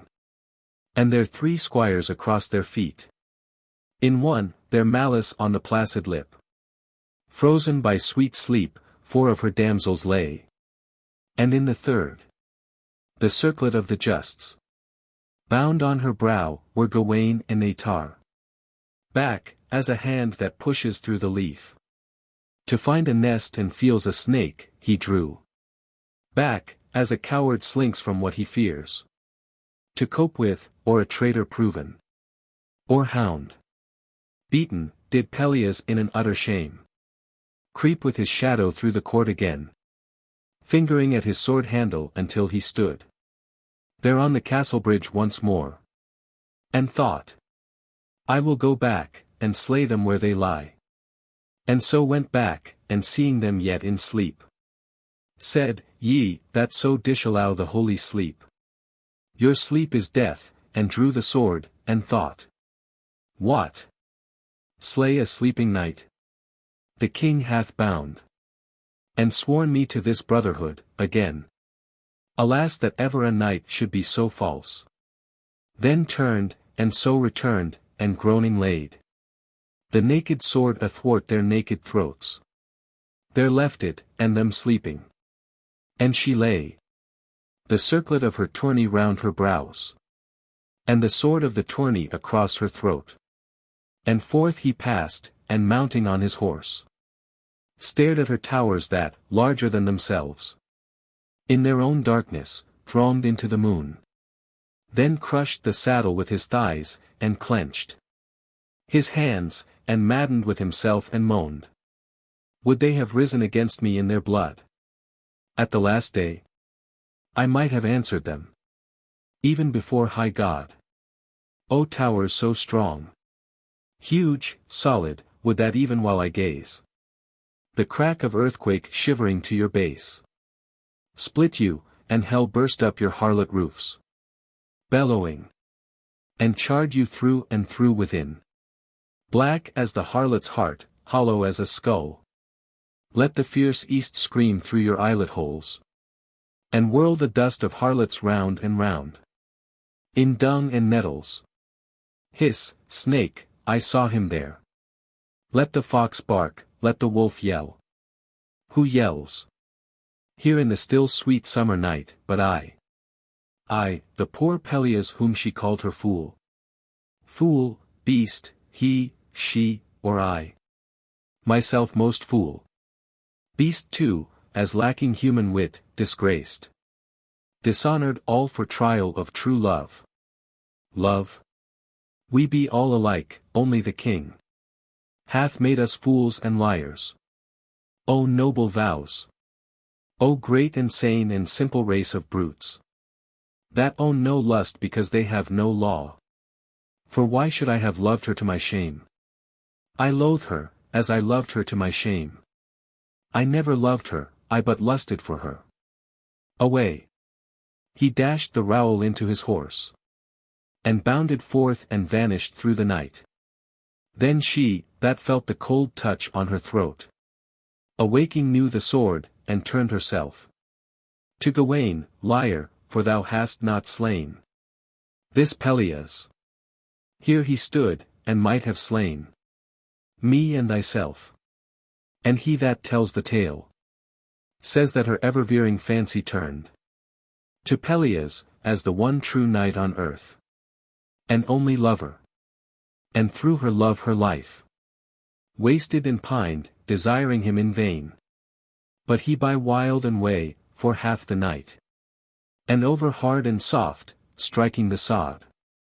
From out the soft, the spark from off the hard, rode till the star above the wakening sun, beside that tower where Percivale was cowled, glanced from the rosy forehead of the dawn. For so the words were flashed into his heart. He knew not whence or wherefore, O sweet star, pure on the virgin forehead of the dawn. And there he would have wept, but felt his eyes harder and drier than a fountain bed. In summer, thither came the village girls, and lingered talking. And they come no more, till the sweet heavens have filled it from the heights again with living waters in the change of seasons. Hard his eyes, harder his heart seemed, but so weary were his limbs, that he, gasping, of Arthur's hall am I, but here let me rest and die, cast himself down, and gulfed his griefs in inmost sleep. So lay, till shaken by a dream, that Gawain fired the hall of Merlin, and the morning star reeled in the smoke, brake into flame, and fell. He woke, and being ware of someone nigh, sent hands upon him, as to tear him, crying, False! And I held thee pure as Guinevere. But Percivale stood near him and replied, Am I but false as Guinevere is pure? Or art thou mazed with dreams? Or being one of our free-spoken table hast not heard that Lancelot, there he checked himself and paused. Then fared it with Sir Pelleas as with one who gets a wound in battle, and the sword that made it plunges through the wound again, and pricks it deeper, and he shrank and wailed, Is the queen false? And Percivale was mute. Have any of our round table held their vows? And Percivale made answer not a word. Is the king true? The king, said Percivale. Why then let men couple at once with wolves? What? Art thou mad? But Pelleas, leaping up, ran through the doors and vaulted on his horse, and fled. Small pity upon his horse had he, or on himself, or any, and when he met a cripple, one that held a hand for alms, hunched as he was, and like an old dwarf elm that turns its back upon the salt blast, the boy paused not, but overrode him, shouting, False! And false with Gawain. And so left him bruised and battered, and fled on, and hill and wood went ever streaming by him till the gloom that follows on the turning of the world darkened the common path. He twitched the reins, and made his beast that better knew it, swerve now off it and now on. But when he saw high up in heaven the hall that Merlin built, blackening against the dead green stripes of even black nest of rats, he groaned, Ye build too high. Not long thereafter from the city gates issued Sir Lancelot riding airily, warm with a gracious parting from the queen, peace at his heart, and gazing at a star, and marvelling what it was, on whom the boy across the silent seated meadow grass borne, clashed, and Lancelot, saying, What name hast thou, that ridest here so blindly and so hard? No name, he shouted, a scourge am I, to lash the treasons of the Table Round. Yea, but thy name? I have many names, he cried. I am wrath and shame and hate and evil fame. And like a poisonous wind I pass to blast and blaze the crime of Lancelot and the queen. First over me, said Lancelot, shalt thou pass. Fight therefore, yelled the youth, and either knight drew back a space, and when they closed, at once the weary steed of Pelleas floundering flung his rider, who called out from the dark field, Thou art as false as hell, slay me, I have no sword. Then Lancelot, yea, between thy lips, and sharp. But here I will disedge it by thy death. Slay then, he shrieked, my will is to be slain. And Lancelot, with his heel upon the fallen, rolling his eyes, a moment stood, then spake. Rise, weakling, I am Lancelot. Say thy say.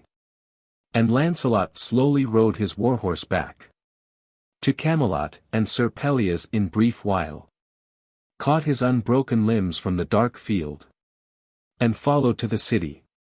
It chanced that both brake into hall together, worn and pale. There with her knights and dames was Guinevere. Full wonderingly she gazed on Lancelot, so soon returned, and then on Pelleas, him who had not greeted her, but cast himself down on a bench, hard breathing. Have ye fought? She asked of Lancelot. Aye, my queen, he said. And hast thou overthrown him? Aye, my queen. Then she, turning to Pelleas, O young knight, hath the great heart of knighthood in thee failed? So far thou canst not bide, unfrowardly a fall from him? Then, for he answered not. Or hast thou other griefs? If I, the queen, may help them, loose thy tongue, and let me know. But Pelleas lifted up an eye so fierce, she quailed. And he, hissing, I have no sword, sprang from the door into the dark. The queen looked hard upon her lover, he on her. And each foresaw the dolorous day to be. And all talk died, as in a grove all song, beneath the shadow of some bird of prey. Then a long silence came upon the hall. And Modred thought, the time is hard at hand. The last tournament. Dagonet, the fool, whom Gawain in his mood had made mock knight of Arthur's table round, at Camelot, high above the yellowing woods, danced like a withered leaf before the hall. And toward him from the hall, with harp in hand, and from the crown thereof a carcanet of ruby swaying to and fro, the prize of Tristram in the justs of yesterday, came Tristram, saying, Why skip ye so, Sir Fool? For Arthur and Sir Lancelot riding once far down beneath a winding wall of rock, heard a child wail. A stump of oak half dead, from roots like some black coil of carven snakes, clutched at the crag, and started through mid-air, bearing an eagle's nest, and through the tree rushed ever a rainy wind, and through the wind pierced ever a child's cry, and crag and tree scaling Sir Lancelot from the perilous nest, this ruby necklace thrice around her neck, and all unscarred from beak or talon, brought a maiden babe, which Arthur pitying took, then gave it to his queen to rear, the queen, but coldly acquiescing, in her white arms, received, and after loved it tenderly, and named it Nestling. So forgot herself a moment, and her cares, till that young life, being smitten in mid-heaven with mortal cold, passed from her. And in time the carcanet vexed her with plaintive memories of the child. So she, delivering it to Arthur, said, Take thou the jewels of this dead innocence, and make them, and thou wilt, a tourney prize. To whom the king, Peace to thine eagle-born dead nestling, and this honor after death, following thy will. But, O my queen, I muse, why ye not wear on arm, or neck, or zone, those diamonds that I rescued from the tarn? And Lancelot won, methought, for thee to wear. Would rather you had let them fall, she cried. Plunge and be lost, ill-fated as they were. A bitterness to me. Ye look amazed. Not knowing they were lost as soon as given. Slid from my hands. When I was leaning out above the river, that unhappy child passed in her barge, but rosier luck will go with these rich jewels, seeing that they came not from the skeleton of a brother-slayer, but the sweet body of a maiden babe. Perchance, who knows, the purest of thy knights may win them for the purest of my maids.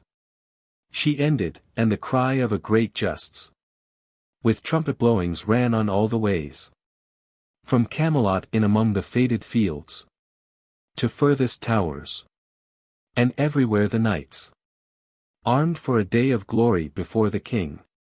But on the hither side of that loud morn, into the hall staggered, his visage ribbed from ear to ear with dog-whip wheels, his nose bridge broken, one eye out, and one hand off, and one with shattered fingers dangling lame. A churl, to whom indignantly the king, my churl, for whom Christ died, what evil beast hath drawn his claws athwart thy face? Or fiend man was it who marred heaven's image in thee thus? Then, sputtering through the hedge of splintered teeth, yet strangers to the tongue, and with blunt stump, pitch-black and sawing the air, said the maimed churl. He took them and he drave them to his tower. Some hold he was a table knight of thine. 100 goodly ones, the Red Knight, he. Lord, I was tending swine. And the Red Knight brake in upon me and drave them to his tower. And when I called upon thy name as one that doest right by gentle and by churl, maimed me and mauled, and would outright have slain, save that he sware me to a message, saying, tell thou the king and all his liars, that I have founded my round table in the north. And whatsoever his own knights have sworn, my knights have sworn the counter to it, and say, my tower is full of harlots, like his court. But mine are worthier, seeing they profess to be none other than themselves, and say, my knights are all adulterers like his own. But mine are truer, seeing they profess to be none other, and say his hour is come. The heathen are upon him, his long lance broken, and his Excalibur a straw. Then Arthur turned to Kay the seneschal. Take thou my churl, and tend him curiously, like a king's heir, till all his hurts be whole. The heathen, but that ever-climbing wave, hurled back again so often in empty foam, hath lain for years at rest, and renegades, thieves, bandits, leavings of confusion, whom the wholesome realm is purged of otherwhere. Friends, through your manhood and your fealty, now make their last head like Satan in the north.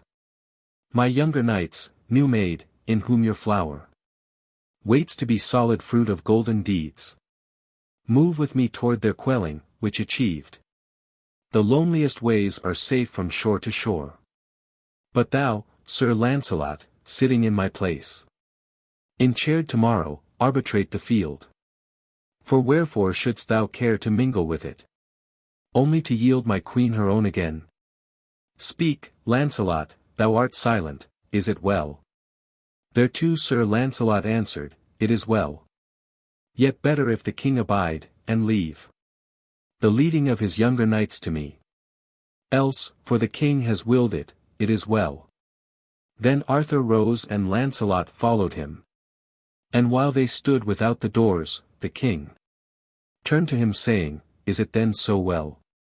Or mine the blame that oft I seem as he, of whom was written, a sound is in his ears, the foot that loiters, bidden go, the glance that only seems half loyal to command, a manner somewhat fallen from reverence.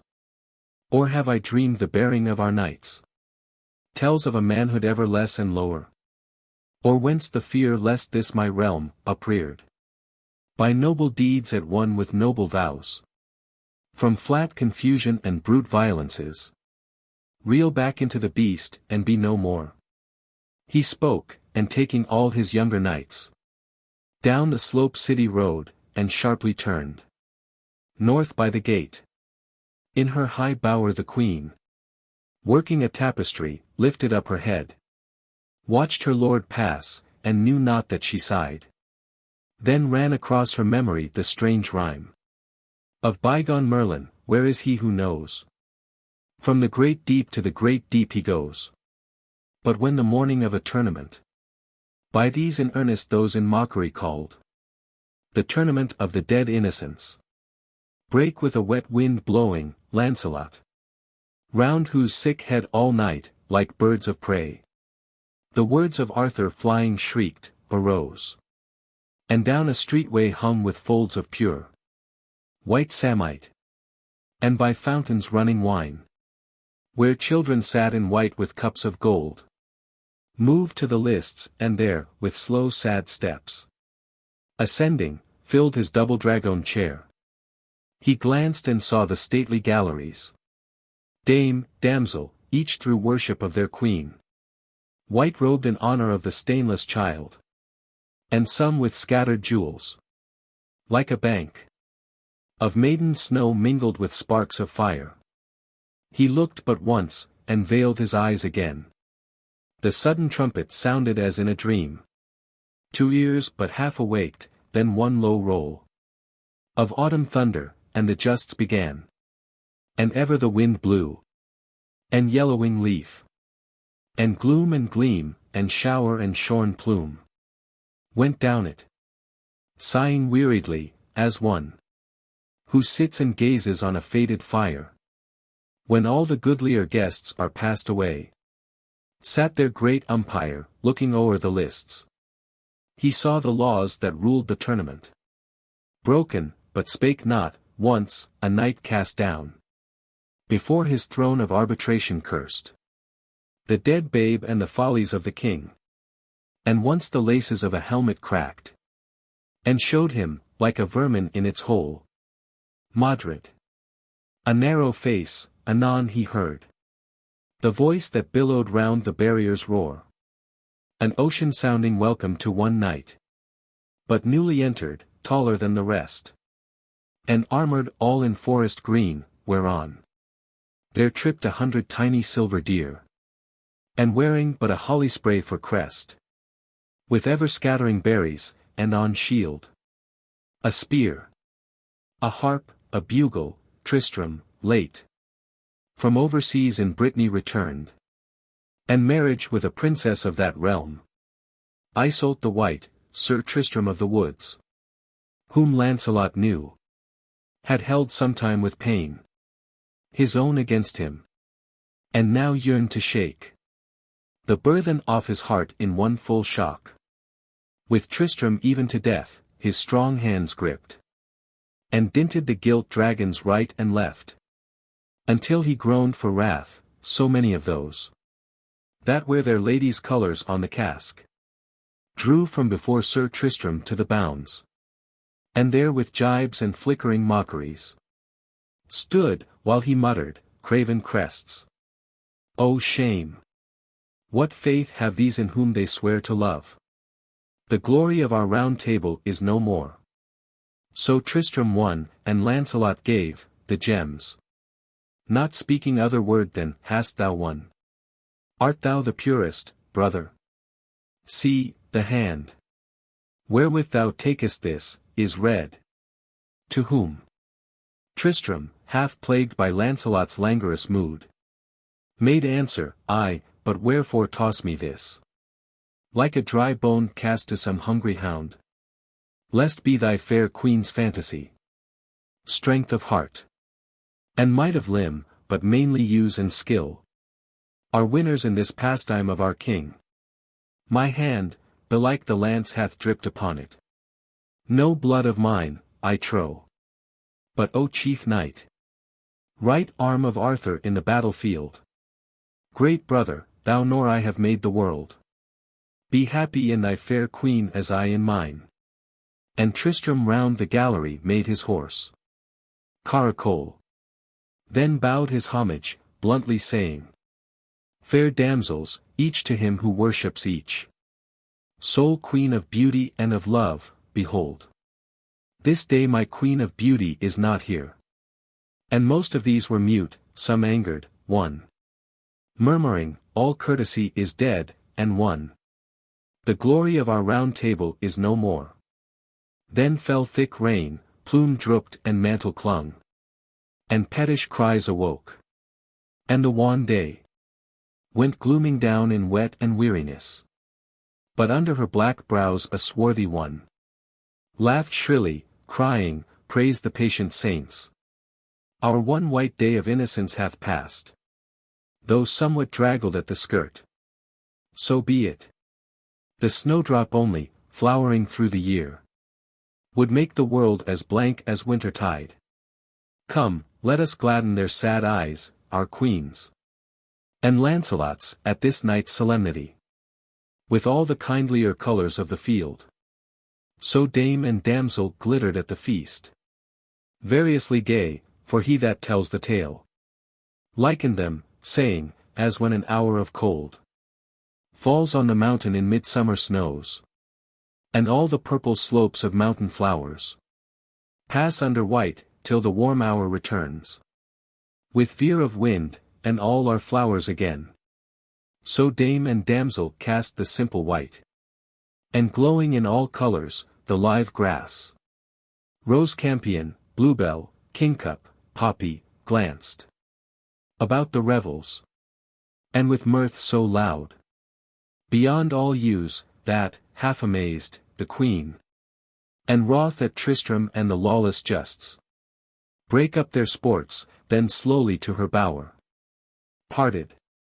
And in her bosom pain was lord. And little Dagonet on the morrow morn, high over all the yellowing autumn tide, danced like a withered leaf before the hall. Then Tristram saying, Why skip ye so, sir fool? Wheeled round on either heel, Dagonet replied, Belike for lack of wiser company, or being fool, and seeing too much wit, makes the world rotten. Why, belike I skip to know myself the wisest knight of all.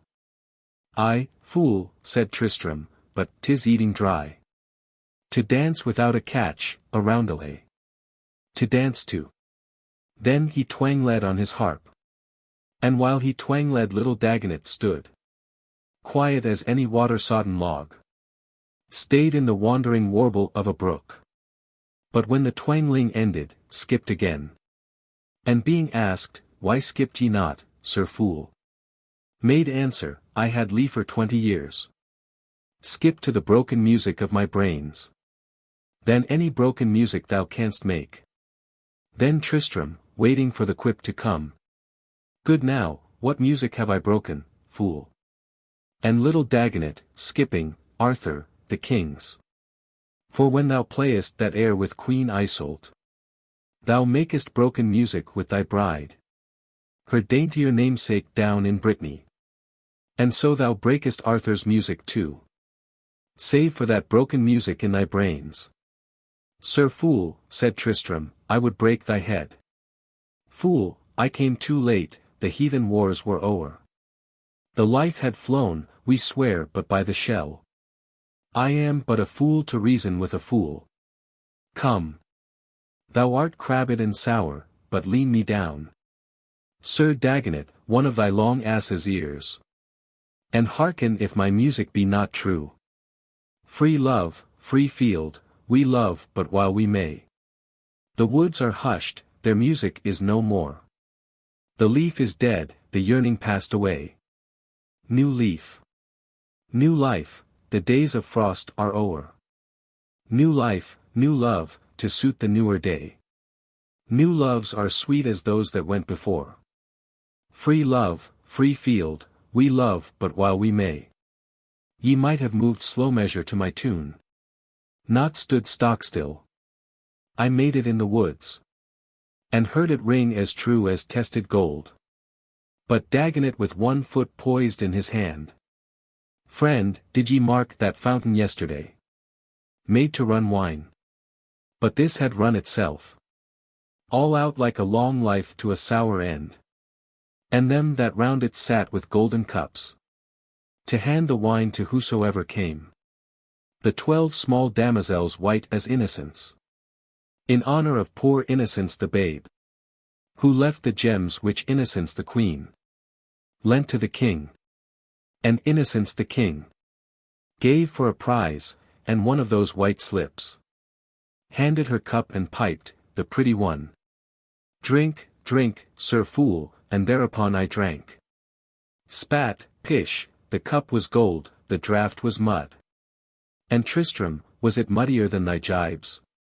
Is all the laughter gone dead out of thee? Not marking how the knighthood mocked thee? Fool! Fear God, honor the king, his one true knight. Sole follower of the vows, for here be they. Who knew thee swine enow before I came. Smuttier than blasted grain, but when the king had made thee fool, thy vanity so shot up. It fright all free fool from out thy heart. Which left thee less than fool, and less than swine. A naked o't, yet swine I hold thee still. For I have flung thee pearls and fined thee swine. And little Dagonet mincing with his feet. Knight, and ye fling those rubies round my neck. In lieu of hers, I'll hold thou hast some touch of music, since I care not for thy pearls. Swine. I have wallowed, I have washed, the world is flesh and shadow, I have had my day. The dirty nurse, experience, in her kind, hath fouled me, and I wallowed, then I washed. I have had my day and my philosophies. And thank the Lord I am King Arthur's fool. Swine, say ye. Swine, goats, asses, rams and geese.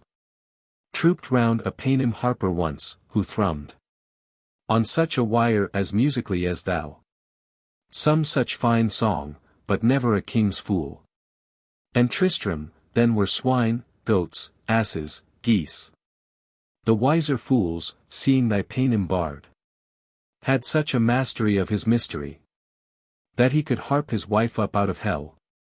Then Dagonet, turning on the ball of his foot. And whither harpst thou thine? Down. And thyself? Down. And two more, a helpful harper thou, that harpest downward. Dost thou know the star we call the harp of Arthur up in heaven? And Tristram, Sir Fool, for when our king was victor well nigh day by day, the knights, glorying in each new glory, set his name high on all hills, and in the signs of heaven. And Dagonet answered, Aye, and when the land was freed, and the queen false, ye set yourself to babble about him, all to show your wit. And whether he were king by courtesy, or king by right, and so went harping down the black king's highway, got so far, and grew so witty that ye played at ducks and drakes with Arthur's vows on the great lake of fire. Tuhu. D'ye see it? D'ye see the star?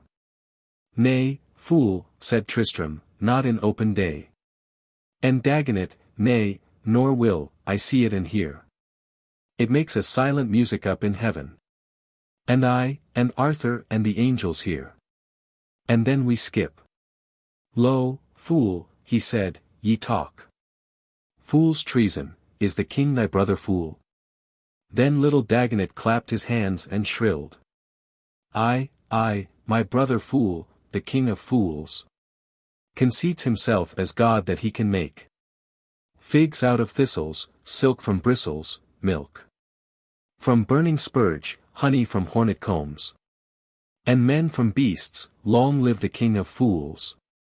And down the city Dagonet danced away, but through the slowly mellowing avenues and solitary passes of the wood rode Tristram toward Lyonesse and the west. Before him fled the face of Queen Iseult, with ruby-circled neck, but evermore past, as a rustle or twitter in the wood, made dull his inner, keen his outer eye. For all that walked, or crept, or perched, or flew, anon the face, as, when a gust hath blown, unruffling waters recollect the shape of one that in them sees himself, returned. But at the slot or fumets of a deer, or even a fallen feather, vanished again. So on for all that day from lawn to lawn. Through many a league-long bower he rode. At length, a lodge of intertwisted beechen boughs, firs crammed, and bracken roofed, the witch himself built for a summer day with Queen Iseult, against a shower, dark in the golden grove, appearing, sent his fancy back to where she lived a moon in that low lodge with him, till Mark her lord had passed, the Cornish king, with 6 or 7 when Tristram was away, and snatched her thence. Yet dreading worse than shame, her warrior Tristram spake not any word, but bode his hour, devising wretchedness. And now that desert lodge to Tristram looked so sweet, that halting, in he passed, and sank down on a drift of foliage random blown, but could not rest for musing how to smooth and sleek his marriage over to the queen. Perchance in lone Tintagel far from all the tonisters of the court she had not heard. But then what folly had sent him overseas, after she left him lonely here? A name? Was it the name of one in Brittany? Iseult, the daughter of the king. Iseult. Of the white hands, they called her, the sweet name allured him first, and then the maid herself, who served him well with those white hands of hers, and loved him well, until himself had thought he loved her also, wedded easily, but left her all as easily, and returned. The black-blue Irish hair and Irish eyes had drawn him home, what marvel? Then he laid his brows upon the drifted leaf and dreamed.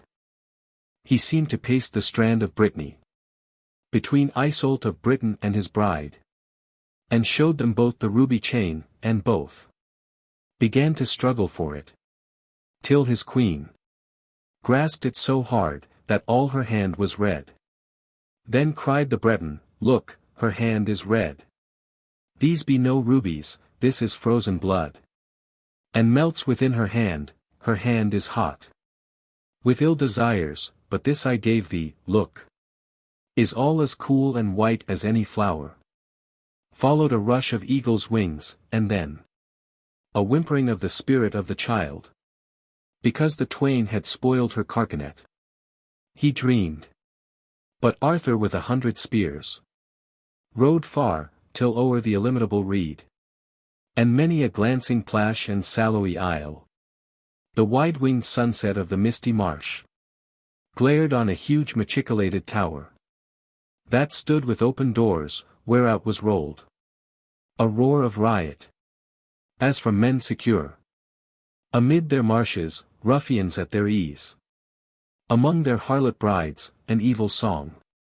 "Lo there," said one of Arthur's youth, for there, high on a grim dead tree before the tower, a goodly brother of the Table Round swung by the neck, and on the boughs a shield, showing a shower of blood in a field noir, and there beside a horn inflamed the knights. At that dishonour done the gilded spur, till each would clash the shield, and blow the horn. But Arthur waved them back. Alone he rode. Then at the dry harsh roar of the great horn, that sent the face of all the marsh aloft, an ever upward rushing storm and cloud of shriek and plume, the Red Knight heard, and all, even to tipmost lance and topmost helm, in blood-red armour sallying, howled to the king. The teeth of hell flay bare and gnash thee flat. Lo! Art thou not that eunuch-hearted king, who fain had clipped free manhood from the world? The woman-worshipper. Yea, God's curse, and I. Slain was the brother of my paramour, by a knight of thine, and I that heard her whine. And Snivel, being eunuch-hearted too, swear by the scorpion worm that twists in hell, and stings itself to everlasting death, to hang whatever knight of thine I fought, and tumbled. Art thou king, look to thy life. He ended, Arthur knew the voice, the face. Well nigh was helmet hidden, and the name went wandering somewhere darkling in his mind. And Arthur deigned not use of word or sword, but let the drunkard, as he stretched from horse, to strike him, overbalancing his bulk, down from the causeway heavily to the swamp, fall, as the crest of some slow-arching wave, heard in dead night along that table shore, drops flat, and after the great waters break, widening for half a league, and thin themselves, far over sands marbled with moon and cloud. From less and less to nothing. Thus he fell. Head heavy, then the knights, who watched him, roared.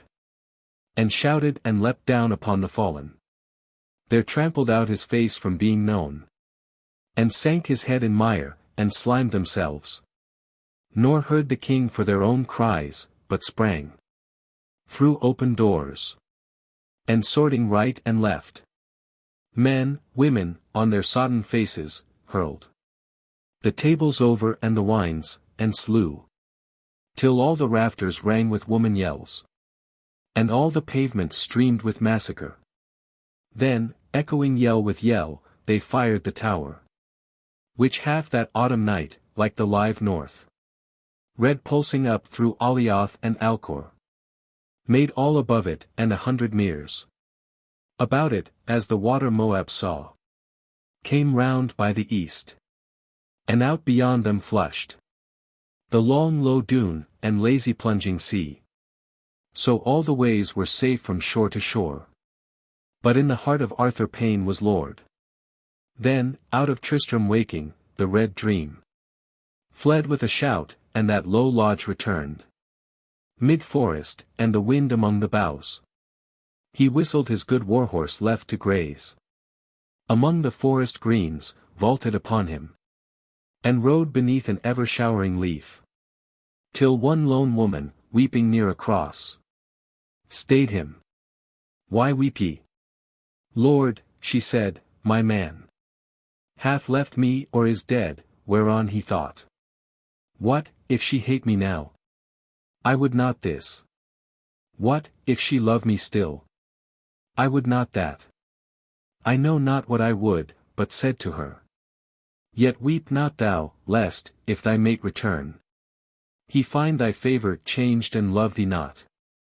Then pressing day by day through Lyonesse, last in a rocky hollow, belling, heard the hounds of Mark, and felt the goodly hounds yelp at his heart, but turning, passed and gained Tintagel, half in sea, and high on land.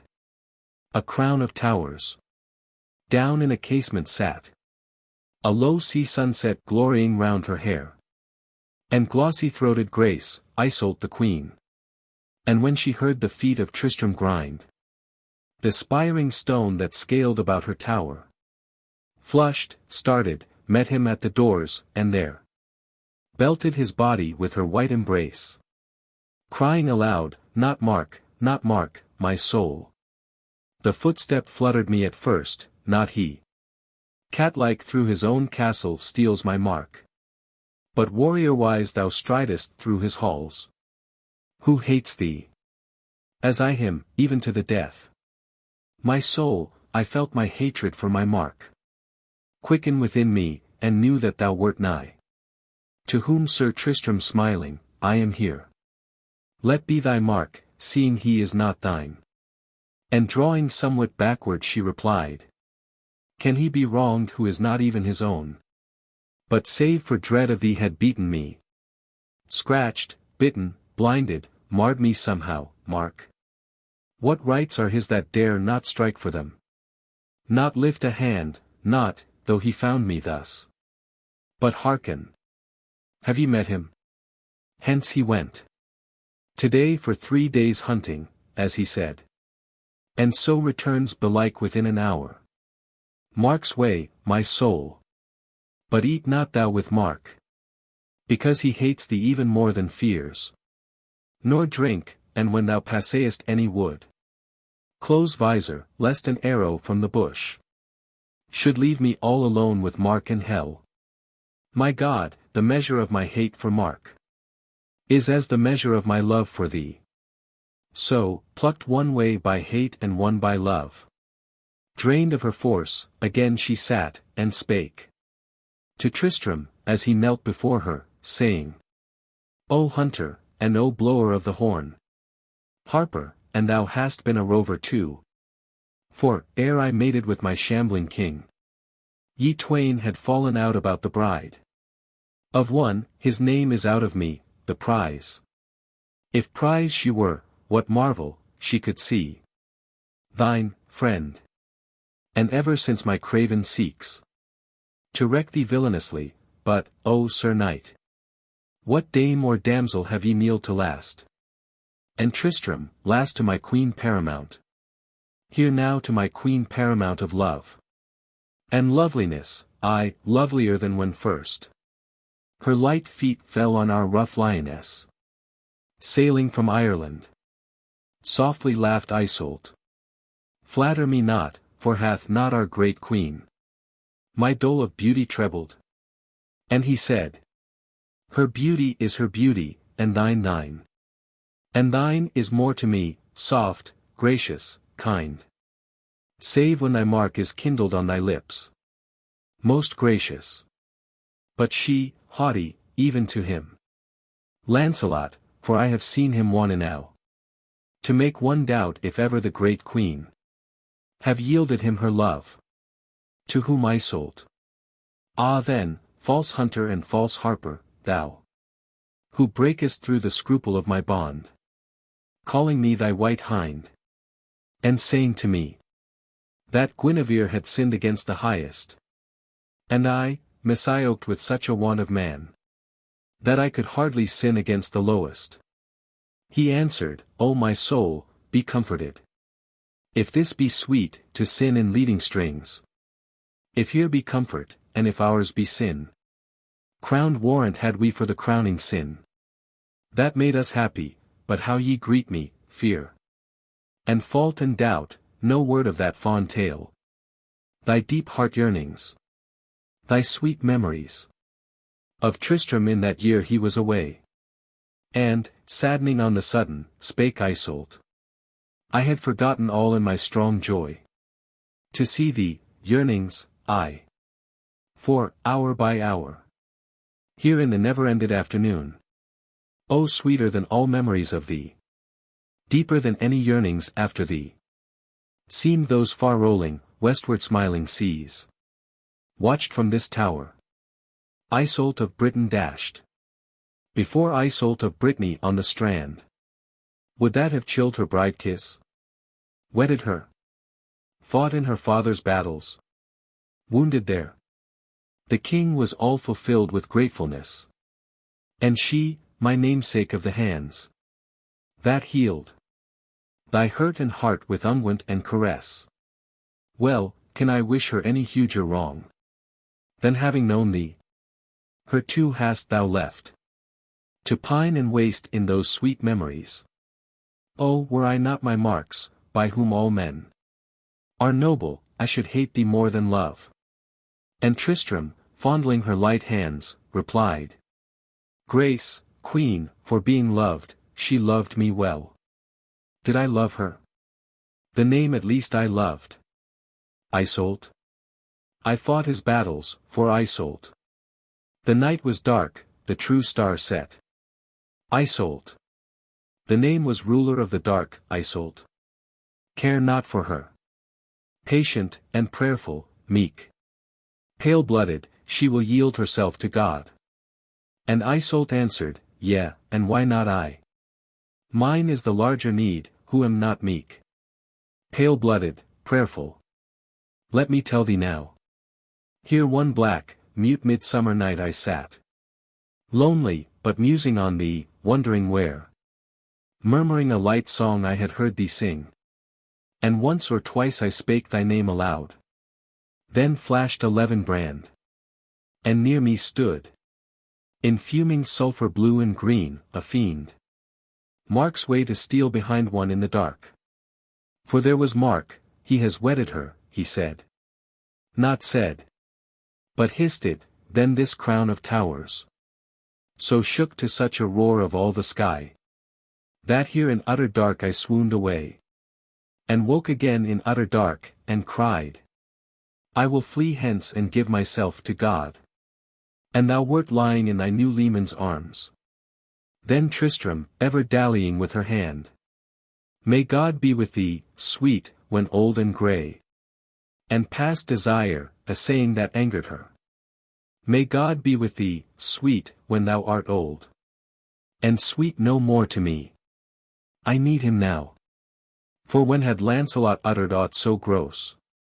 Even to the swineherd's malkin in the mast. The greater man, the greater courtesy. Far other was the Tristram, Arthur's knight. But thou, through ever harrying thy wild beasts, save that to touch a harp, tilt with a lance, becomes thee well, art grown wild beast thyself. How darest thou, if lover, push me even in fancy from thy side, and set me far in the grey distance, half a life away, her to be loved no more? Unsay it, unswear. Flatter me rather, seeing me so weak, broken with mark and hate and solitude. Thy marriage and mine own, that I should suck lies like sweet wines, lie to me, I believe. Will ye not lie? Not swear, as there ye kneel, and solemnly as when ye swear to him, the man of men, our king, my God, the power, was once in vows when men believed the king. They lied not then, who swear, and through their vows the king prevailing made his realm, I say. Swear to me thou wilt love me even when old, grey-haired, and past desire, and in despair. Then Tristram, pacing moodily up and down. Vows. Did you keep the vow you made to Mark? More than I mine. Lied, say ye? Nay, but learnt. The vow that binds too strictly snaps itself. My knighthood taught me this, being snapped. We run more counter to the soul thereof than had we never sworn. I swear no more. I swore to the great king, and am forsworn. For once, even to the height, I honored him. Man, is he man at all? Methought, when first I rode from our rough lioness, and beheld that victor of the pagan throned in hall. His hair, a sun that rayed from off a brow, like hills now high in heaven. The steel-blue eyes, the golden beard that clothed his lips with light. Moreover, that weird legend of his birth, with Merlin's mystic babble about his end, amazed me. Then, his foot was on a stool. Shaped as a dragon, he seemed to me no man, but Michael trampling Satan, so I swear. Being amazed, but this went by, the vows. Oh aye, the wholesome madness of an hour. They served their use, their time, for every knight believed himself a greater than himself, and every follower eyed him as a god, till he, being lifted up beyond himself, did mightier deeds than elsewise he had done. And so the realm was made. But then their vows, first mainly through that sullying of our queen, began to gall the knighthood, asking whence had Arthur right to bind them to himself? Dropped down from heaven, washed up from out the deep, they failed to trace him through the flesh and blood of our old kings. Whence then a doubtful lord to bind them by inviolable vows, which flesh and blood perforce would violate? For feel this arm of mine, the tide within, red with free chase and heather-scented air, pulsing full man. Can Arthur make me pure as any maiden child? Lock up my tongue from uttering freely what I freely hear. Bind me to one. The wide world laughs at it. And worldling of the world am I, and know the ptarmigan that whitens ere his hour woos his own end. We are not angels here, nor shall be. Vows, I am woodman of the woods, and hear the garnet-headed yaffingale mock them. My soul, we love but while we may, and therefore is my love so large for thee, seeing it is not bounded save by love. Here ending, he moved toward her, and she said, Good, and I turned away my love for thee to someone thrice as courteous as thyself. For courtesy wins woman all as well as valor may, but he that closes both is perfect. He is Lancelot, taller indeed, rosier and comelier, thou, but say I loved this knightliest of all knights, and cast thee back. Thine own small saw, we love but while we may. Well then, what answer? He that while she spake, mindful of what he brought to adorn her with the jewels, had let one finger lightly touch the warm white apple of her throat, replied. Press this a little closer, sweet, until come, I am hungered and half angered, meat. Wine, wine, and I will love thee to the death. And out beyond into the dream to come. So then, when both were brought to full accord, she rose, and set before him all he willed.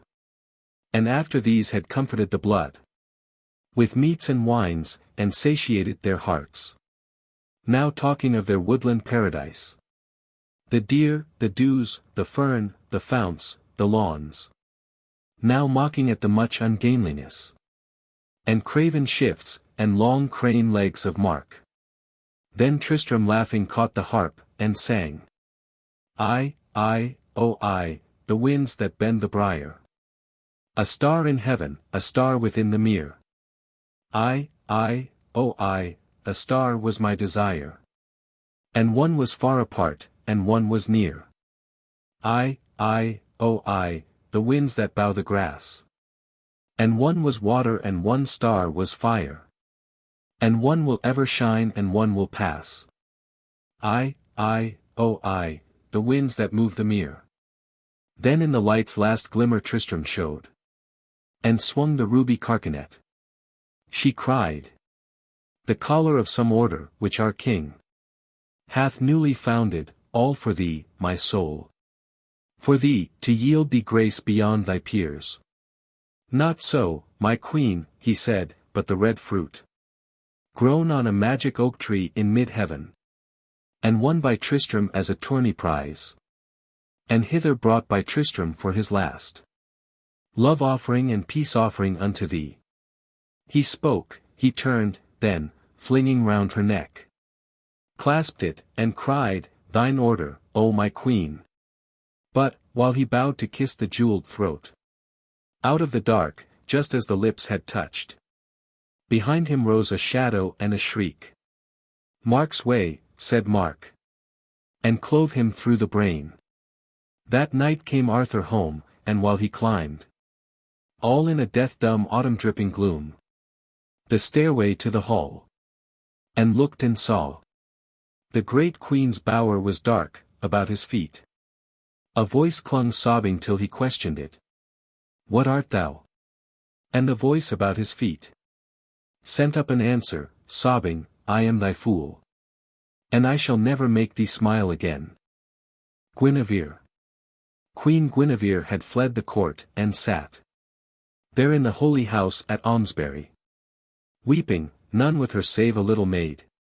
A novice, one low light betwixt them burned, blurred by the creeping mist, for all abroad, beneath a moon unseen albeit at full, the white mist, like a face-cloth to the face, clung to the dead earth, and the land was still. For hither had she fled, her cause of flight. Sir Modred, he that like a subtle beast lay couchant with his eyes upon the throne, ready to spring, waiting a chance, for this. He chilled the popular praises of the king with silent smiles of slow disparagement, and tampered with the lords of the White Horse. Heathen, the brood by Hengist left, and sought to make disruption in the Table Round of Arthur, and to splinter it into feuds, serving his traitorous end, and all his aims were sharpened by strong hate for Lancelot. For thus it chanced one morn when all the court, green-suited, but with plumes that mocked the May, had been, their wont, a Maying and returned, that Modred still in green, all ear and eye, climbed to the high top of the garden wall, to spy some secret scandal if he might, and saw the queen who sat betwixt her best Enid, and lissom Vivien of her court, the wiliest and the worst.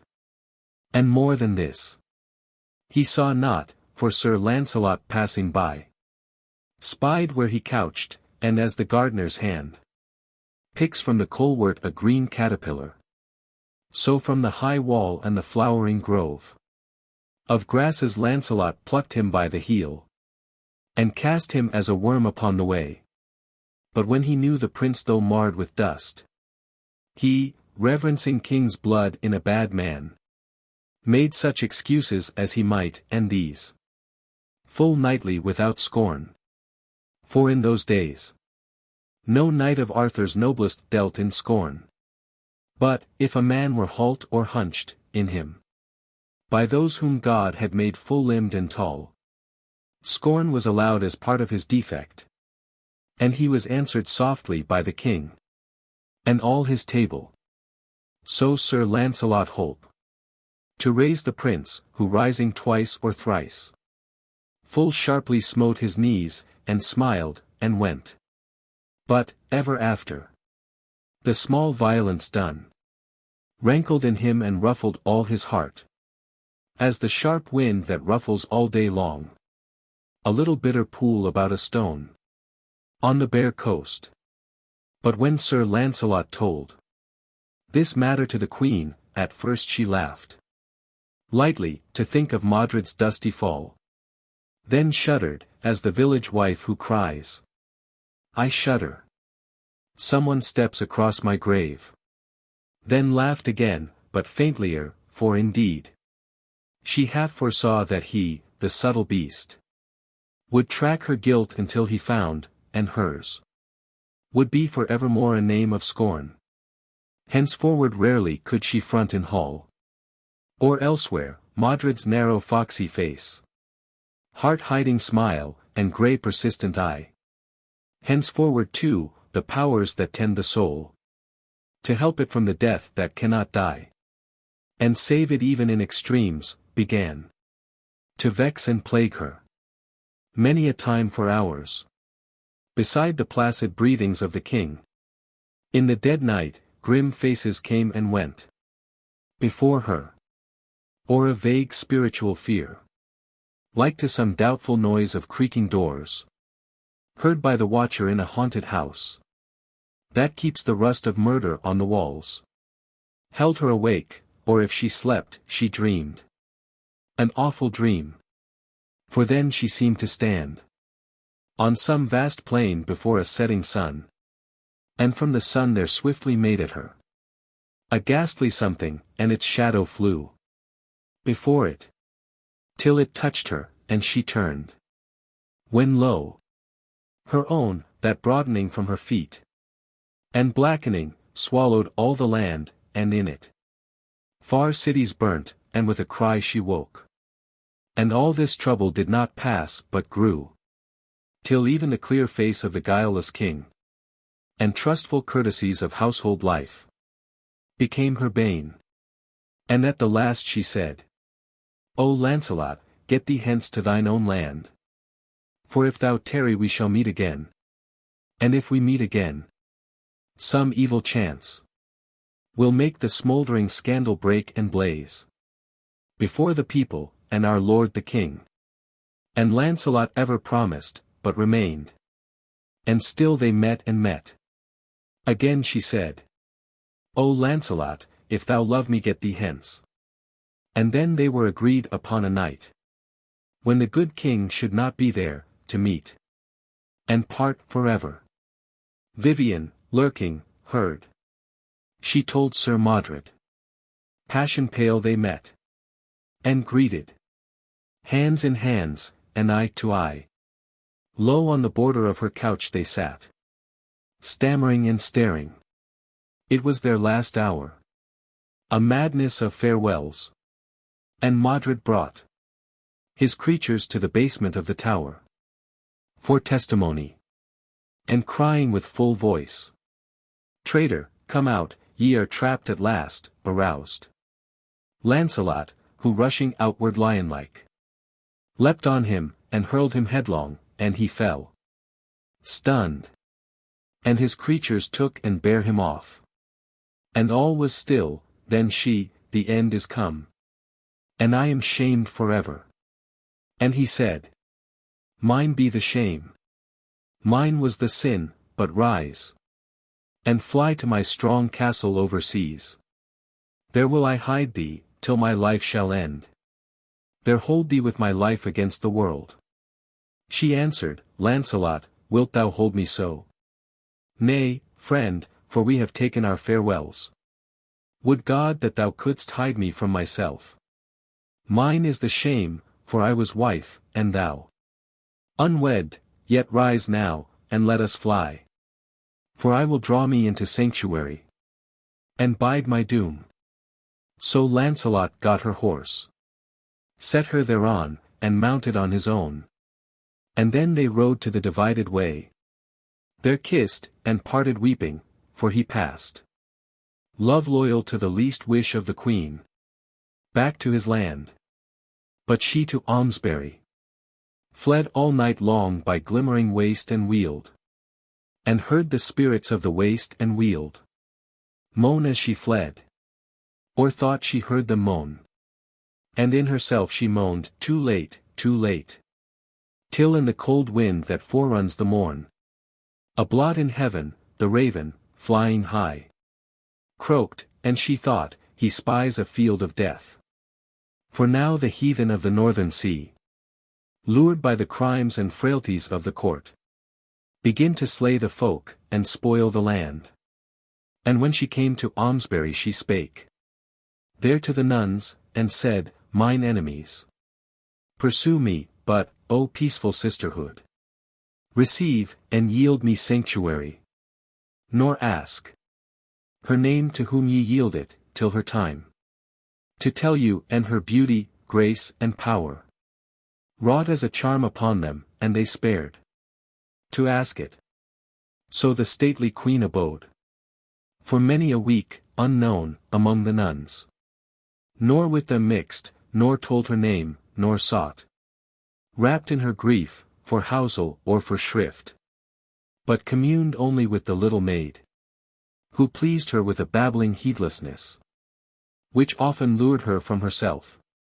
But now, this night, a rumour wildly blown about came, that Sir Modred had usurped the realm, and leagued him with the heathen, while the king was waging war on Lancelot. Then she thought, with what a hate the people and the king must hate me, and bowed down upon her hands, silent, until the little maid, who brooked no silence, brake it, uttering, late. So late. What hour, I wonder, now, and when she drew no answer, by and by began to hum an air the nuns had taught her, late, so late.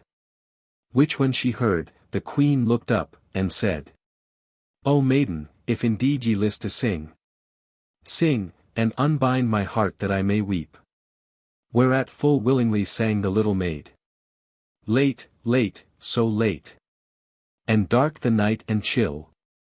Late, so late. But we can enter still. Too late. Ye cannot enter now. No light had we, for that we do repent. And learning this, the bridegroom will relent. Too late. Ye cannot enter now. No light, so late. And dark and chill the night. Oh, let us in, that we may find the light. Too late, ye cannot enter now. Have we not heard the bridegroom is so sweet? Oh, let us in, though late, to kiss his feet. No, too late. Ye cannot enter now. So sang the novice, while full passionately, her head upon her hands, remembering her thought when first she came, wept the sad queen. Then said the little novice prattling to her, O pray you, noble lady, weep no more. But let my words, the words of one so small, who knowing nothing knows but to obey. And if I do not there is penance given. Comfort your sorrows. For they do not flow from evil done, right sure am I of that. Who see your tender grace and stateliness. But weigh your sorrows with our Lord the King's. And weighing find them less. For gone is he to wage grim war against Sir Lancelot there, round that strong castle where he holds the queen. And Modred whom he left in charge of all. The traitor, a sweet lady, the king's grief. For his own self, and his own queen, and realm. Must needs be thrice as great as any of ours. For me, I thank the saints, I am not great.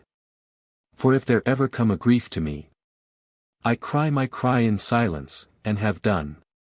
None knows it, and my tears have brought me good. But even were the griefs of little ones as great as those of great ones, yet this grief is added to the griefs the great must bear. That howsoever much they may desire silence, they cannot weep behind a cloud. As even here they talk at Almesbury about the good king and his wicked queen. And were I such a king with such a queen, well might I wish to veil her wickedness. But were I such a king, it could not be. Then to her own sad heart muttered the queen, will the child kill me with her innocent talk? But openly she answered, must not I, if this false traitor have displaced his lord, grieve with the common grief of all the realm? Yea, said the maid, this is all woman's grief. That she is woman, whose disloyal life hath wrought confusion in the Table Round, which good King Arthur founded, years ago, with signs and miracles and wonders, there at Camelot, ere the coming of the queen. Then thought the queen within herself again, will the child kill me with her foolish prate? But openly she spake and said to her, O little maid, shut in by nunnery walls, what canst thou know of kings and tables round? Or what of signs and wonders?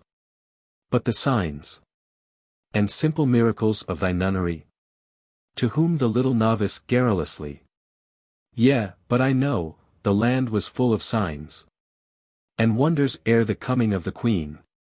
So said my father, and himself was knight of the great table, at the founding of it, and rode thereto from Lyonesse, and he said, that as he rode, an hour or maybe twain after the sunset, down the coast, he heard strange music, and he paused, and turning, there, all down the lonely coast of Lyonesse, each with a beacon star upon his head, and with a wild sea light about his feet, he saw them, headland after headland flame, far on into the rich heart of the west. And in the light the white mermaiden swam, and strong man-breasted things stood from the sea, and sent a deep sea voice through all the land, to which the little elves of chasm and cleft made answer, sounding like a distant horn. So said my father, yea, and furthermore, next morning, while he passed the dim-lit woods, himself beheld 3 spirits mad with joy come dashing down on a tall wayside flower that shook beneath them, as the thistle shakes when 3 grey linnets wrangle for the seed. And still at evenings on before his horse, the flickering fairy circle wheeled and broke, flying, and linked again, and wheeled and broke, flying, for all the land was full of life. And when at last he came to Camelot, a wreath of airy dancers hand in hand swung round the lighted lantern of the hall. And in the hall itself was such a feast as never man had dreamed, for every knight had whatsoever meat he longed for served by hands unseen. And even as he said, down in the cellars merry bloated things shouldered the spigot, straddling on the butts, while the wine ran, so glad were spirits and men before the coming of the sinful queen. Then spake the queen and somewhat bitterly, were they so glad? Ill prophets were they all, spirits and men, could none of them foresee, not even thy wise father with his signs and wonders, what has fallen upon the realm. To whom the novice garrulously again, yea, one, a bard, of whom my father said, full many a noble war song had he sung, even in the presence of an enemy's fleet, between the steep cliff and the coming wave, and many a mystic lay of life and death had chanted on the smoky mountain tops, when round him bent the spirits of the hills, with all their dewy hair blown back like flame. So said my father, and that night the bard sang Arthur's glorious wars. And sang the king, as well nigh more than man, and railed at those who called him the false son of Gorlois. For there was no man knew from whence he came. But after tempest, when the long wave broke all down the thundering shores of Bude and Bas, there came a day as still as heaven. And then they found a naked child upon the sands of dark Tintagel by the Cornish sea. And that was Arthur, and they fostered him till he by miracle was a proven king. And that his grave should be a mystery from all men, like his birth. And could he find a woman in her womanhood as great as he was in his manhood, then, he sang, the twain together well might change the world.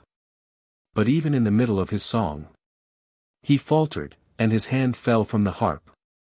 And pale he turned, and reeled, and would have fallen. But that they stayed him up. Nor would he tell his vision, but what doubt that he foresaw this evil work of Lancelot and the queen. Then thought the queen, lo, they have set her on our simple seeming abbess and her nuns to play upon me, and bowed her head nor spake.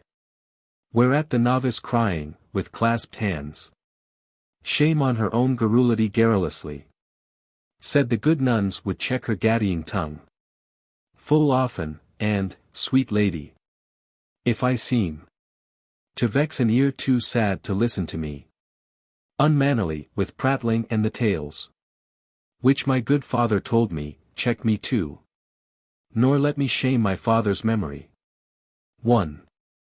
Of noblest manners, though himself would say Sir Lancelot had the noblest. And he died killed in a tilt, come next, 5 summers back. And left me but of others who remain, and of the 2 first famed for courtesy. And pray you check me if I ask amiss. But pray you, which had noblest, while you moved among them, Lancelot or our lord the king? Then the pale queen looked up and answered her. Sir Lancelot, as became a noble knight, was gracious to all ladies. And the same, in open battle or the tilting field, forbore his own advantage, and the king, in open battle or the tilting field, forbore his own advantage. And these 2 were the most nobly mannered men of all. For manners are not idle, but the fruit of loyal nature, and of noble mind. Yea, said the maid, be manners such fair fruit, then Lancelot's needs must be 1,000-fold less noble, being, as all rumor runs, the most disloyal friend in all the world. To which a mournful answer made the queen. O closed about by narrowing nunnery walls, what knowest thou of the world, and all its lights and shadows, all the wealth and all the woe? If ever Lancelot, that most noble knight, were for 1 hour less noble than himself, pray for him that he scape the doom of fire, and weep for her that drew him to his doom. Yea, said the little novice, I pray for both. But I should all as soon believe that his, Sir Lancelot's, were as noble as the king's, as I could think, sweet lady, yours would be such as they are, were you the sinful queen. So she, like many another babbler, hurt whom she would soothe, and harmed where she would heal. For here a sudden flush of wrathful heat fired all the pale face of the queen, who cried, such as thou art be never maiden more forever. Thou their tool, set on to plague and play upon, and harry me, petty spy and traitress. When that storm of anger brake from Guinevere, aghast the maiden rose, white as her veil, and stood before the queen, as tremulously as foam upon the beach stands in a wind, ready to break and fly. And when the queen had added, get thee hence, fled fright.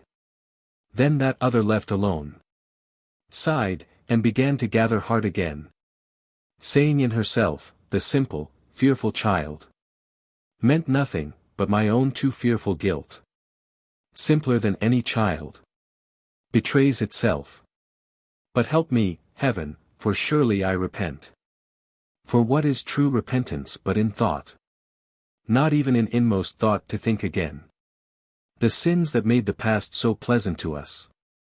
And I have sworn never to see him more. To see him more. And even in saying this, her memory from old habit of the mind went slipping back upon the golden days, in which she saw him first, when Lancelot came, reputed the best knight and goodliest man, ambassador, to lead her to his lord Arthur, and led her forth, and far ahead of his and her retinue moving, they wrapped in sweet talk or lively, all on love and sport and tilts and pleasure, for the time was Maytime, and as yet no sin was dreamed. Rode under groves that looked a paradise of blossom, over sheets of hyacinth that seemed the heavens upbreaking through the earth, and on from hill to hill, and every day beheld at noon in some delicious dale the silk pavilions of King Arthur raised for brief repast or afternoon repose, by couriers gone before, and on again, till yet once more ere set of sun they saw the dragon of the great Pendragonship, that crowned the state pavilion of the king, blaze by the rushing brook or silent well. But when the queen immersed in such a trance, and moving through the past unconsciously, came to that point where first she saw the king ride toward her from the city, sighed to find her journey done, glanced at him, thought him cold, high, self-contained, and passionless, not like him. Not like my Lancelot, while she brooded thus, and grew half guilty in her thoughts again, there rode an armed warrior to the doors. A murmuring whisper through the nunnery ran. Then on a sudden a cry, the king. She sat stiff-stricken, listening. But when armed feet through the long gallery from the outer doors rang coming, prone from off her seat she fell, and grovelled with her face against the floor. There with her milk-white arms and shadowy hair, she made her face a darkness from the king, and in the darkness heard his armed feet pause by her. Then came silence, then a voice, monotonous and hollow like a ghost's, denouncing judgment, but though changed, the king's. Least thou hear so low, the child of one I honored, happy, dead before thy shame. Well is it that no child is born of thee. The children born of thee are sword and fire, red ruin, and the breaking up of laws, the craft of kindred and the godless hosts of heathen swarming o'er the northern sea. Whom I, while yet Sir Lancelot, my right arm, the mightiest of my knights, abode with me, have everywhere about this land of Christ, in 12 great battles ruining overthrown. And knowest thou now from whence I come? From him. From waging bitter war with him, and he that did not shun to smite me in worse way, had yet that grace of courtesy in him left. He spared to lift his hand against the king, who made him knight, but many a knight was slain, and many more, and all his kith and kin clave to him, and abode in his own land. And many more when Modred raised revolt, forgetful of their troth and fealty, clave to Modred, and a remnant stays with me. And of this remnant will I leave a part, true men who love me still, for whom I live, to guard thee in the wild hour coming on, lest but a hair of this low head be harmed. Fear not, thou shalt be guarded till my death. Howbeit I know, if ancient prophecies have erred not, that I march to meet my doom. Thou hast not made my life so sweet to me, that I the king should greatly care to live. For thou hast spoilt the purpose of my life. Bear with me for the last time while I show, even for thy sake, the sin which thou hast sinned. For when the Roman left us, and their law relaxed its hold upon us, and the ways were filled with rapine, here and there a deed of prowess done redressed a random wrong. But I was first of all the kings who drew the knighthood errant of this realm and all the realms together under me, their head. In that fair order of my table round, a glorious company, the flower of men, to serve as model for the mighty world, and be the fair beginning of a time. I made them lay their hands in mine and swear to reverence the king, as if he were their conscience, and their conscience as their king, to break the heathen and uphold the Christ, to ride abroad redressing human wrongs, to speak no slander, no, nor listen to it, to honor his own word as if his God's, to lead sweet lives in purest chastity, to love one maiden only, cleave to her, and worship her by years of noble deeds, until they won her.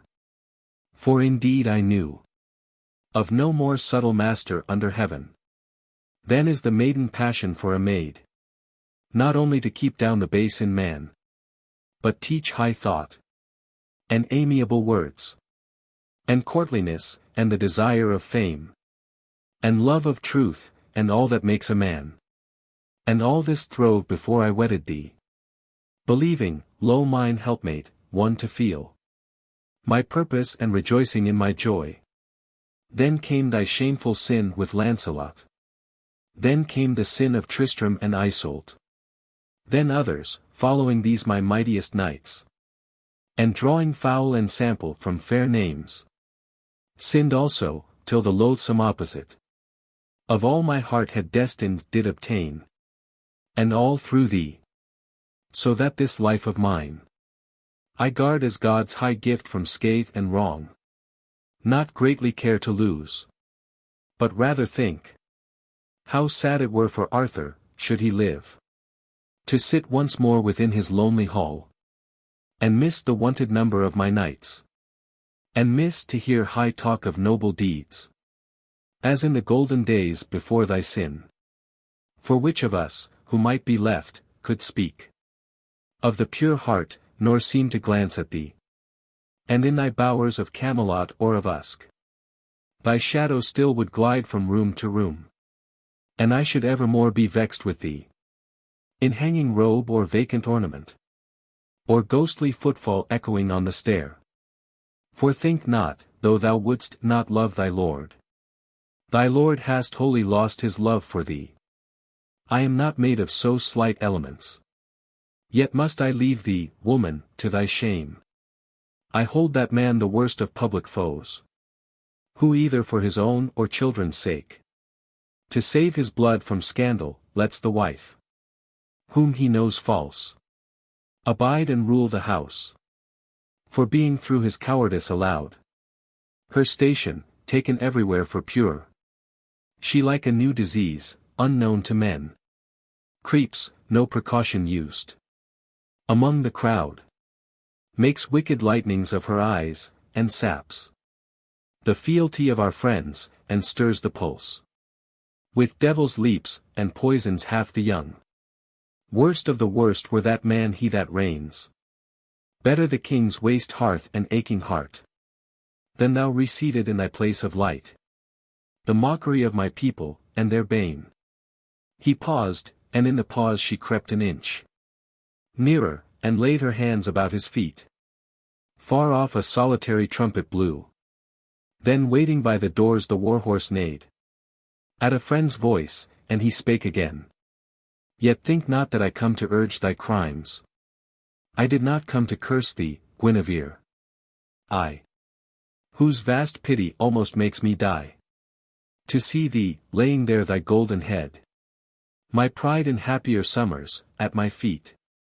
The wrath which forced my thoughts on that fierce law, the doom of treason and the flaming death, when first I learnt thee hidden here, is past. The pang, which while I weighed thy heart with one, too wholly true to dream untruth in thee, Made my tears burn, is also past, in part. And all is past, the sin is sinned, and lo! I forgive thee, as eternal God forgives, do thou for thine own soul the rest. But how to take last leave of all I loved? O golden hair, with which I used to play, not knowing. O imperial moulded form, and beauty such as never woman wore, until it became a kingdom's curse with thee. I cannot touch thy lips, they are not mine, but Lancelot's, nay, they never were the king's. I cannot take thy hand, that too is flesh, and in the flesh thou hast sinned, and mine own flesh, here looking down on thine polluted, cries. I loathe thee yet not less, O Guinevere, for I was ever virgin save for thee. My love through flesh hath wrought into my life, so far, that my doom is, I love thee still. Let no man dream but that I love thee still. Perchance, and so thou purify thy soul, and so thou lean on our fair Father Christ. Hereafter in that world where all are pure, we two may meet before high God. And thou wilt spring to me, and claim me thine, and know I am thine husband, not a smaller soul, nor Lancelot, nor another. Leave me that, I charge thee, my last hope. Now must I hence. Through the thick night I hear the trumpet blow. They summon me their king to lead mine hosts far down to that great battle in the west, where I must strike against the man they call my sister's son, no kin of mine, who leagues with lords of the white horse, heathen, and knights, traitors, and strike him dead, and meet myself death, or I know not what mysterious doom. And thou remaining here wilt learn the event. But hither shall I never come again, never lie by thy side, see thee no more. Farewell. And while she grovelled at his feet, she felt the king's breath wander o'er her neck, and in the darkness o'er her fallen head, perceived the waving of his hands that blessed. Then, listening till those armed steps were gone, rose the pale queen, and in her anguish found the casement, peradventure, so she thought, if I might see his face, and not be seen. And lo, he sat on horseback at the door, and near him the sad nuns with each a light stood, and he gave them charge about the queen, to guard and foster her for evermore. And while he spake to these his helm was lowered, to which for crest the golden dragon clung, of Britain. So she did not see the face, which then was as an angel's, but she saw, wet with the mists and smitten by the lights, the dragon of the great Pendragonship blaze, making all the night a steam of fire. And even then he turned, and more, the moony vapour rolling round the king, who seemed the phantom of a giant in it, and wound him fold by fold, and made him grey, and greyer, till himself became as mist before her, moving ghost-like to his doom. Then she stretched out her arms and cried aloud, O Arthur! There her voice breaks suddenly.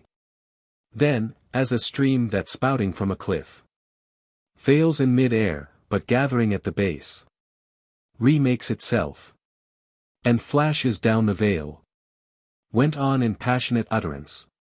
Gone, my lord! Gone through my sin to slay and to be slain. And he forgave me, and I could not speak. Farewell. I should have answered his farewell. His mercy choked me. Gone, my lord the king. My own true lord. How dare I call him mine? The shadow of another cleaves to me, and makes me one pollution. He, the king, called me polluted. Shall I kill myself? What help in that? I cannot kill my sin, if soul be soul. Nor can I kill my shame. No, nor by living can I live it down. The days will grow to weeks, the weeks to months. The months will add themselves and make the years. The years will roll into the centuries.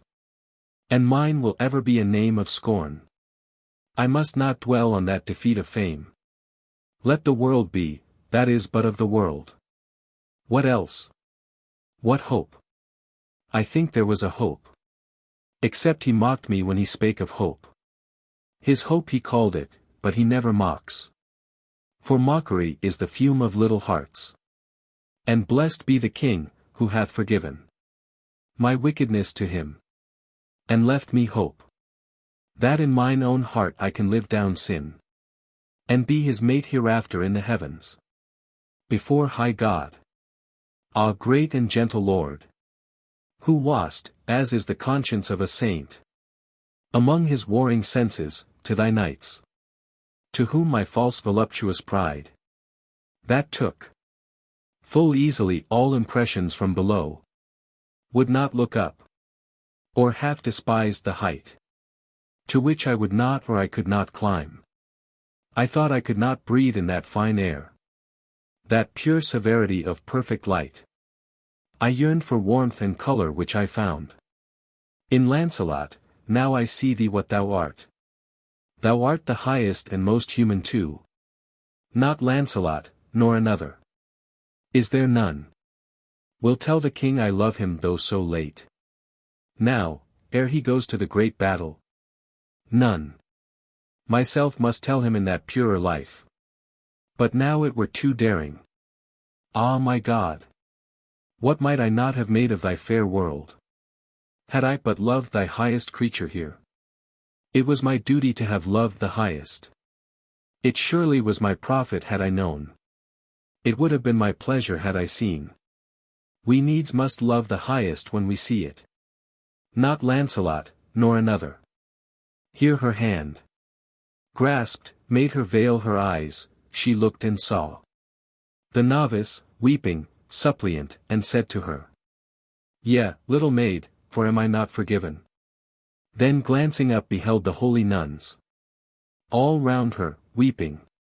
And her heart was loosed within her, and she wept with these and said, Ye know me then, that wicked one, who broke the vast design and purpose of the king.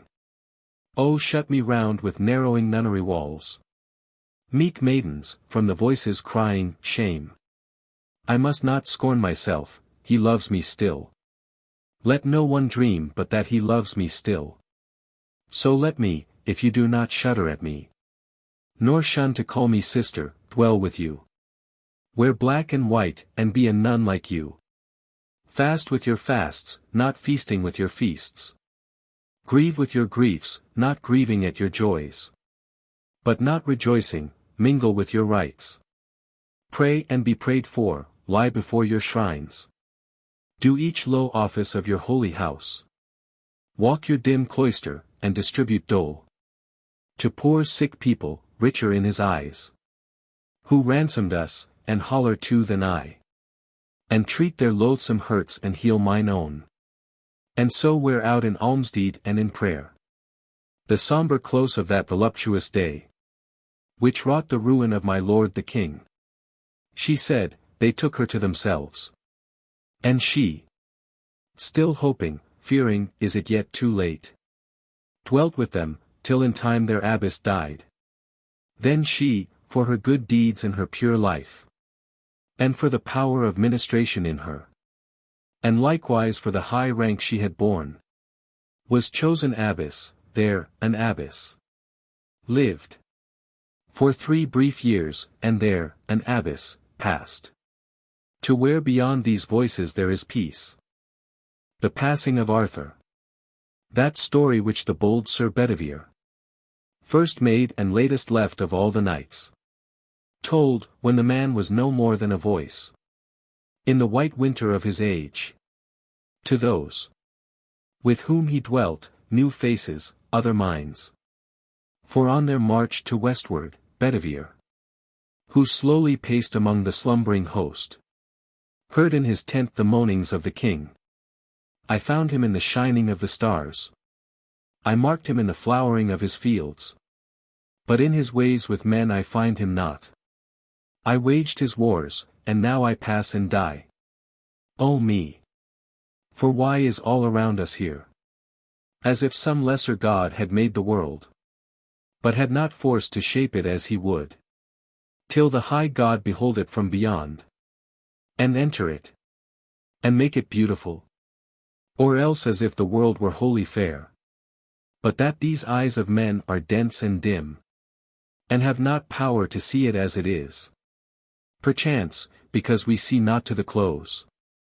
For I, being simple, thought to work his will, and have but stricken with the sword in vain.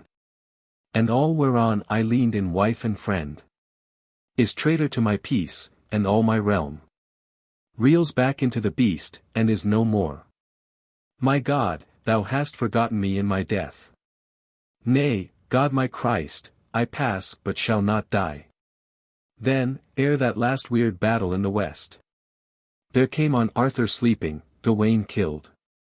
In Lancelot's war, the ghost of Gawain blown along a wandering wind, and past his ear went shrilling, hollow, hollow all delight. Hail, King! Tomorrow thou shalt pass away. Farewell!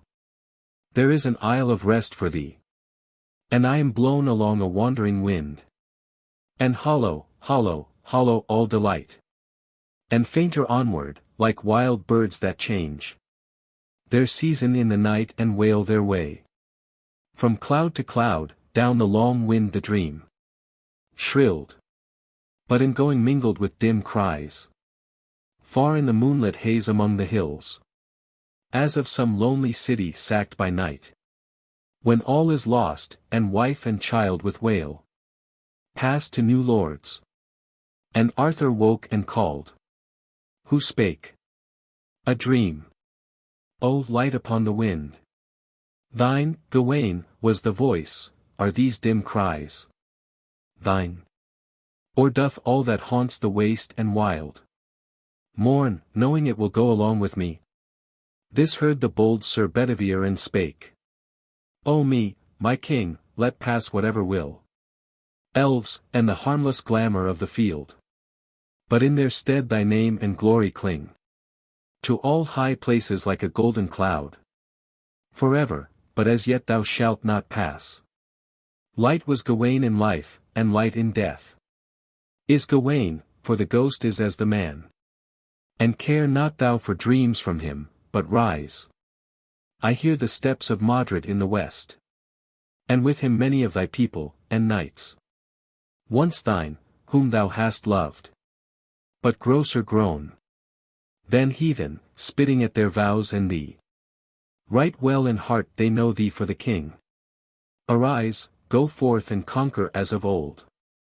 Then spake King Arthur to Sir Bedivere.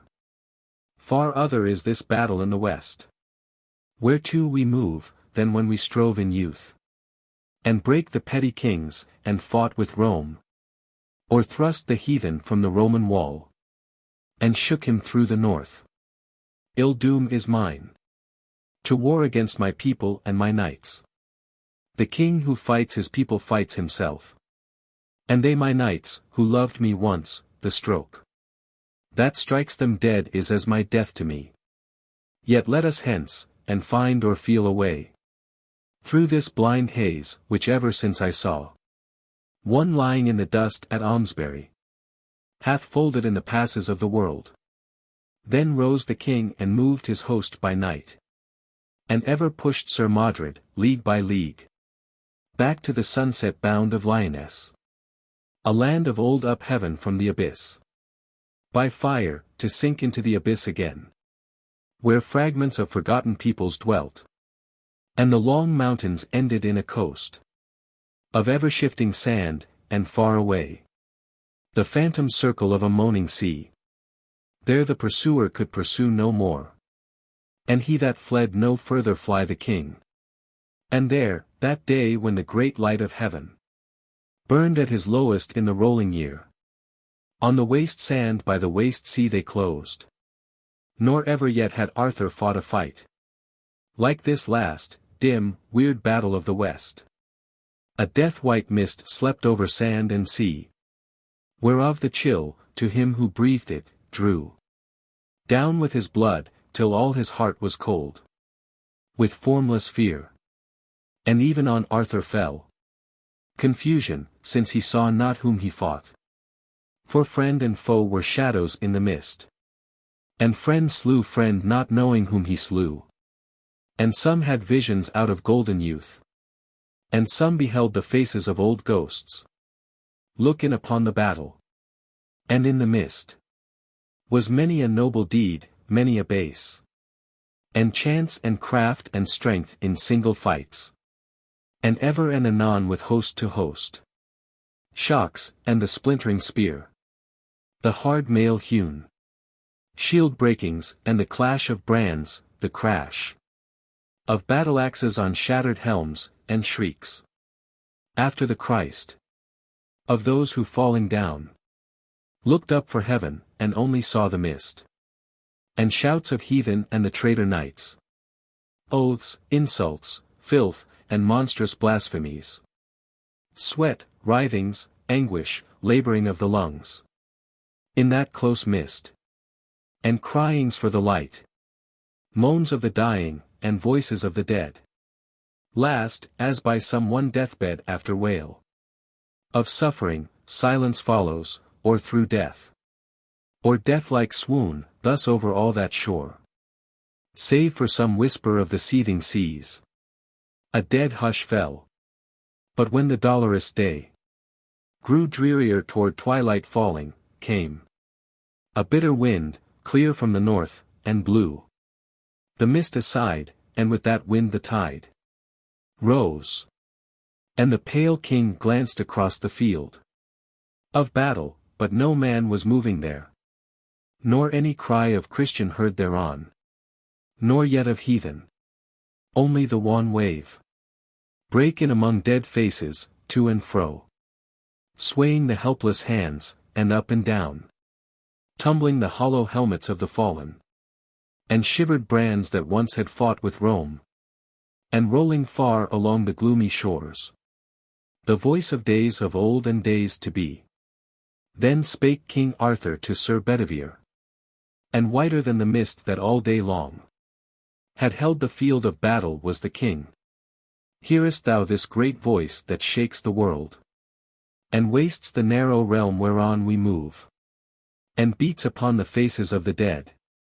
My dead, as though they had not died for me? O Bedivere, for on my heart hath fallen confusion, till I know not what I am. Nor whence I am, nor whether I be king. Behold, I seem but king among the dead. Then spake the bold Sir Bedivere, my king. King everywhere. And so the dead have kings. There also will I worship thee as king. Yet still thy life is whole, and still I live. Who love thee? But who hates thee, he that brought the heathen back among us, yonder stands. Modred, unharmed, the traitor of thine house. Then spake the king, my house hath been my doom. But call not thou this traitor of my house. Who hath but dwelt beneath one roof with me? My house are rather they who swear my vows. Yea, even while they break them, own me king. And well for thee, saying in my dark hour, when all the purport of my throne hath failed, that quick or dead thou holdest me for king. King am I, whatsoever be their cry. And one last act of kinghood shalt thou see. Yet, ere I pass. And uttering this the king made at the man, then Modred smote his liege hard on that helm which many a heathen sword had beaten thin. While Arthur at one blow, striking the last stroke with Excalibur, slew him, and all but slain himself, he fell. So all day long the noise of battle rolled among the mountains by the winter sea. Until King Arthur's table, man by man, had fallen in lioness about their lord, King Arthur. Then, because his wound was deep, the bold Sir Bedivere uplifted him, and bore him to a chapel nigh the field. A broken chancel with a broken cross, that stood on a dark strait of barren land. On one side lay the ocean, and on one lay a great water, and the moon was full. Then spake King Arthur to Sir Bedivere. The sequel of today unsold us all. The goodliest fellowship of famous knights, whereof this world holds record. Such a sleep. They sleep, the men I loved. I think that we shall never more, at any future time, delight our souls with talk of knightly deeds, walking about the gardens and the halls of Camelot, as in the days that were. I perish by this people which I made, though Merlin sware that I should come again to rule once more. But, let what will be, be. I am so deeply smitten through the helm, that without help I cannot last till morn. Thou therefore take my brand Excalibur, which was my pride, for thou rememberest how in those old days, one summer noon, an arm rose up from out the bosom of the lake, clothed in white samite, mystic, wonderful, holding the sword, and how I rode across, and took it, and have worn it, like a king. And, wheresoever I am sung or told, in after time, this also shall be known. But now delay not, take Excalibur, and fling him far into the middle mere. Watch what thou sayest, and lightly bring me word. To him replied the bold Sir Bedivere. It is not meet, Sir King, to leave thee thus aidless, alone, and smitten through the helm. A little thing may harm a wounded man. Yet I thy hest will all perform at full. Watch what I see, and lightly bring thee word. So saying, from the ruined shrine he stepped, and in the moon athwart the place of tombs, where lay the mighty bones of ancient men, old knights, and over them the sea wind sang, shrill, chill, with flakes of foam. He, stepping down by zigzag paths, and juts of pointed rock, came on the shining levels of the lake. There drew he forth the brand Excalibur, and o'er him, drawing it, the winter moon, brightening the skirts of a long cloud, ran forth, and sparkled keen with frost against the hilt. For all the haft twinkled with diamond sparks, myriads of topaz lights, and jacinth work of subtlest jewellery. He gazed so long that both his eyes were dazzled as he stood, this way and that dividing the swift mind, in act to throw, but at the last it seemed better to leave Excalibur concealed there in the many knotted water flags that whistled stiff and dry about the marge. So strode he back slow to the wounded king. Then spake King Arthur to Sir Bedivere. Hast thou performed my mission which I gave? What is it thou hast seen? Or what hast heard? An answer made the bold Sir Bedivere. I heard the ripple washing in the reeds, and the wild water lapping on the crag. To whom replied King Arthur, faint and pale, thou hast betrayed thy nature and thy name, not rendering true answer, as beseemed thy fealty, nor like a noble knight. For surer sign had followed either hand, or voice, or else a motion of the mere. This is a shameful thing for men to lie. Yet now, I charge thee, quickly go again, as thou art lief and dear, and do the thing I bade thee, watch, and lightly bring me word.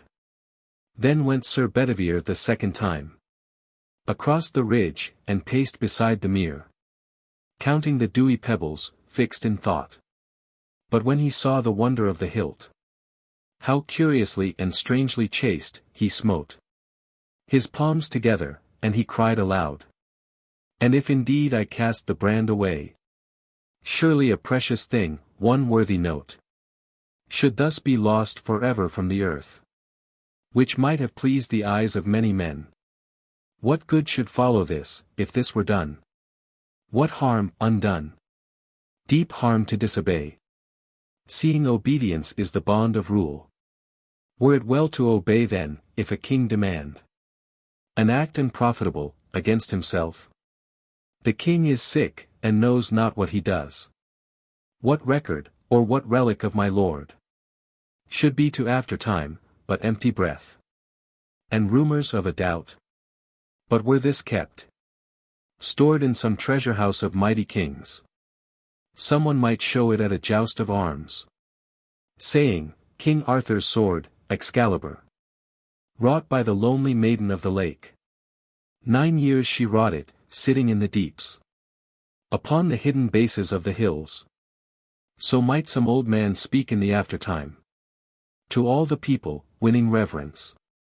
But now much honor and much fame were lost. So spake he, clouded with his own conceit, and hid Excalibur the second time, and so strode back slow to the wounded king. Then spoke King Arthur, breathing heavily. What is it thou hast seen? Or what hast heard? An answer made the bold Sir Bedivere. I heard the water lapping on the crag, and the long ripple washing in the reeds. To whom replied King Arthur, much in wrath. Ah, miserable and unkind, untrue, unknightly, traitor-hearted. Woe is me! Authority forgets a dying king, laid widowed of the power in his eye, that bowed the will. I see thee what thou art. For thou, the latest left of all my knights, in whom should meet the offices of all. Thou wouldst betray me for the precious hilt, either from lust of gold, or like a girl, valuing the giddy pleasure of the eyes. Yet, for a man may fail in duty twice, and the third time may prosper, get thee hence. But, if thou spare to fling Excalibur, I will arise and slay thee with my hands. Then quickly rose Sir Bedivere, and ran, and, leaping down the ridges lightly, plunged among the bulrush beds, and clutched the sword, and strongly wheeled and threw it.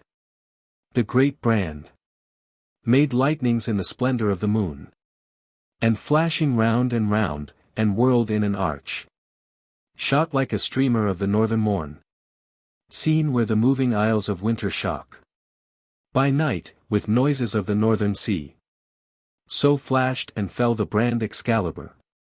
But ere he dipped the surface, rose an arm, clothed in white samite, mystic, wonderful, and caught him by the hilt, and brandished him 3 times, and drew him under in the mere. And lightly went the other to the king. Then spoke King Arthur, drawing thicker breath. Now see I by thine eyes that this is done. Speak out, what is it thou hast heard, or seen? An answer made the bold Sir Bedivere. Sir King, I closed mine eyelids, lest the gems should blind my purpose, for I never saw, nor shall see, here or elsewhere, till I die. Not though I live 3 lives of mortal men, so great a miracle as yonder hilt. Then with both hands I flung him, wheeling him. But when I looked again, behold an arm, clothed in white samite, mystic, wonderful, that caught him by the hilt, and brandished him 3 times, and drew him under in the mere. An answer made King Arthur, breathing hard. My end draws nigh, 'tis time that I were gone. Make broad thy shoulders to receive my weight, and bear me to the margin. Yet I fear my wound hath taken cold, and I shall die. So saying, from the pavement he half rose, slowly, with pain, reclining on his arm, and looking wistfully with wide blue eyes, as in a picture. Him Sir Bedivere remorsefully regarded through his tears, and would have spoken, but he found not words. Then took with care, and kneeling on one knee, o'er both his shoulders drew the languid hands, and rising bore him through the place of tombs. But, as he walked, King Arthur panted hard, like one that feels a nightmare on his bed, when all the house is mute. So sighed the king, muttering and murmuring at his ear, Quick, quick! I fear it is too late, and I shall die. But the other swiftly strode from ridge to ridge, clothed with his breath, and looking, as he walked. Larger than human on the frozen hills. He heard the deep behind him, and a cry. Before. His own thought drove him like a goad. Dry clashed his harness in the icy caves. And barren chasms, and all to left and right. The bare black cliff clanged round him. As he based. His feet on juts of slippery crag that rang. Sharp smitten with the dint of armed heels. And on a sudden, lo! The level lake. And the long glories of the winter moon. Then saw they how there hove a dusky barge. Dark as a funeral scarf from stem to stern. Beneath them. And descending they were where. That all the decks were dense with stately forms. Black stoled, black hooded. Like a dream, by these. 3 queens with crowns of gold, and from them rose. A cry that shivered to the tingling stars. And, as it were one voice, an agony. Of lamentation. Like a wind that shrills. All night in a waste land, where no one comes. Or hath come, since the making of the world. Then murmured Arthur, place me in the barge. So to the barge they came. There those 3 queens. Put forth their hands, and took the king, and wept. But she, that rose the tallest of them all. And fairest, laid his head upon her lap. And loosed the shattered casque, and chafed his hands. And called him by his name. Complaining loud. And dropping bitter tears against a brow. Striped with dark blood, for all his face was white.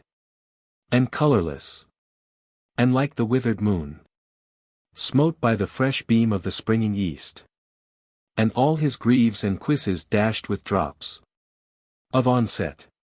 And the light and lustrous curls. That made his forehead like a rising sun. High from the dais throne, were parched with dust. Or, clotted into points and hanging loose. Mixed with the nightly growth that fringed his lips. So like a shattered column lay the king. Not like that Arthur who, with lance in rest. From spur to plume a star of tournament. Shot through the lists at Camelot and charged. Before the eyes of ladies and of kings. Then loudly cried the bold Sir Bedivere. Ah! My lord Arthur, whither shall I go? Where shall I hide my forehead and my eyes? For now I see the true old times are dead. When every morning brought a noble chance. And every chance brought out a noble knight. Such times have been not since the light that led the holy elders with the gift of myrrh. But now the whole round table is dissolved. Which was an image of the mighty world. And I, the last, go forth companionless. And the days darken round me, and the years. Among new men, strange faces, other minds. And slowly answered Arthur from the barge. The old order changeth, yielding place to new. And God fulfills himself in many ways. Lest one good custom should corrupt the world. Comfort thyself, what comfort is in me? I have lived my life, and that which I have done. May he within himself make pure. But thou, if thou shouldst never see my face again, pray for my soul. More things are wrought by prayer than this world dreams of. Wherefore, let thy voice rise like a fountain for me night and day. For what are men better than sheep or goats, that nourish a blind life within the brain? If, knowing God, they lift not hands of prayer, both for themselves and those who call them friend. For so the whole round earth is every way bound by gold chains about the feet of God. But now farewell. I am going a long way. With these thou sayest, if indeed I go. For all my mind is clouded with a doubt. To the island valley of Avilion. Where falls not hail, or rain, or any snow. Nor ever wind blows loudly. But it lies deep meadowed, happy, fair with orchard lawns. And bowery hollows crowned with summer sea. Where I will heal me of my grievous wound. So said he, and the barge with oar and sail moved from the brink, like some full-breasted swan, that, fluting a wild carol ere her death, ruffles her pure cold plume, and takes the flood with swarthy webs. Long stood Sir Bedivere, revolving many memories, till the hull looked one black dot against the verge of dawn, and on the mere the wailing died away. But when that moan had passed for evermore, the stillness of the dead world's winter dawn amazed him, and he groaned, "The king is gone." And therewithal came on him the weird rhyme. From the great deep to the great deep he goes. Whereat he slowly turned and slowly clomb the last hard footstep of that iron crag. Thence marked the black hull moving yet, and cried, "He passes to be king among the dead. And after healing of his grievous wound, he comes again. But, if he come no more, O me, be yon dark queens in yon black boat, who shrieked and wailed, the three whereat we gazed, on that high day, when, clothed with living light, they stood before his throne in silence, friends of Arthur, who should help him at his need. Then from the dawn it seemed there came, but faint, as from beyond the limit of the world, like the last echo born of a great cry, sounds, as if some fair city were one voice, around a king returning from his wars. Thereat once more he moved about, and clomb even to the highest he could climb, and saw, straining his eyes beneath an arch of hand, or thought he saw, the speck that bare the king, down that long water opening on the deep, somewhere far off, pass on, and go from less to less and vanish into light. And the new sun rose bringing the new year. To the queen, O loyal to the royal in thyself, and loyal to thy land, as this to thee, bear witness, that rememberable day, when, pale as yet, and fever-worn, the prince, who scarce had plucked his flickering life again from halfway down the shadow of the grave, passed with thee through thy people and their love.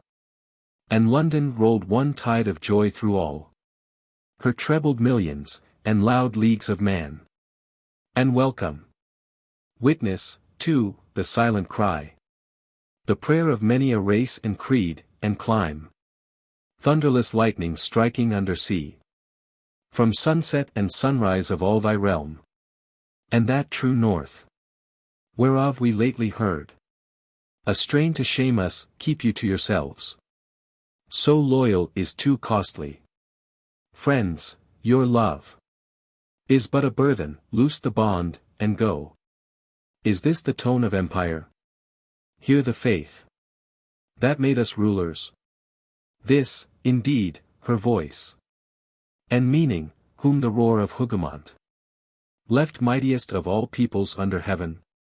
What shock has fooled her since, that she should speak so feebly?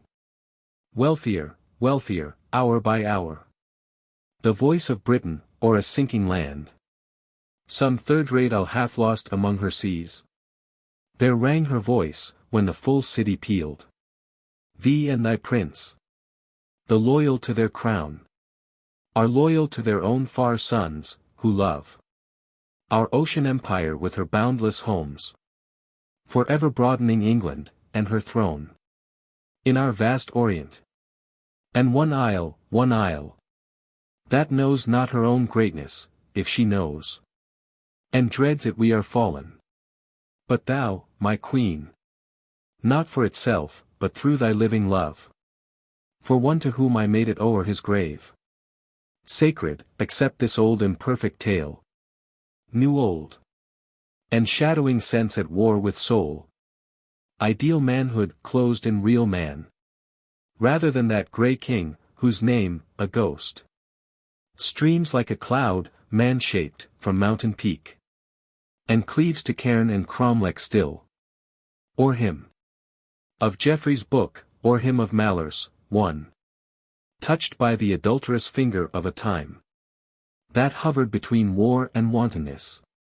And crownings and dethronements, take withal. Thy poet's blessing, and his trust that heaven will blow the tempest in the distance back. From thine and ours, for some are scared. Who mark, or wisely or unwisely, signs of storm. Waverings of every vein with every wind. And wordy trucklings to the transient hour.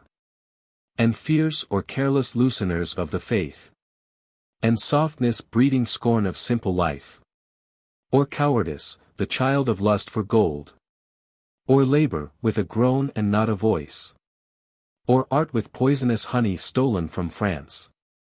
And that which knows, but careful for itself. And that which knows not. Ruling that which knows. To its own harm, the goal of this great world. Lies beyond sight, yet, if our slowly grown. And crowned republics crowning common sense. That saved her many times, not fail, their fears. Are morning shadows huger than the shapes that cast them, not those gloomier which forego the darkness of that battle in the west, where all of high and holy dies away.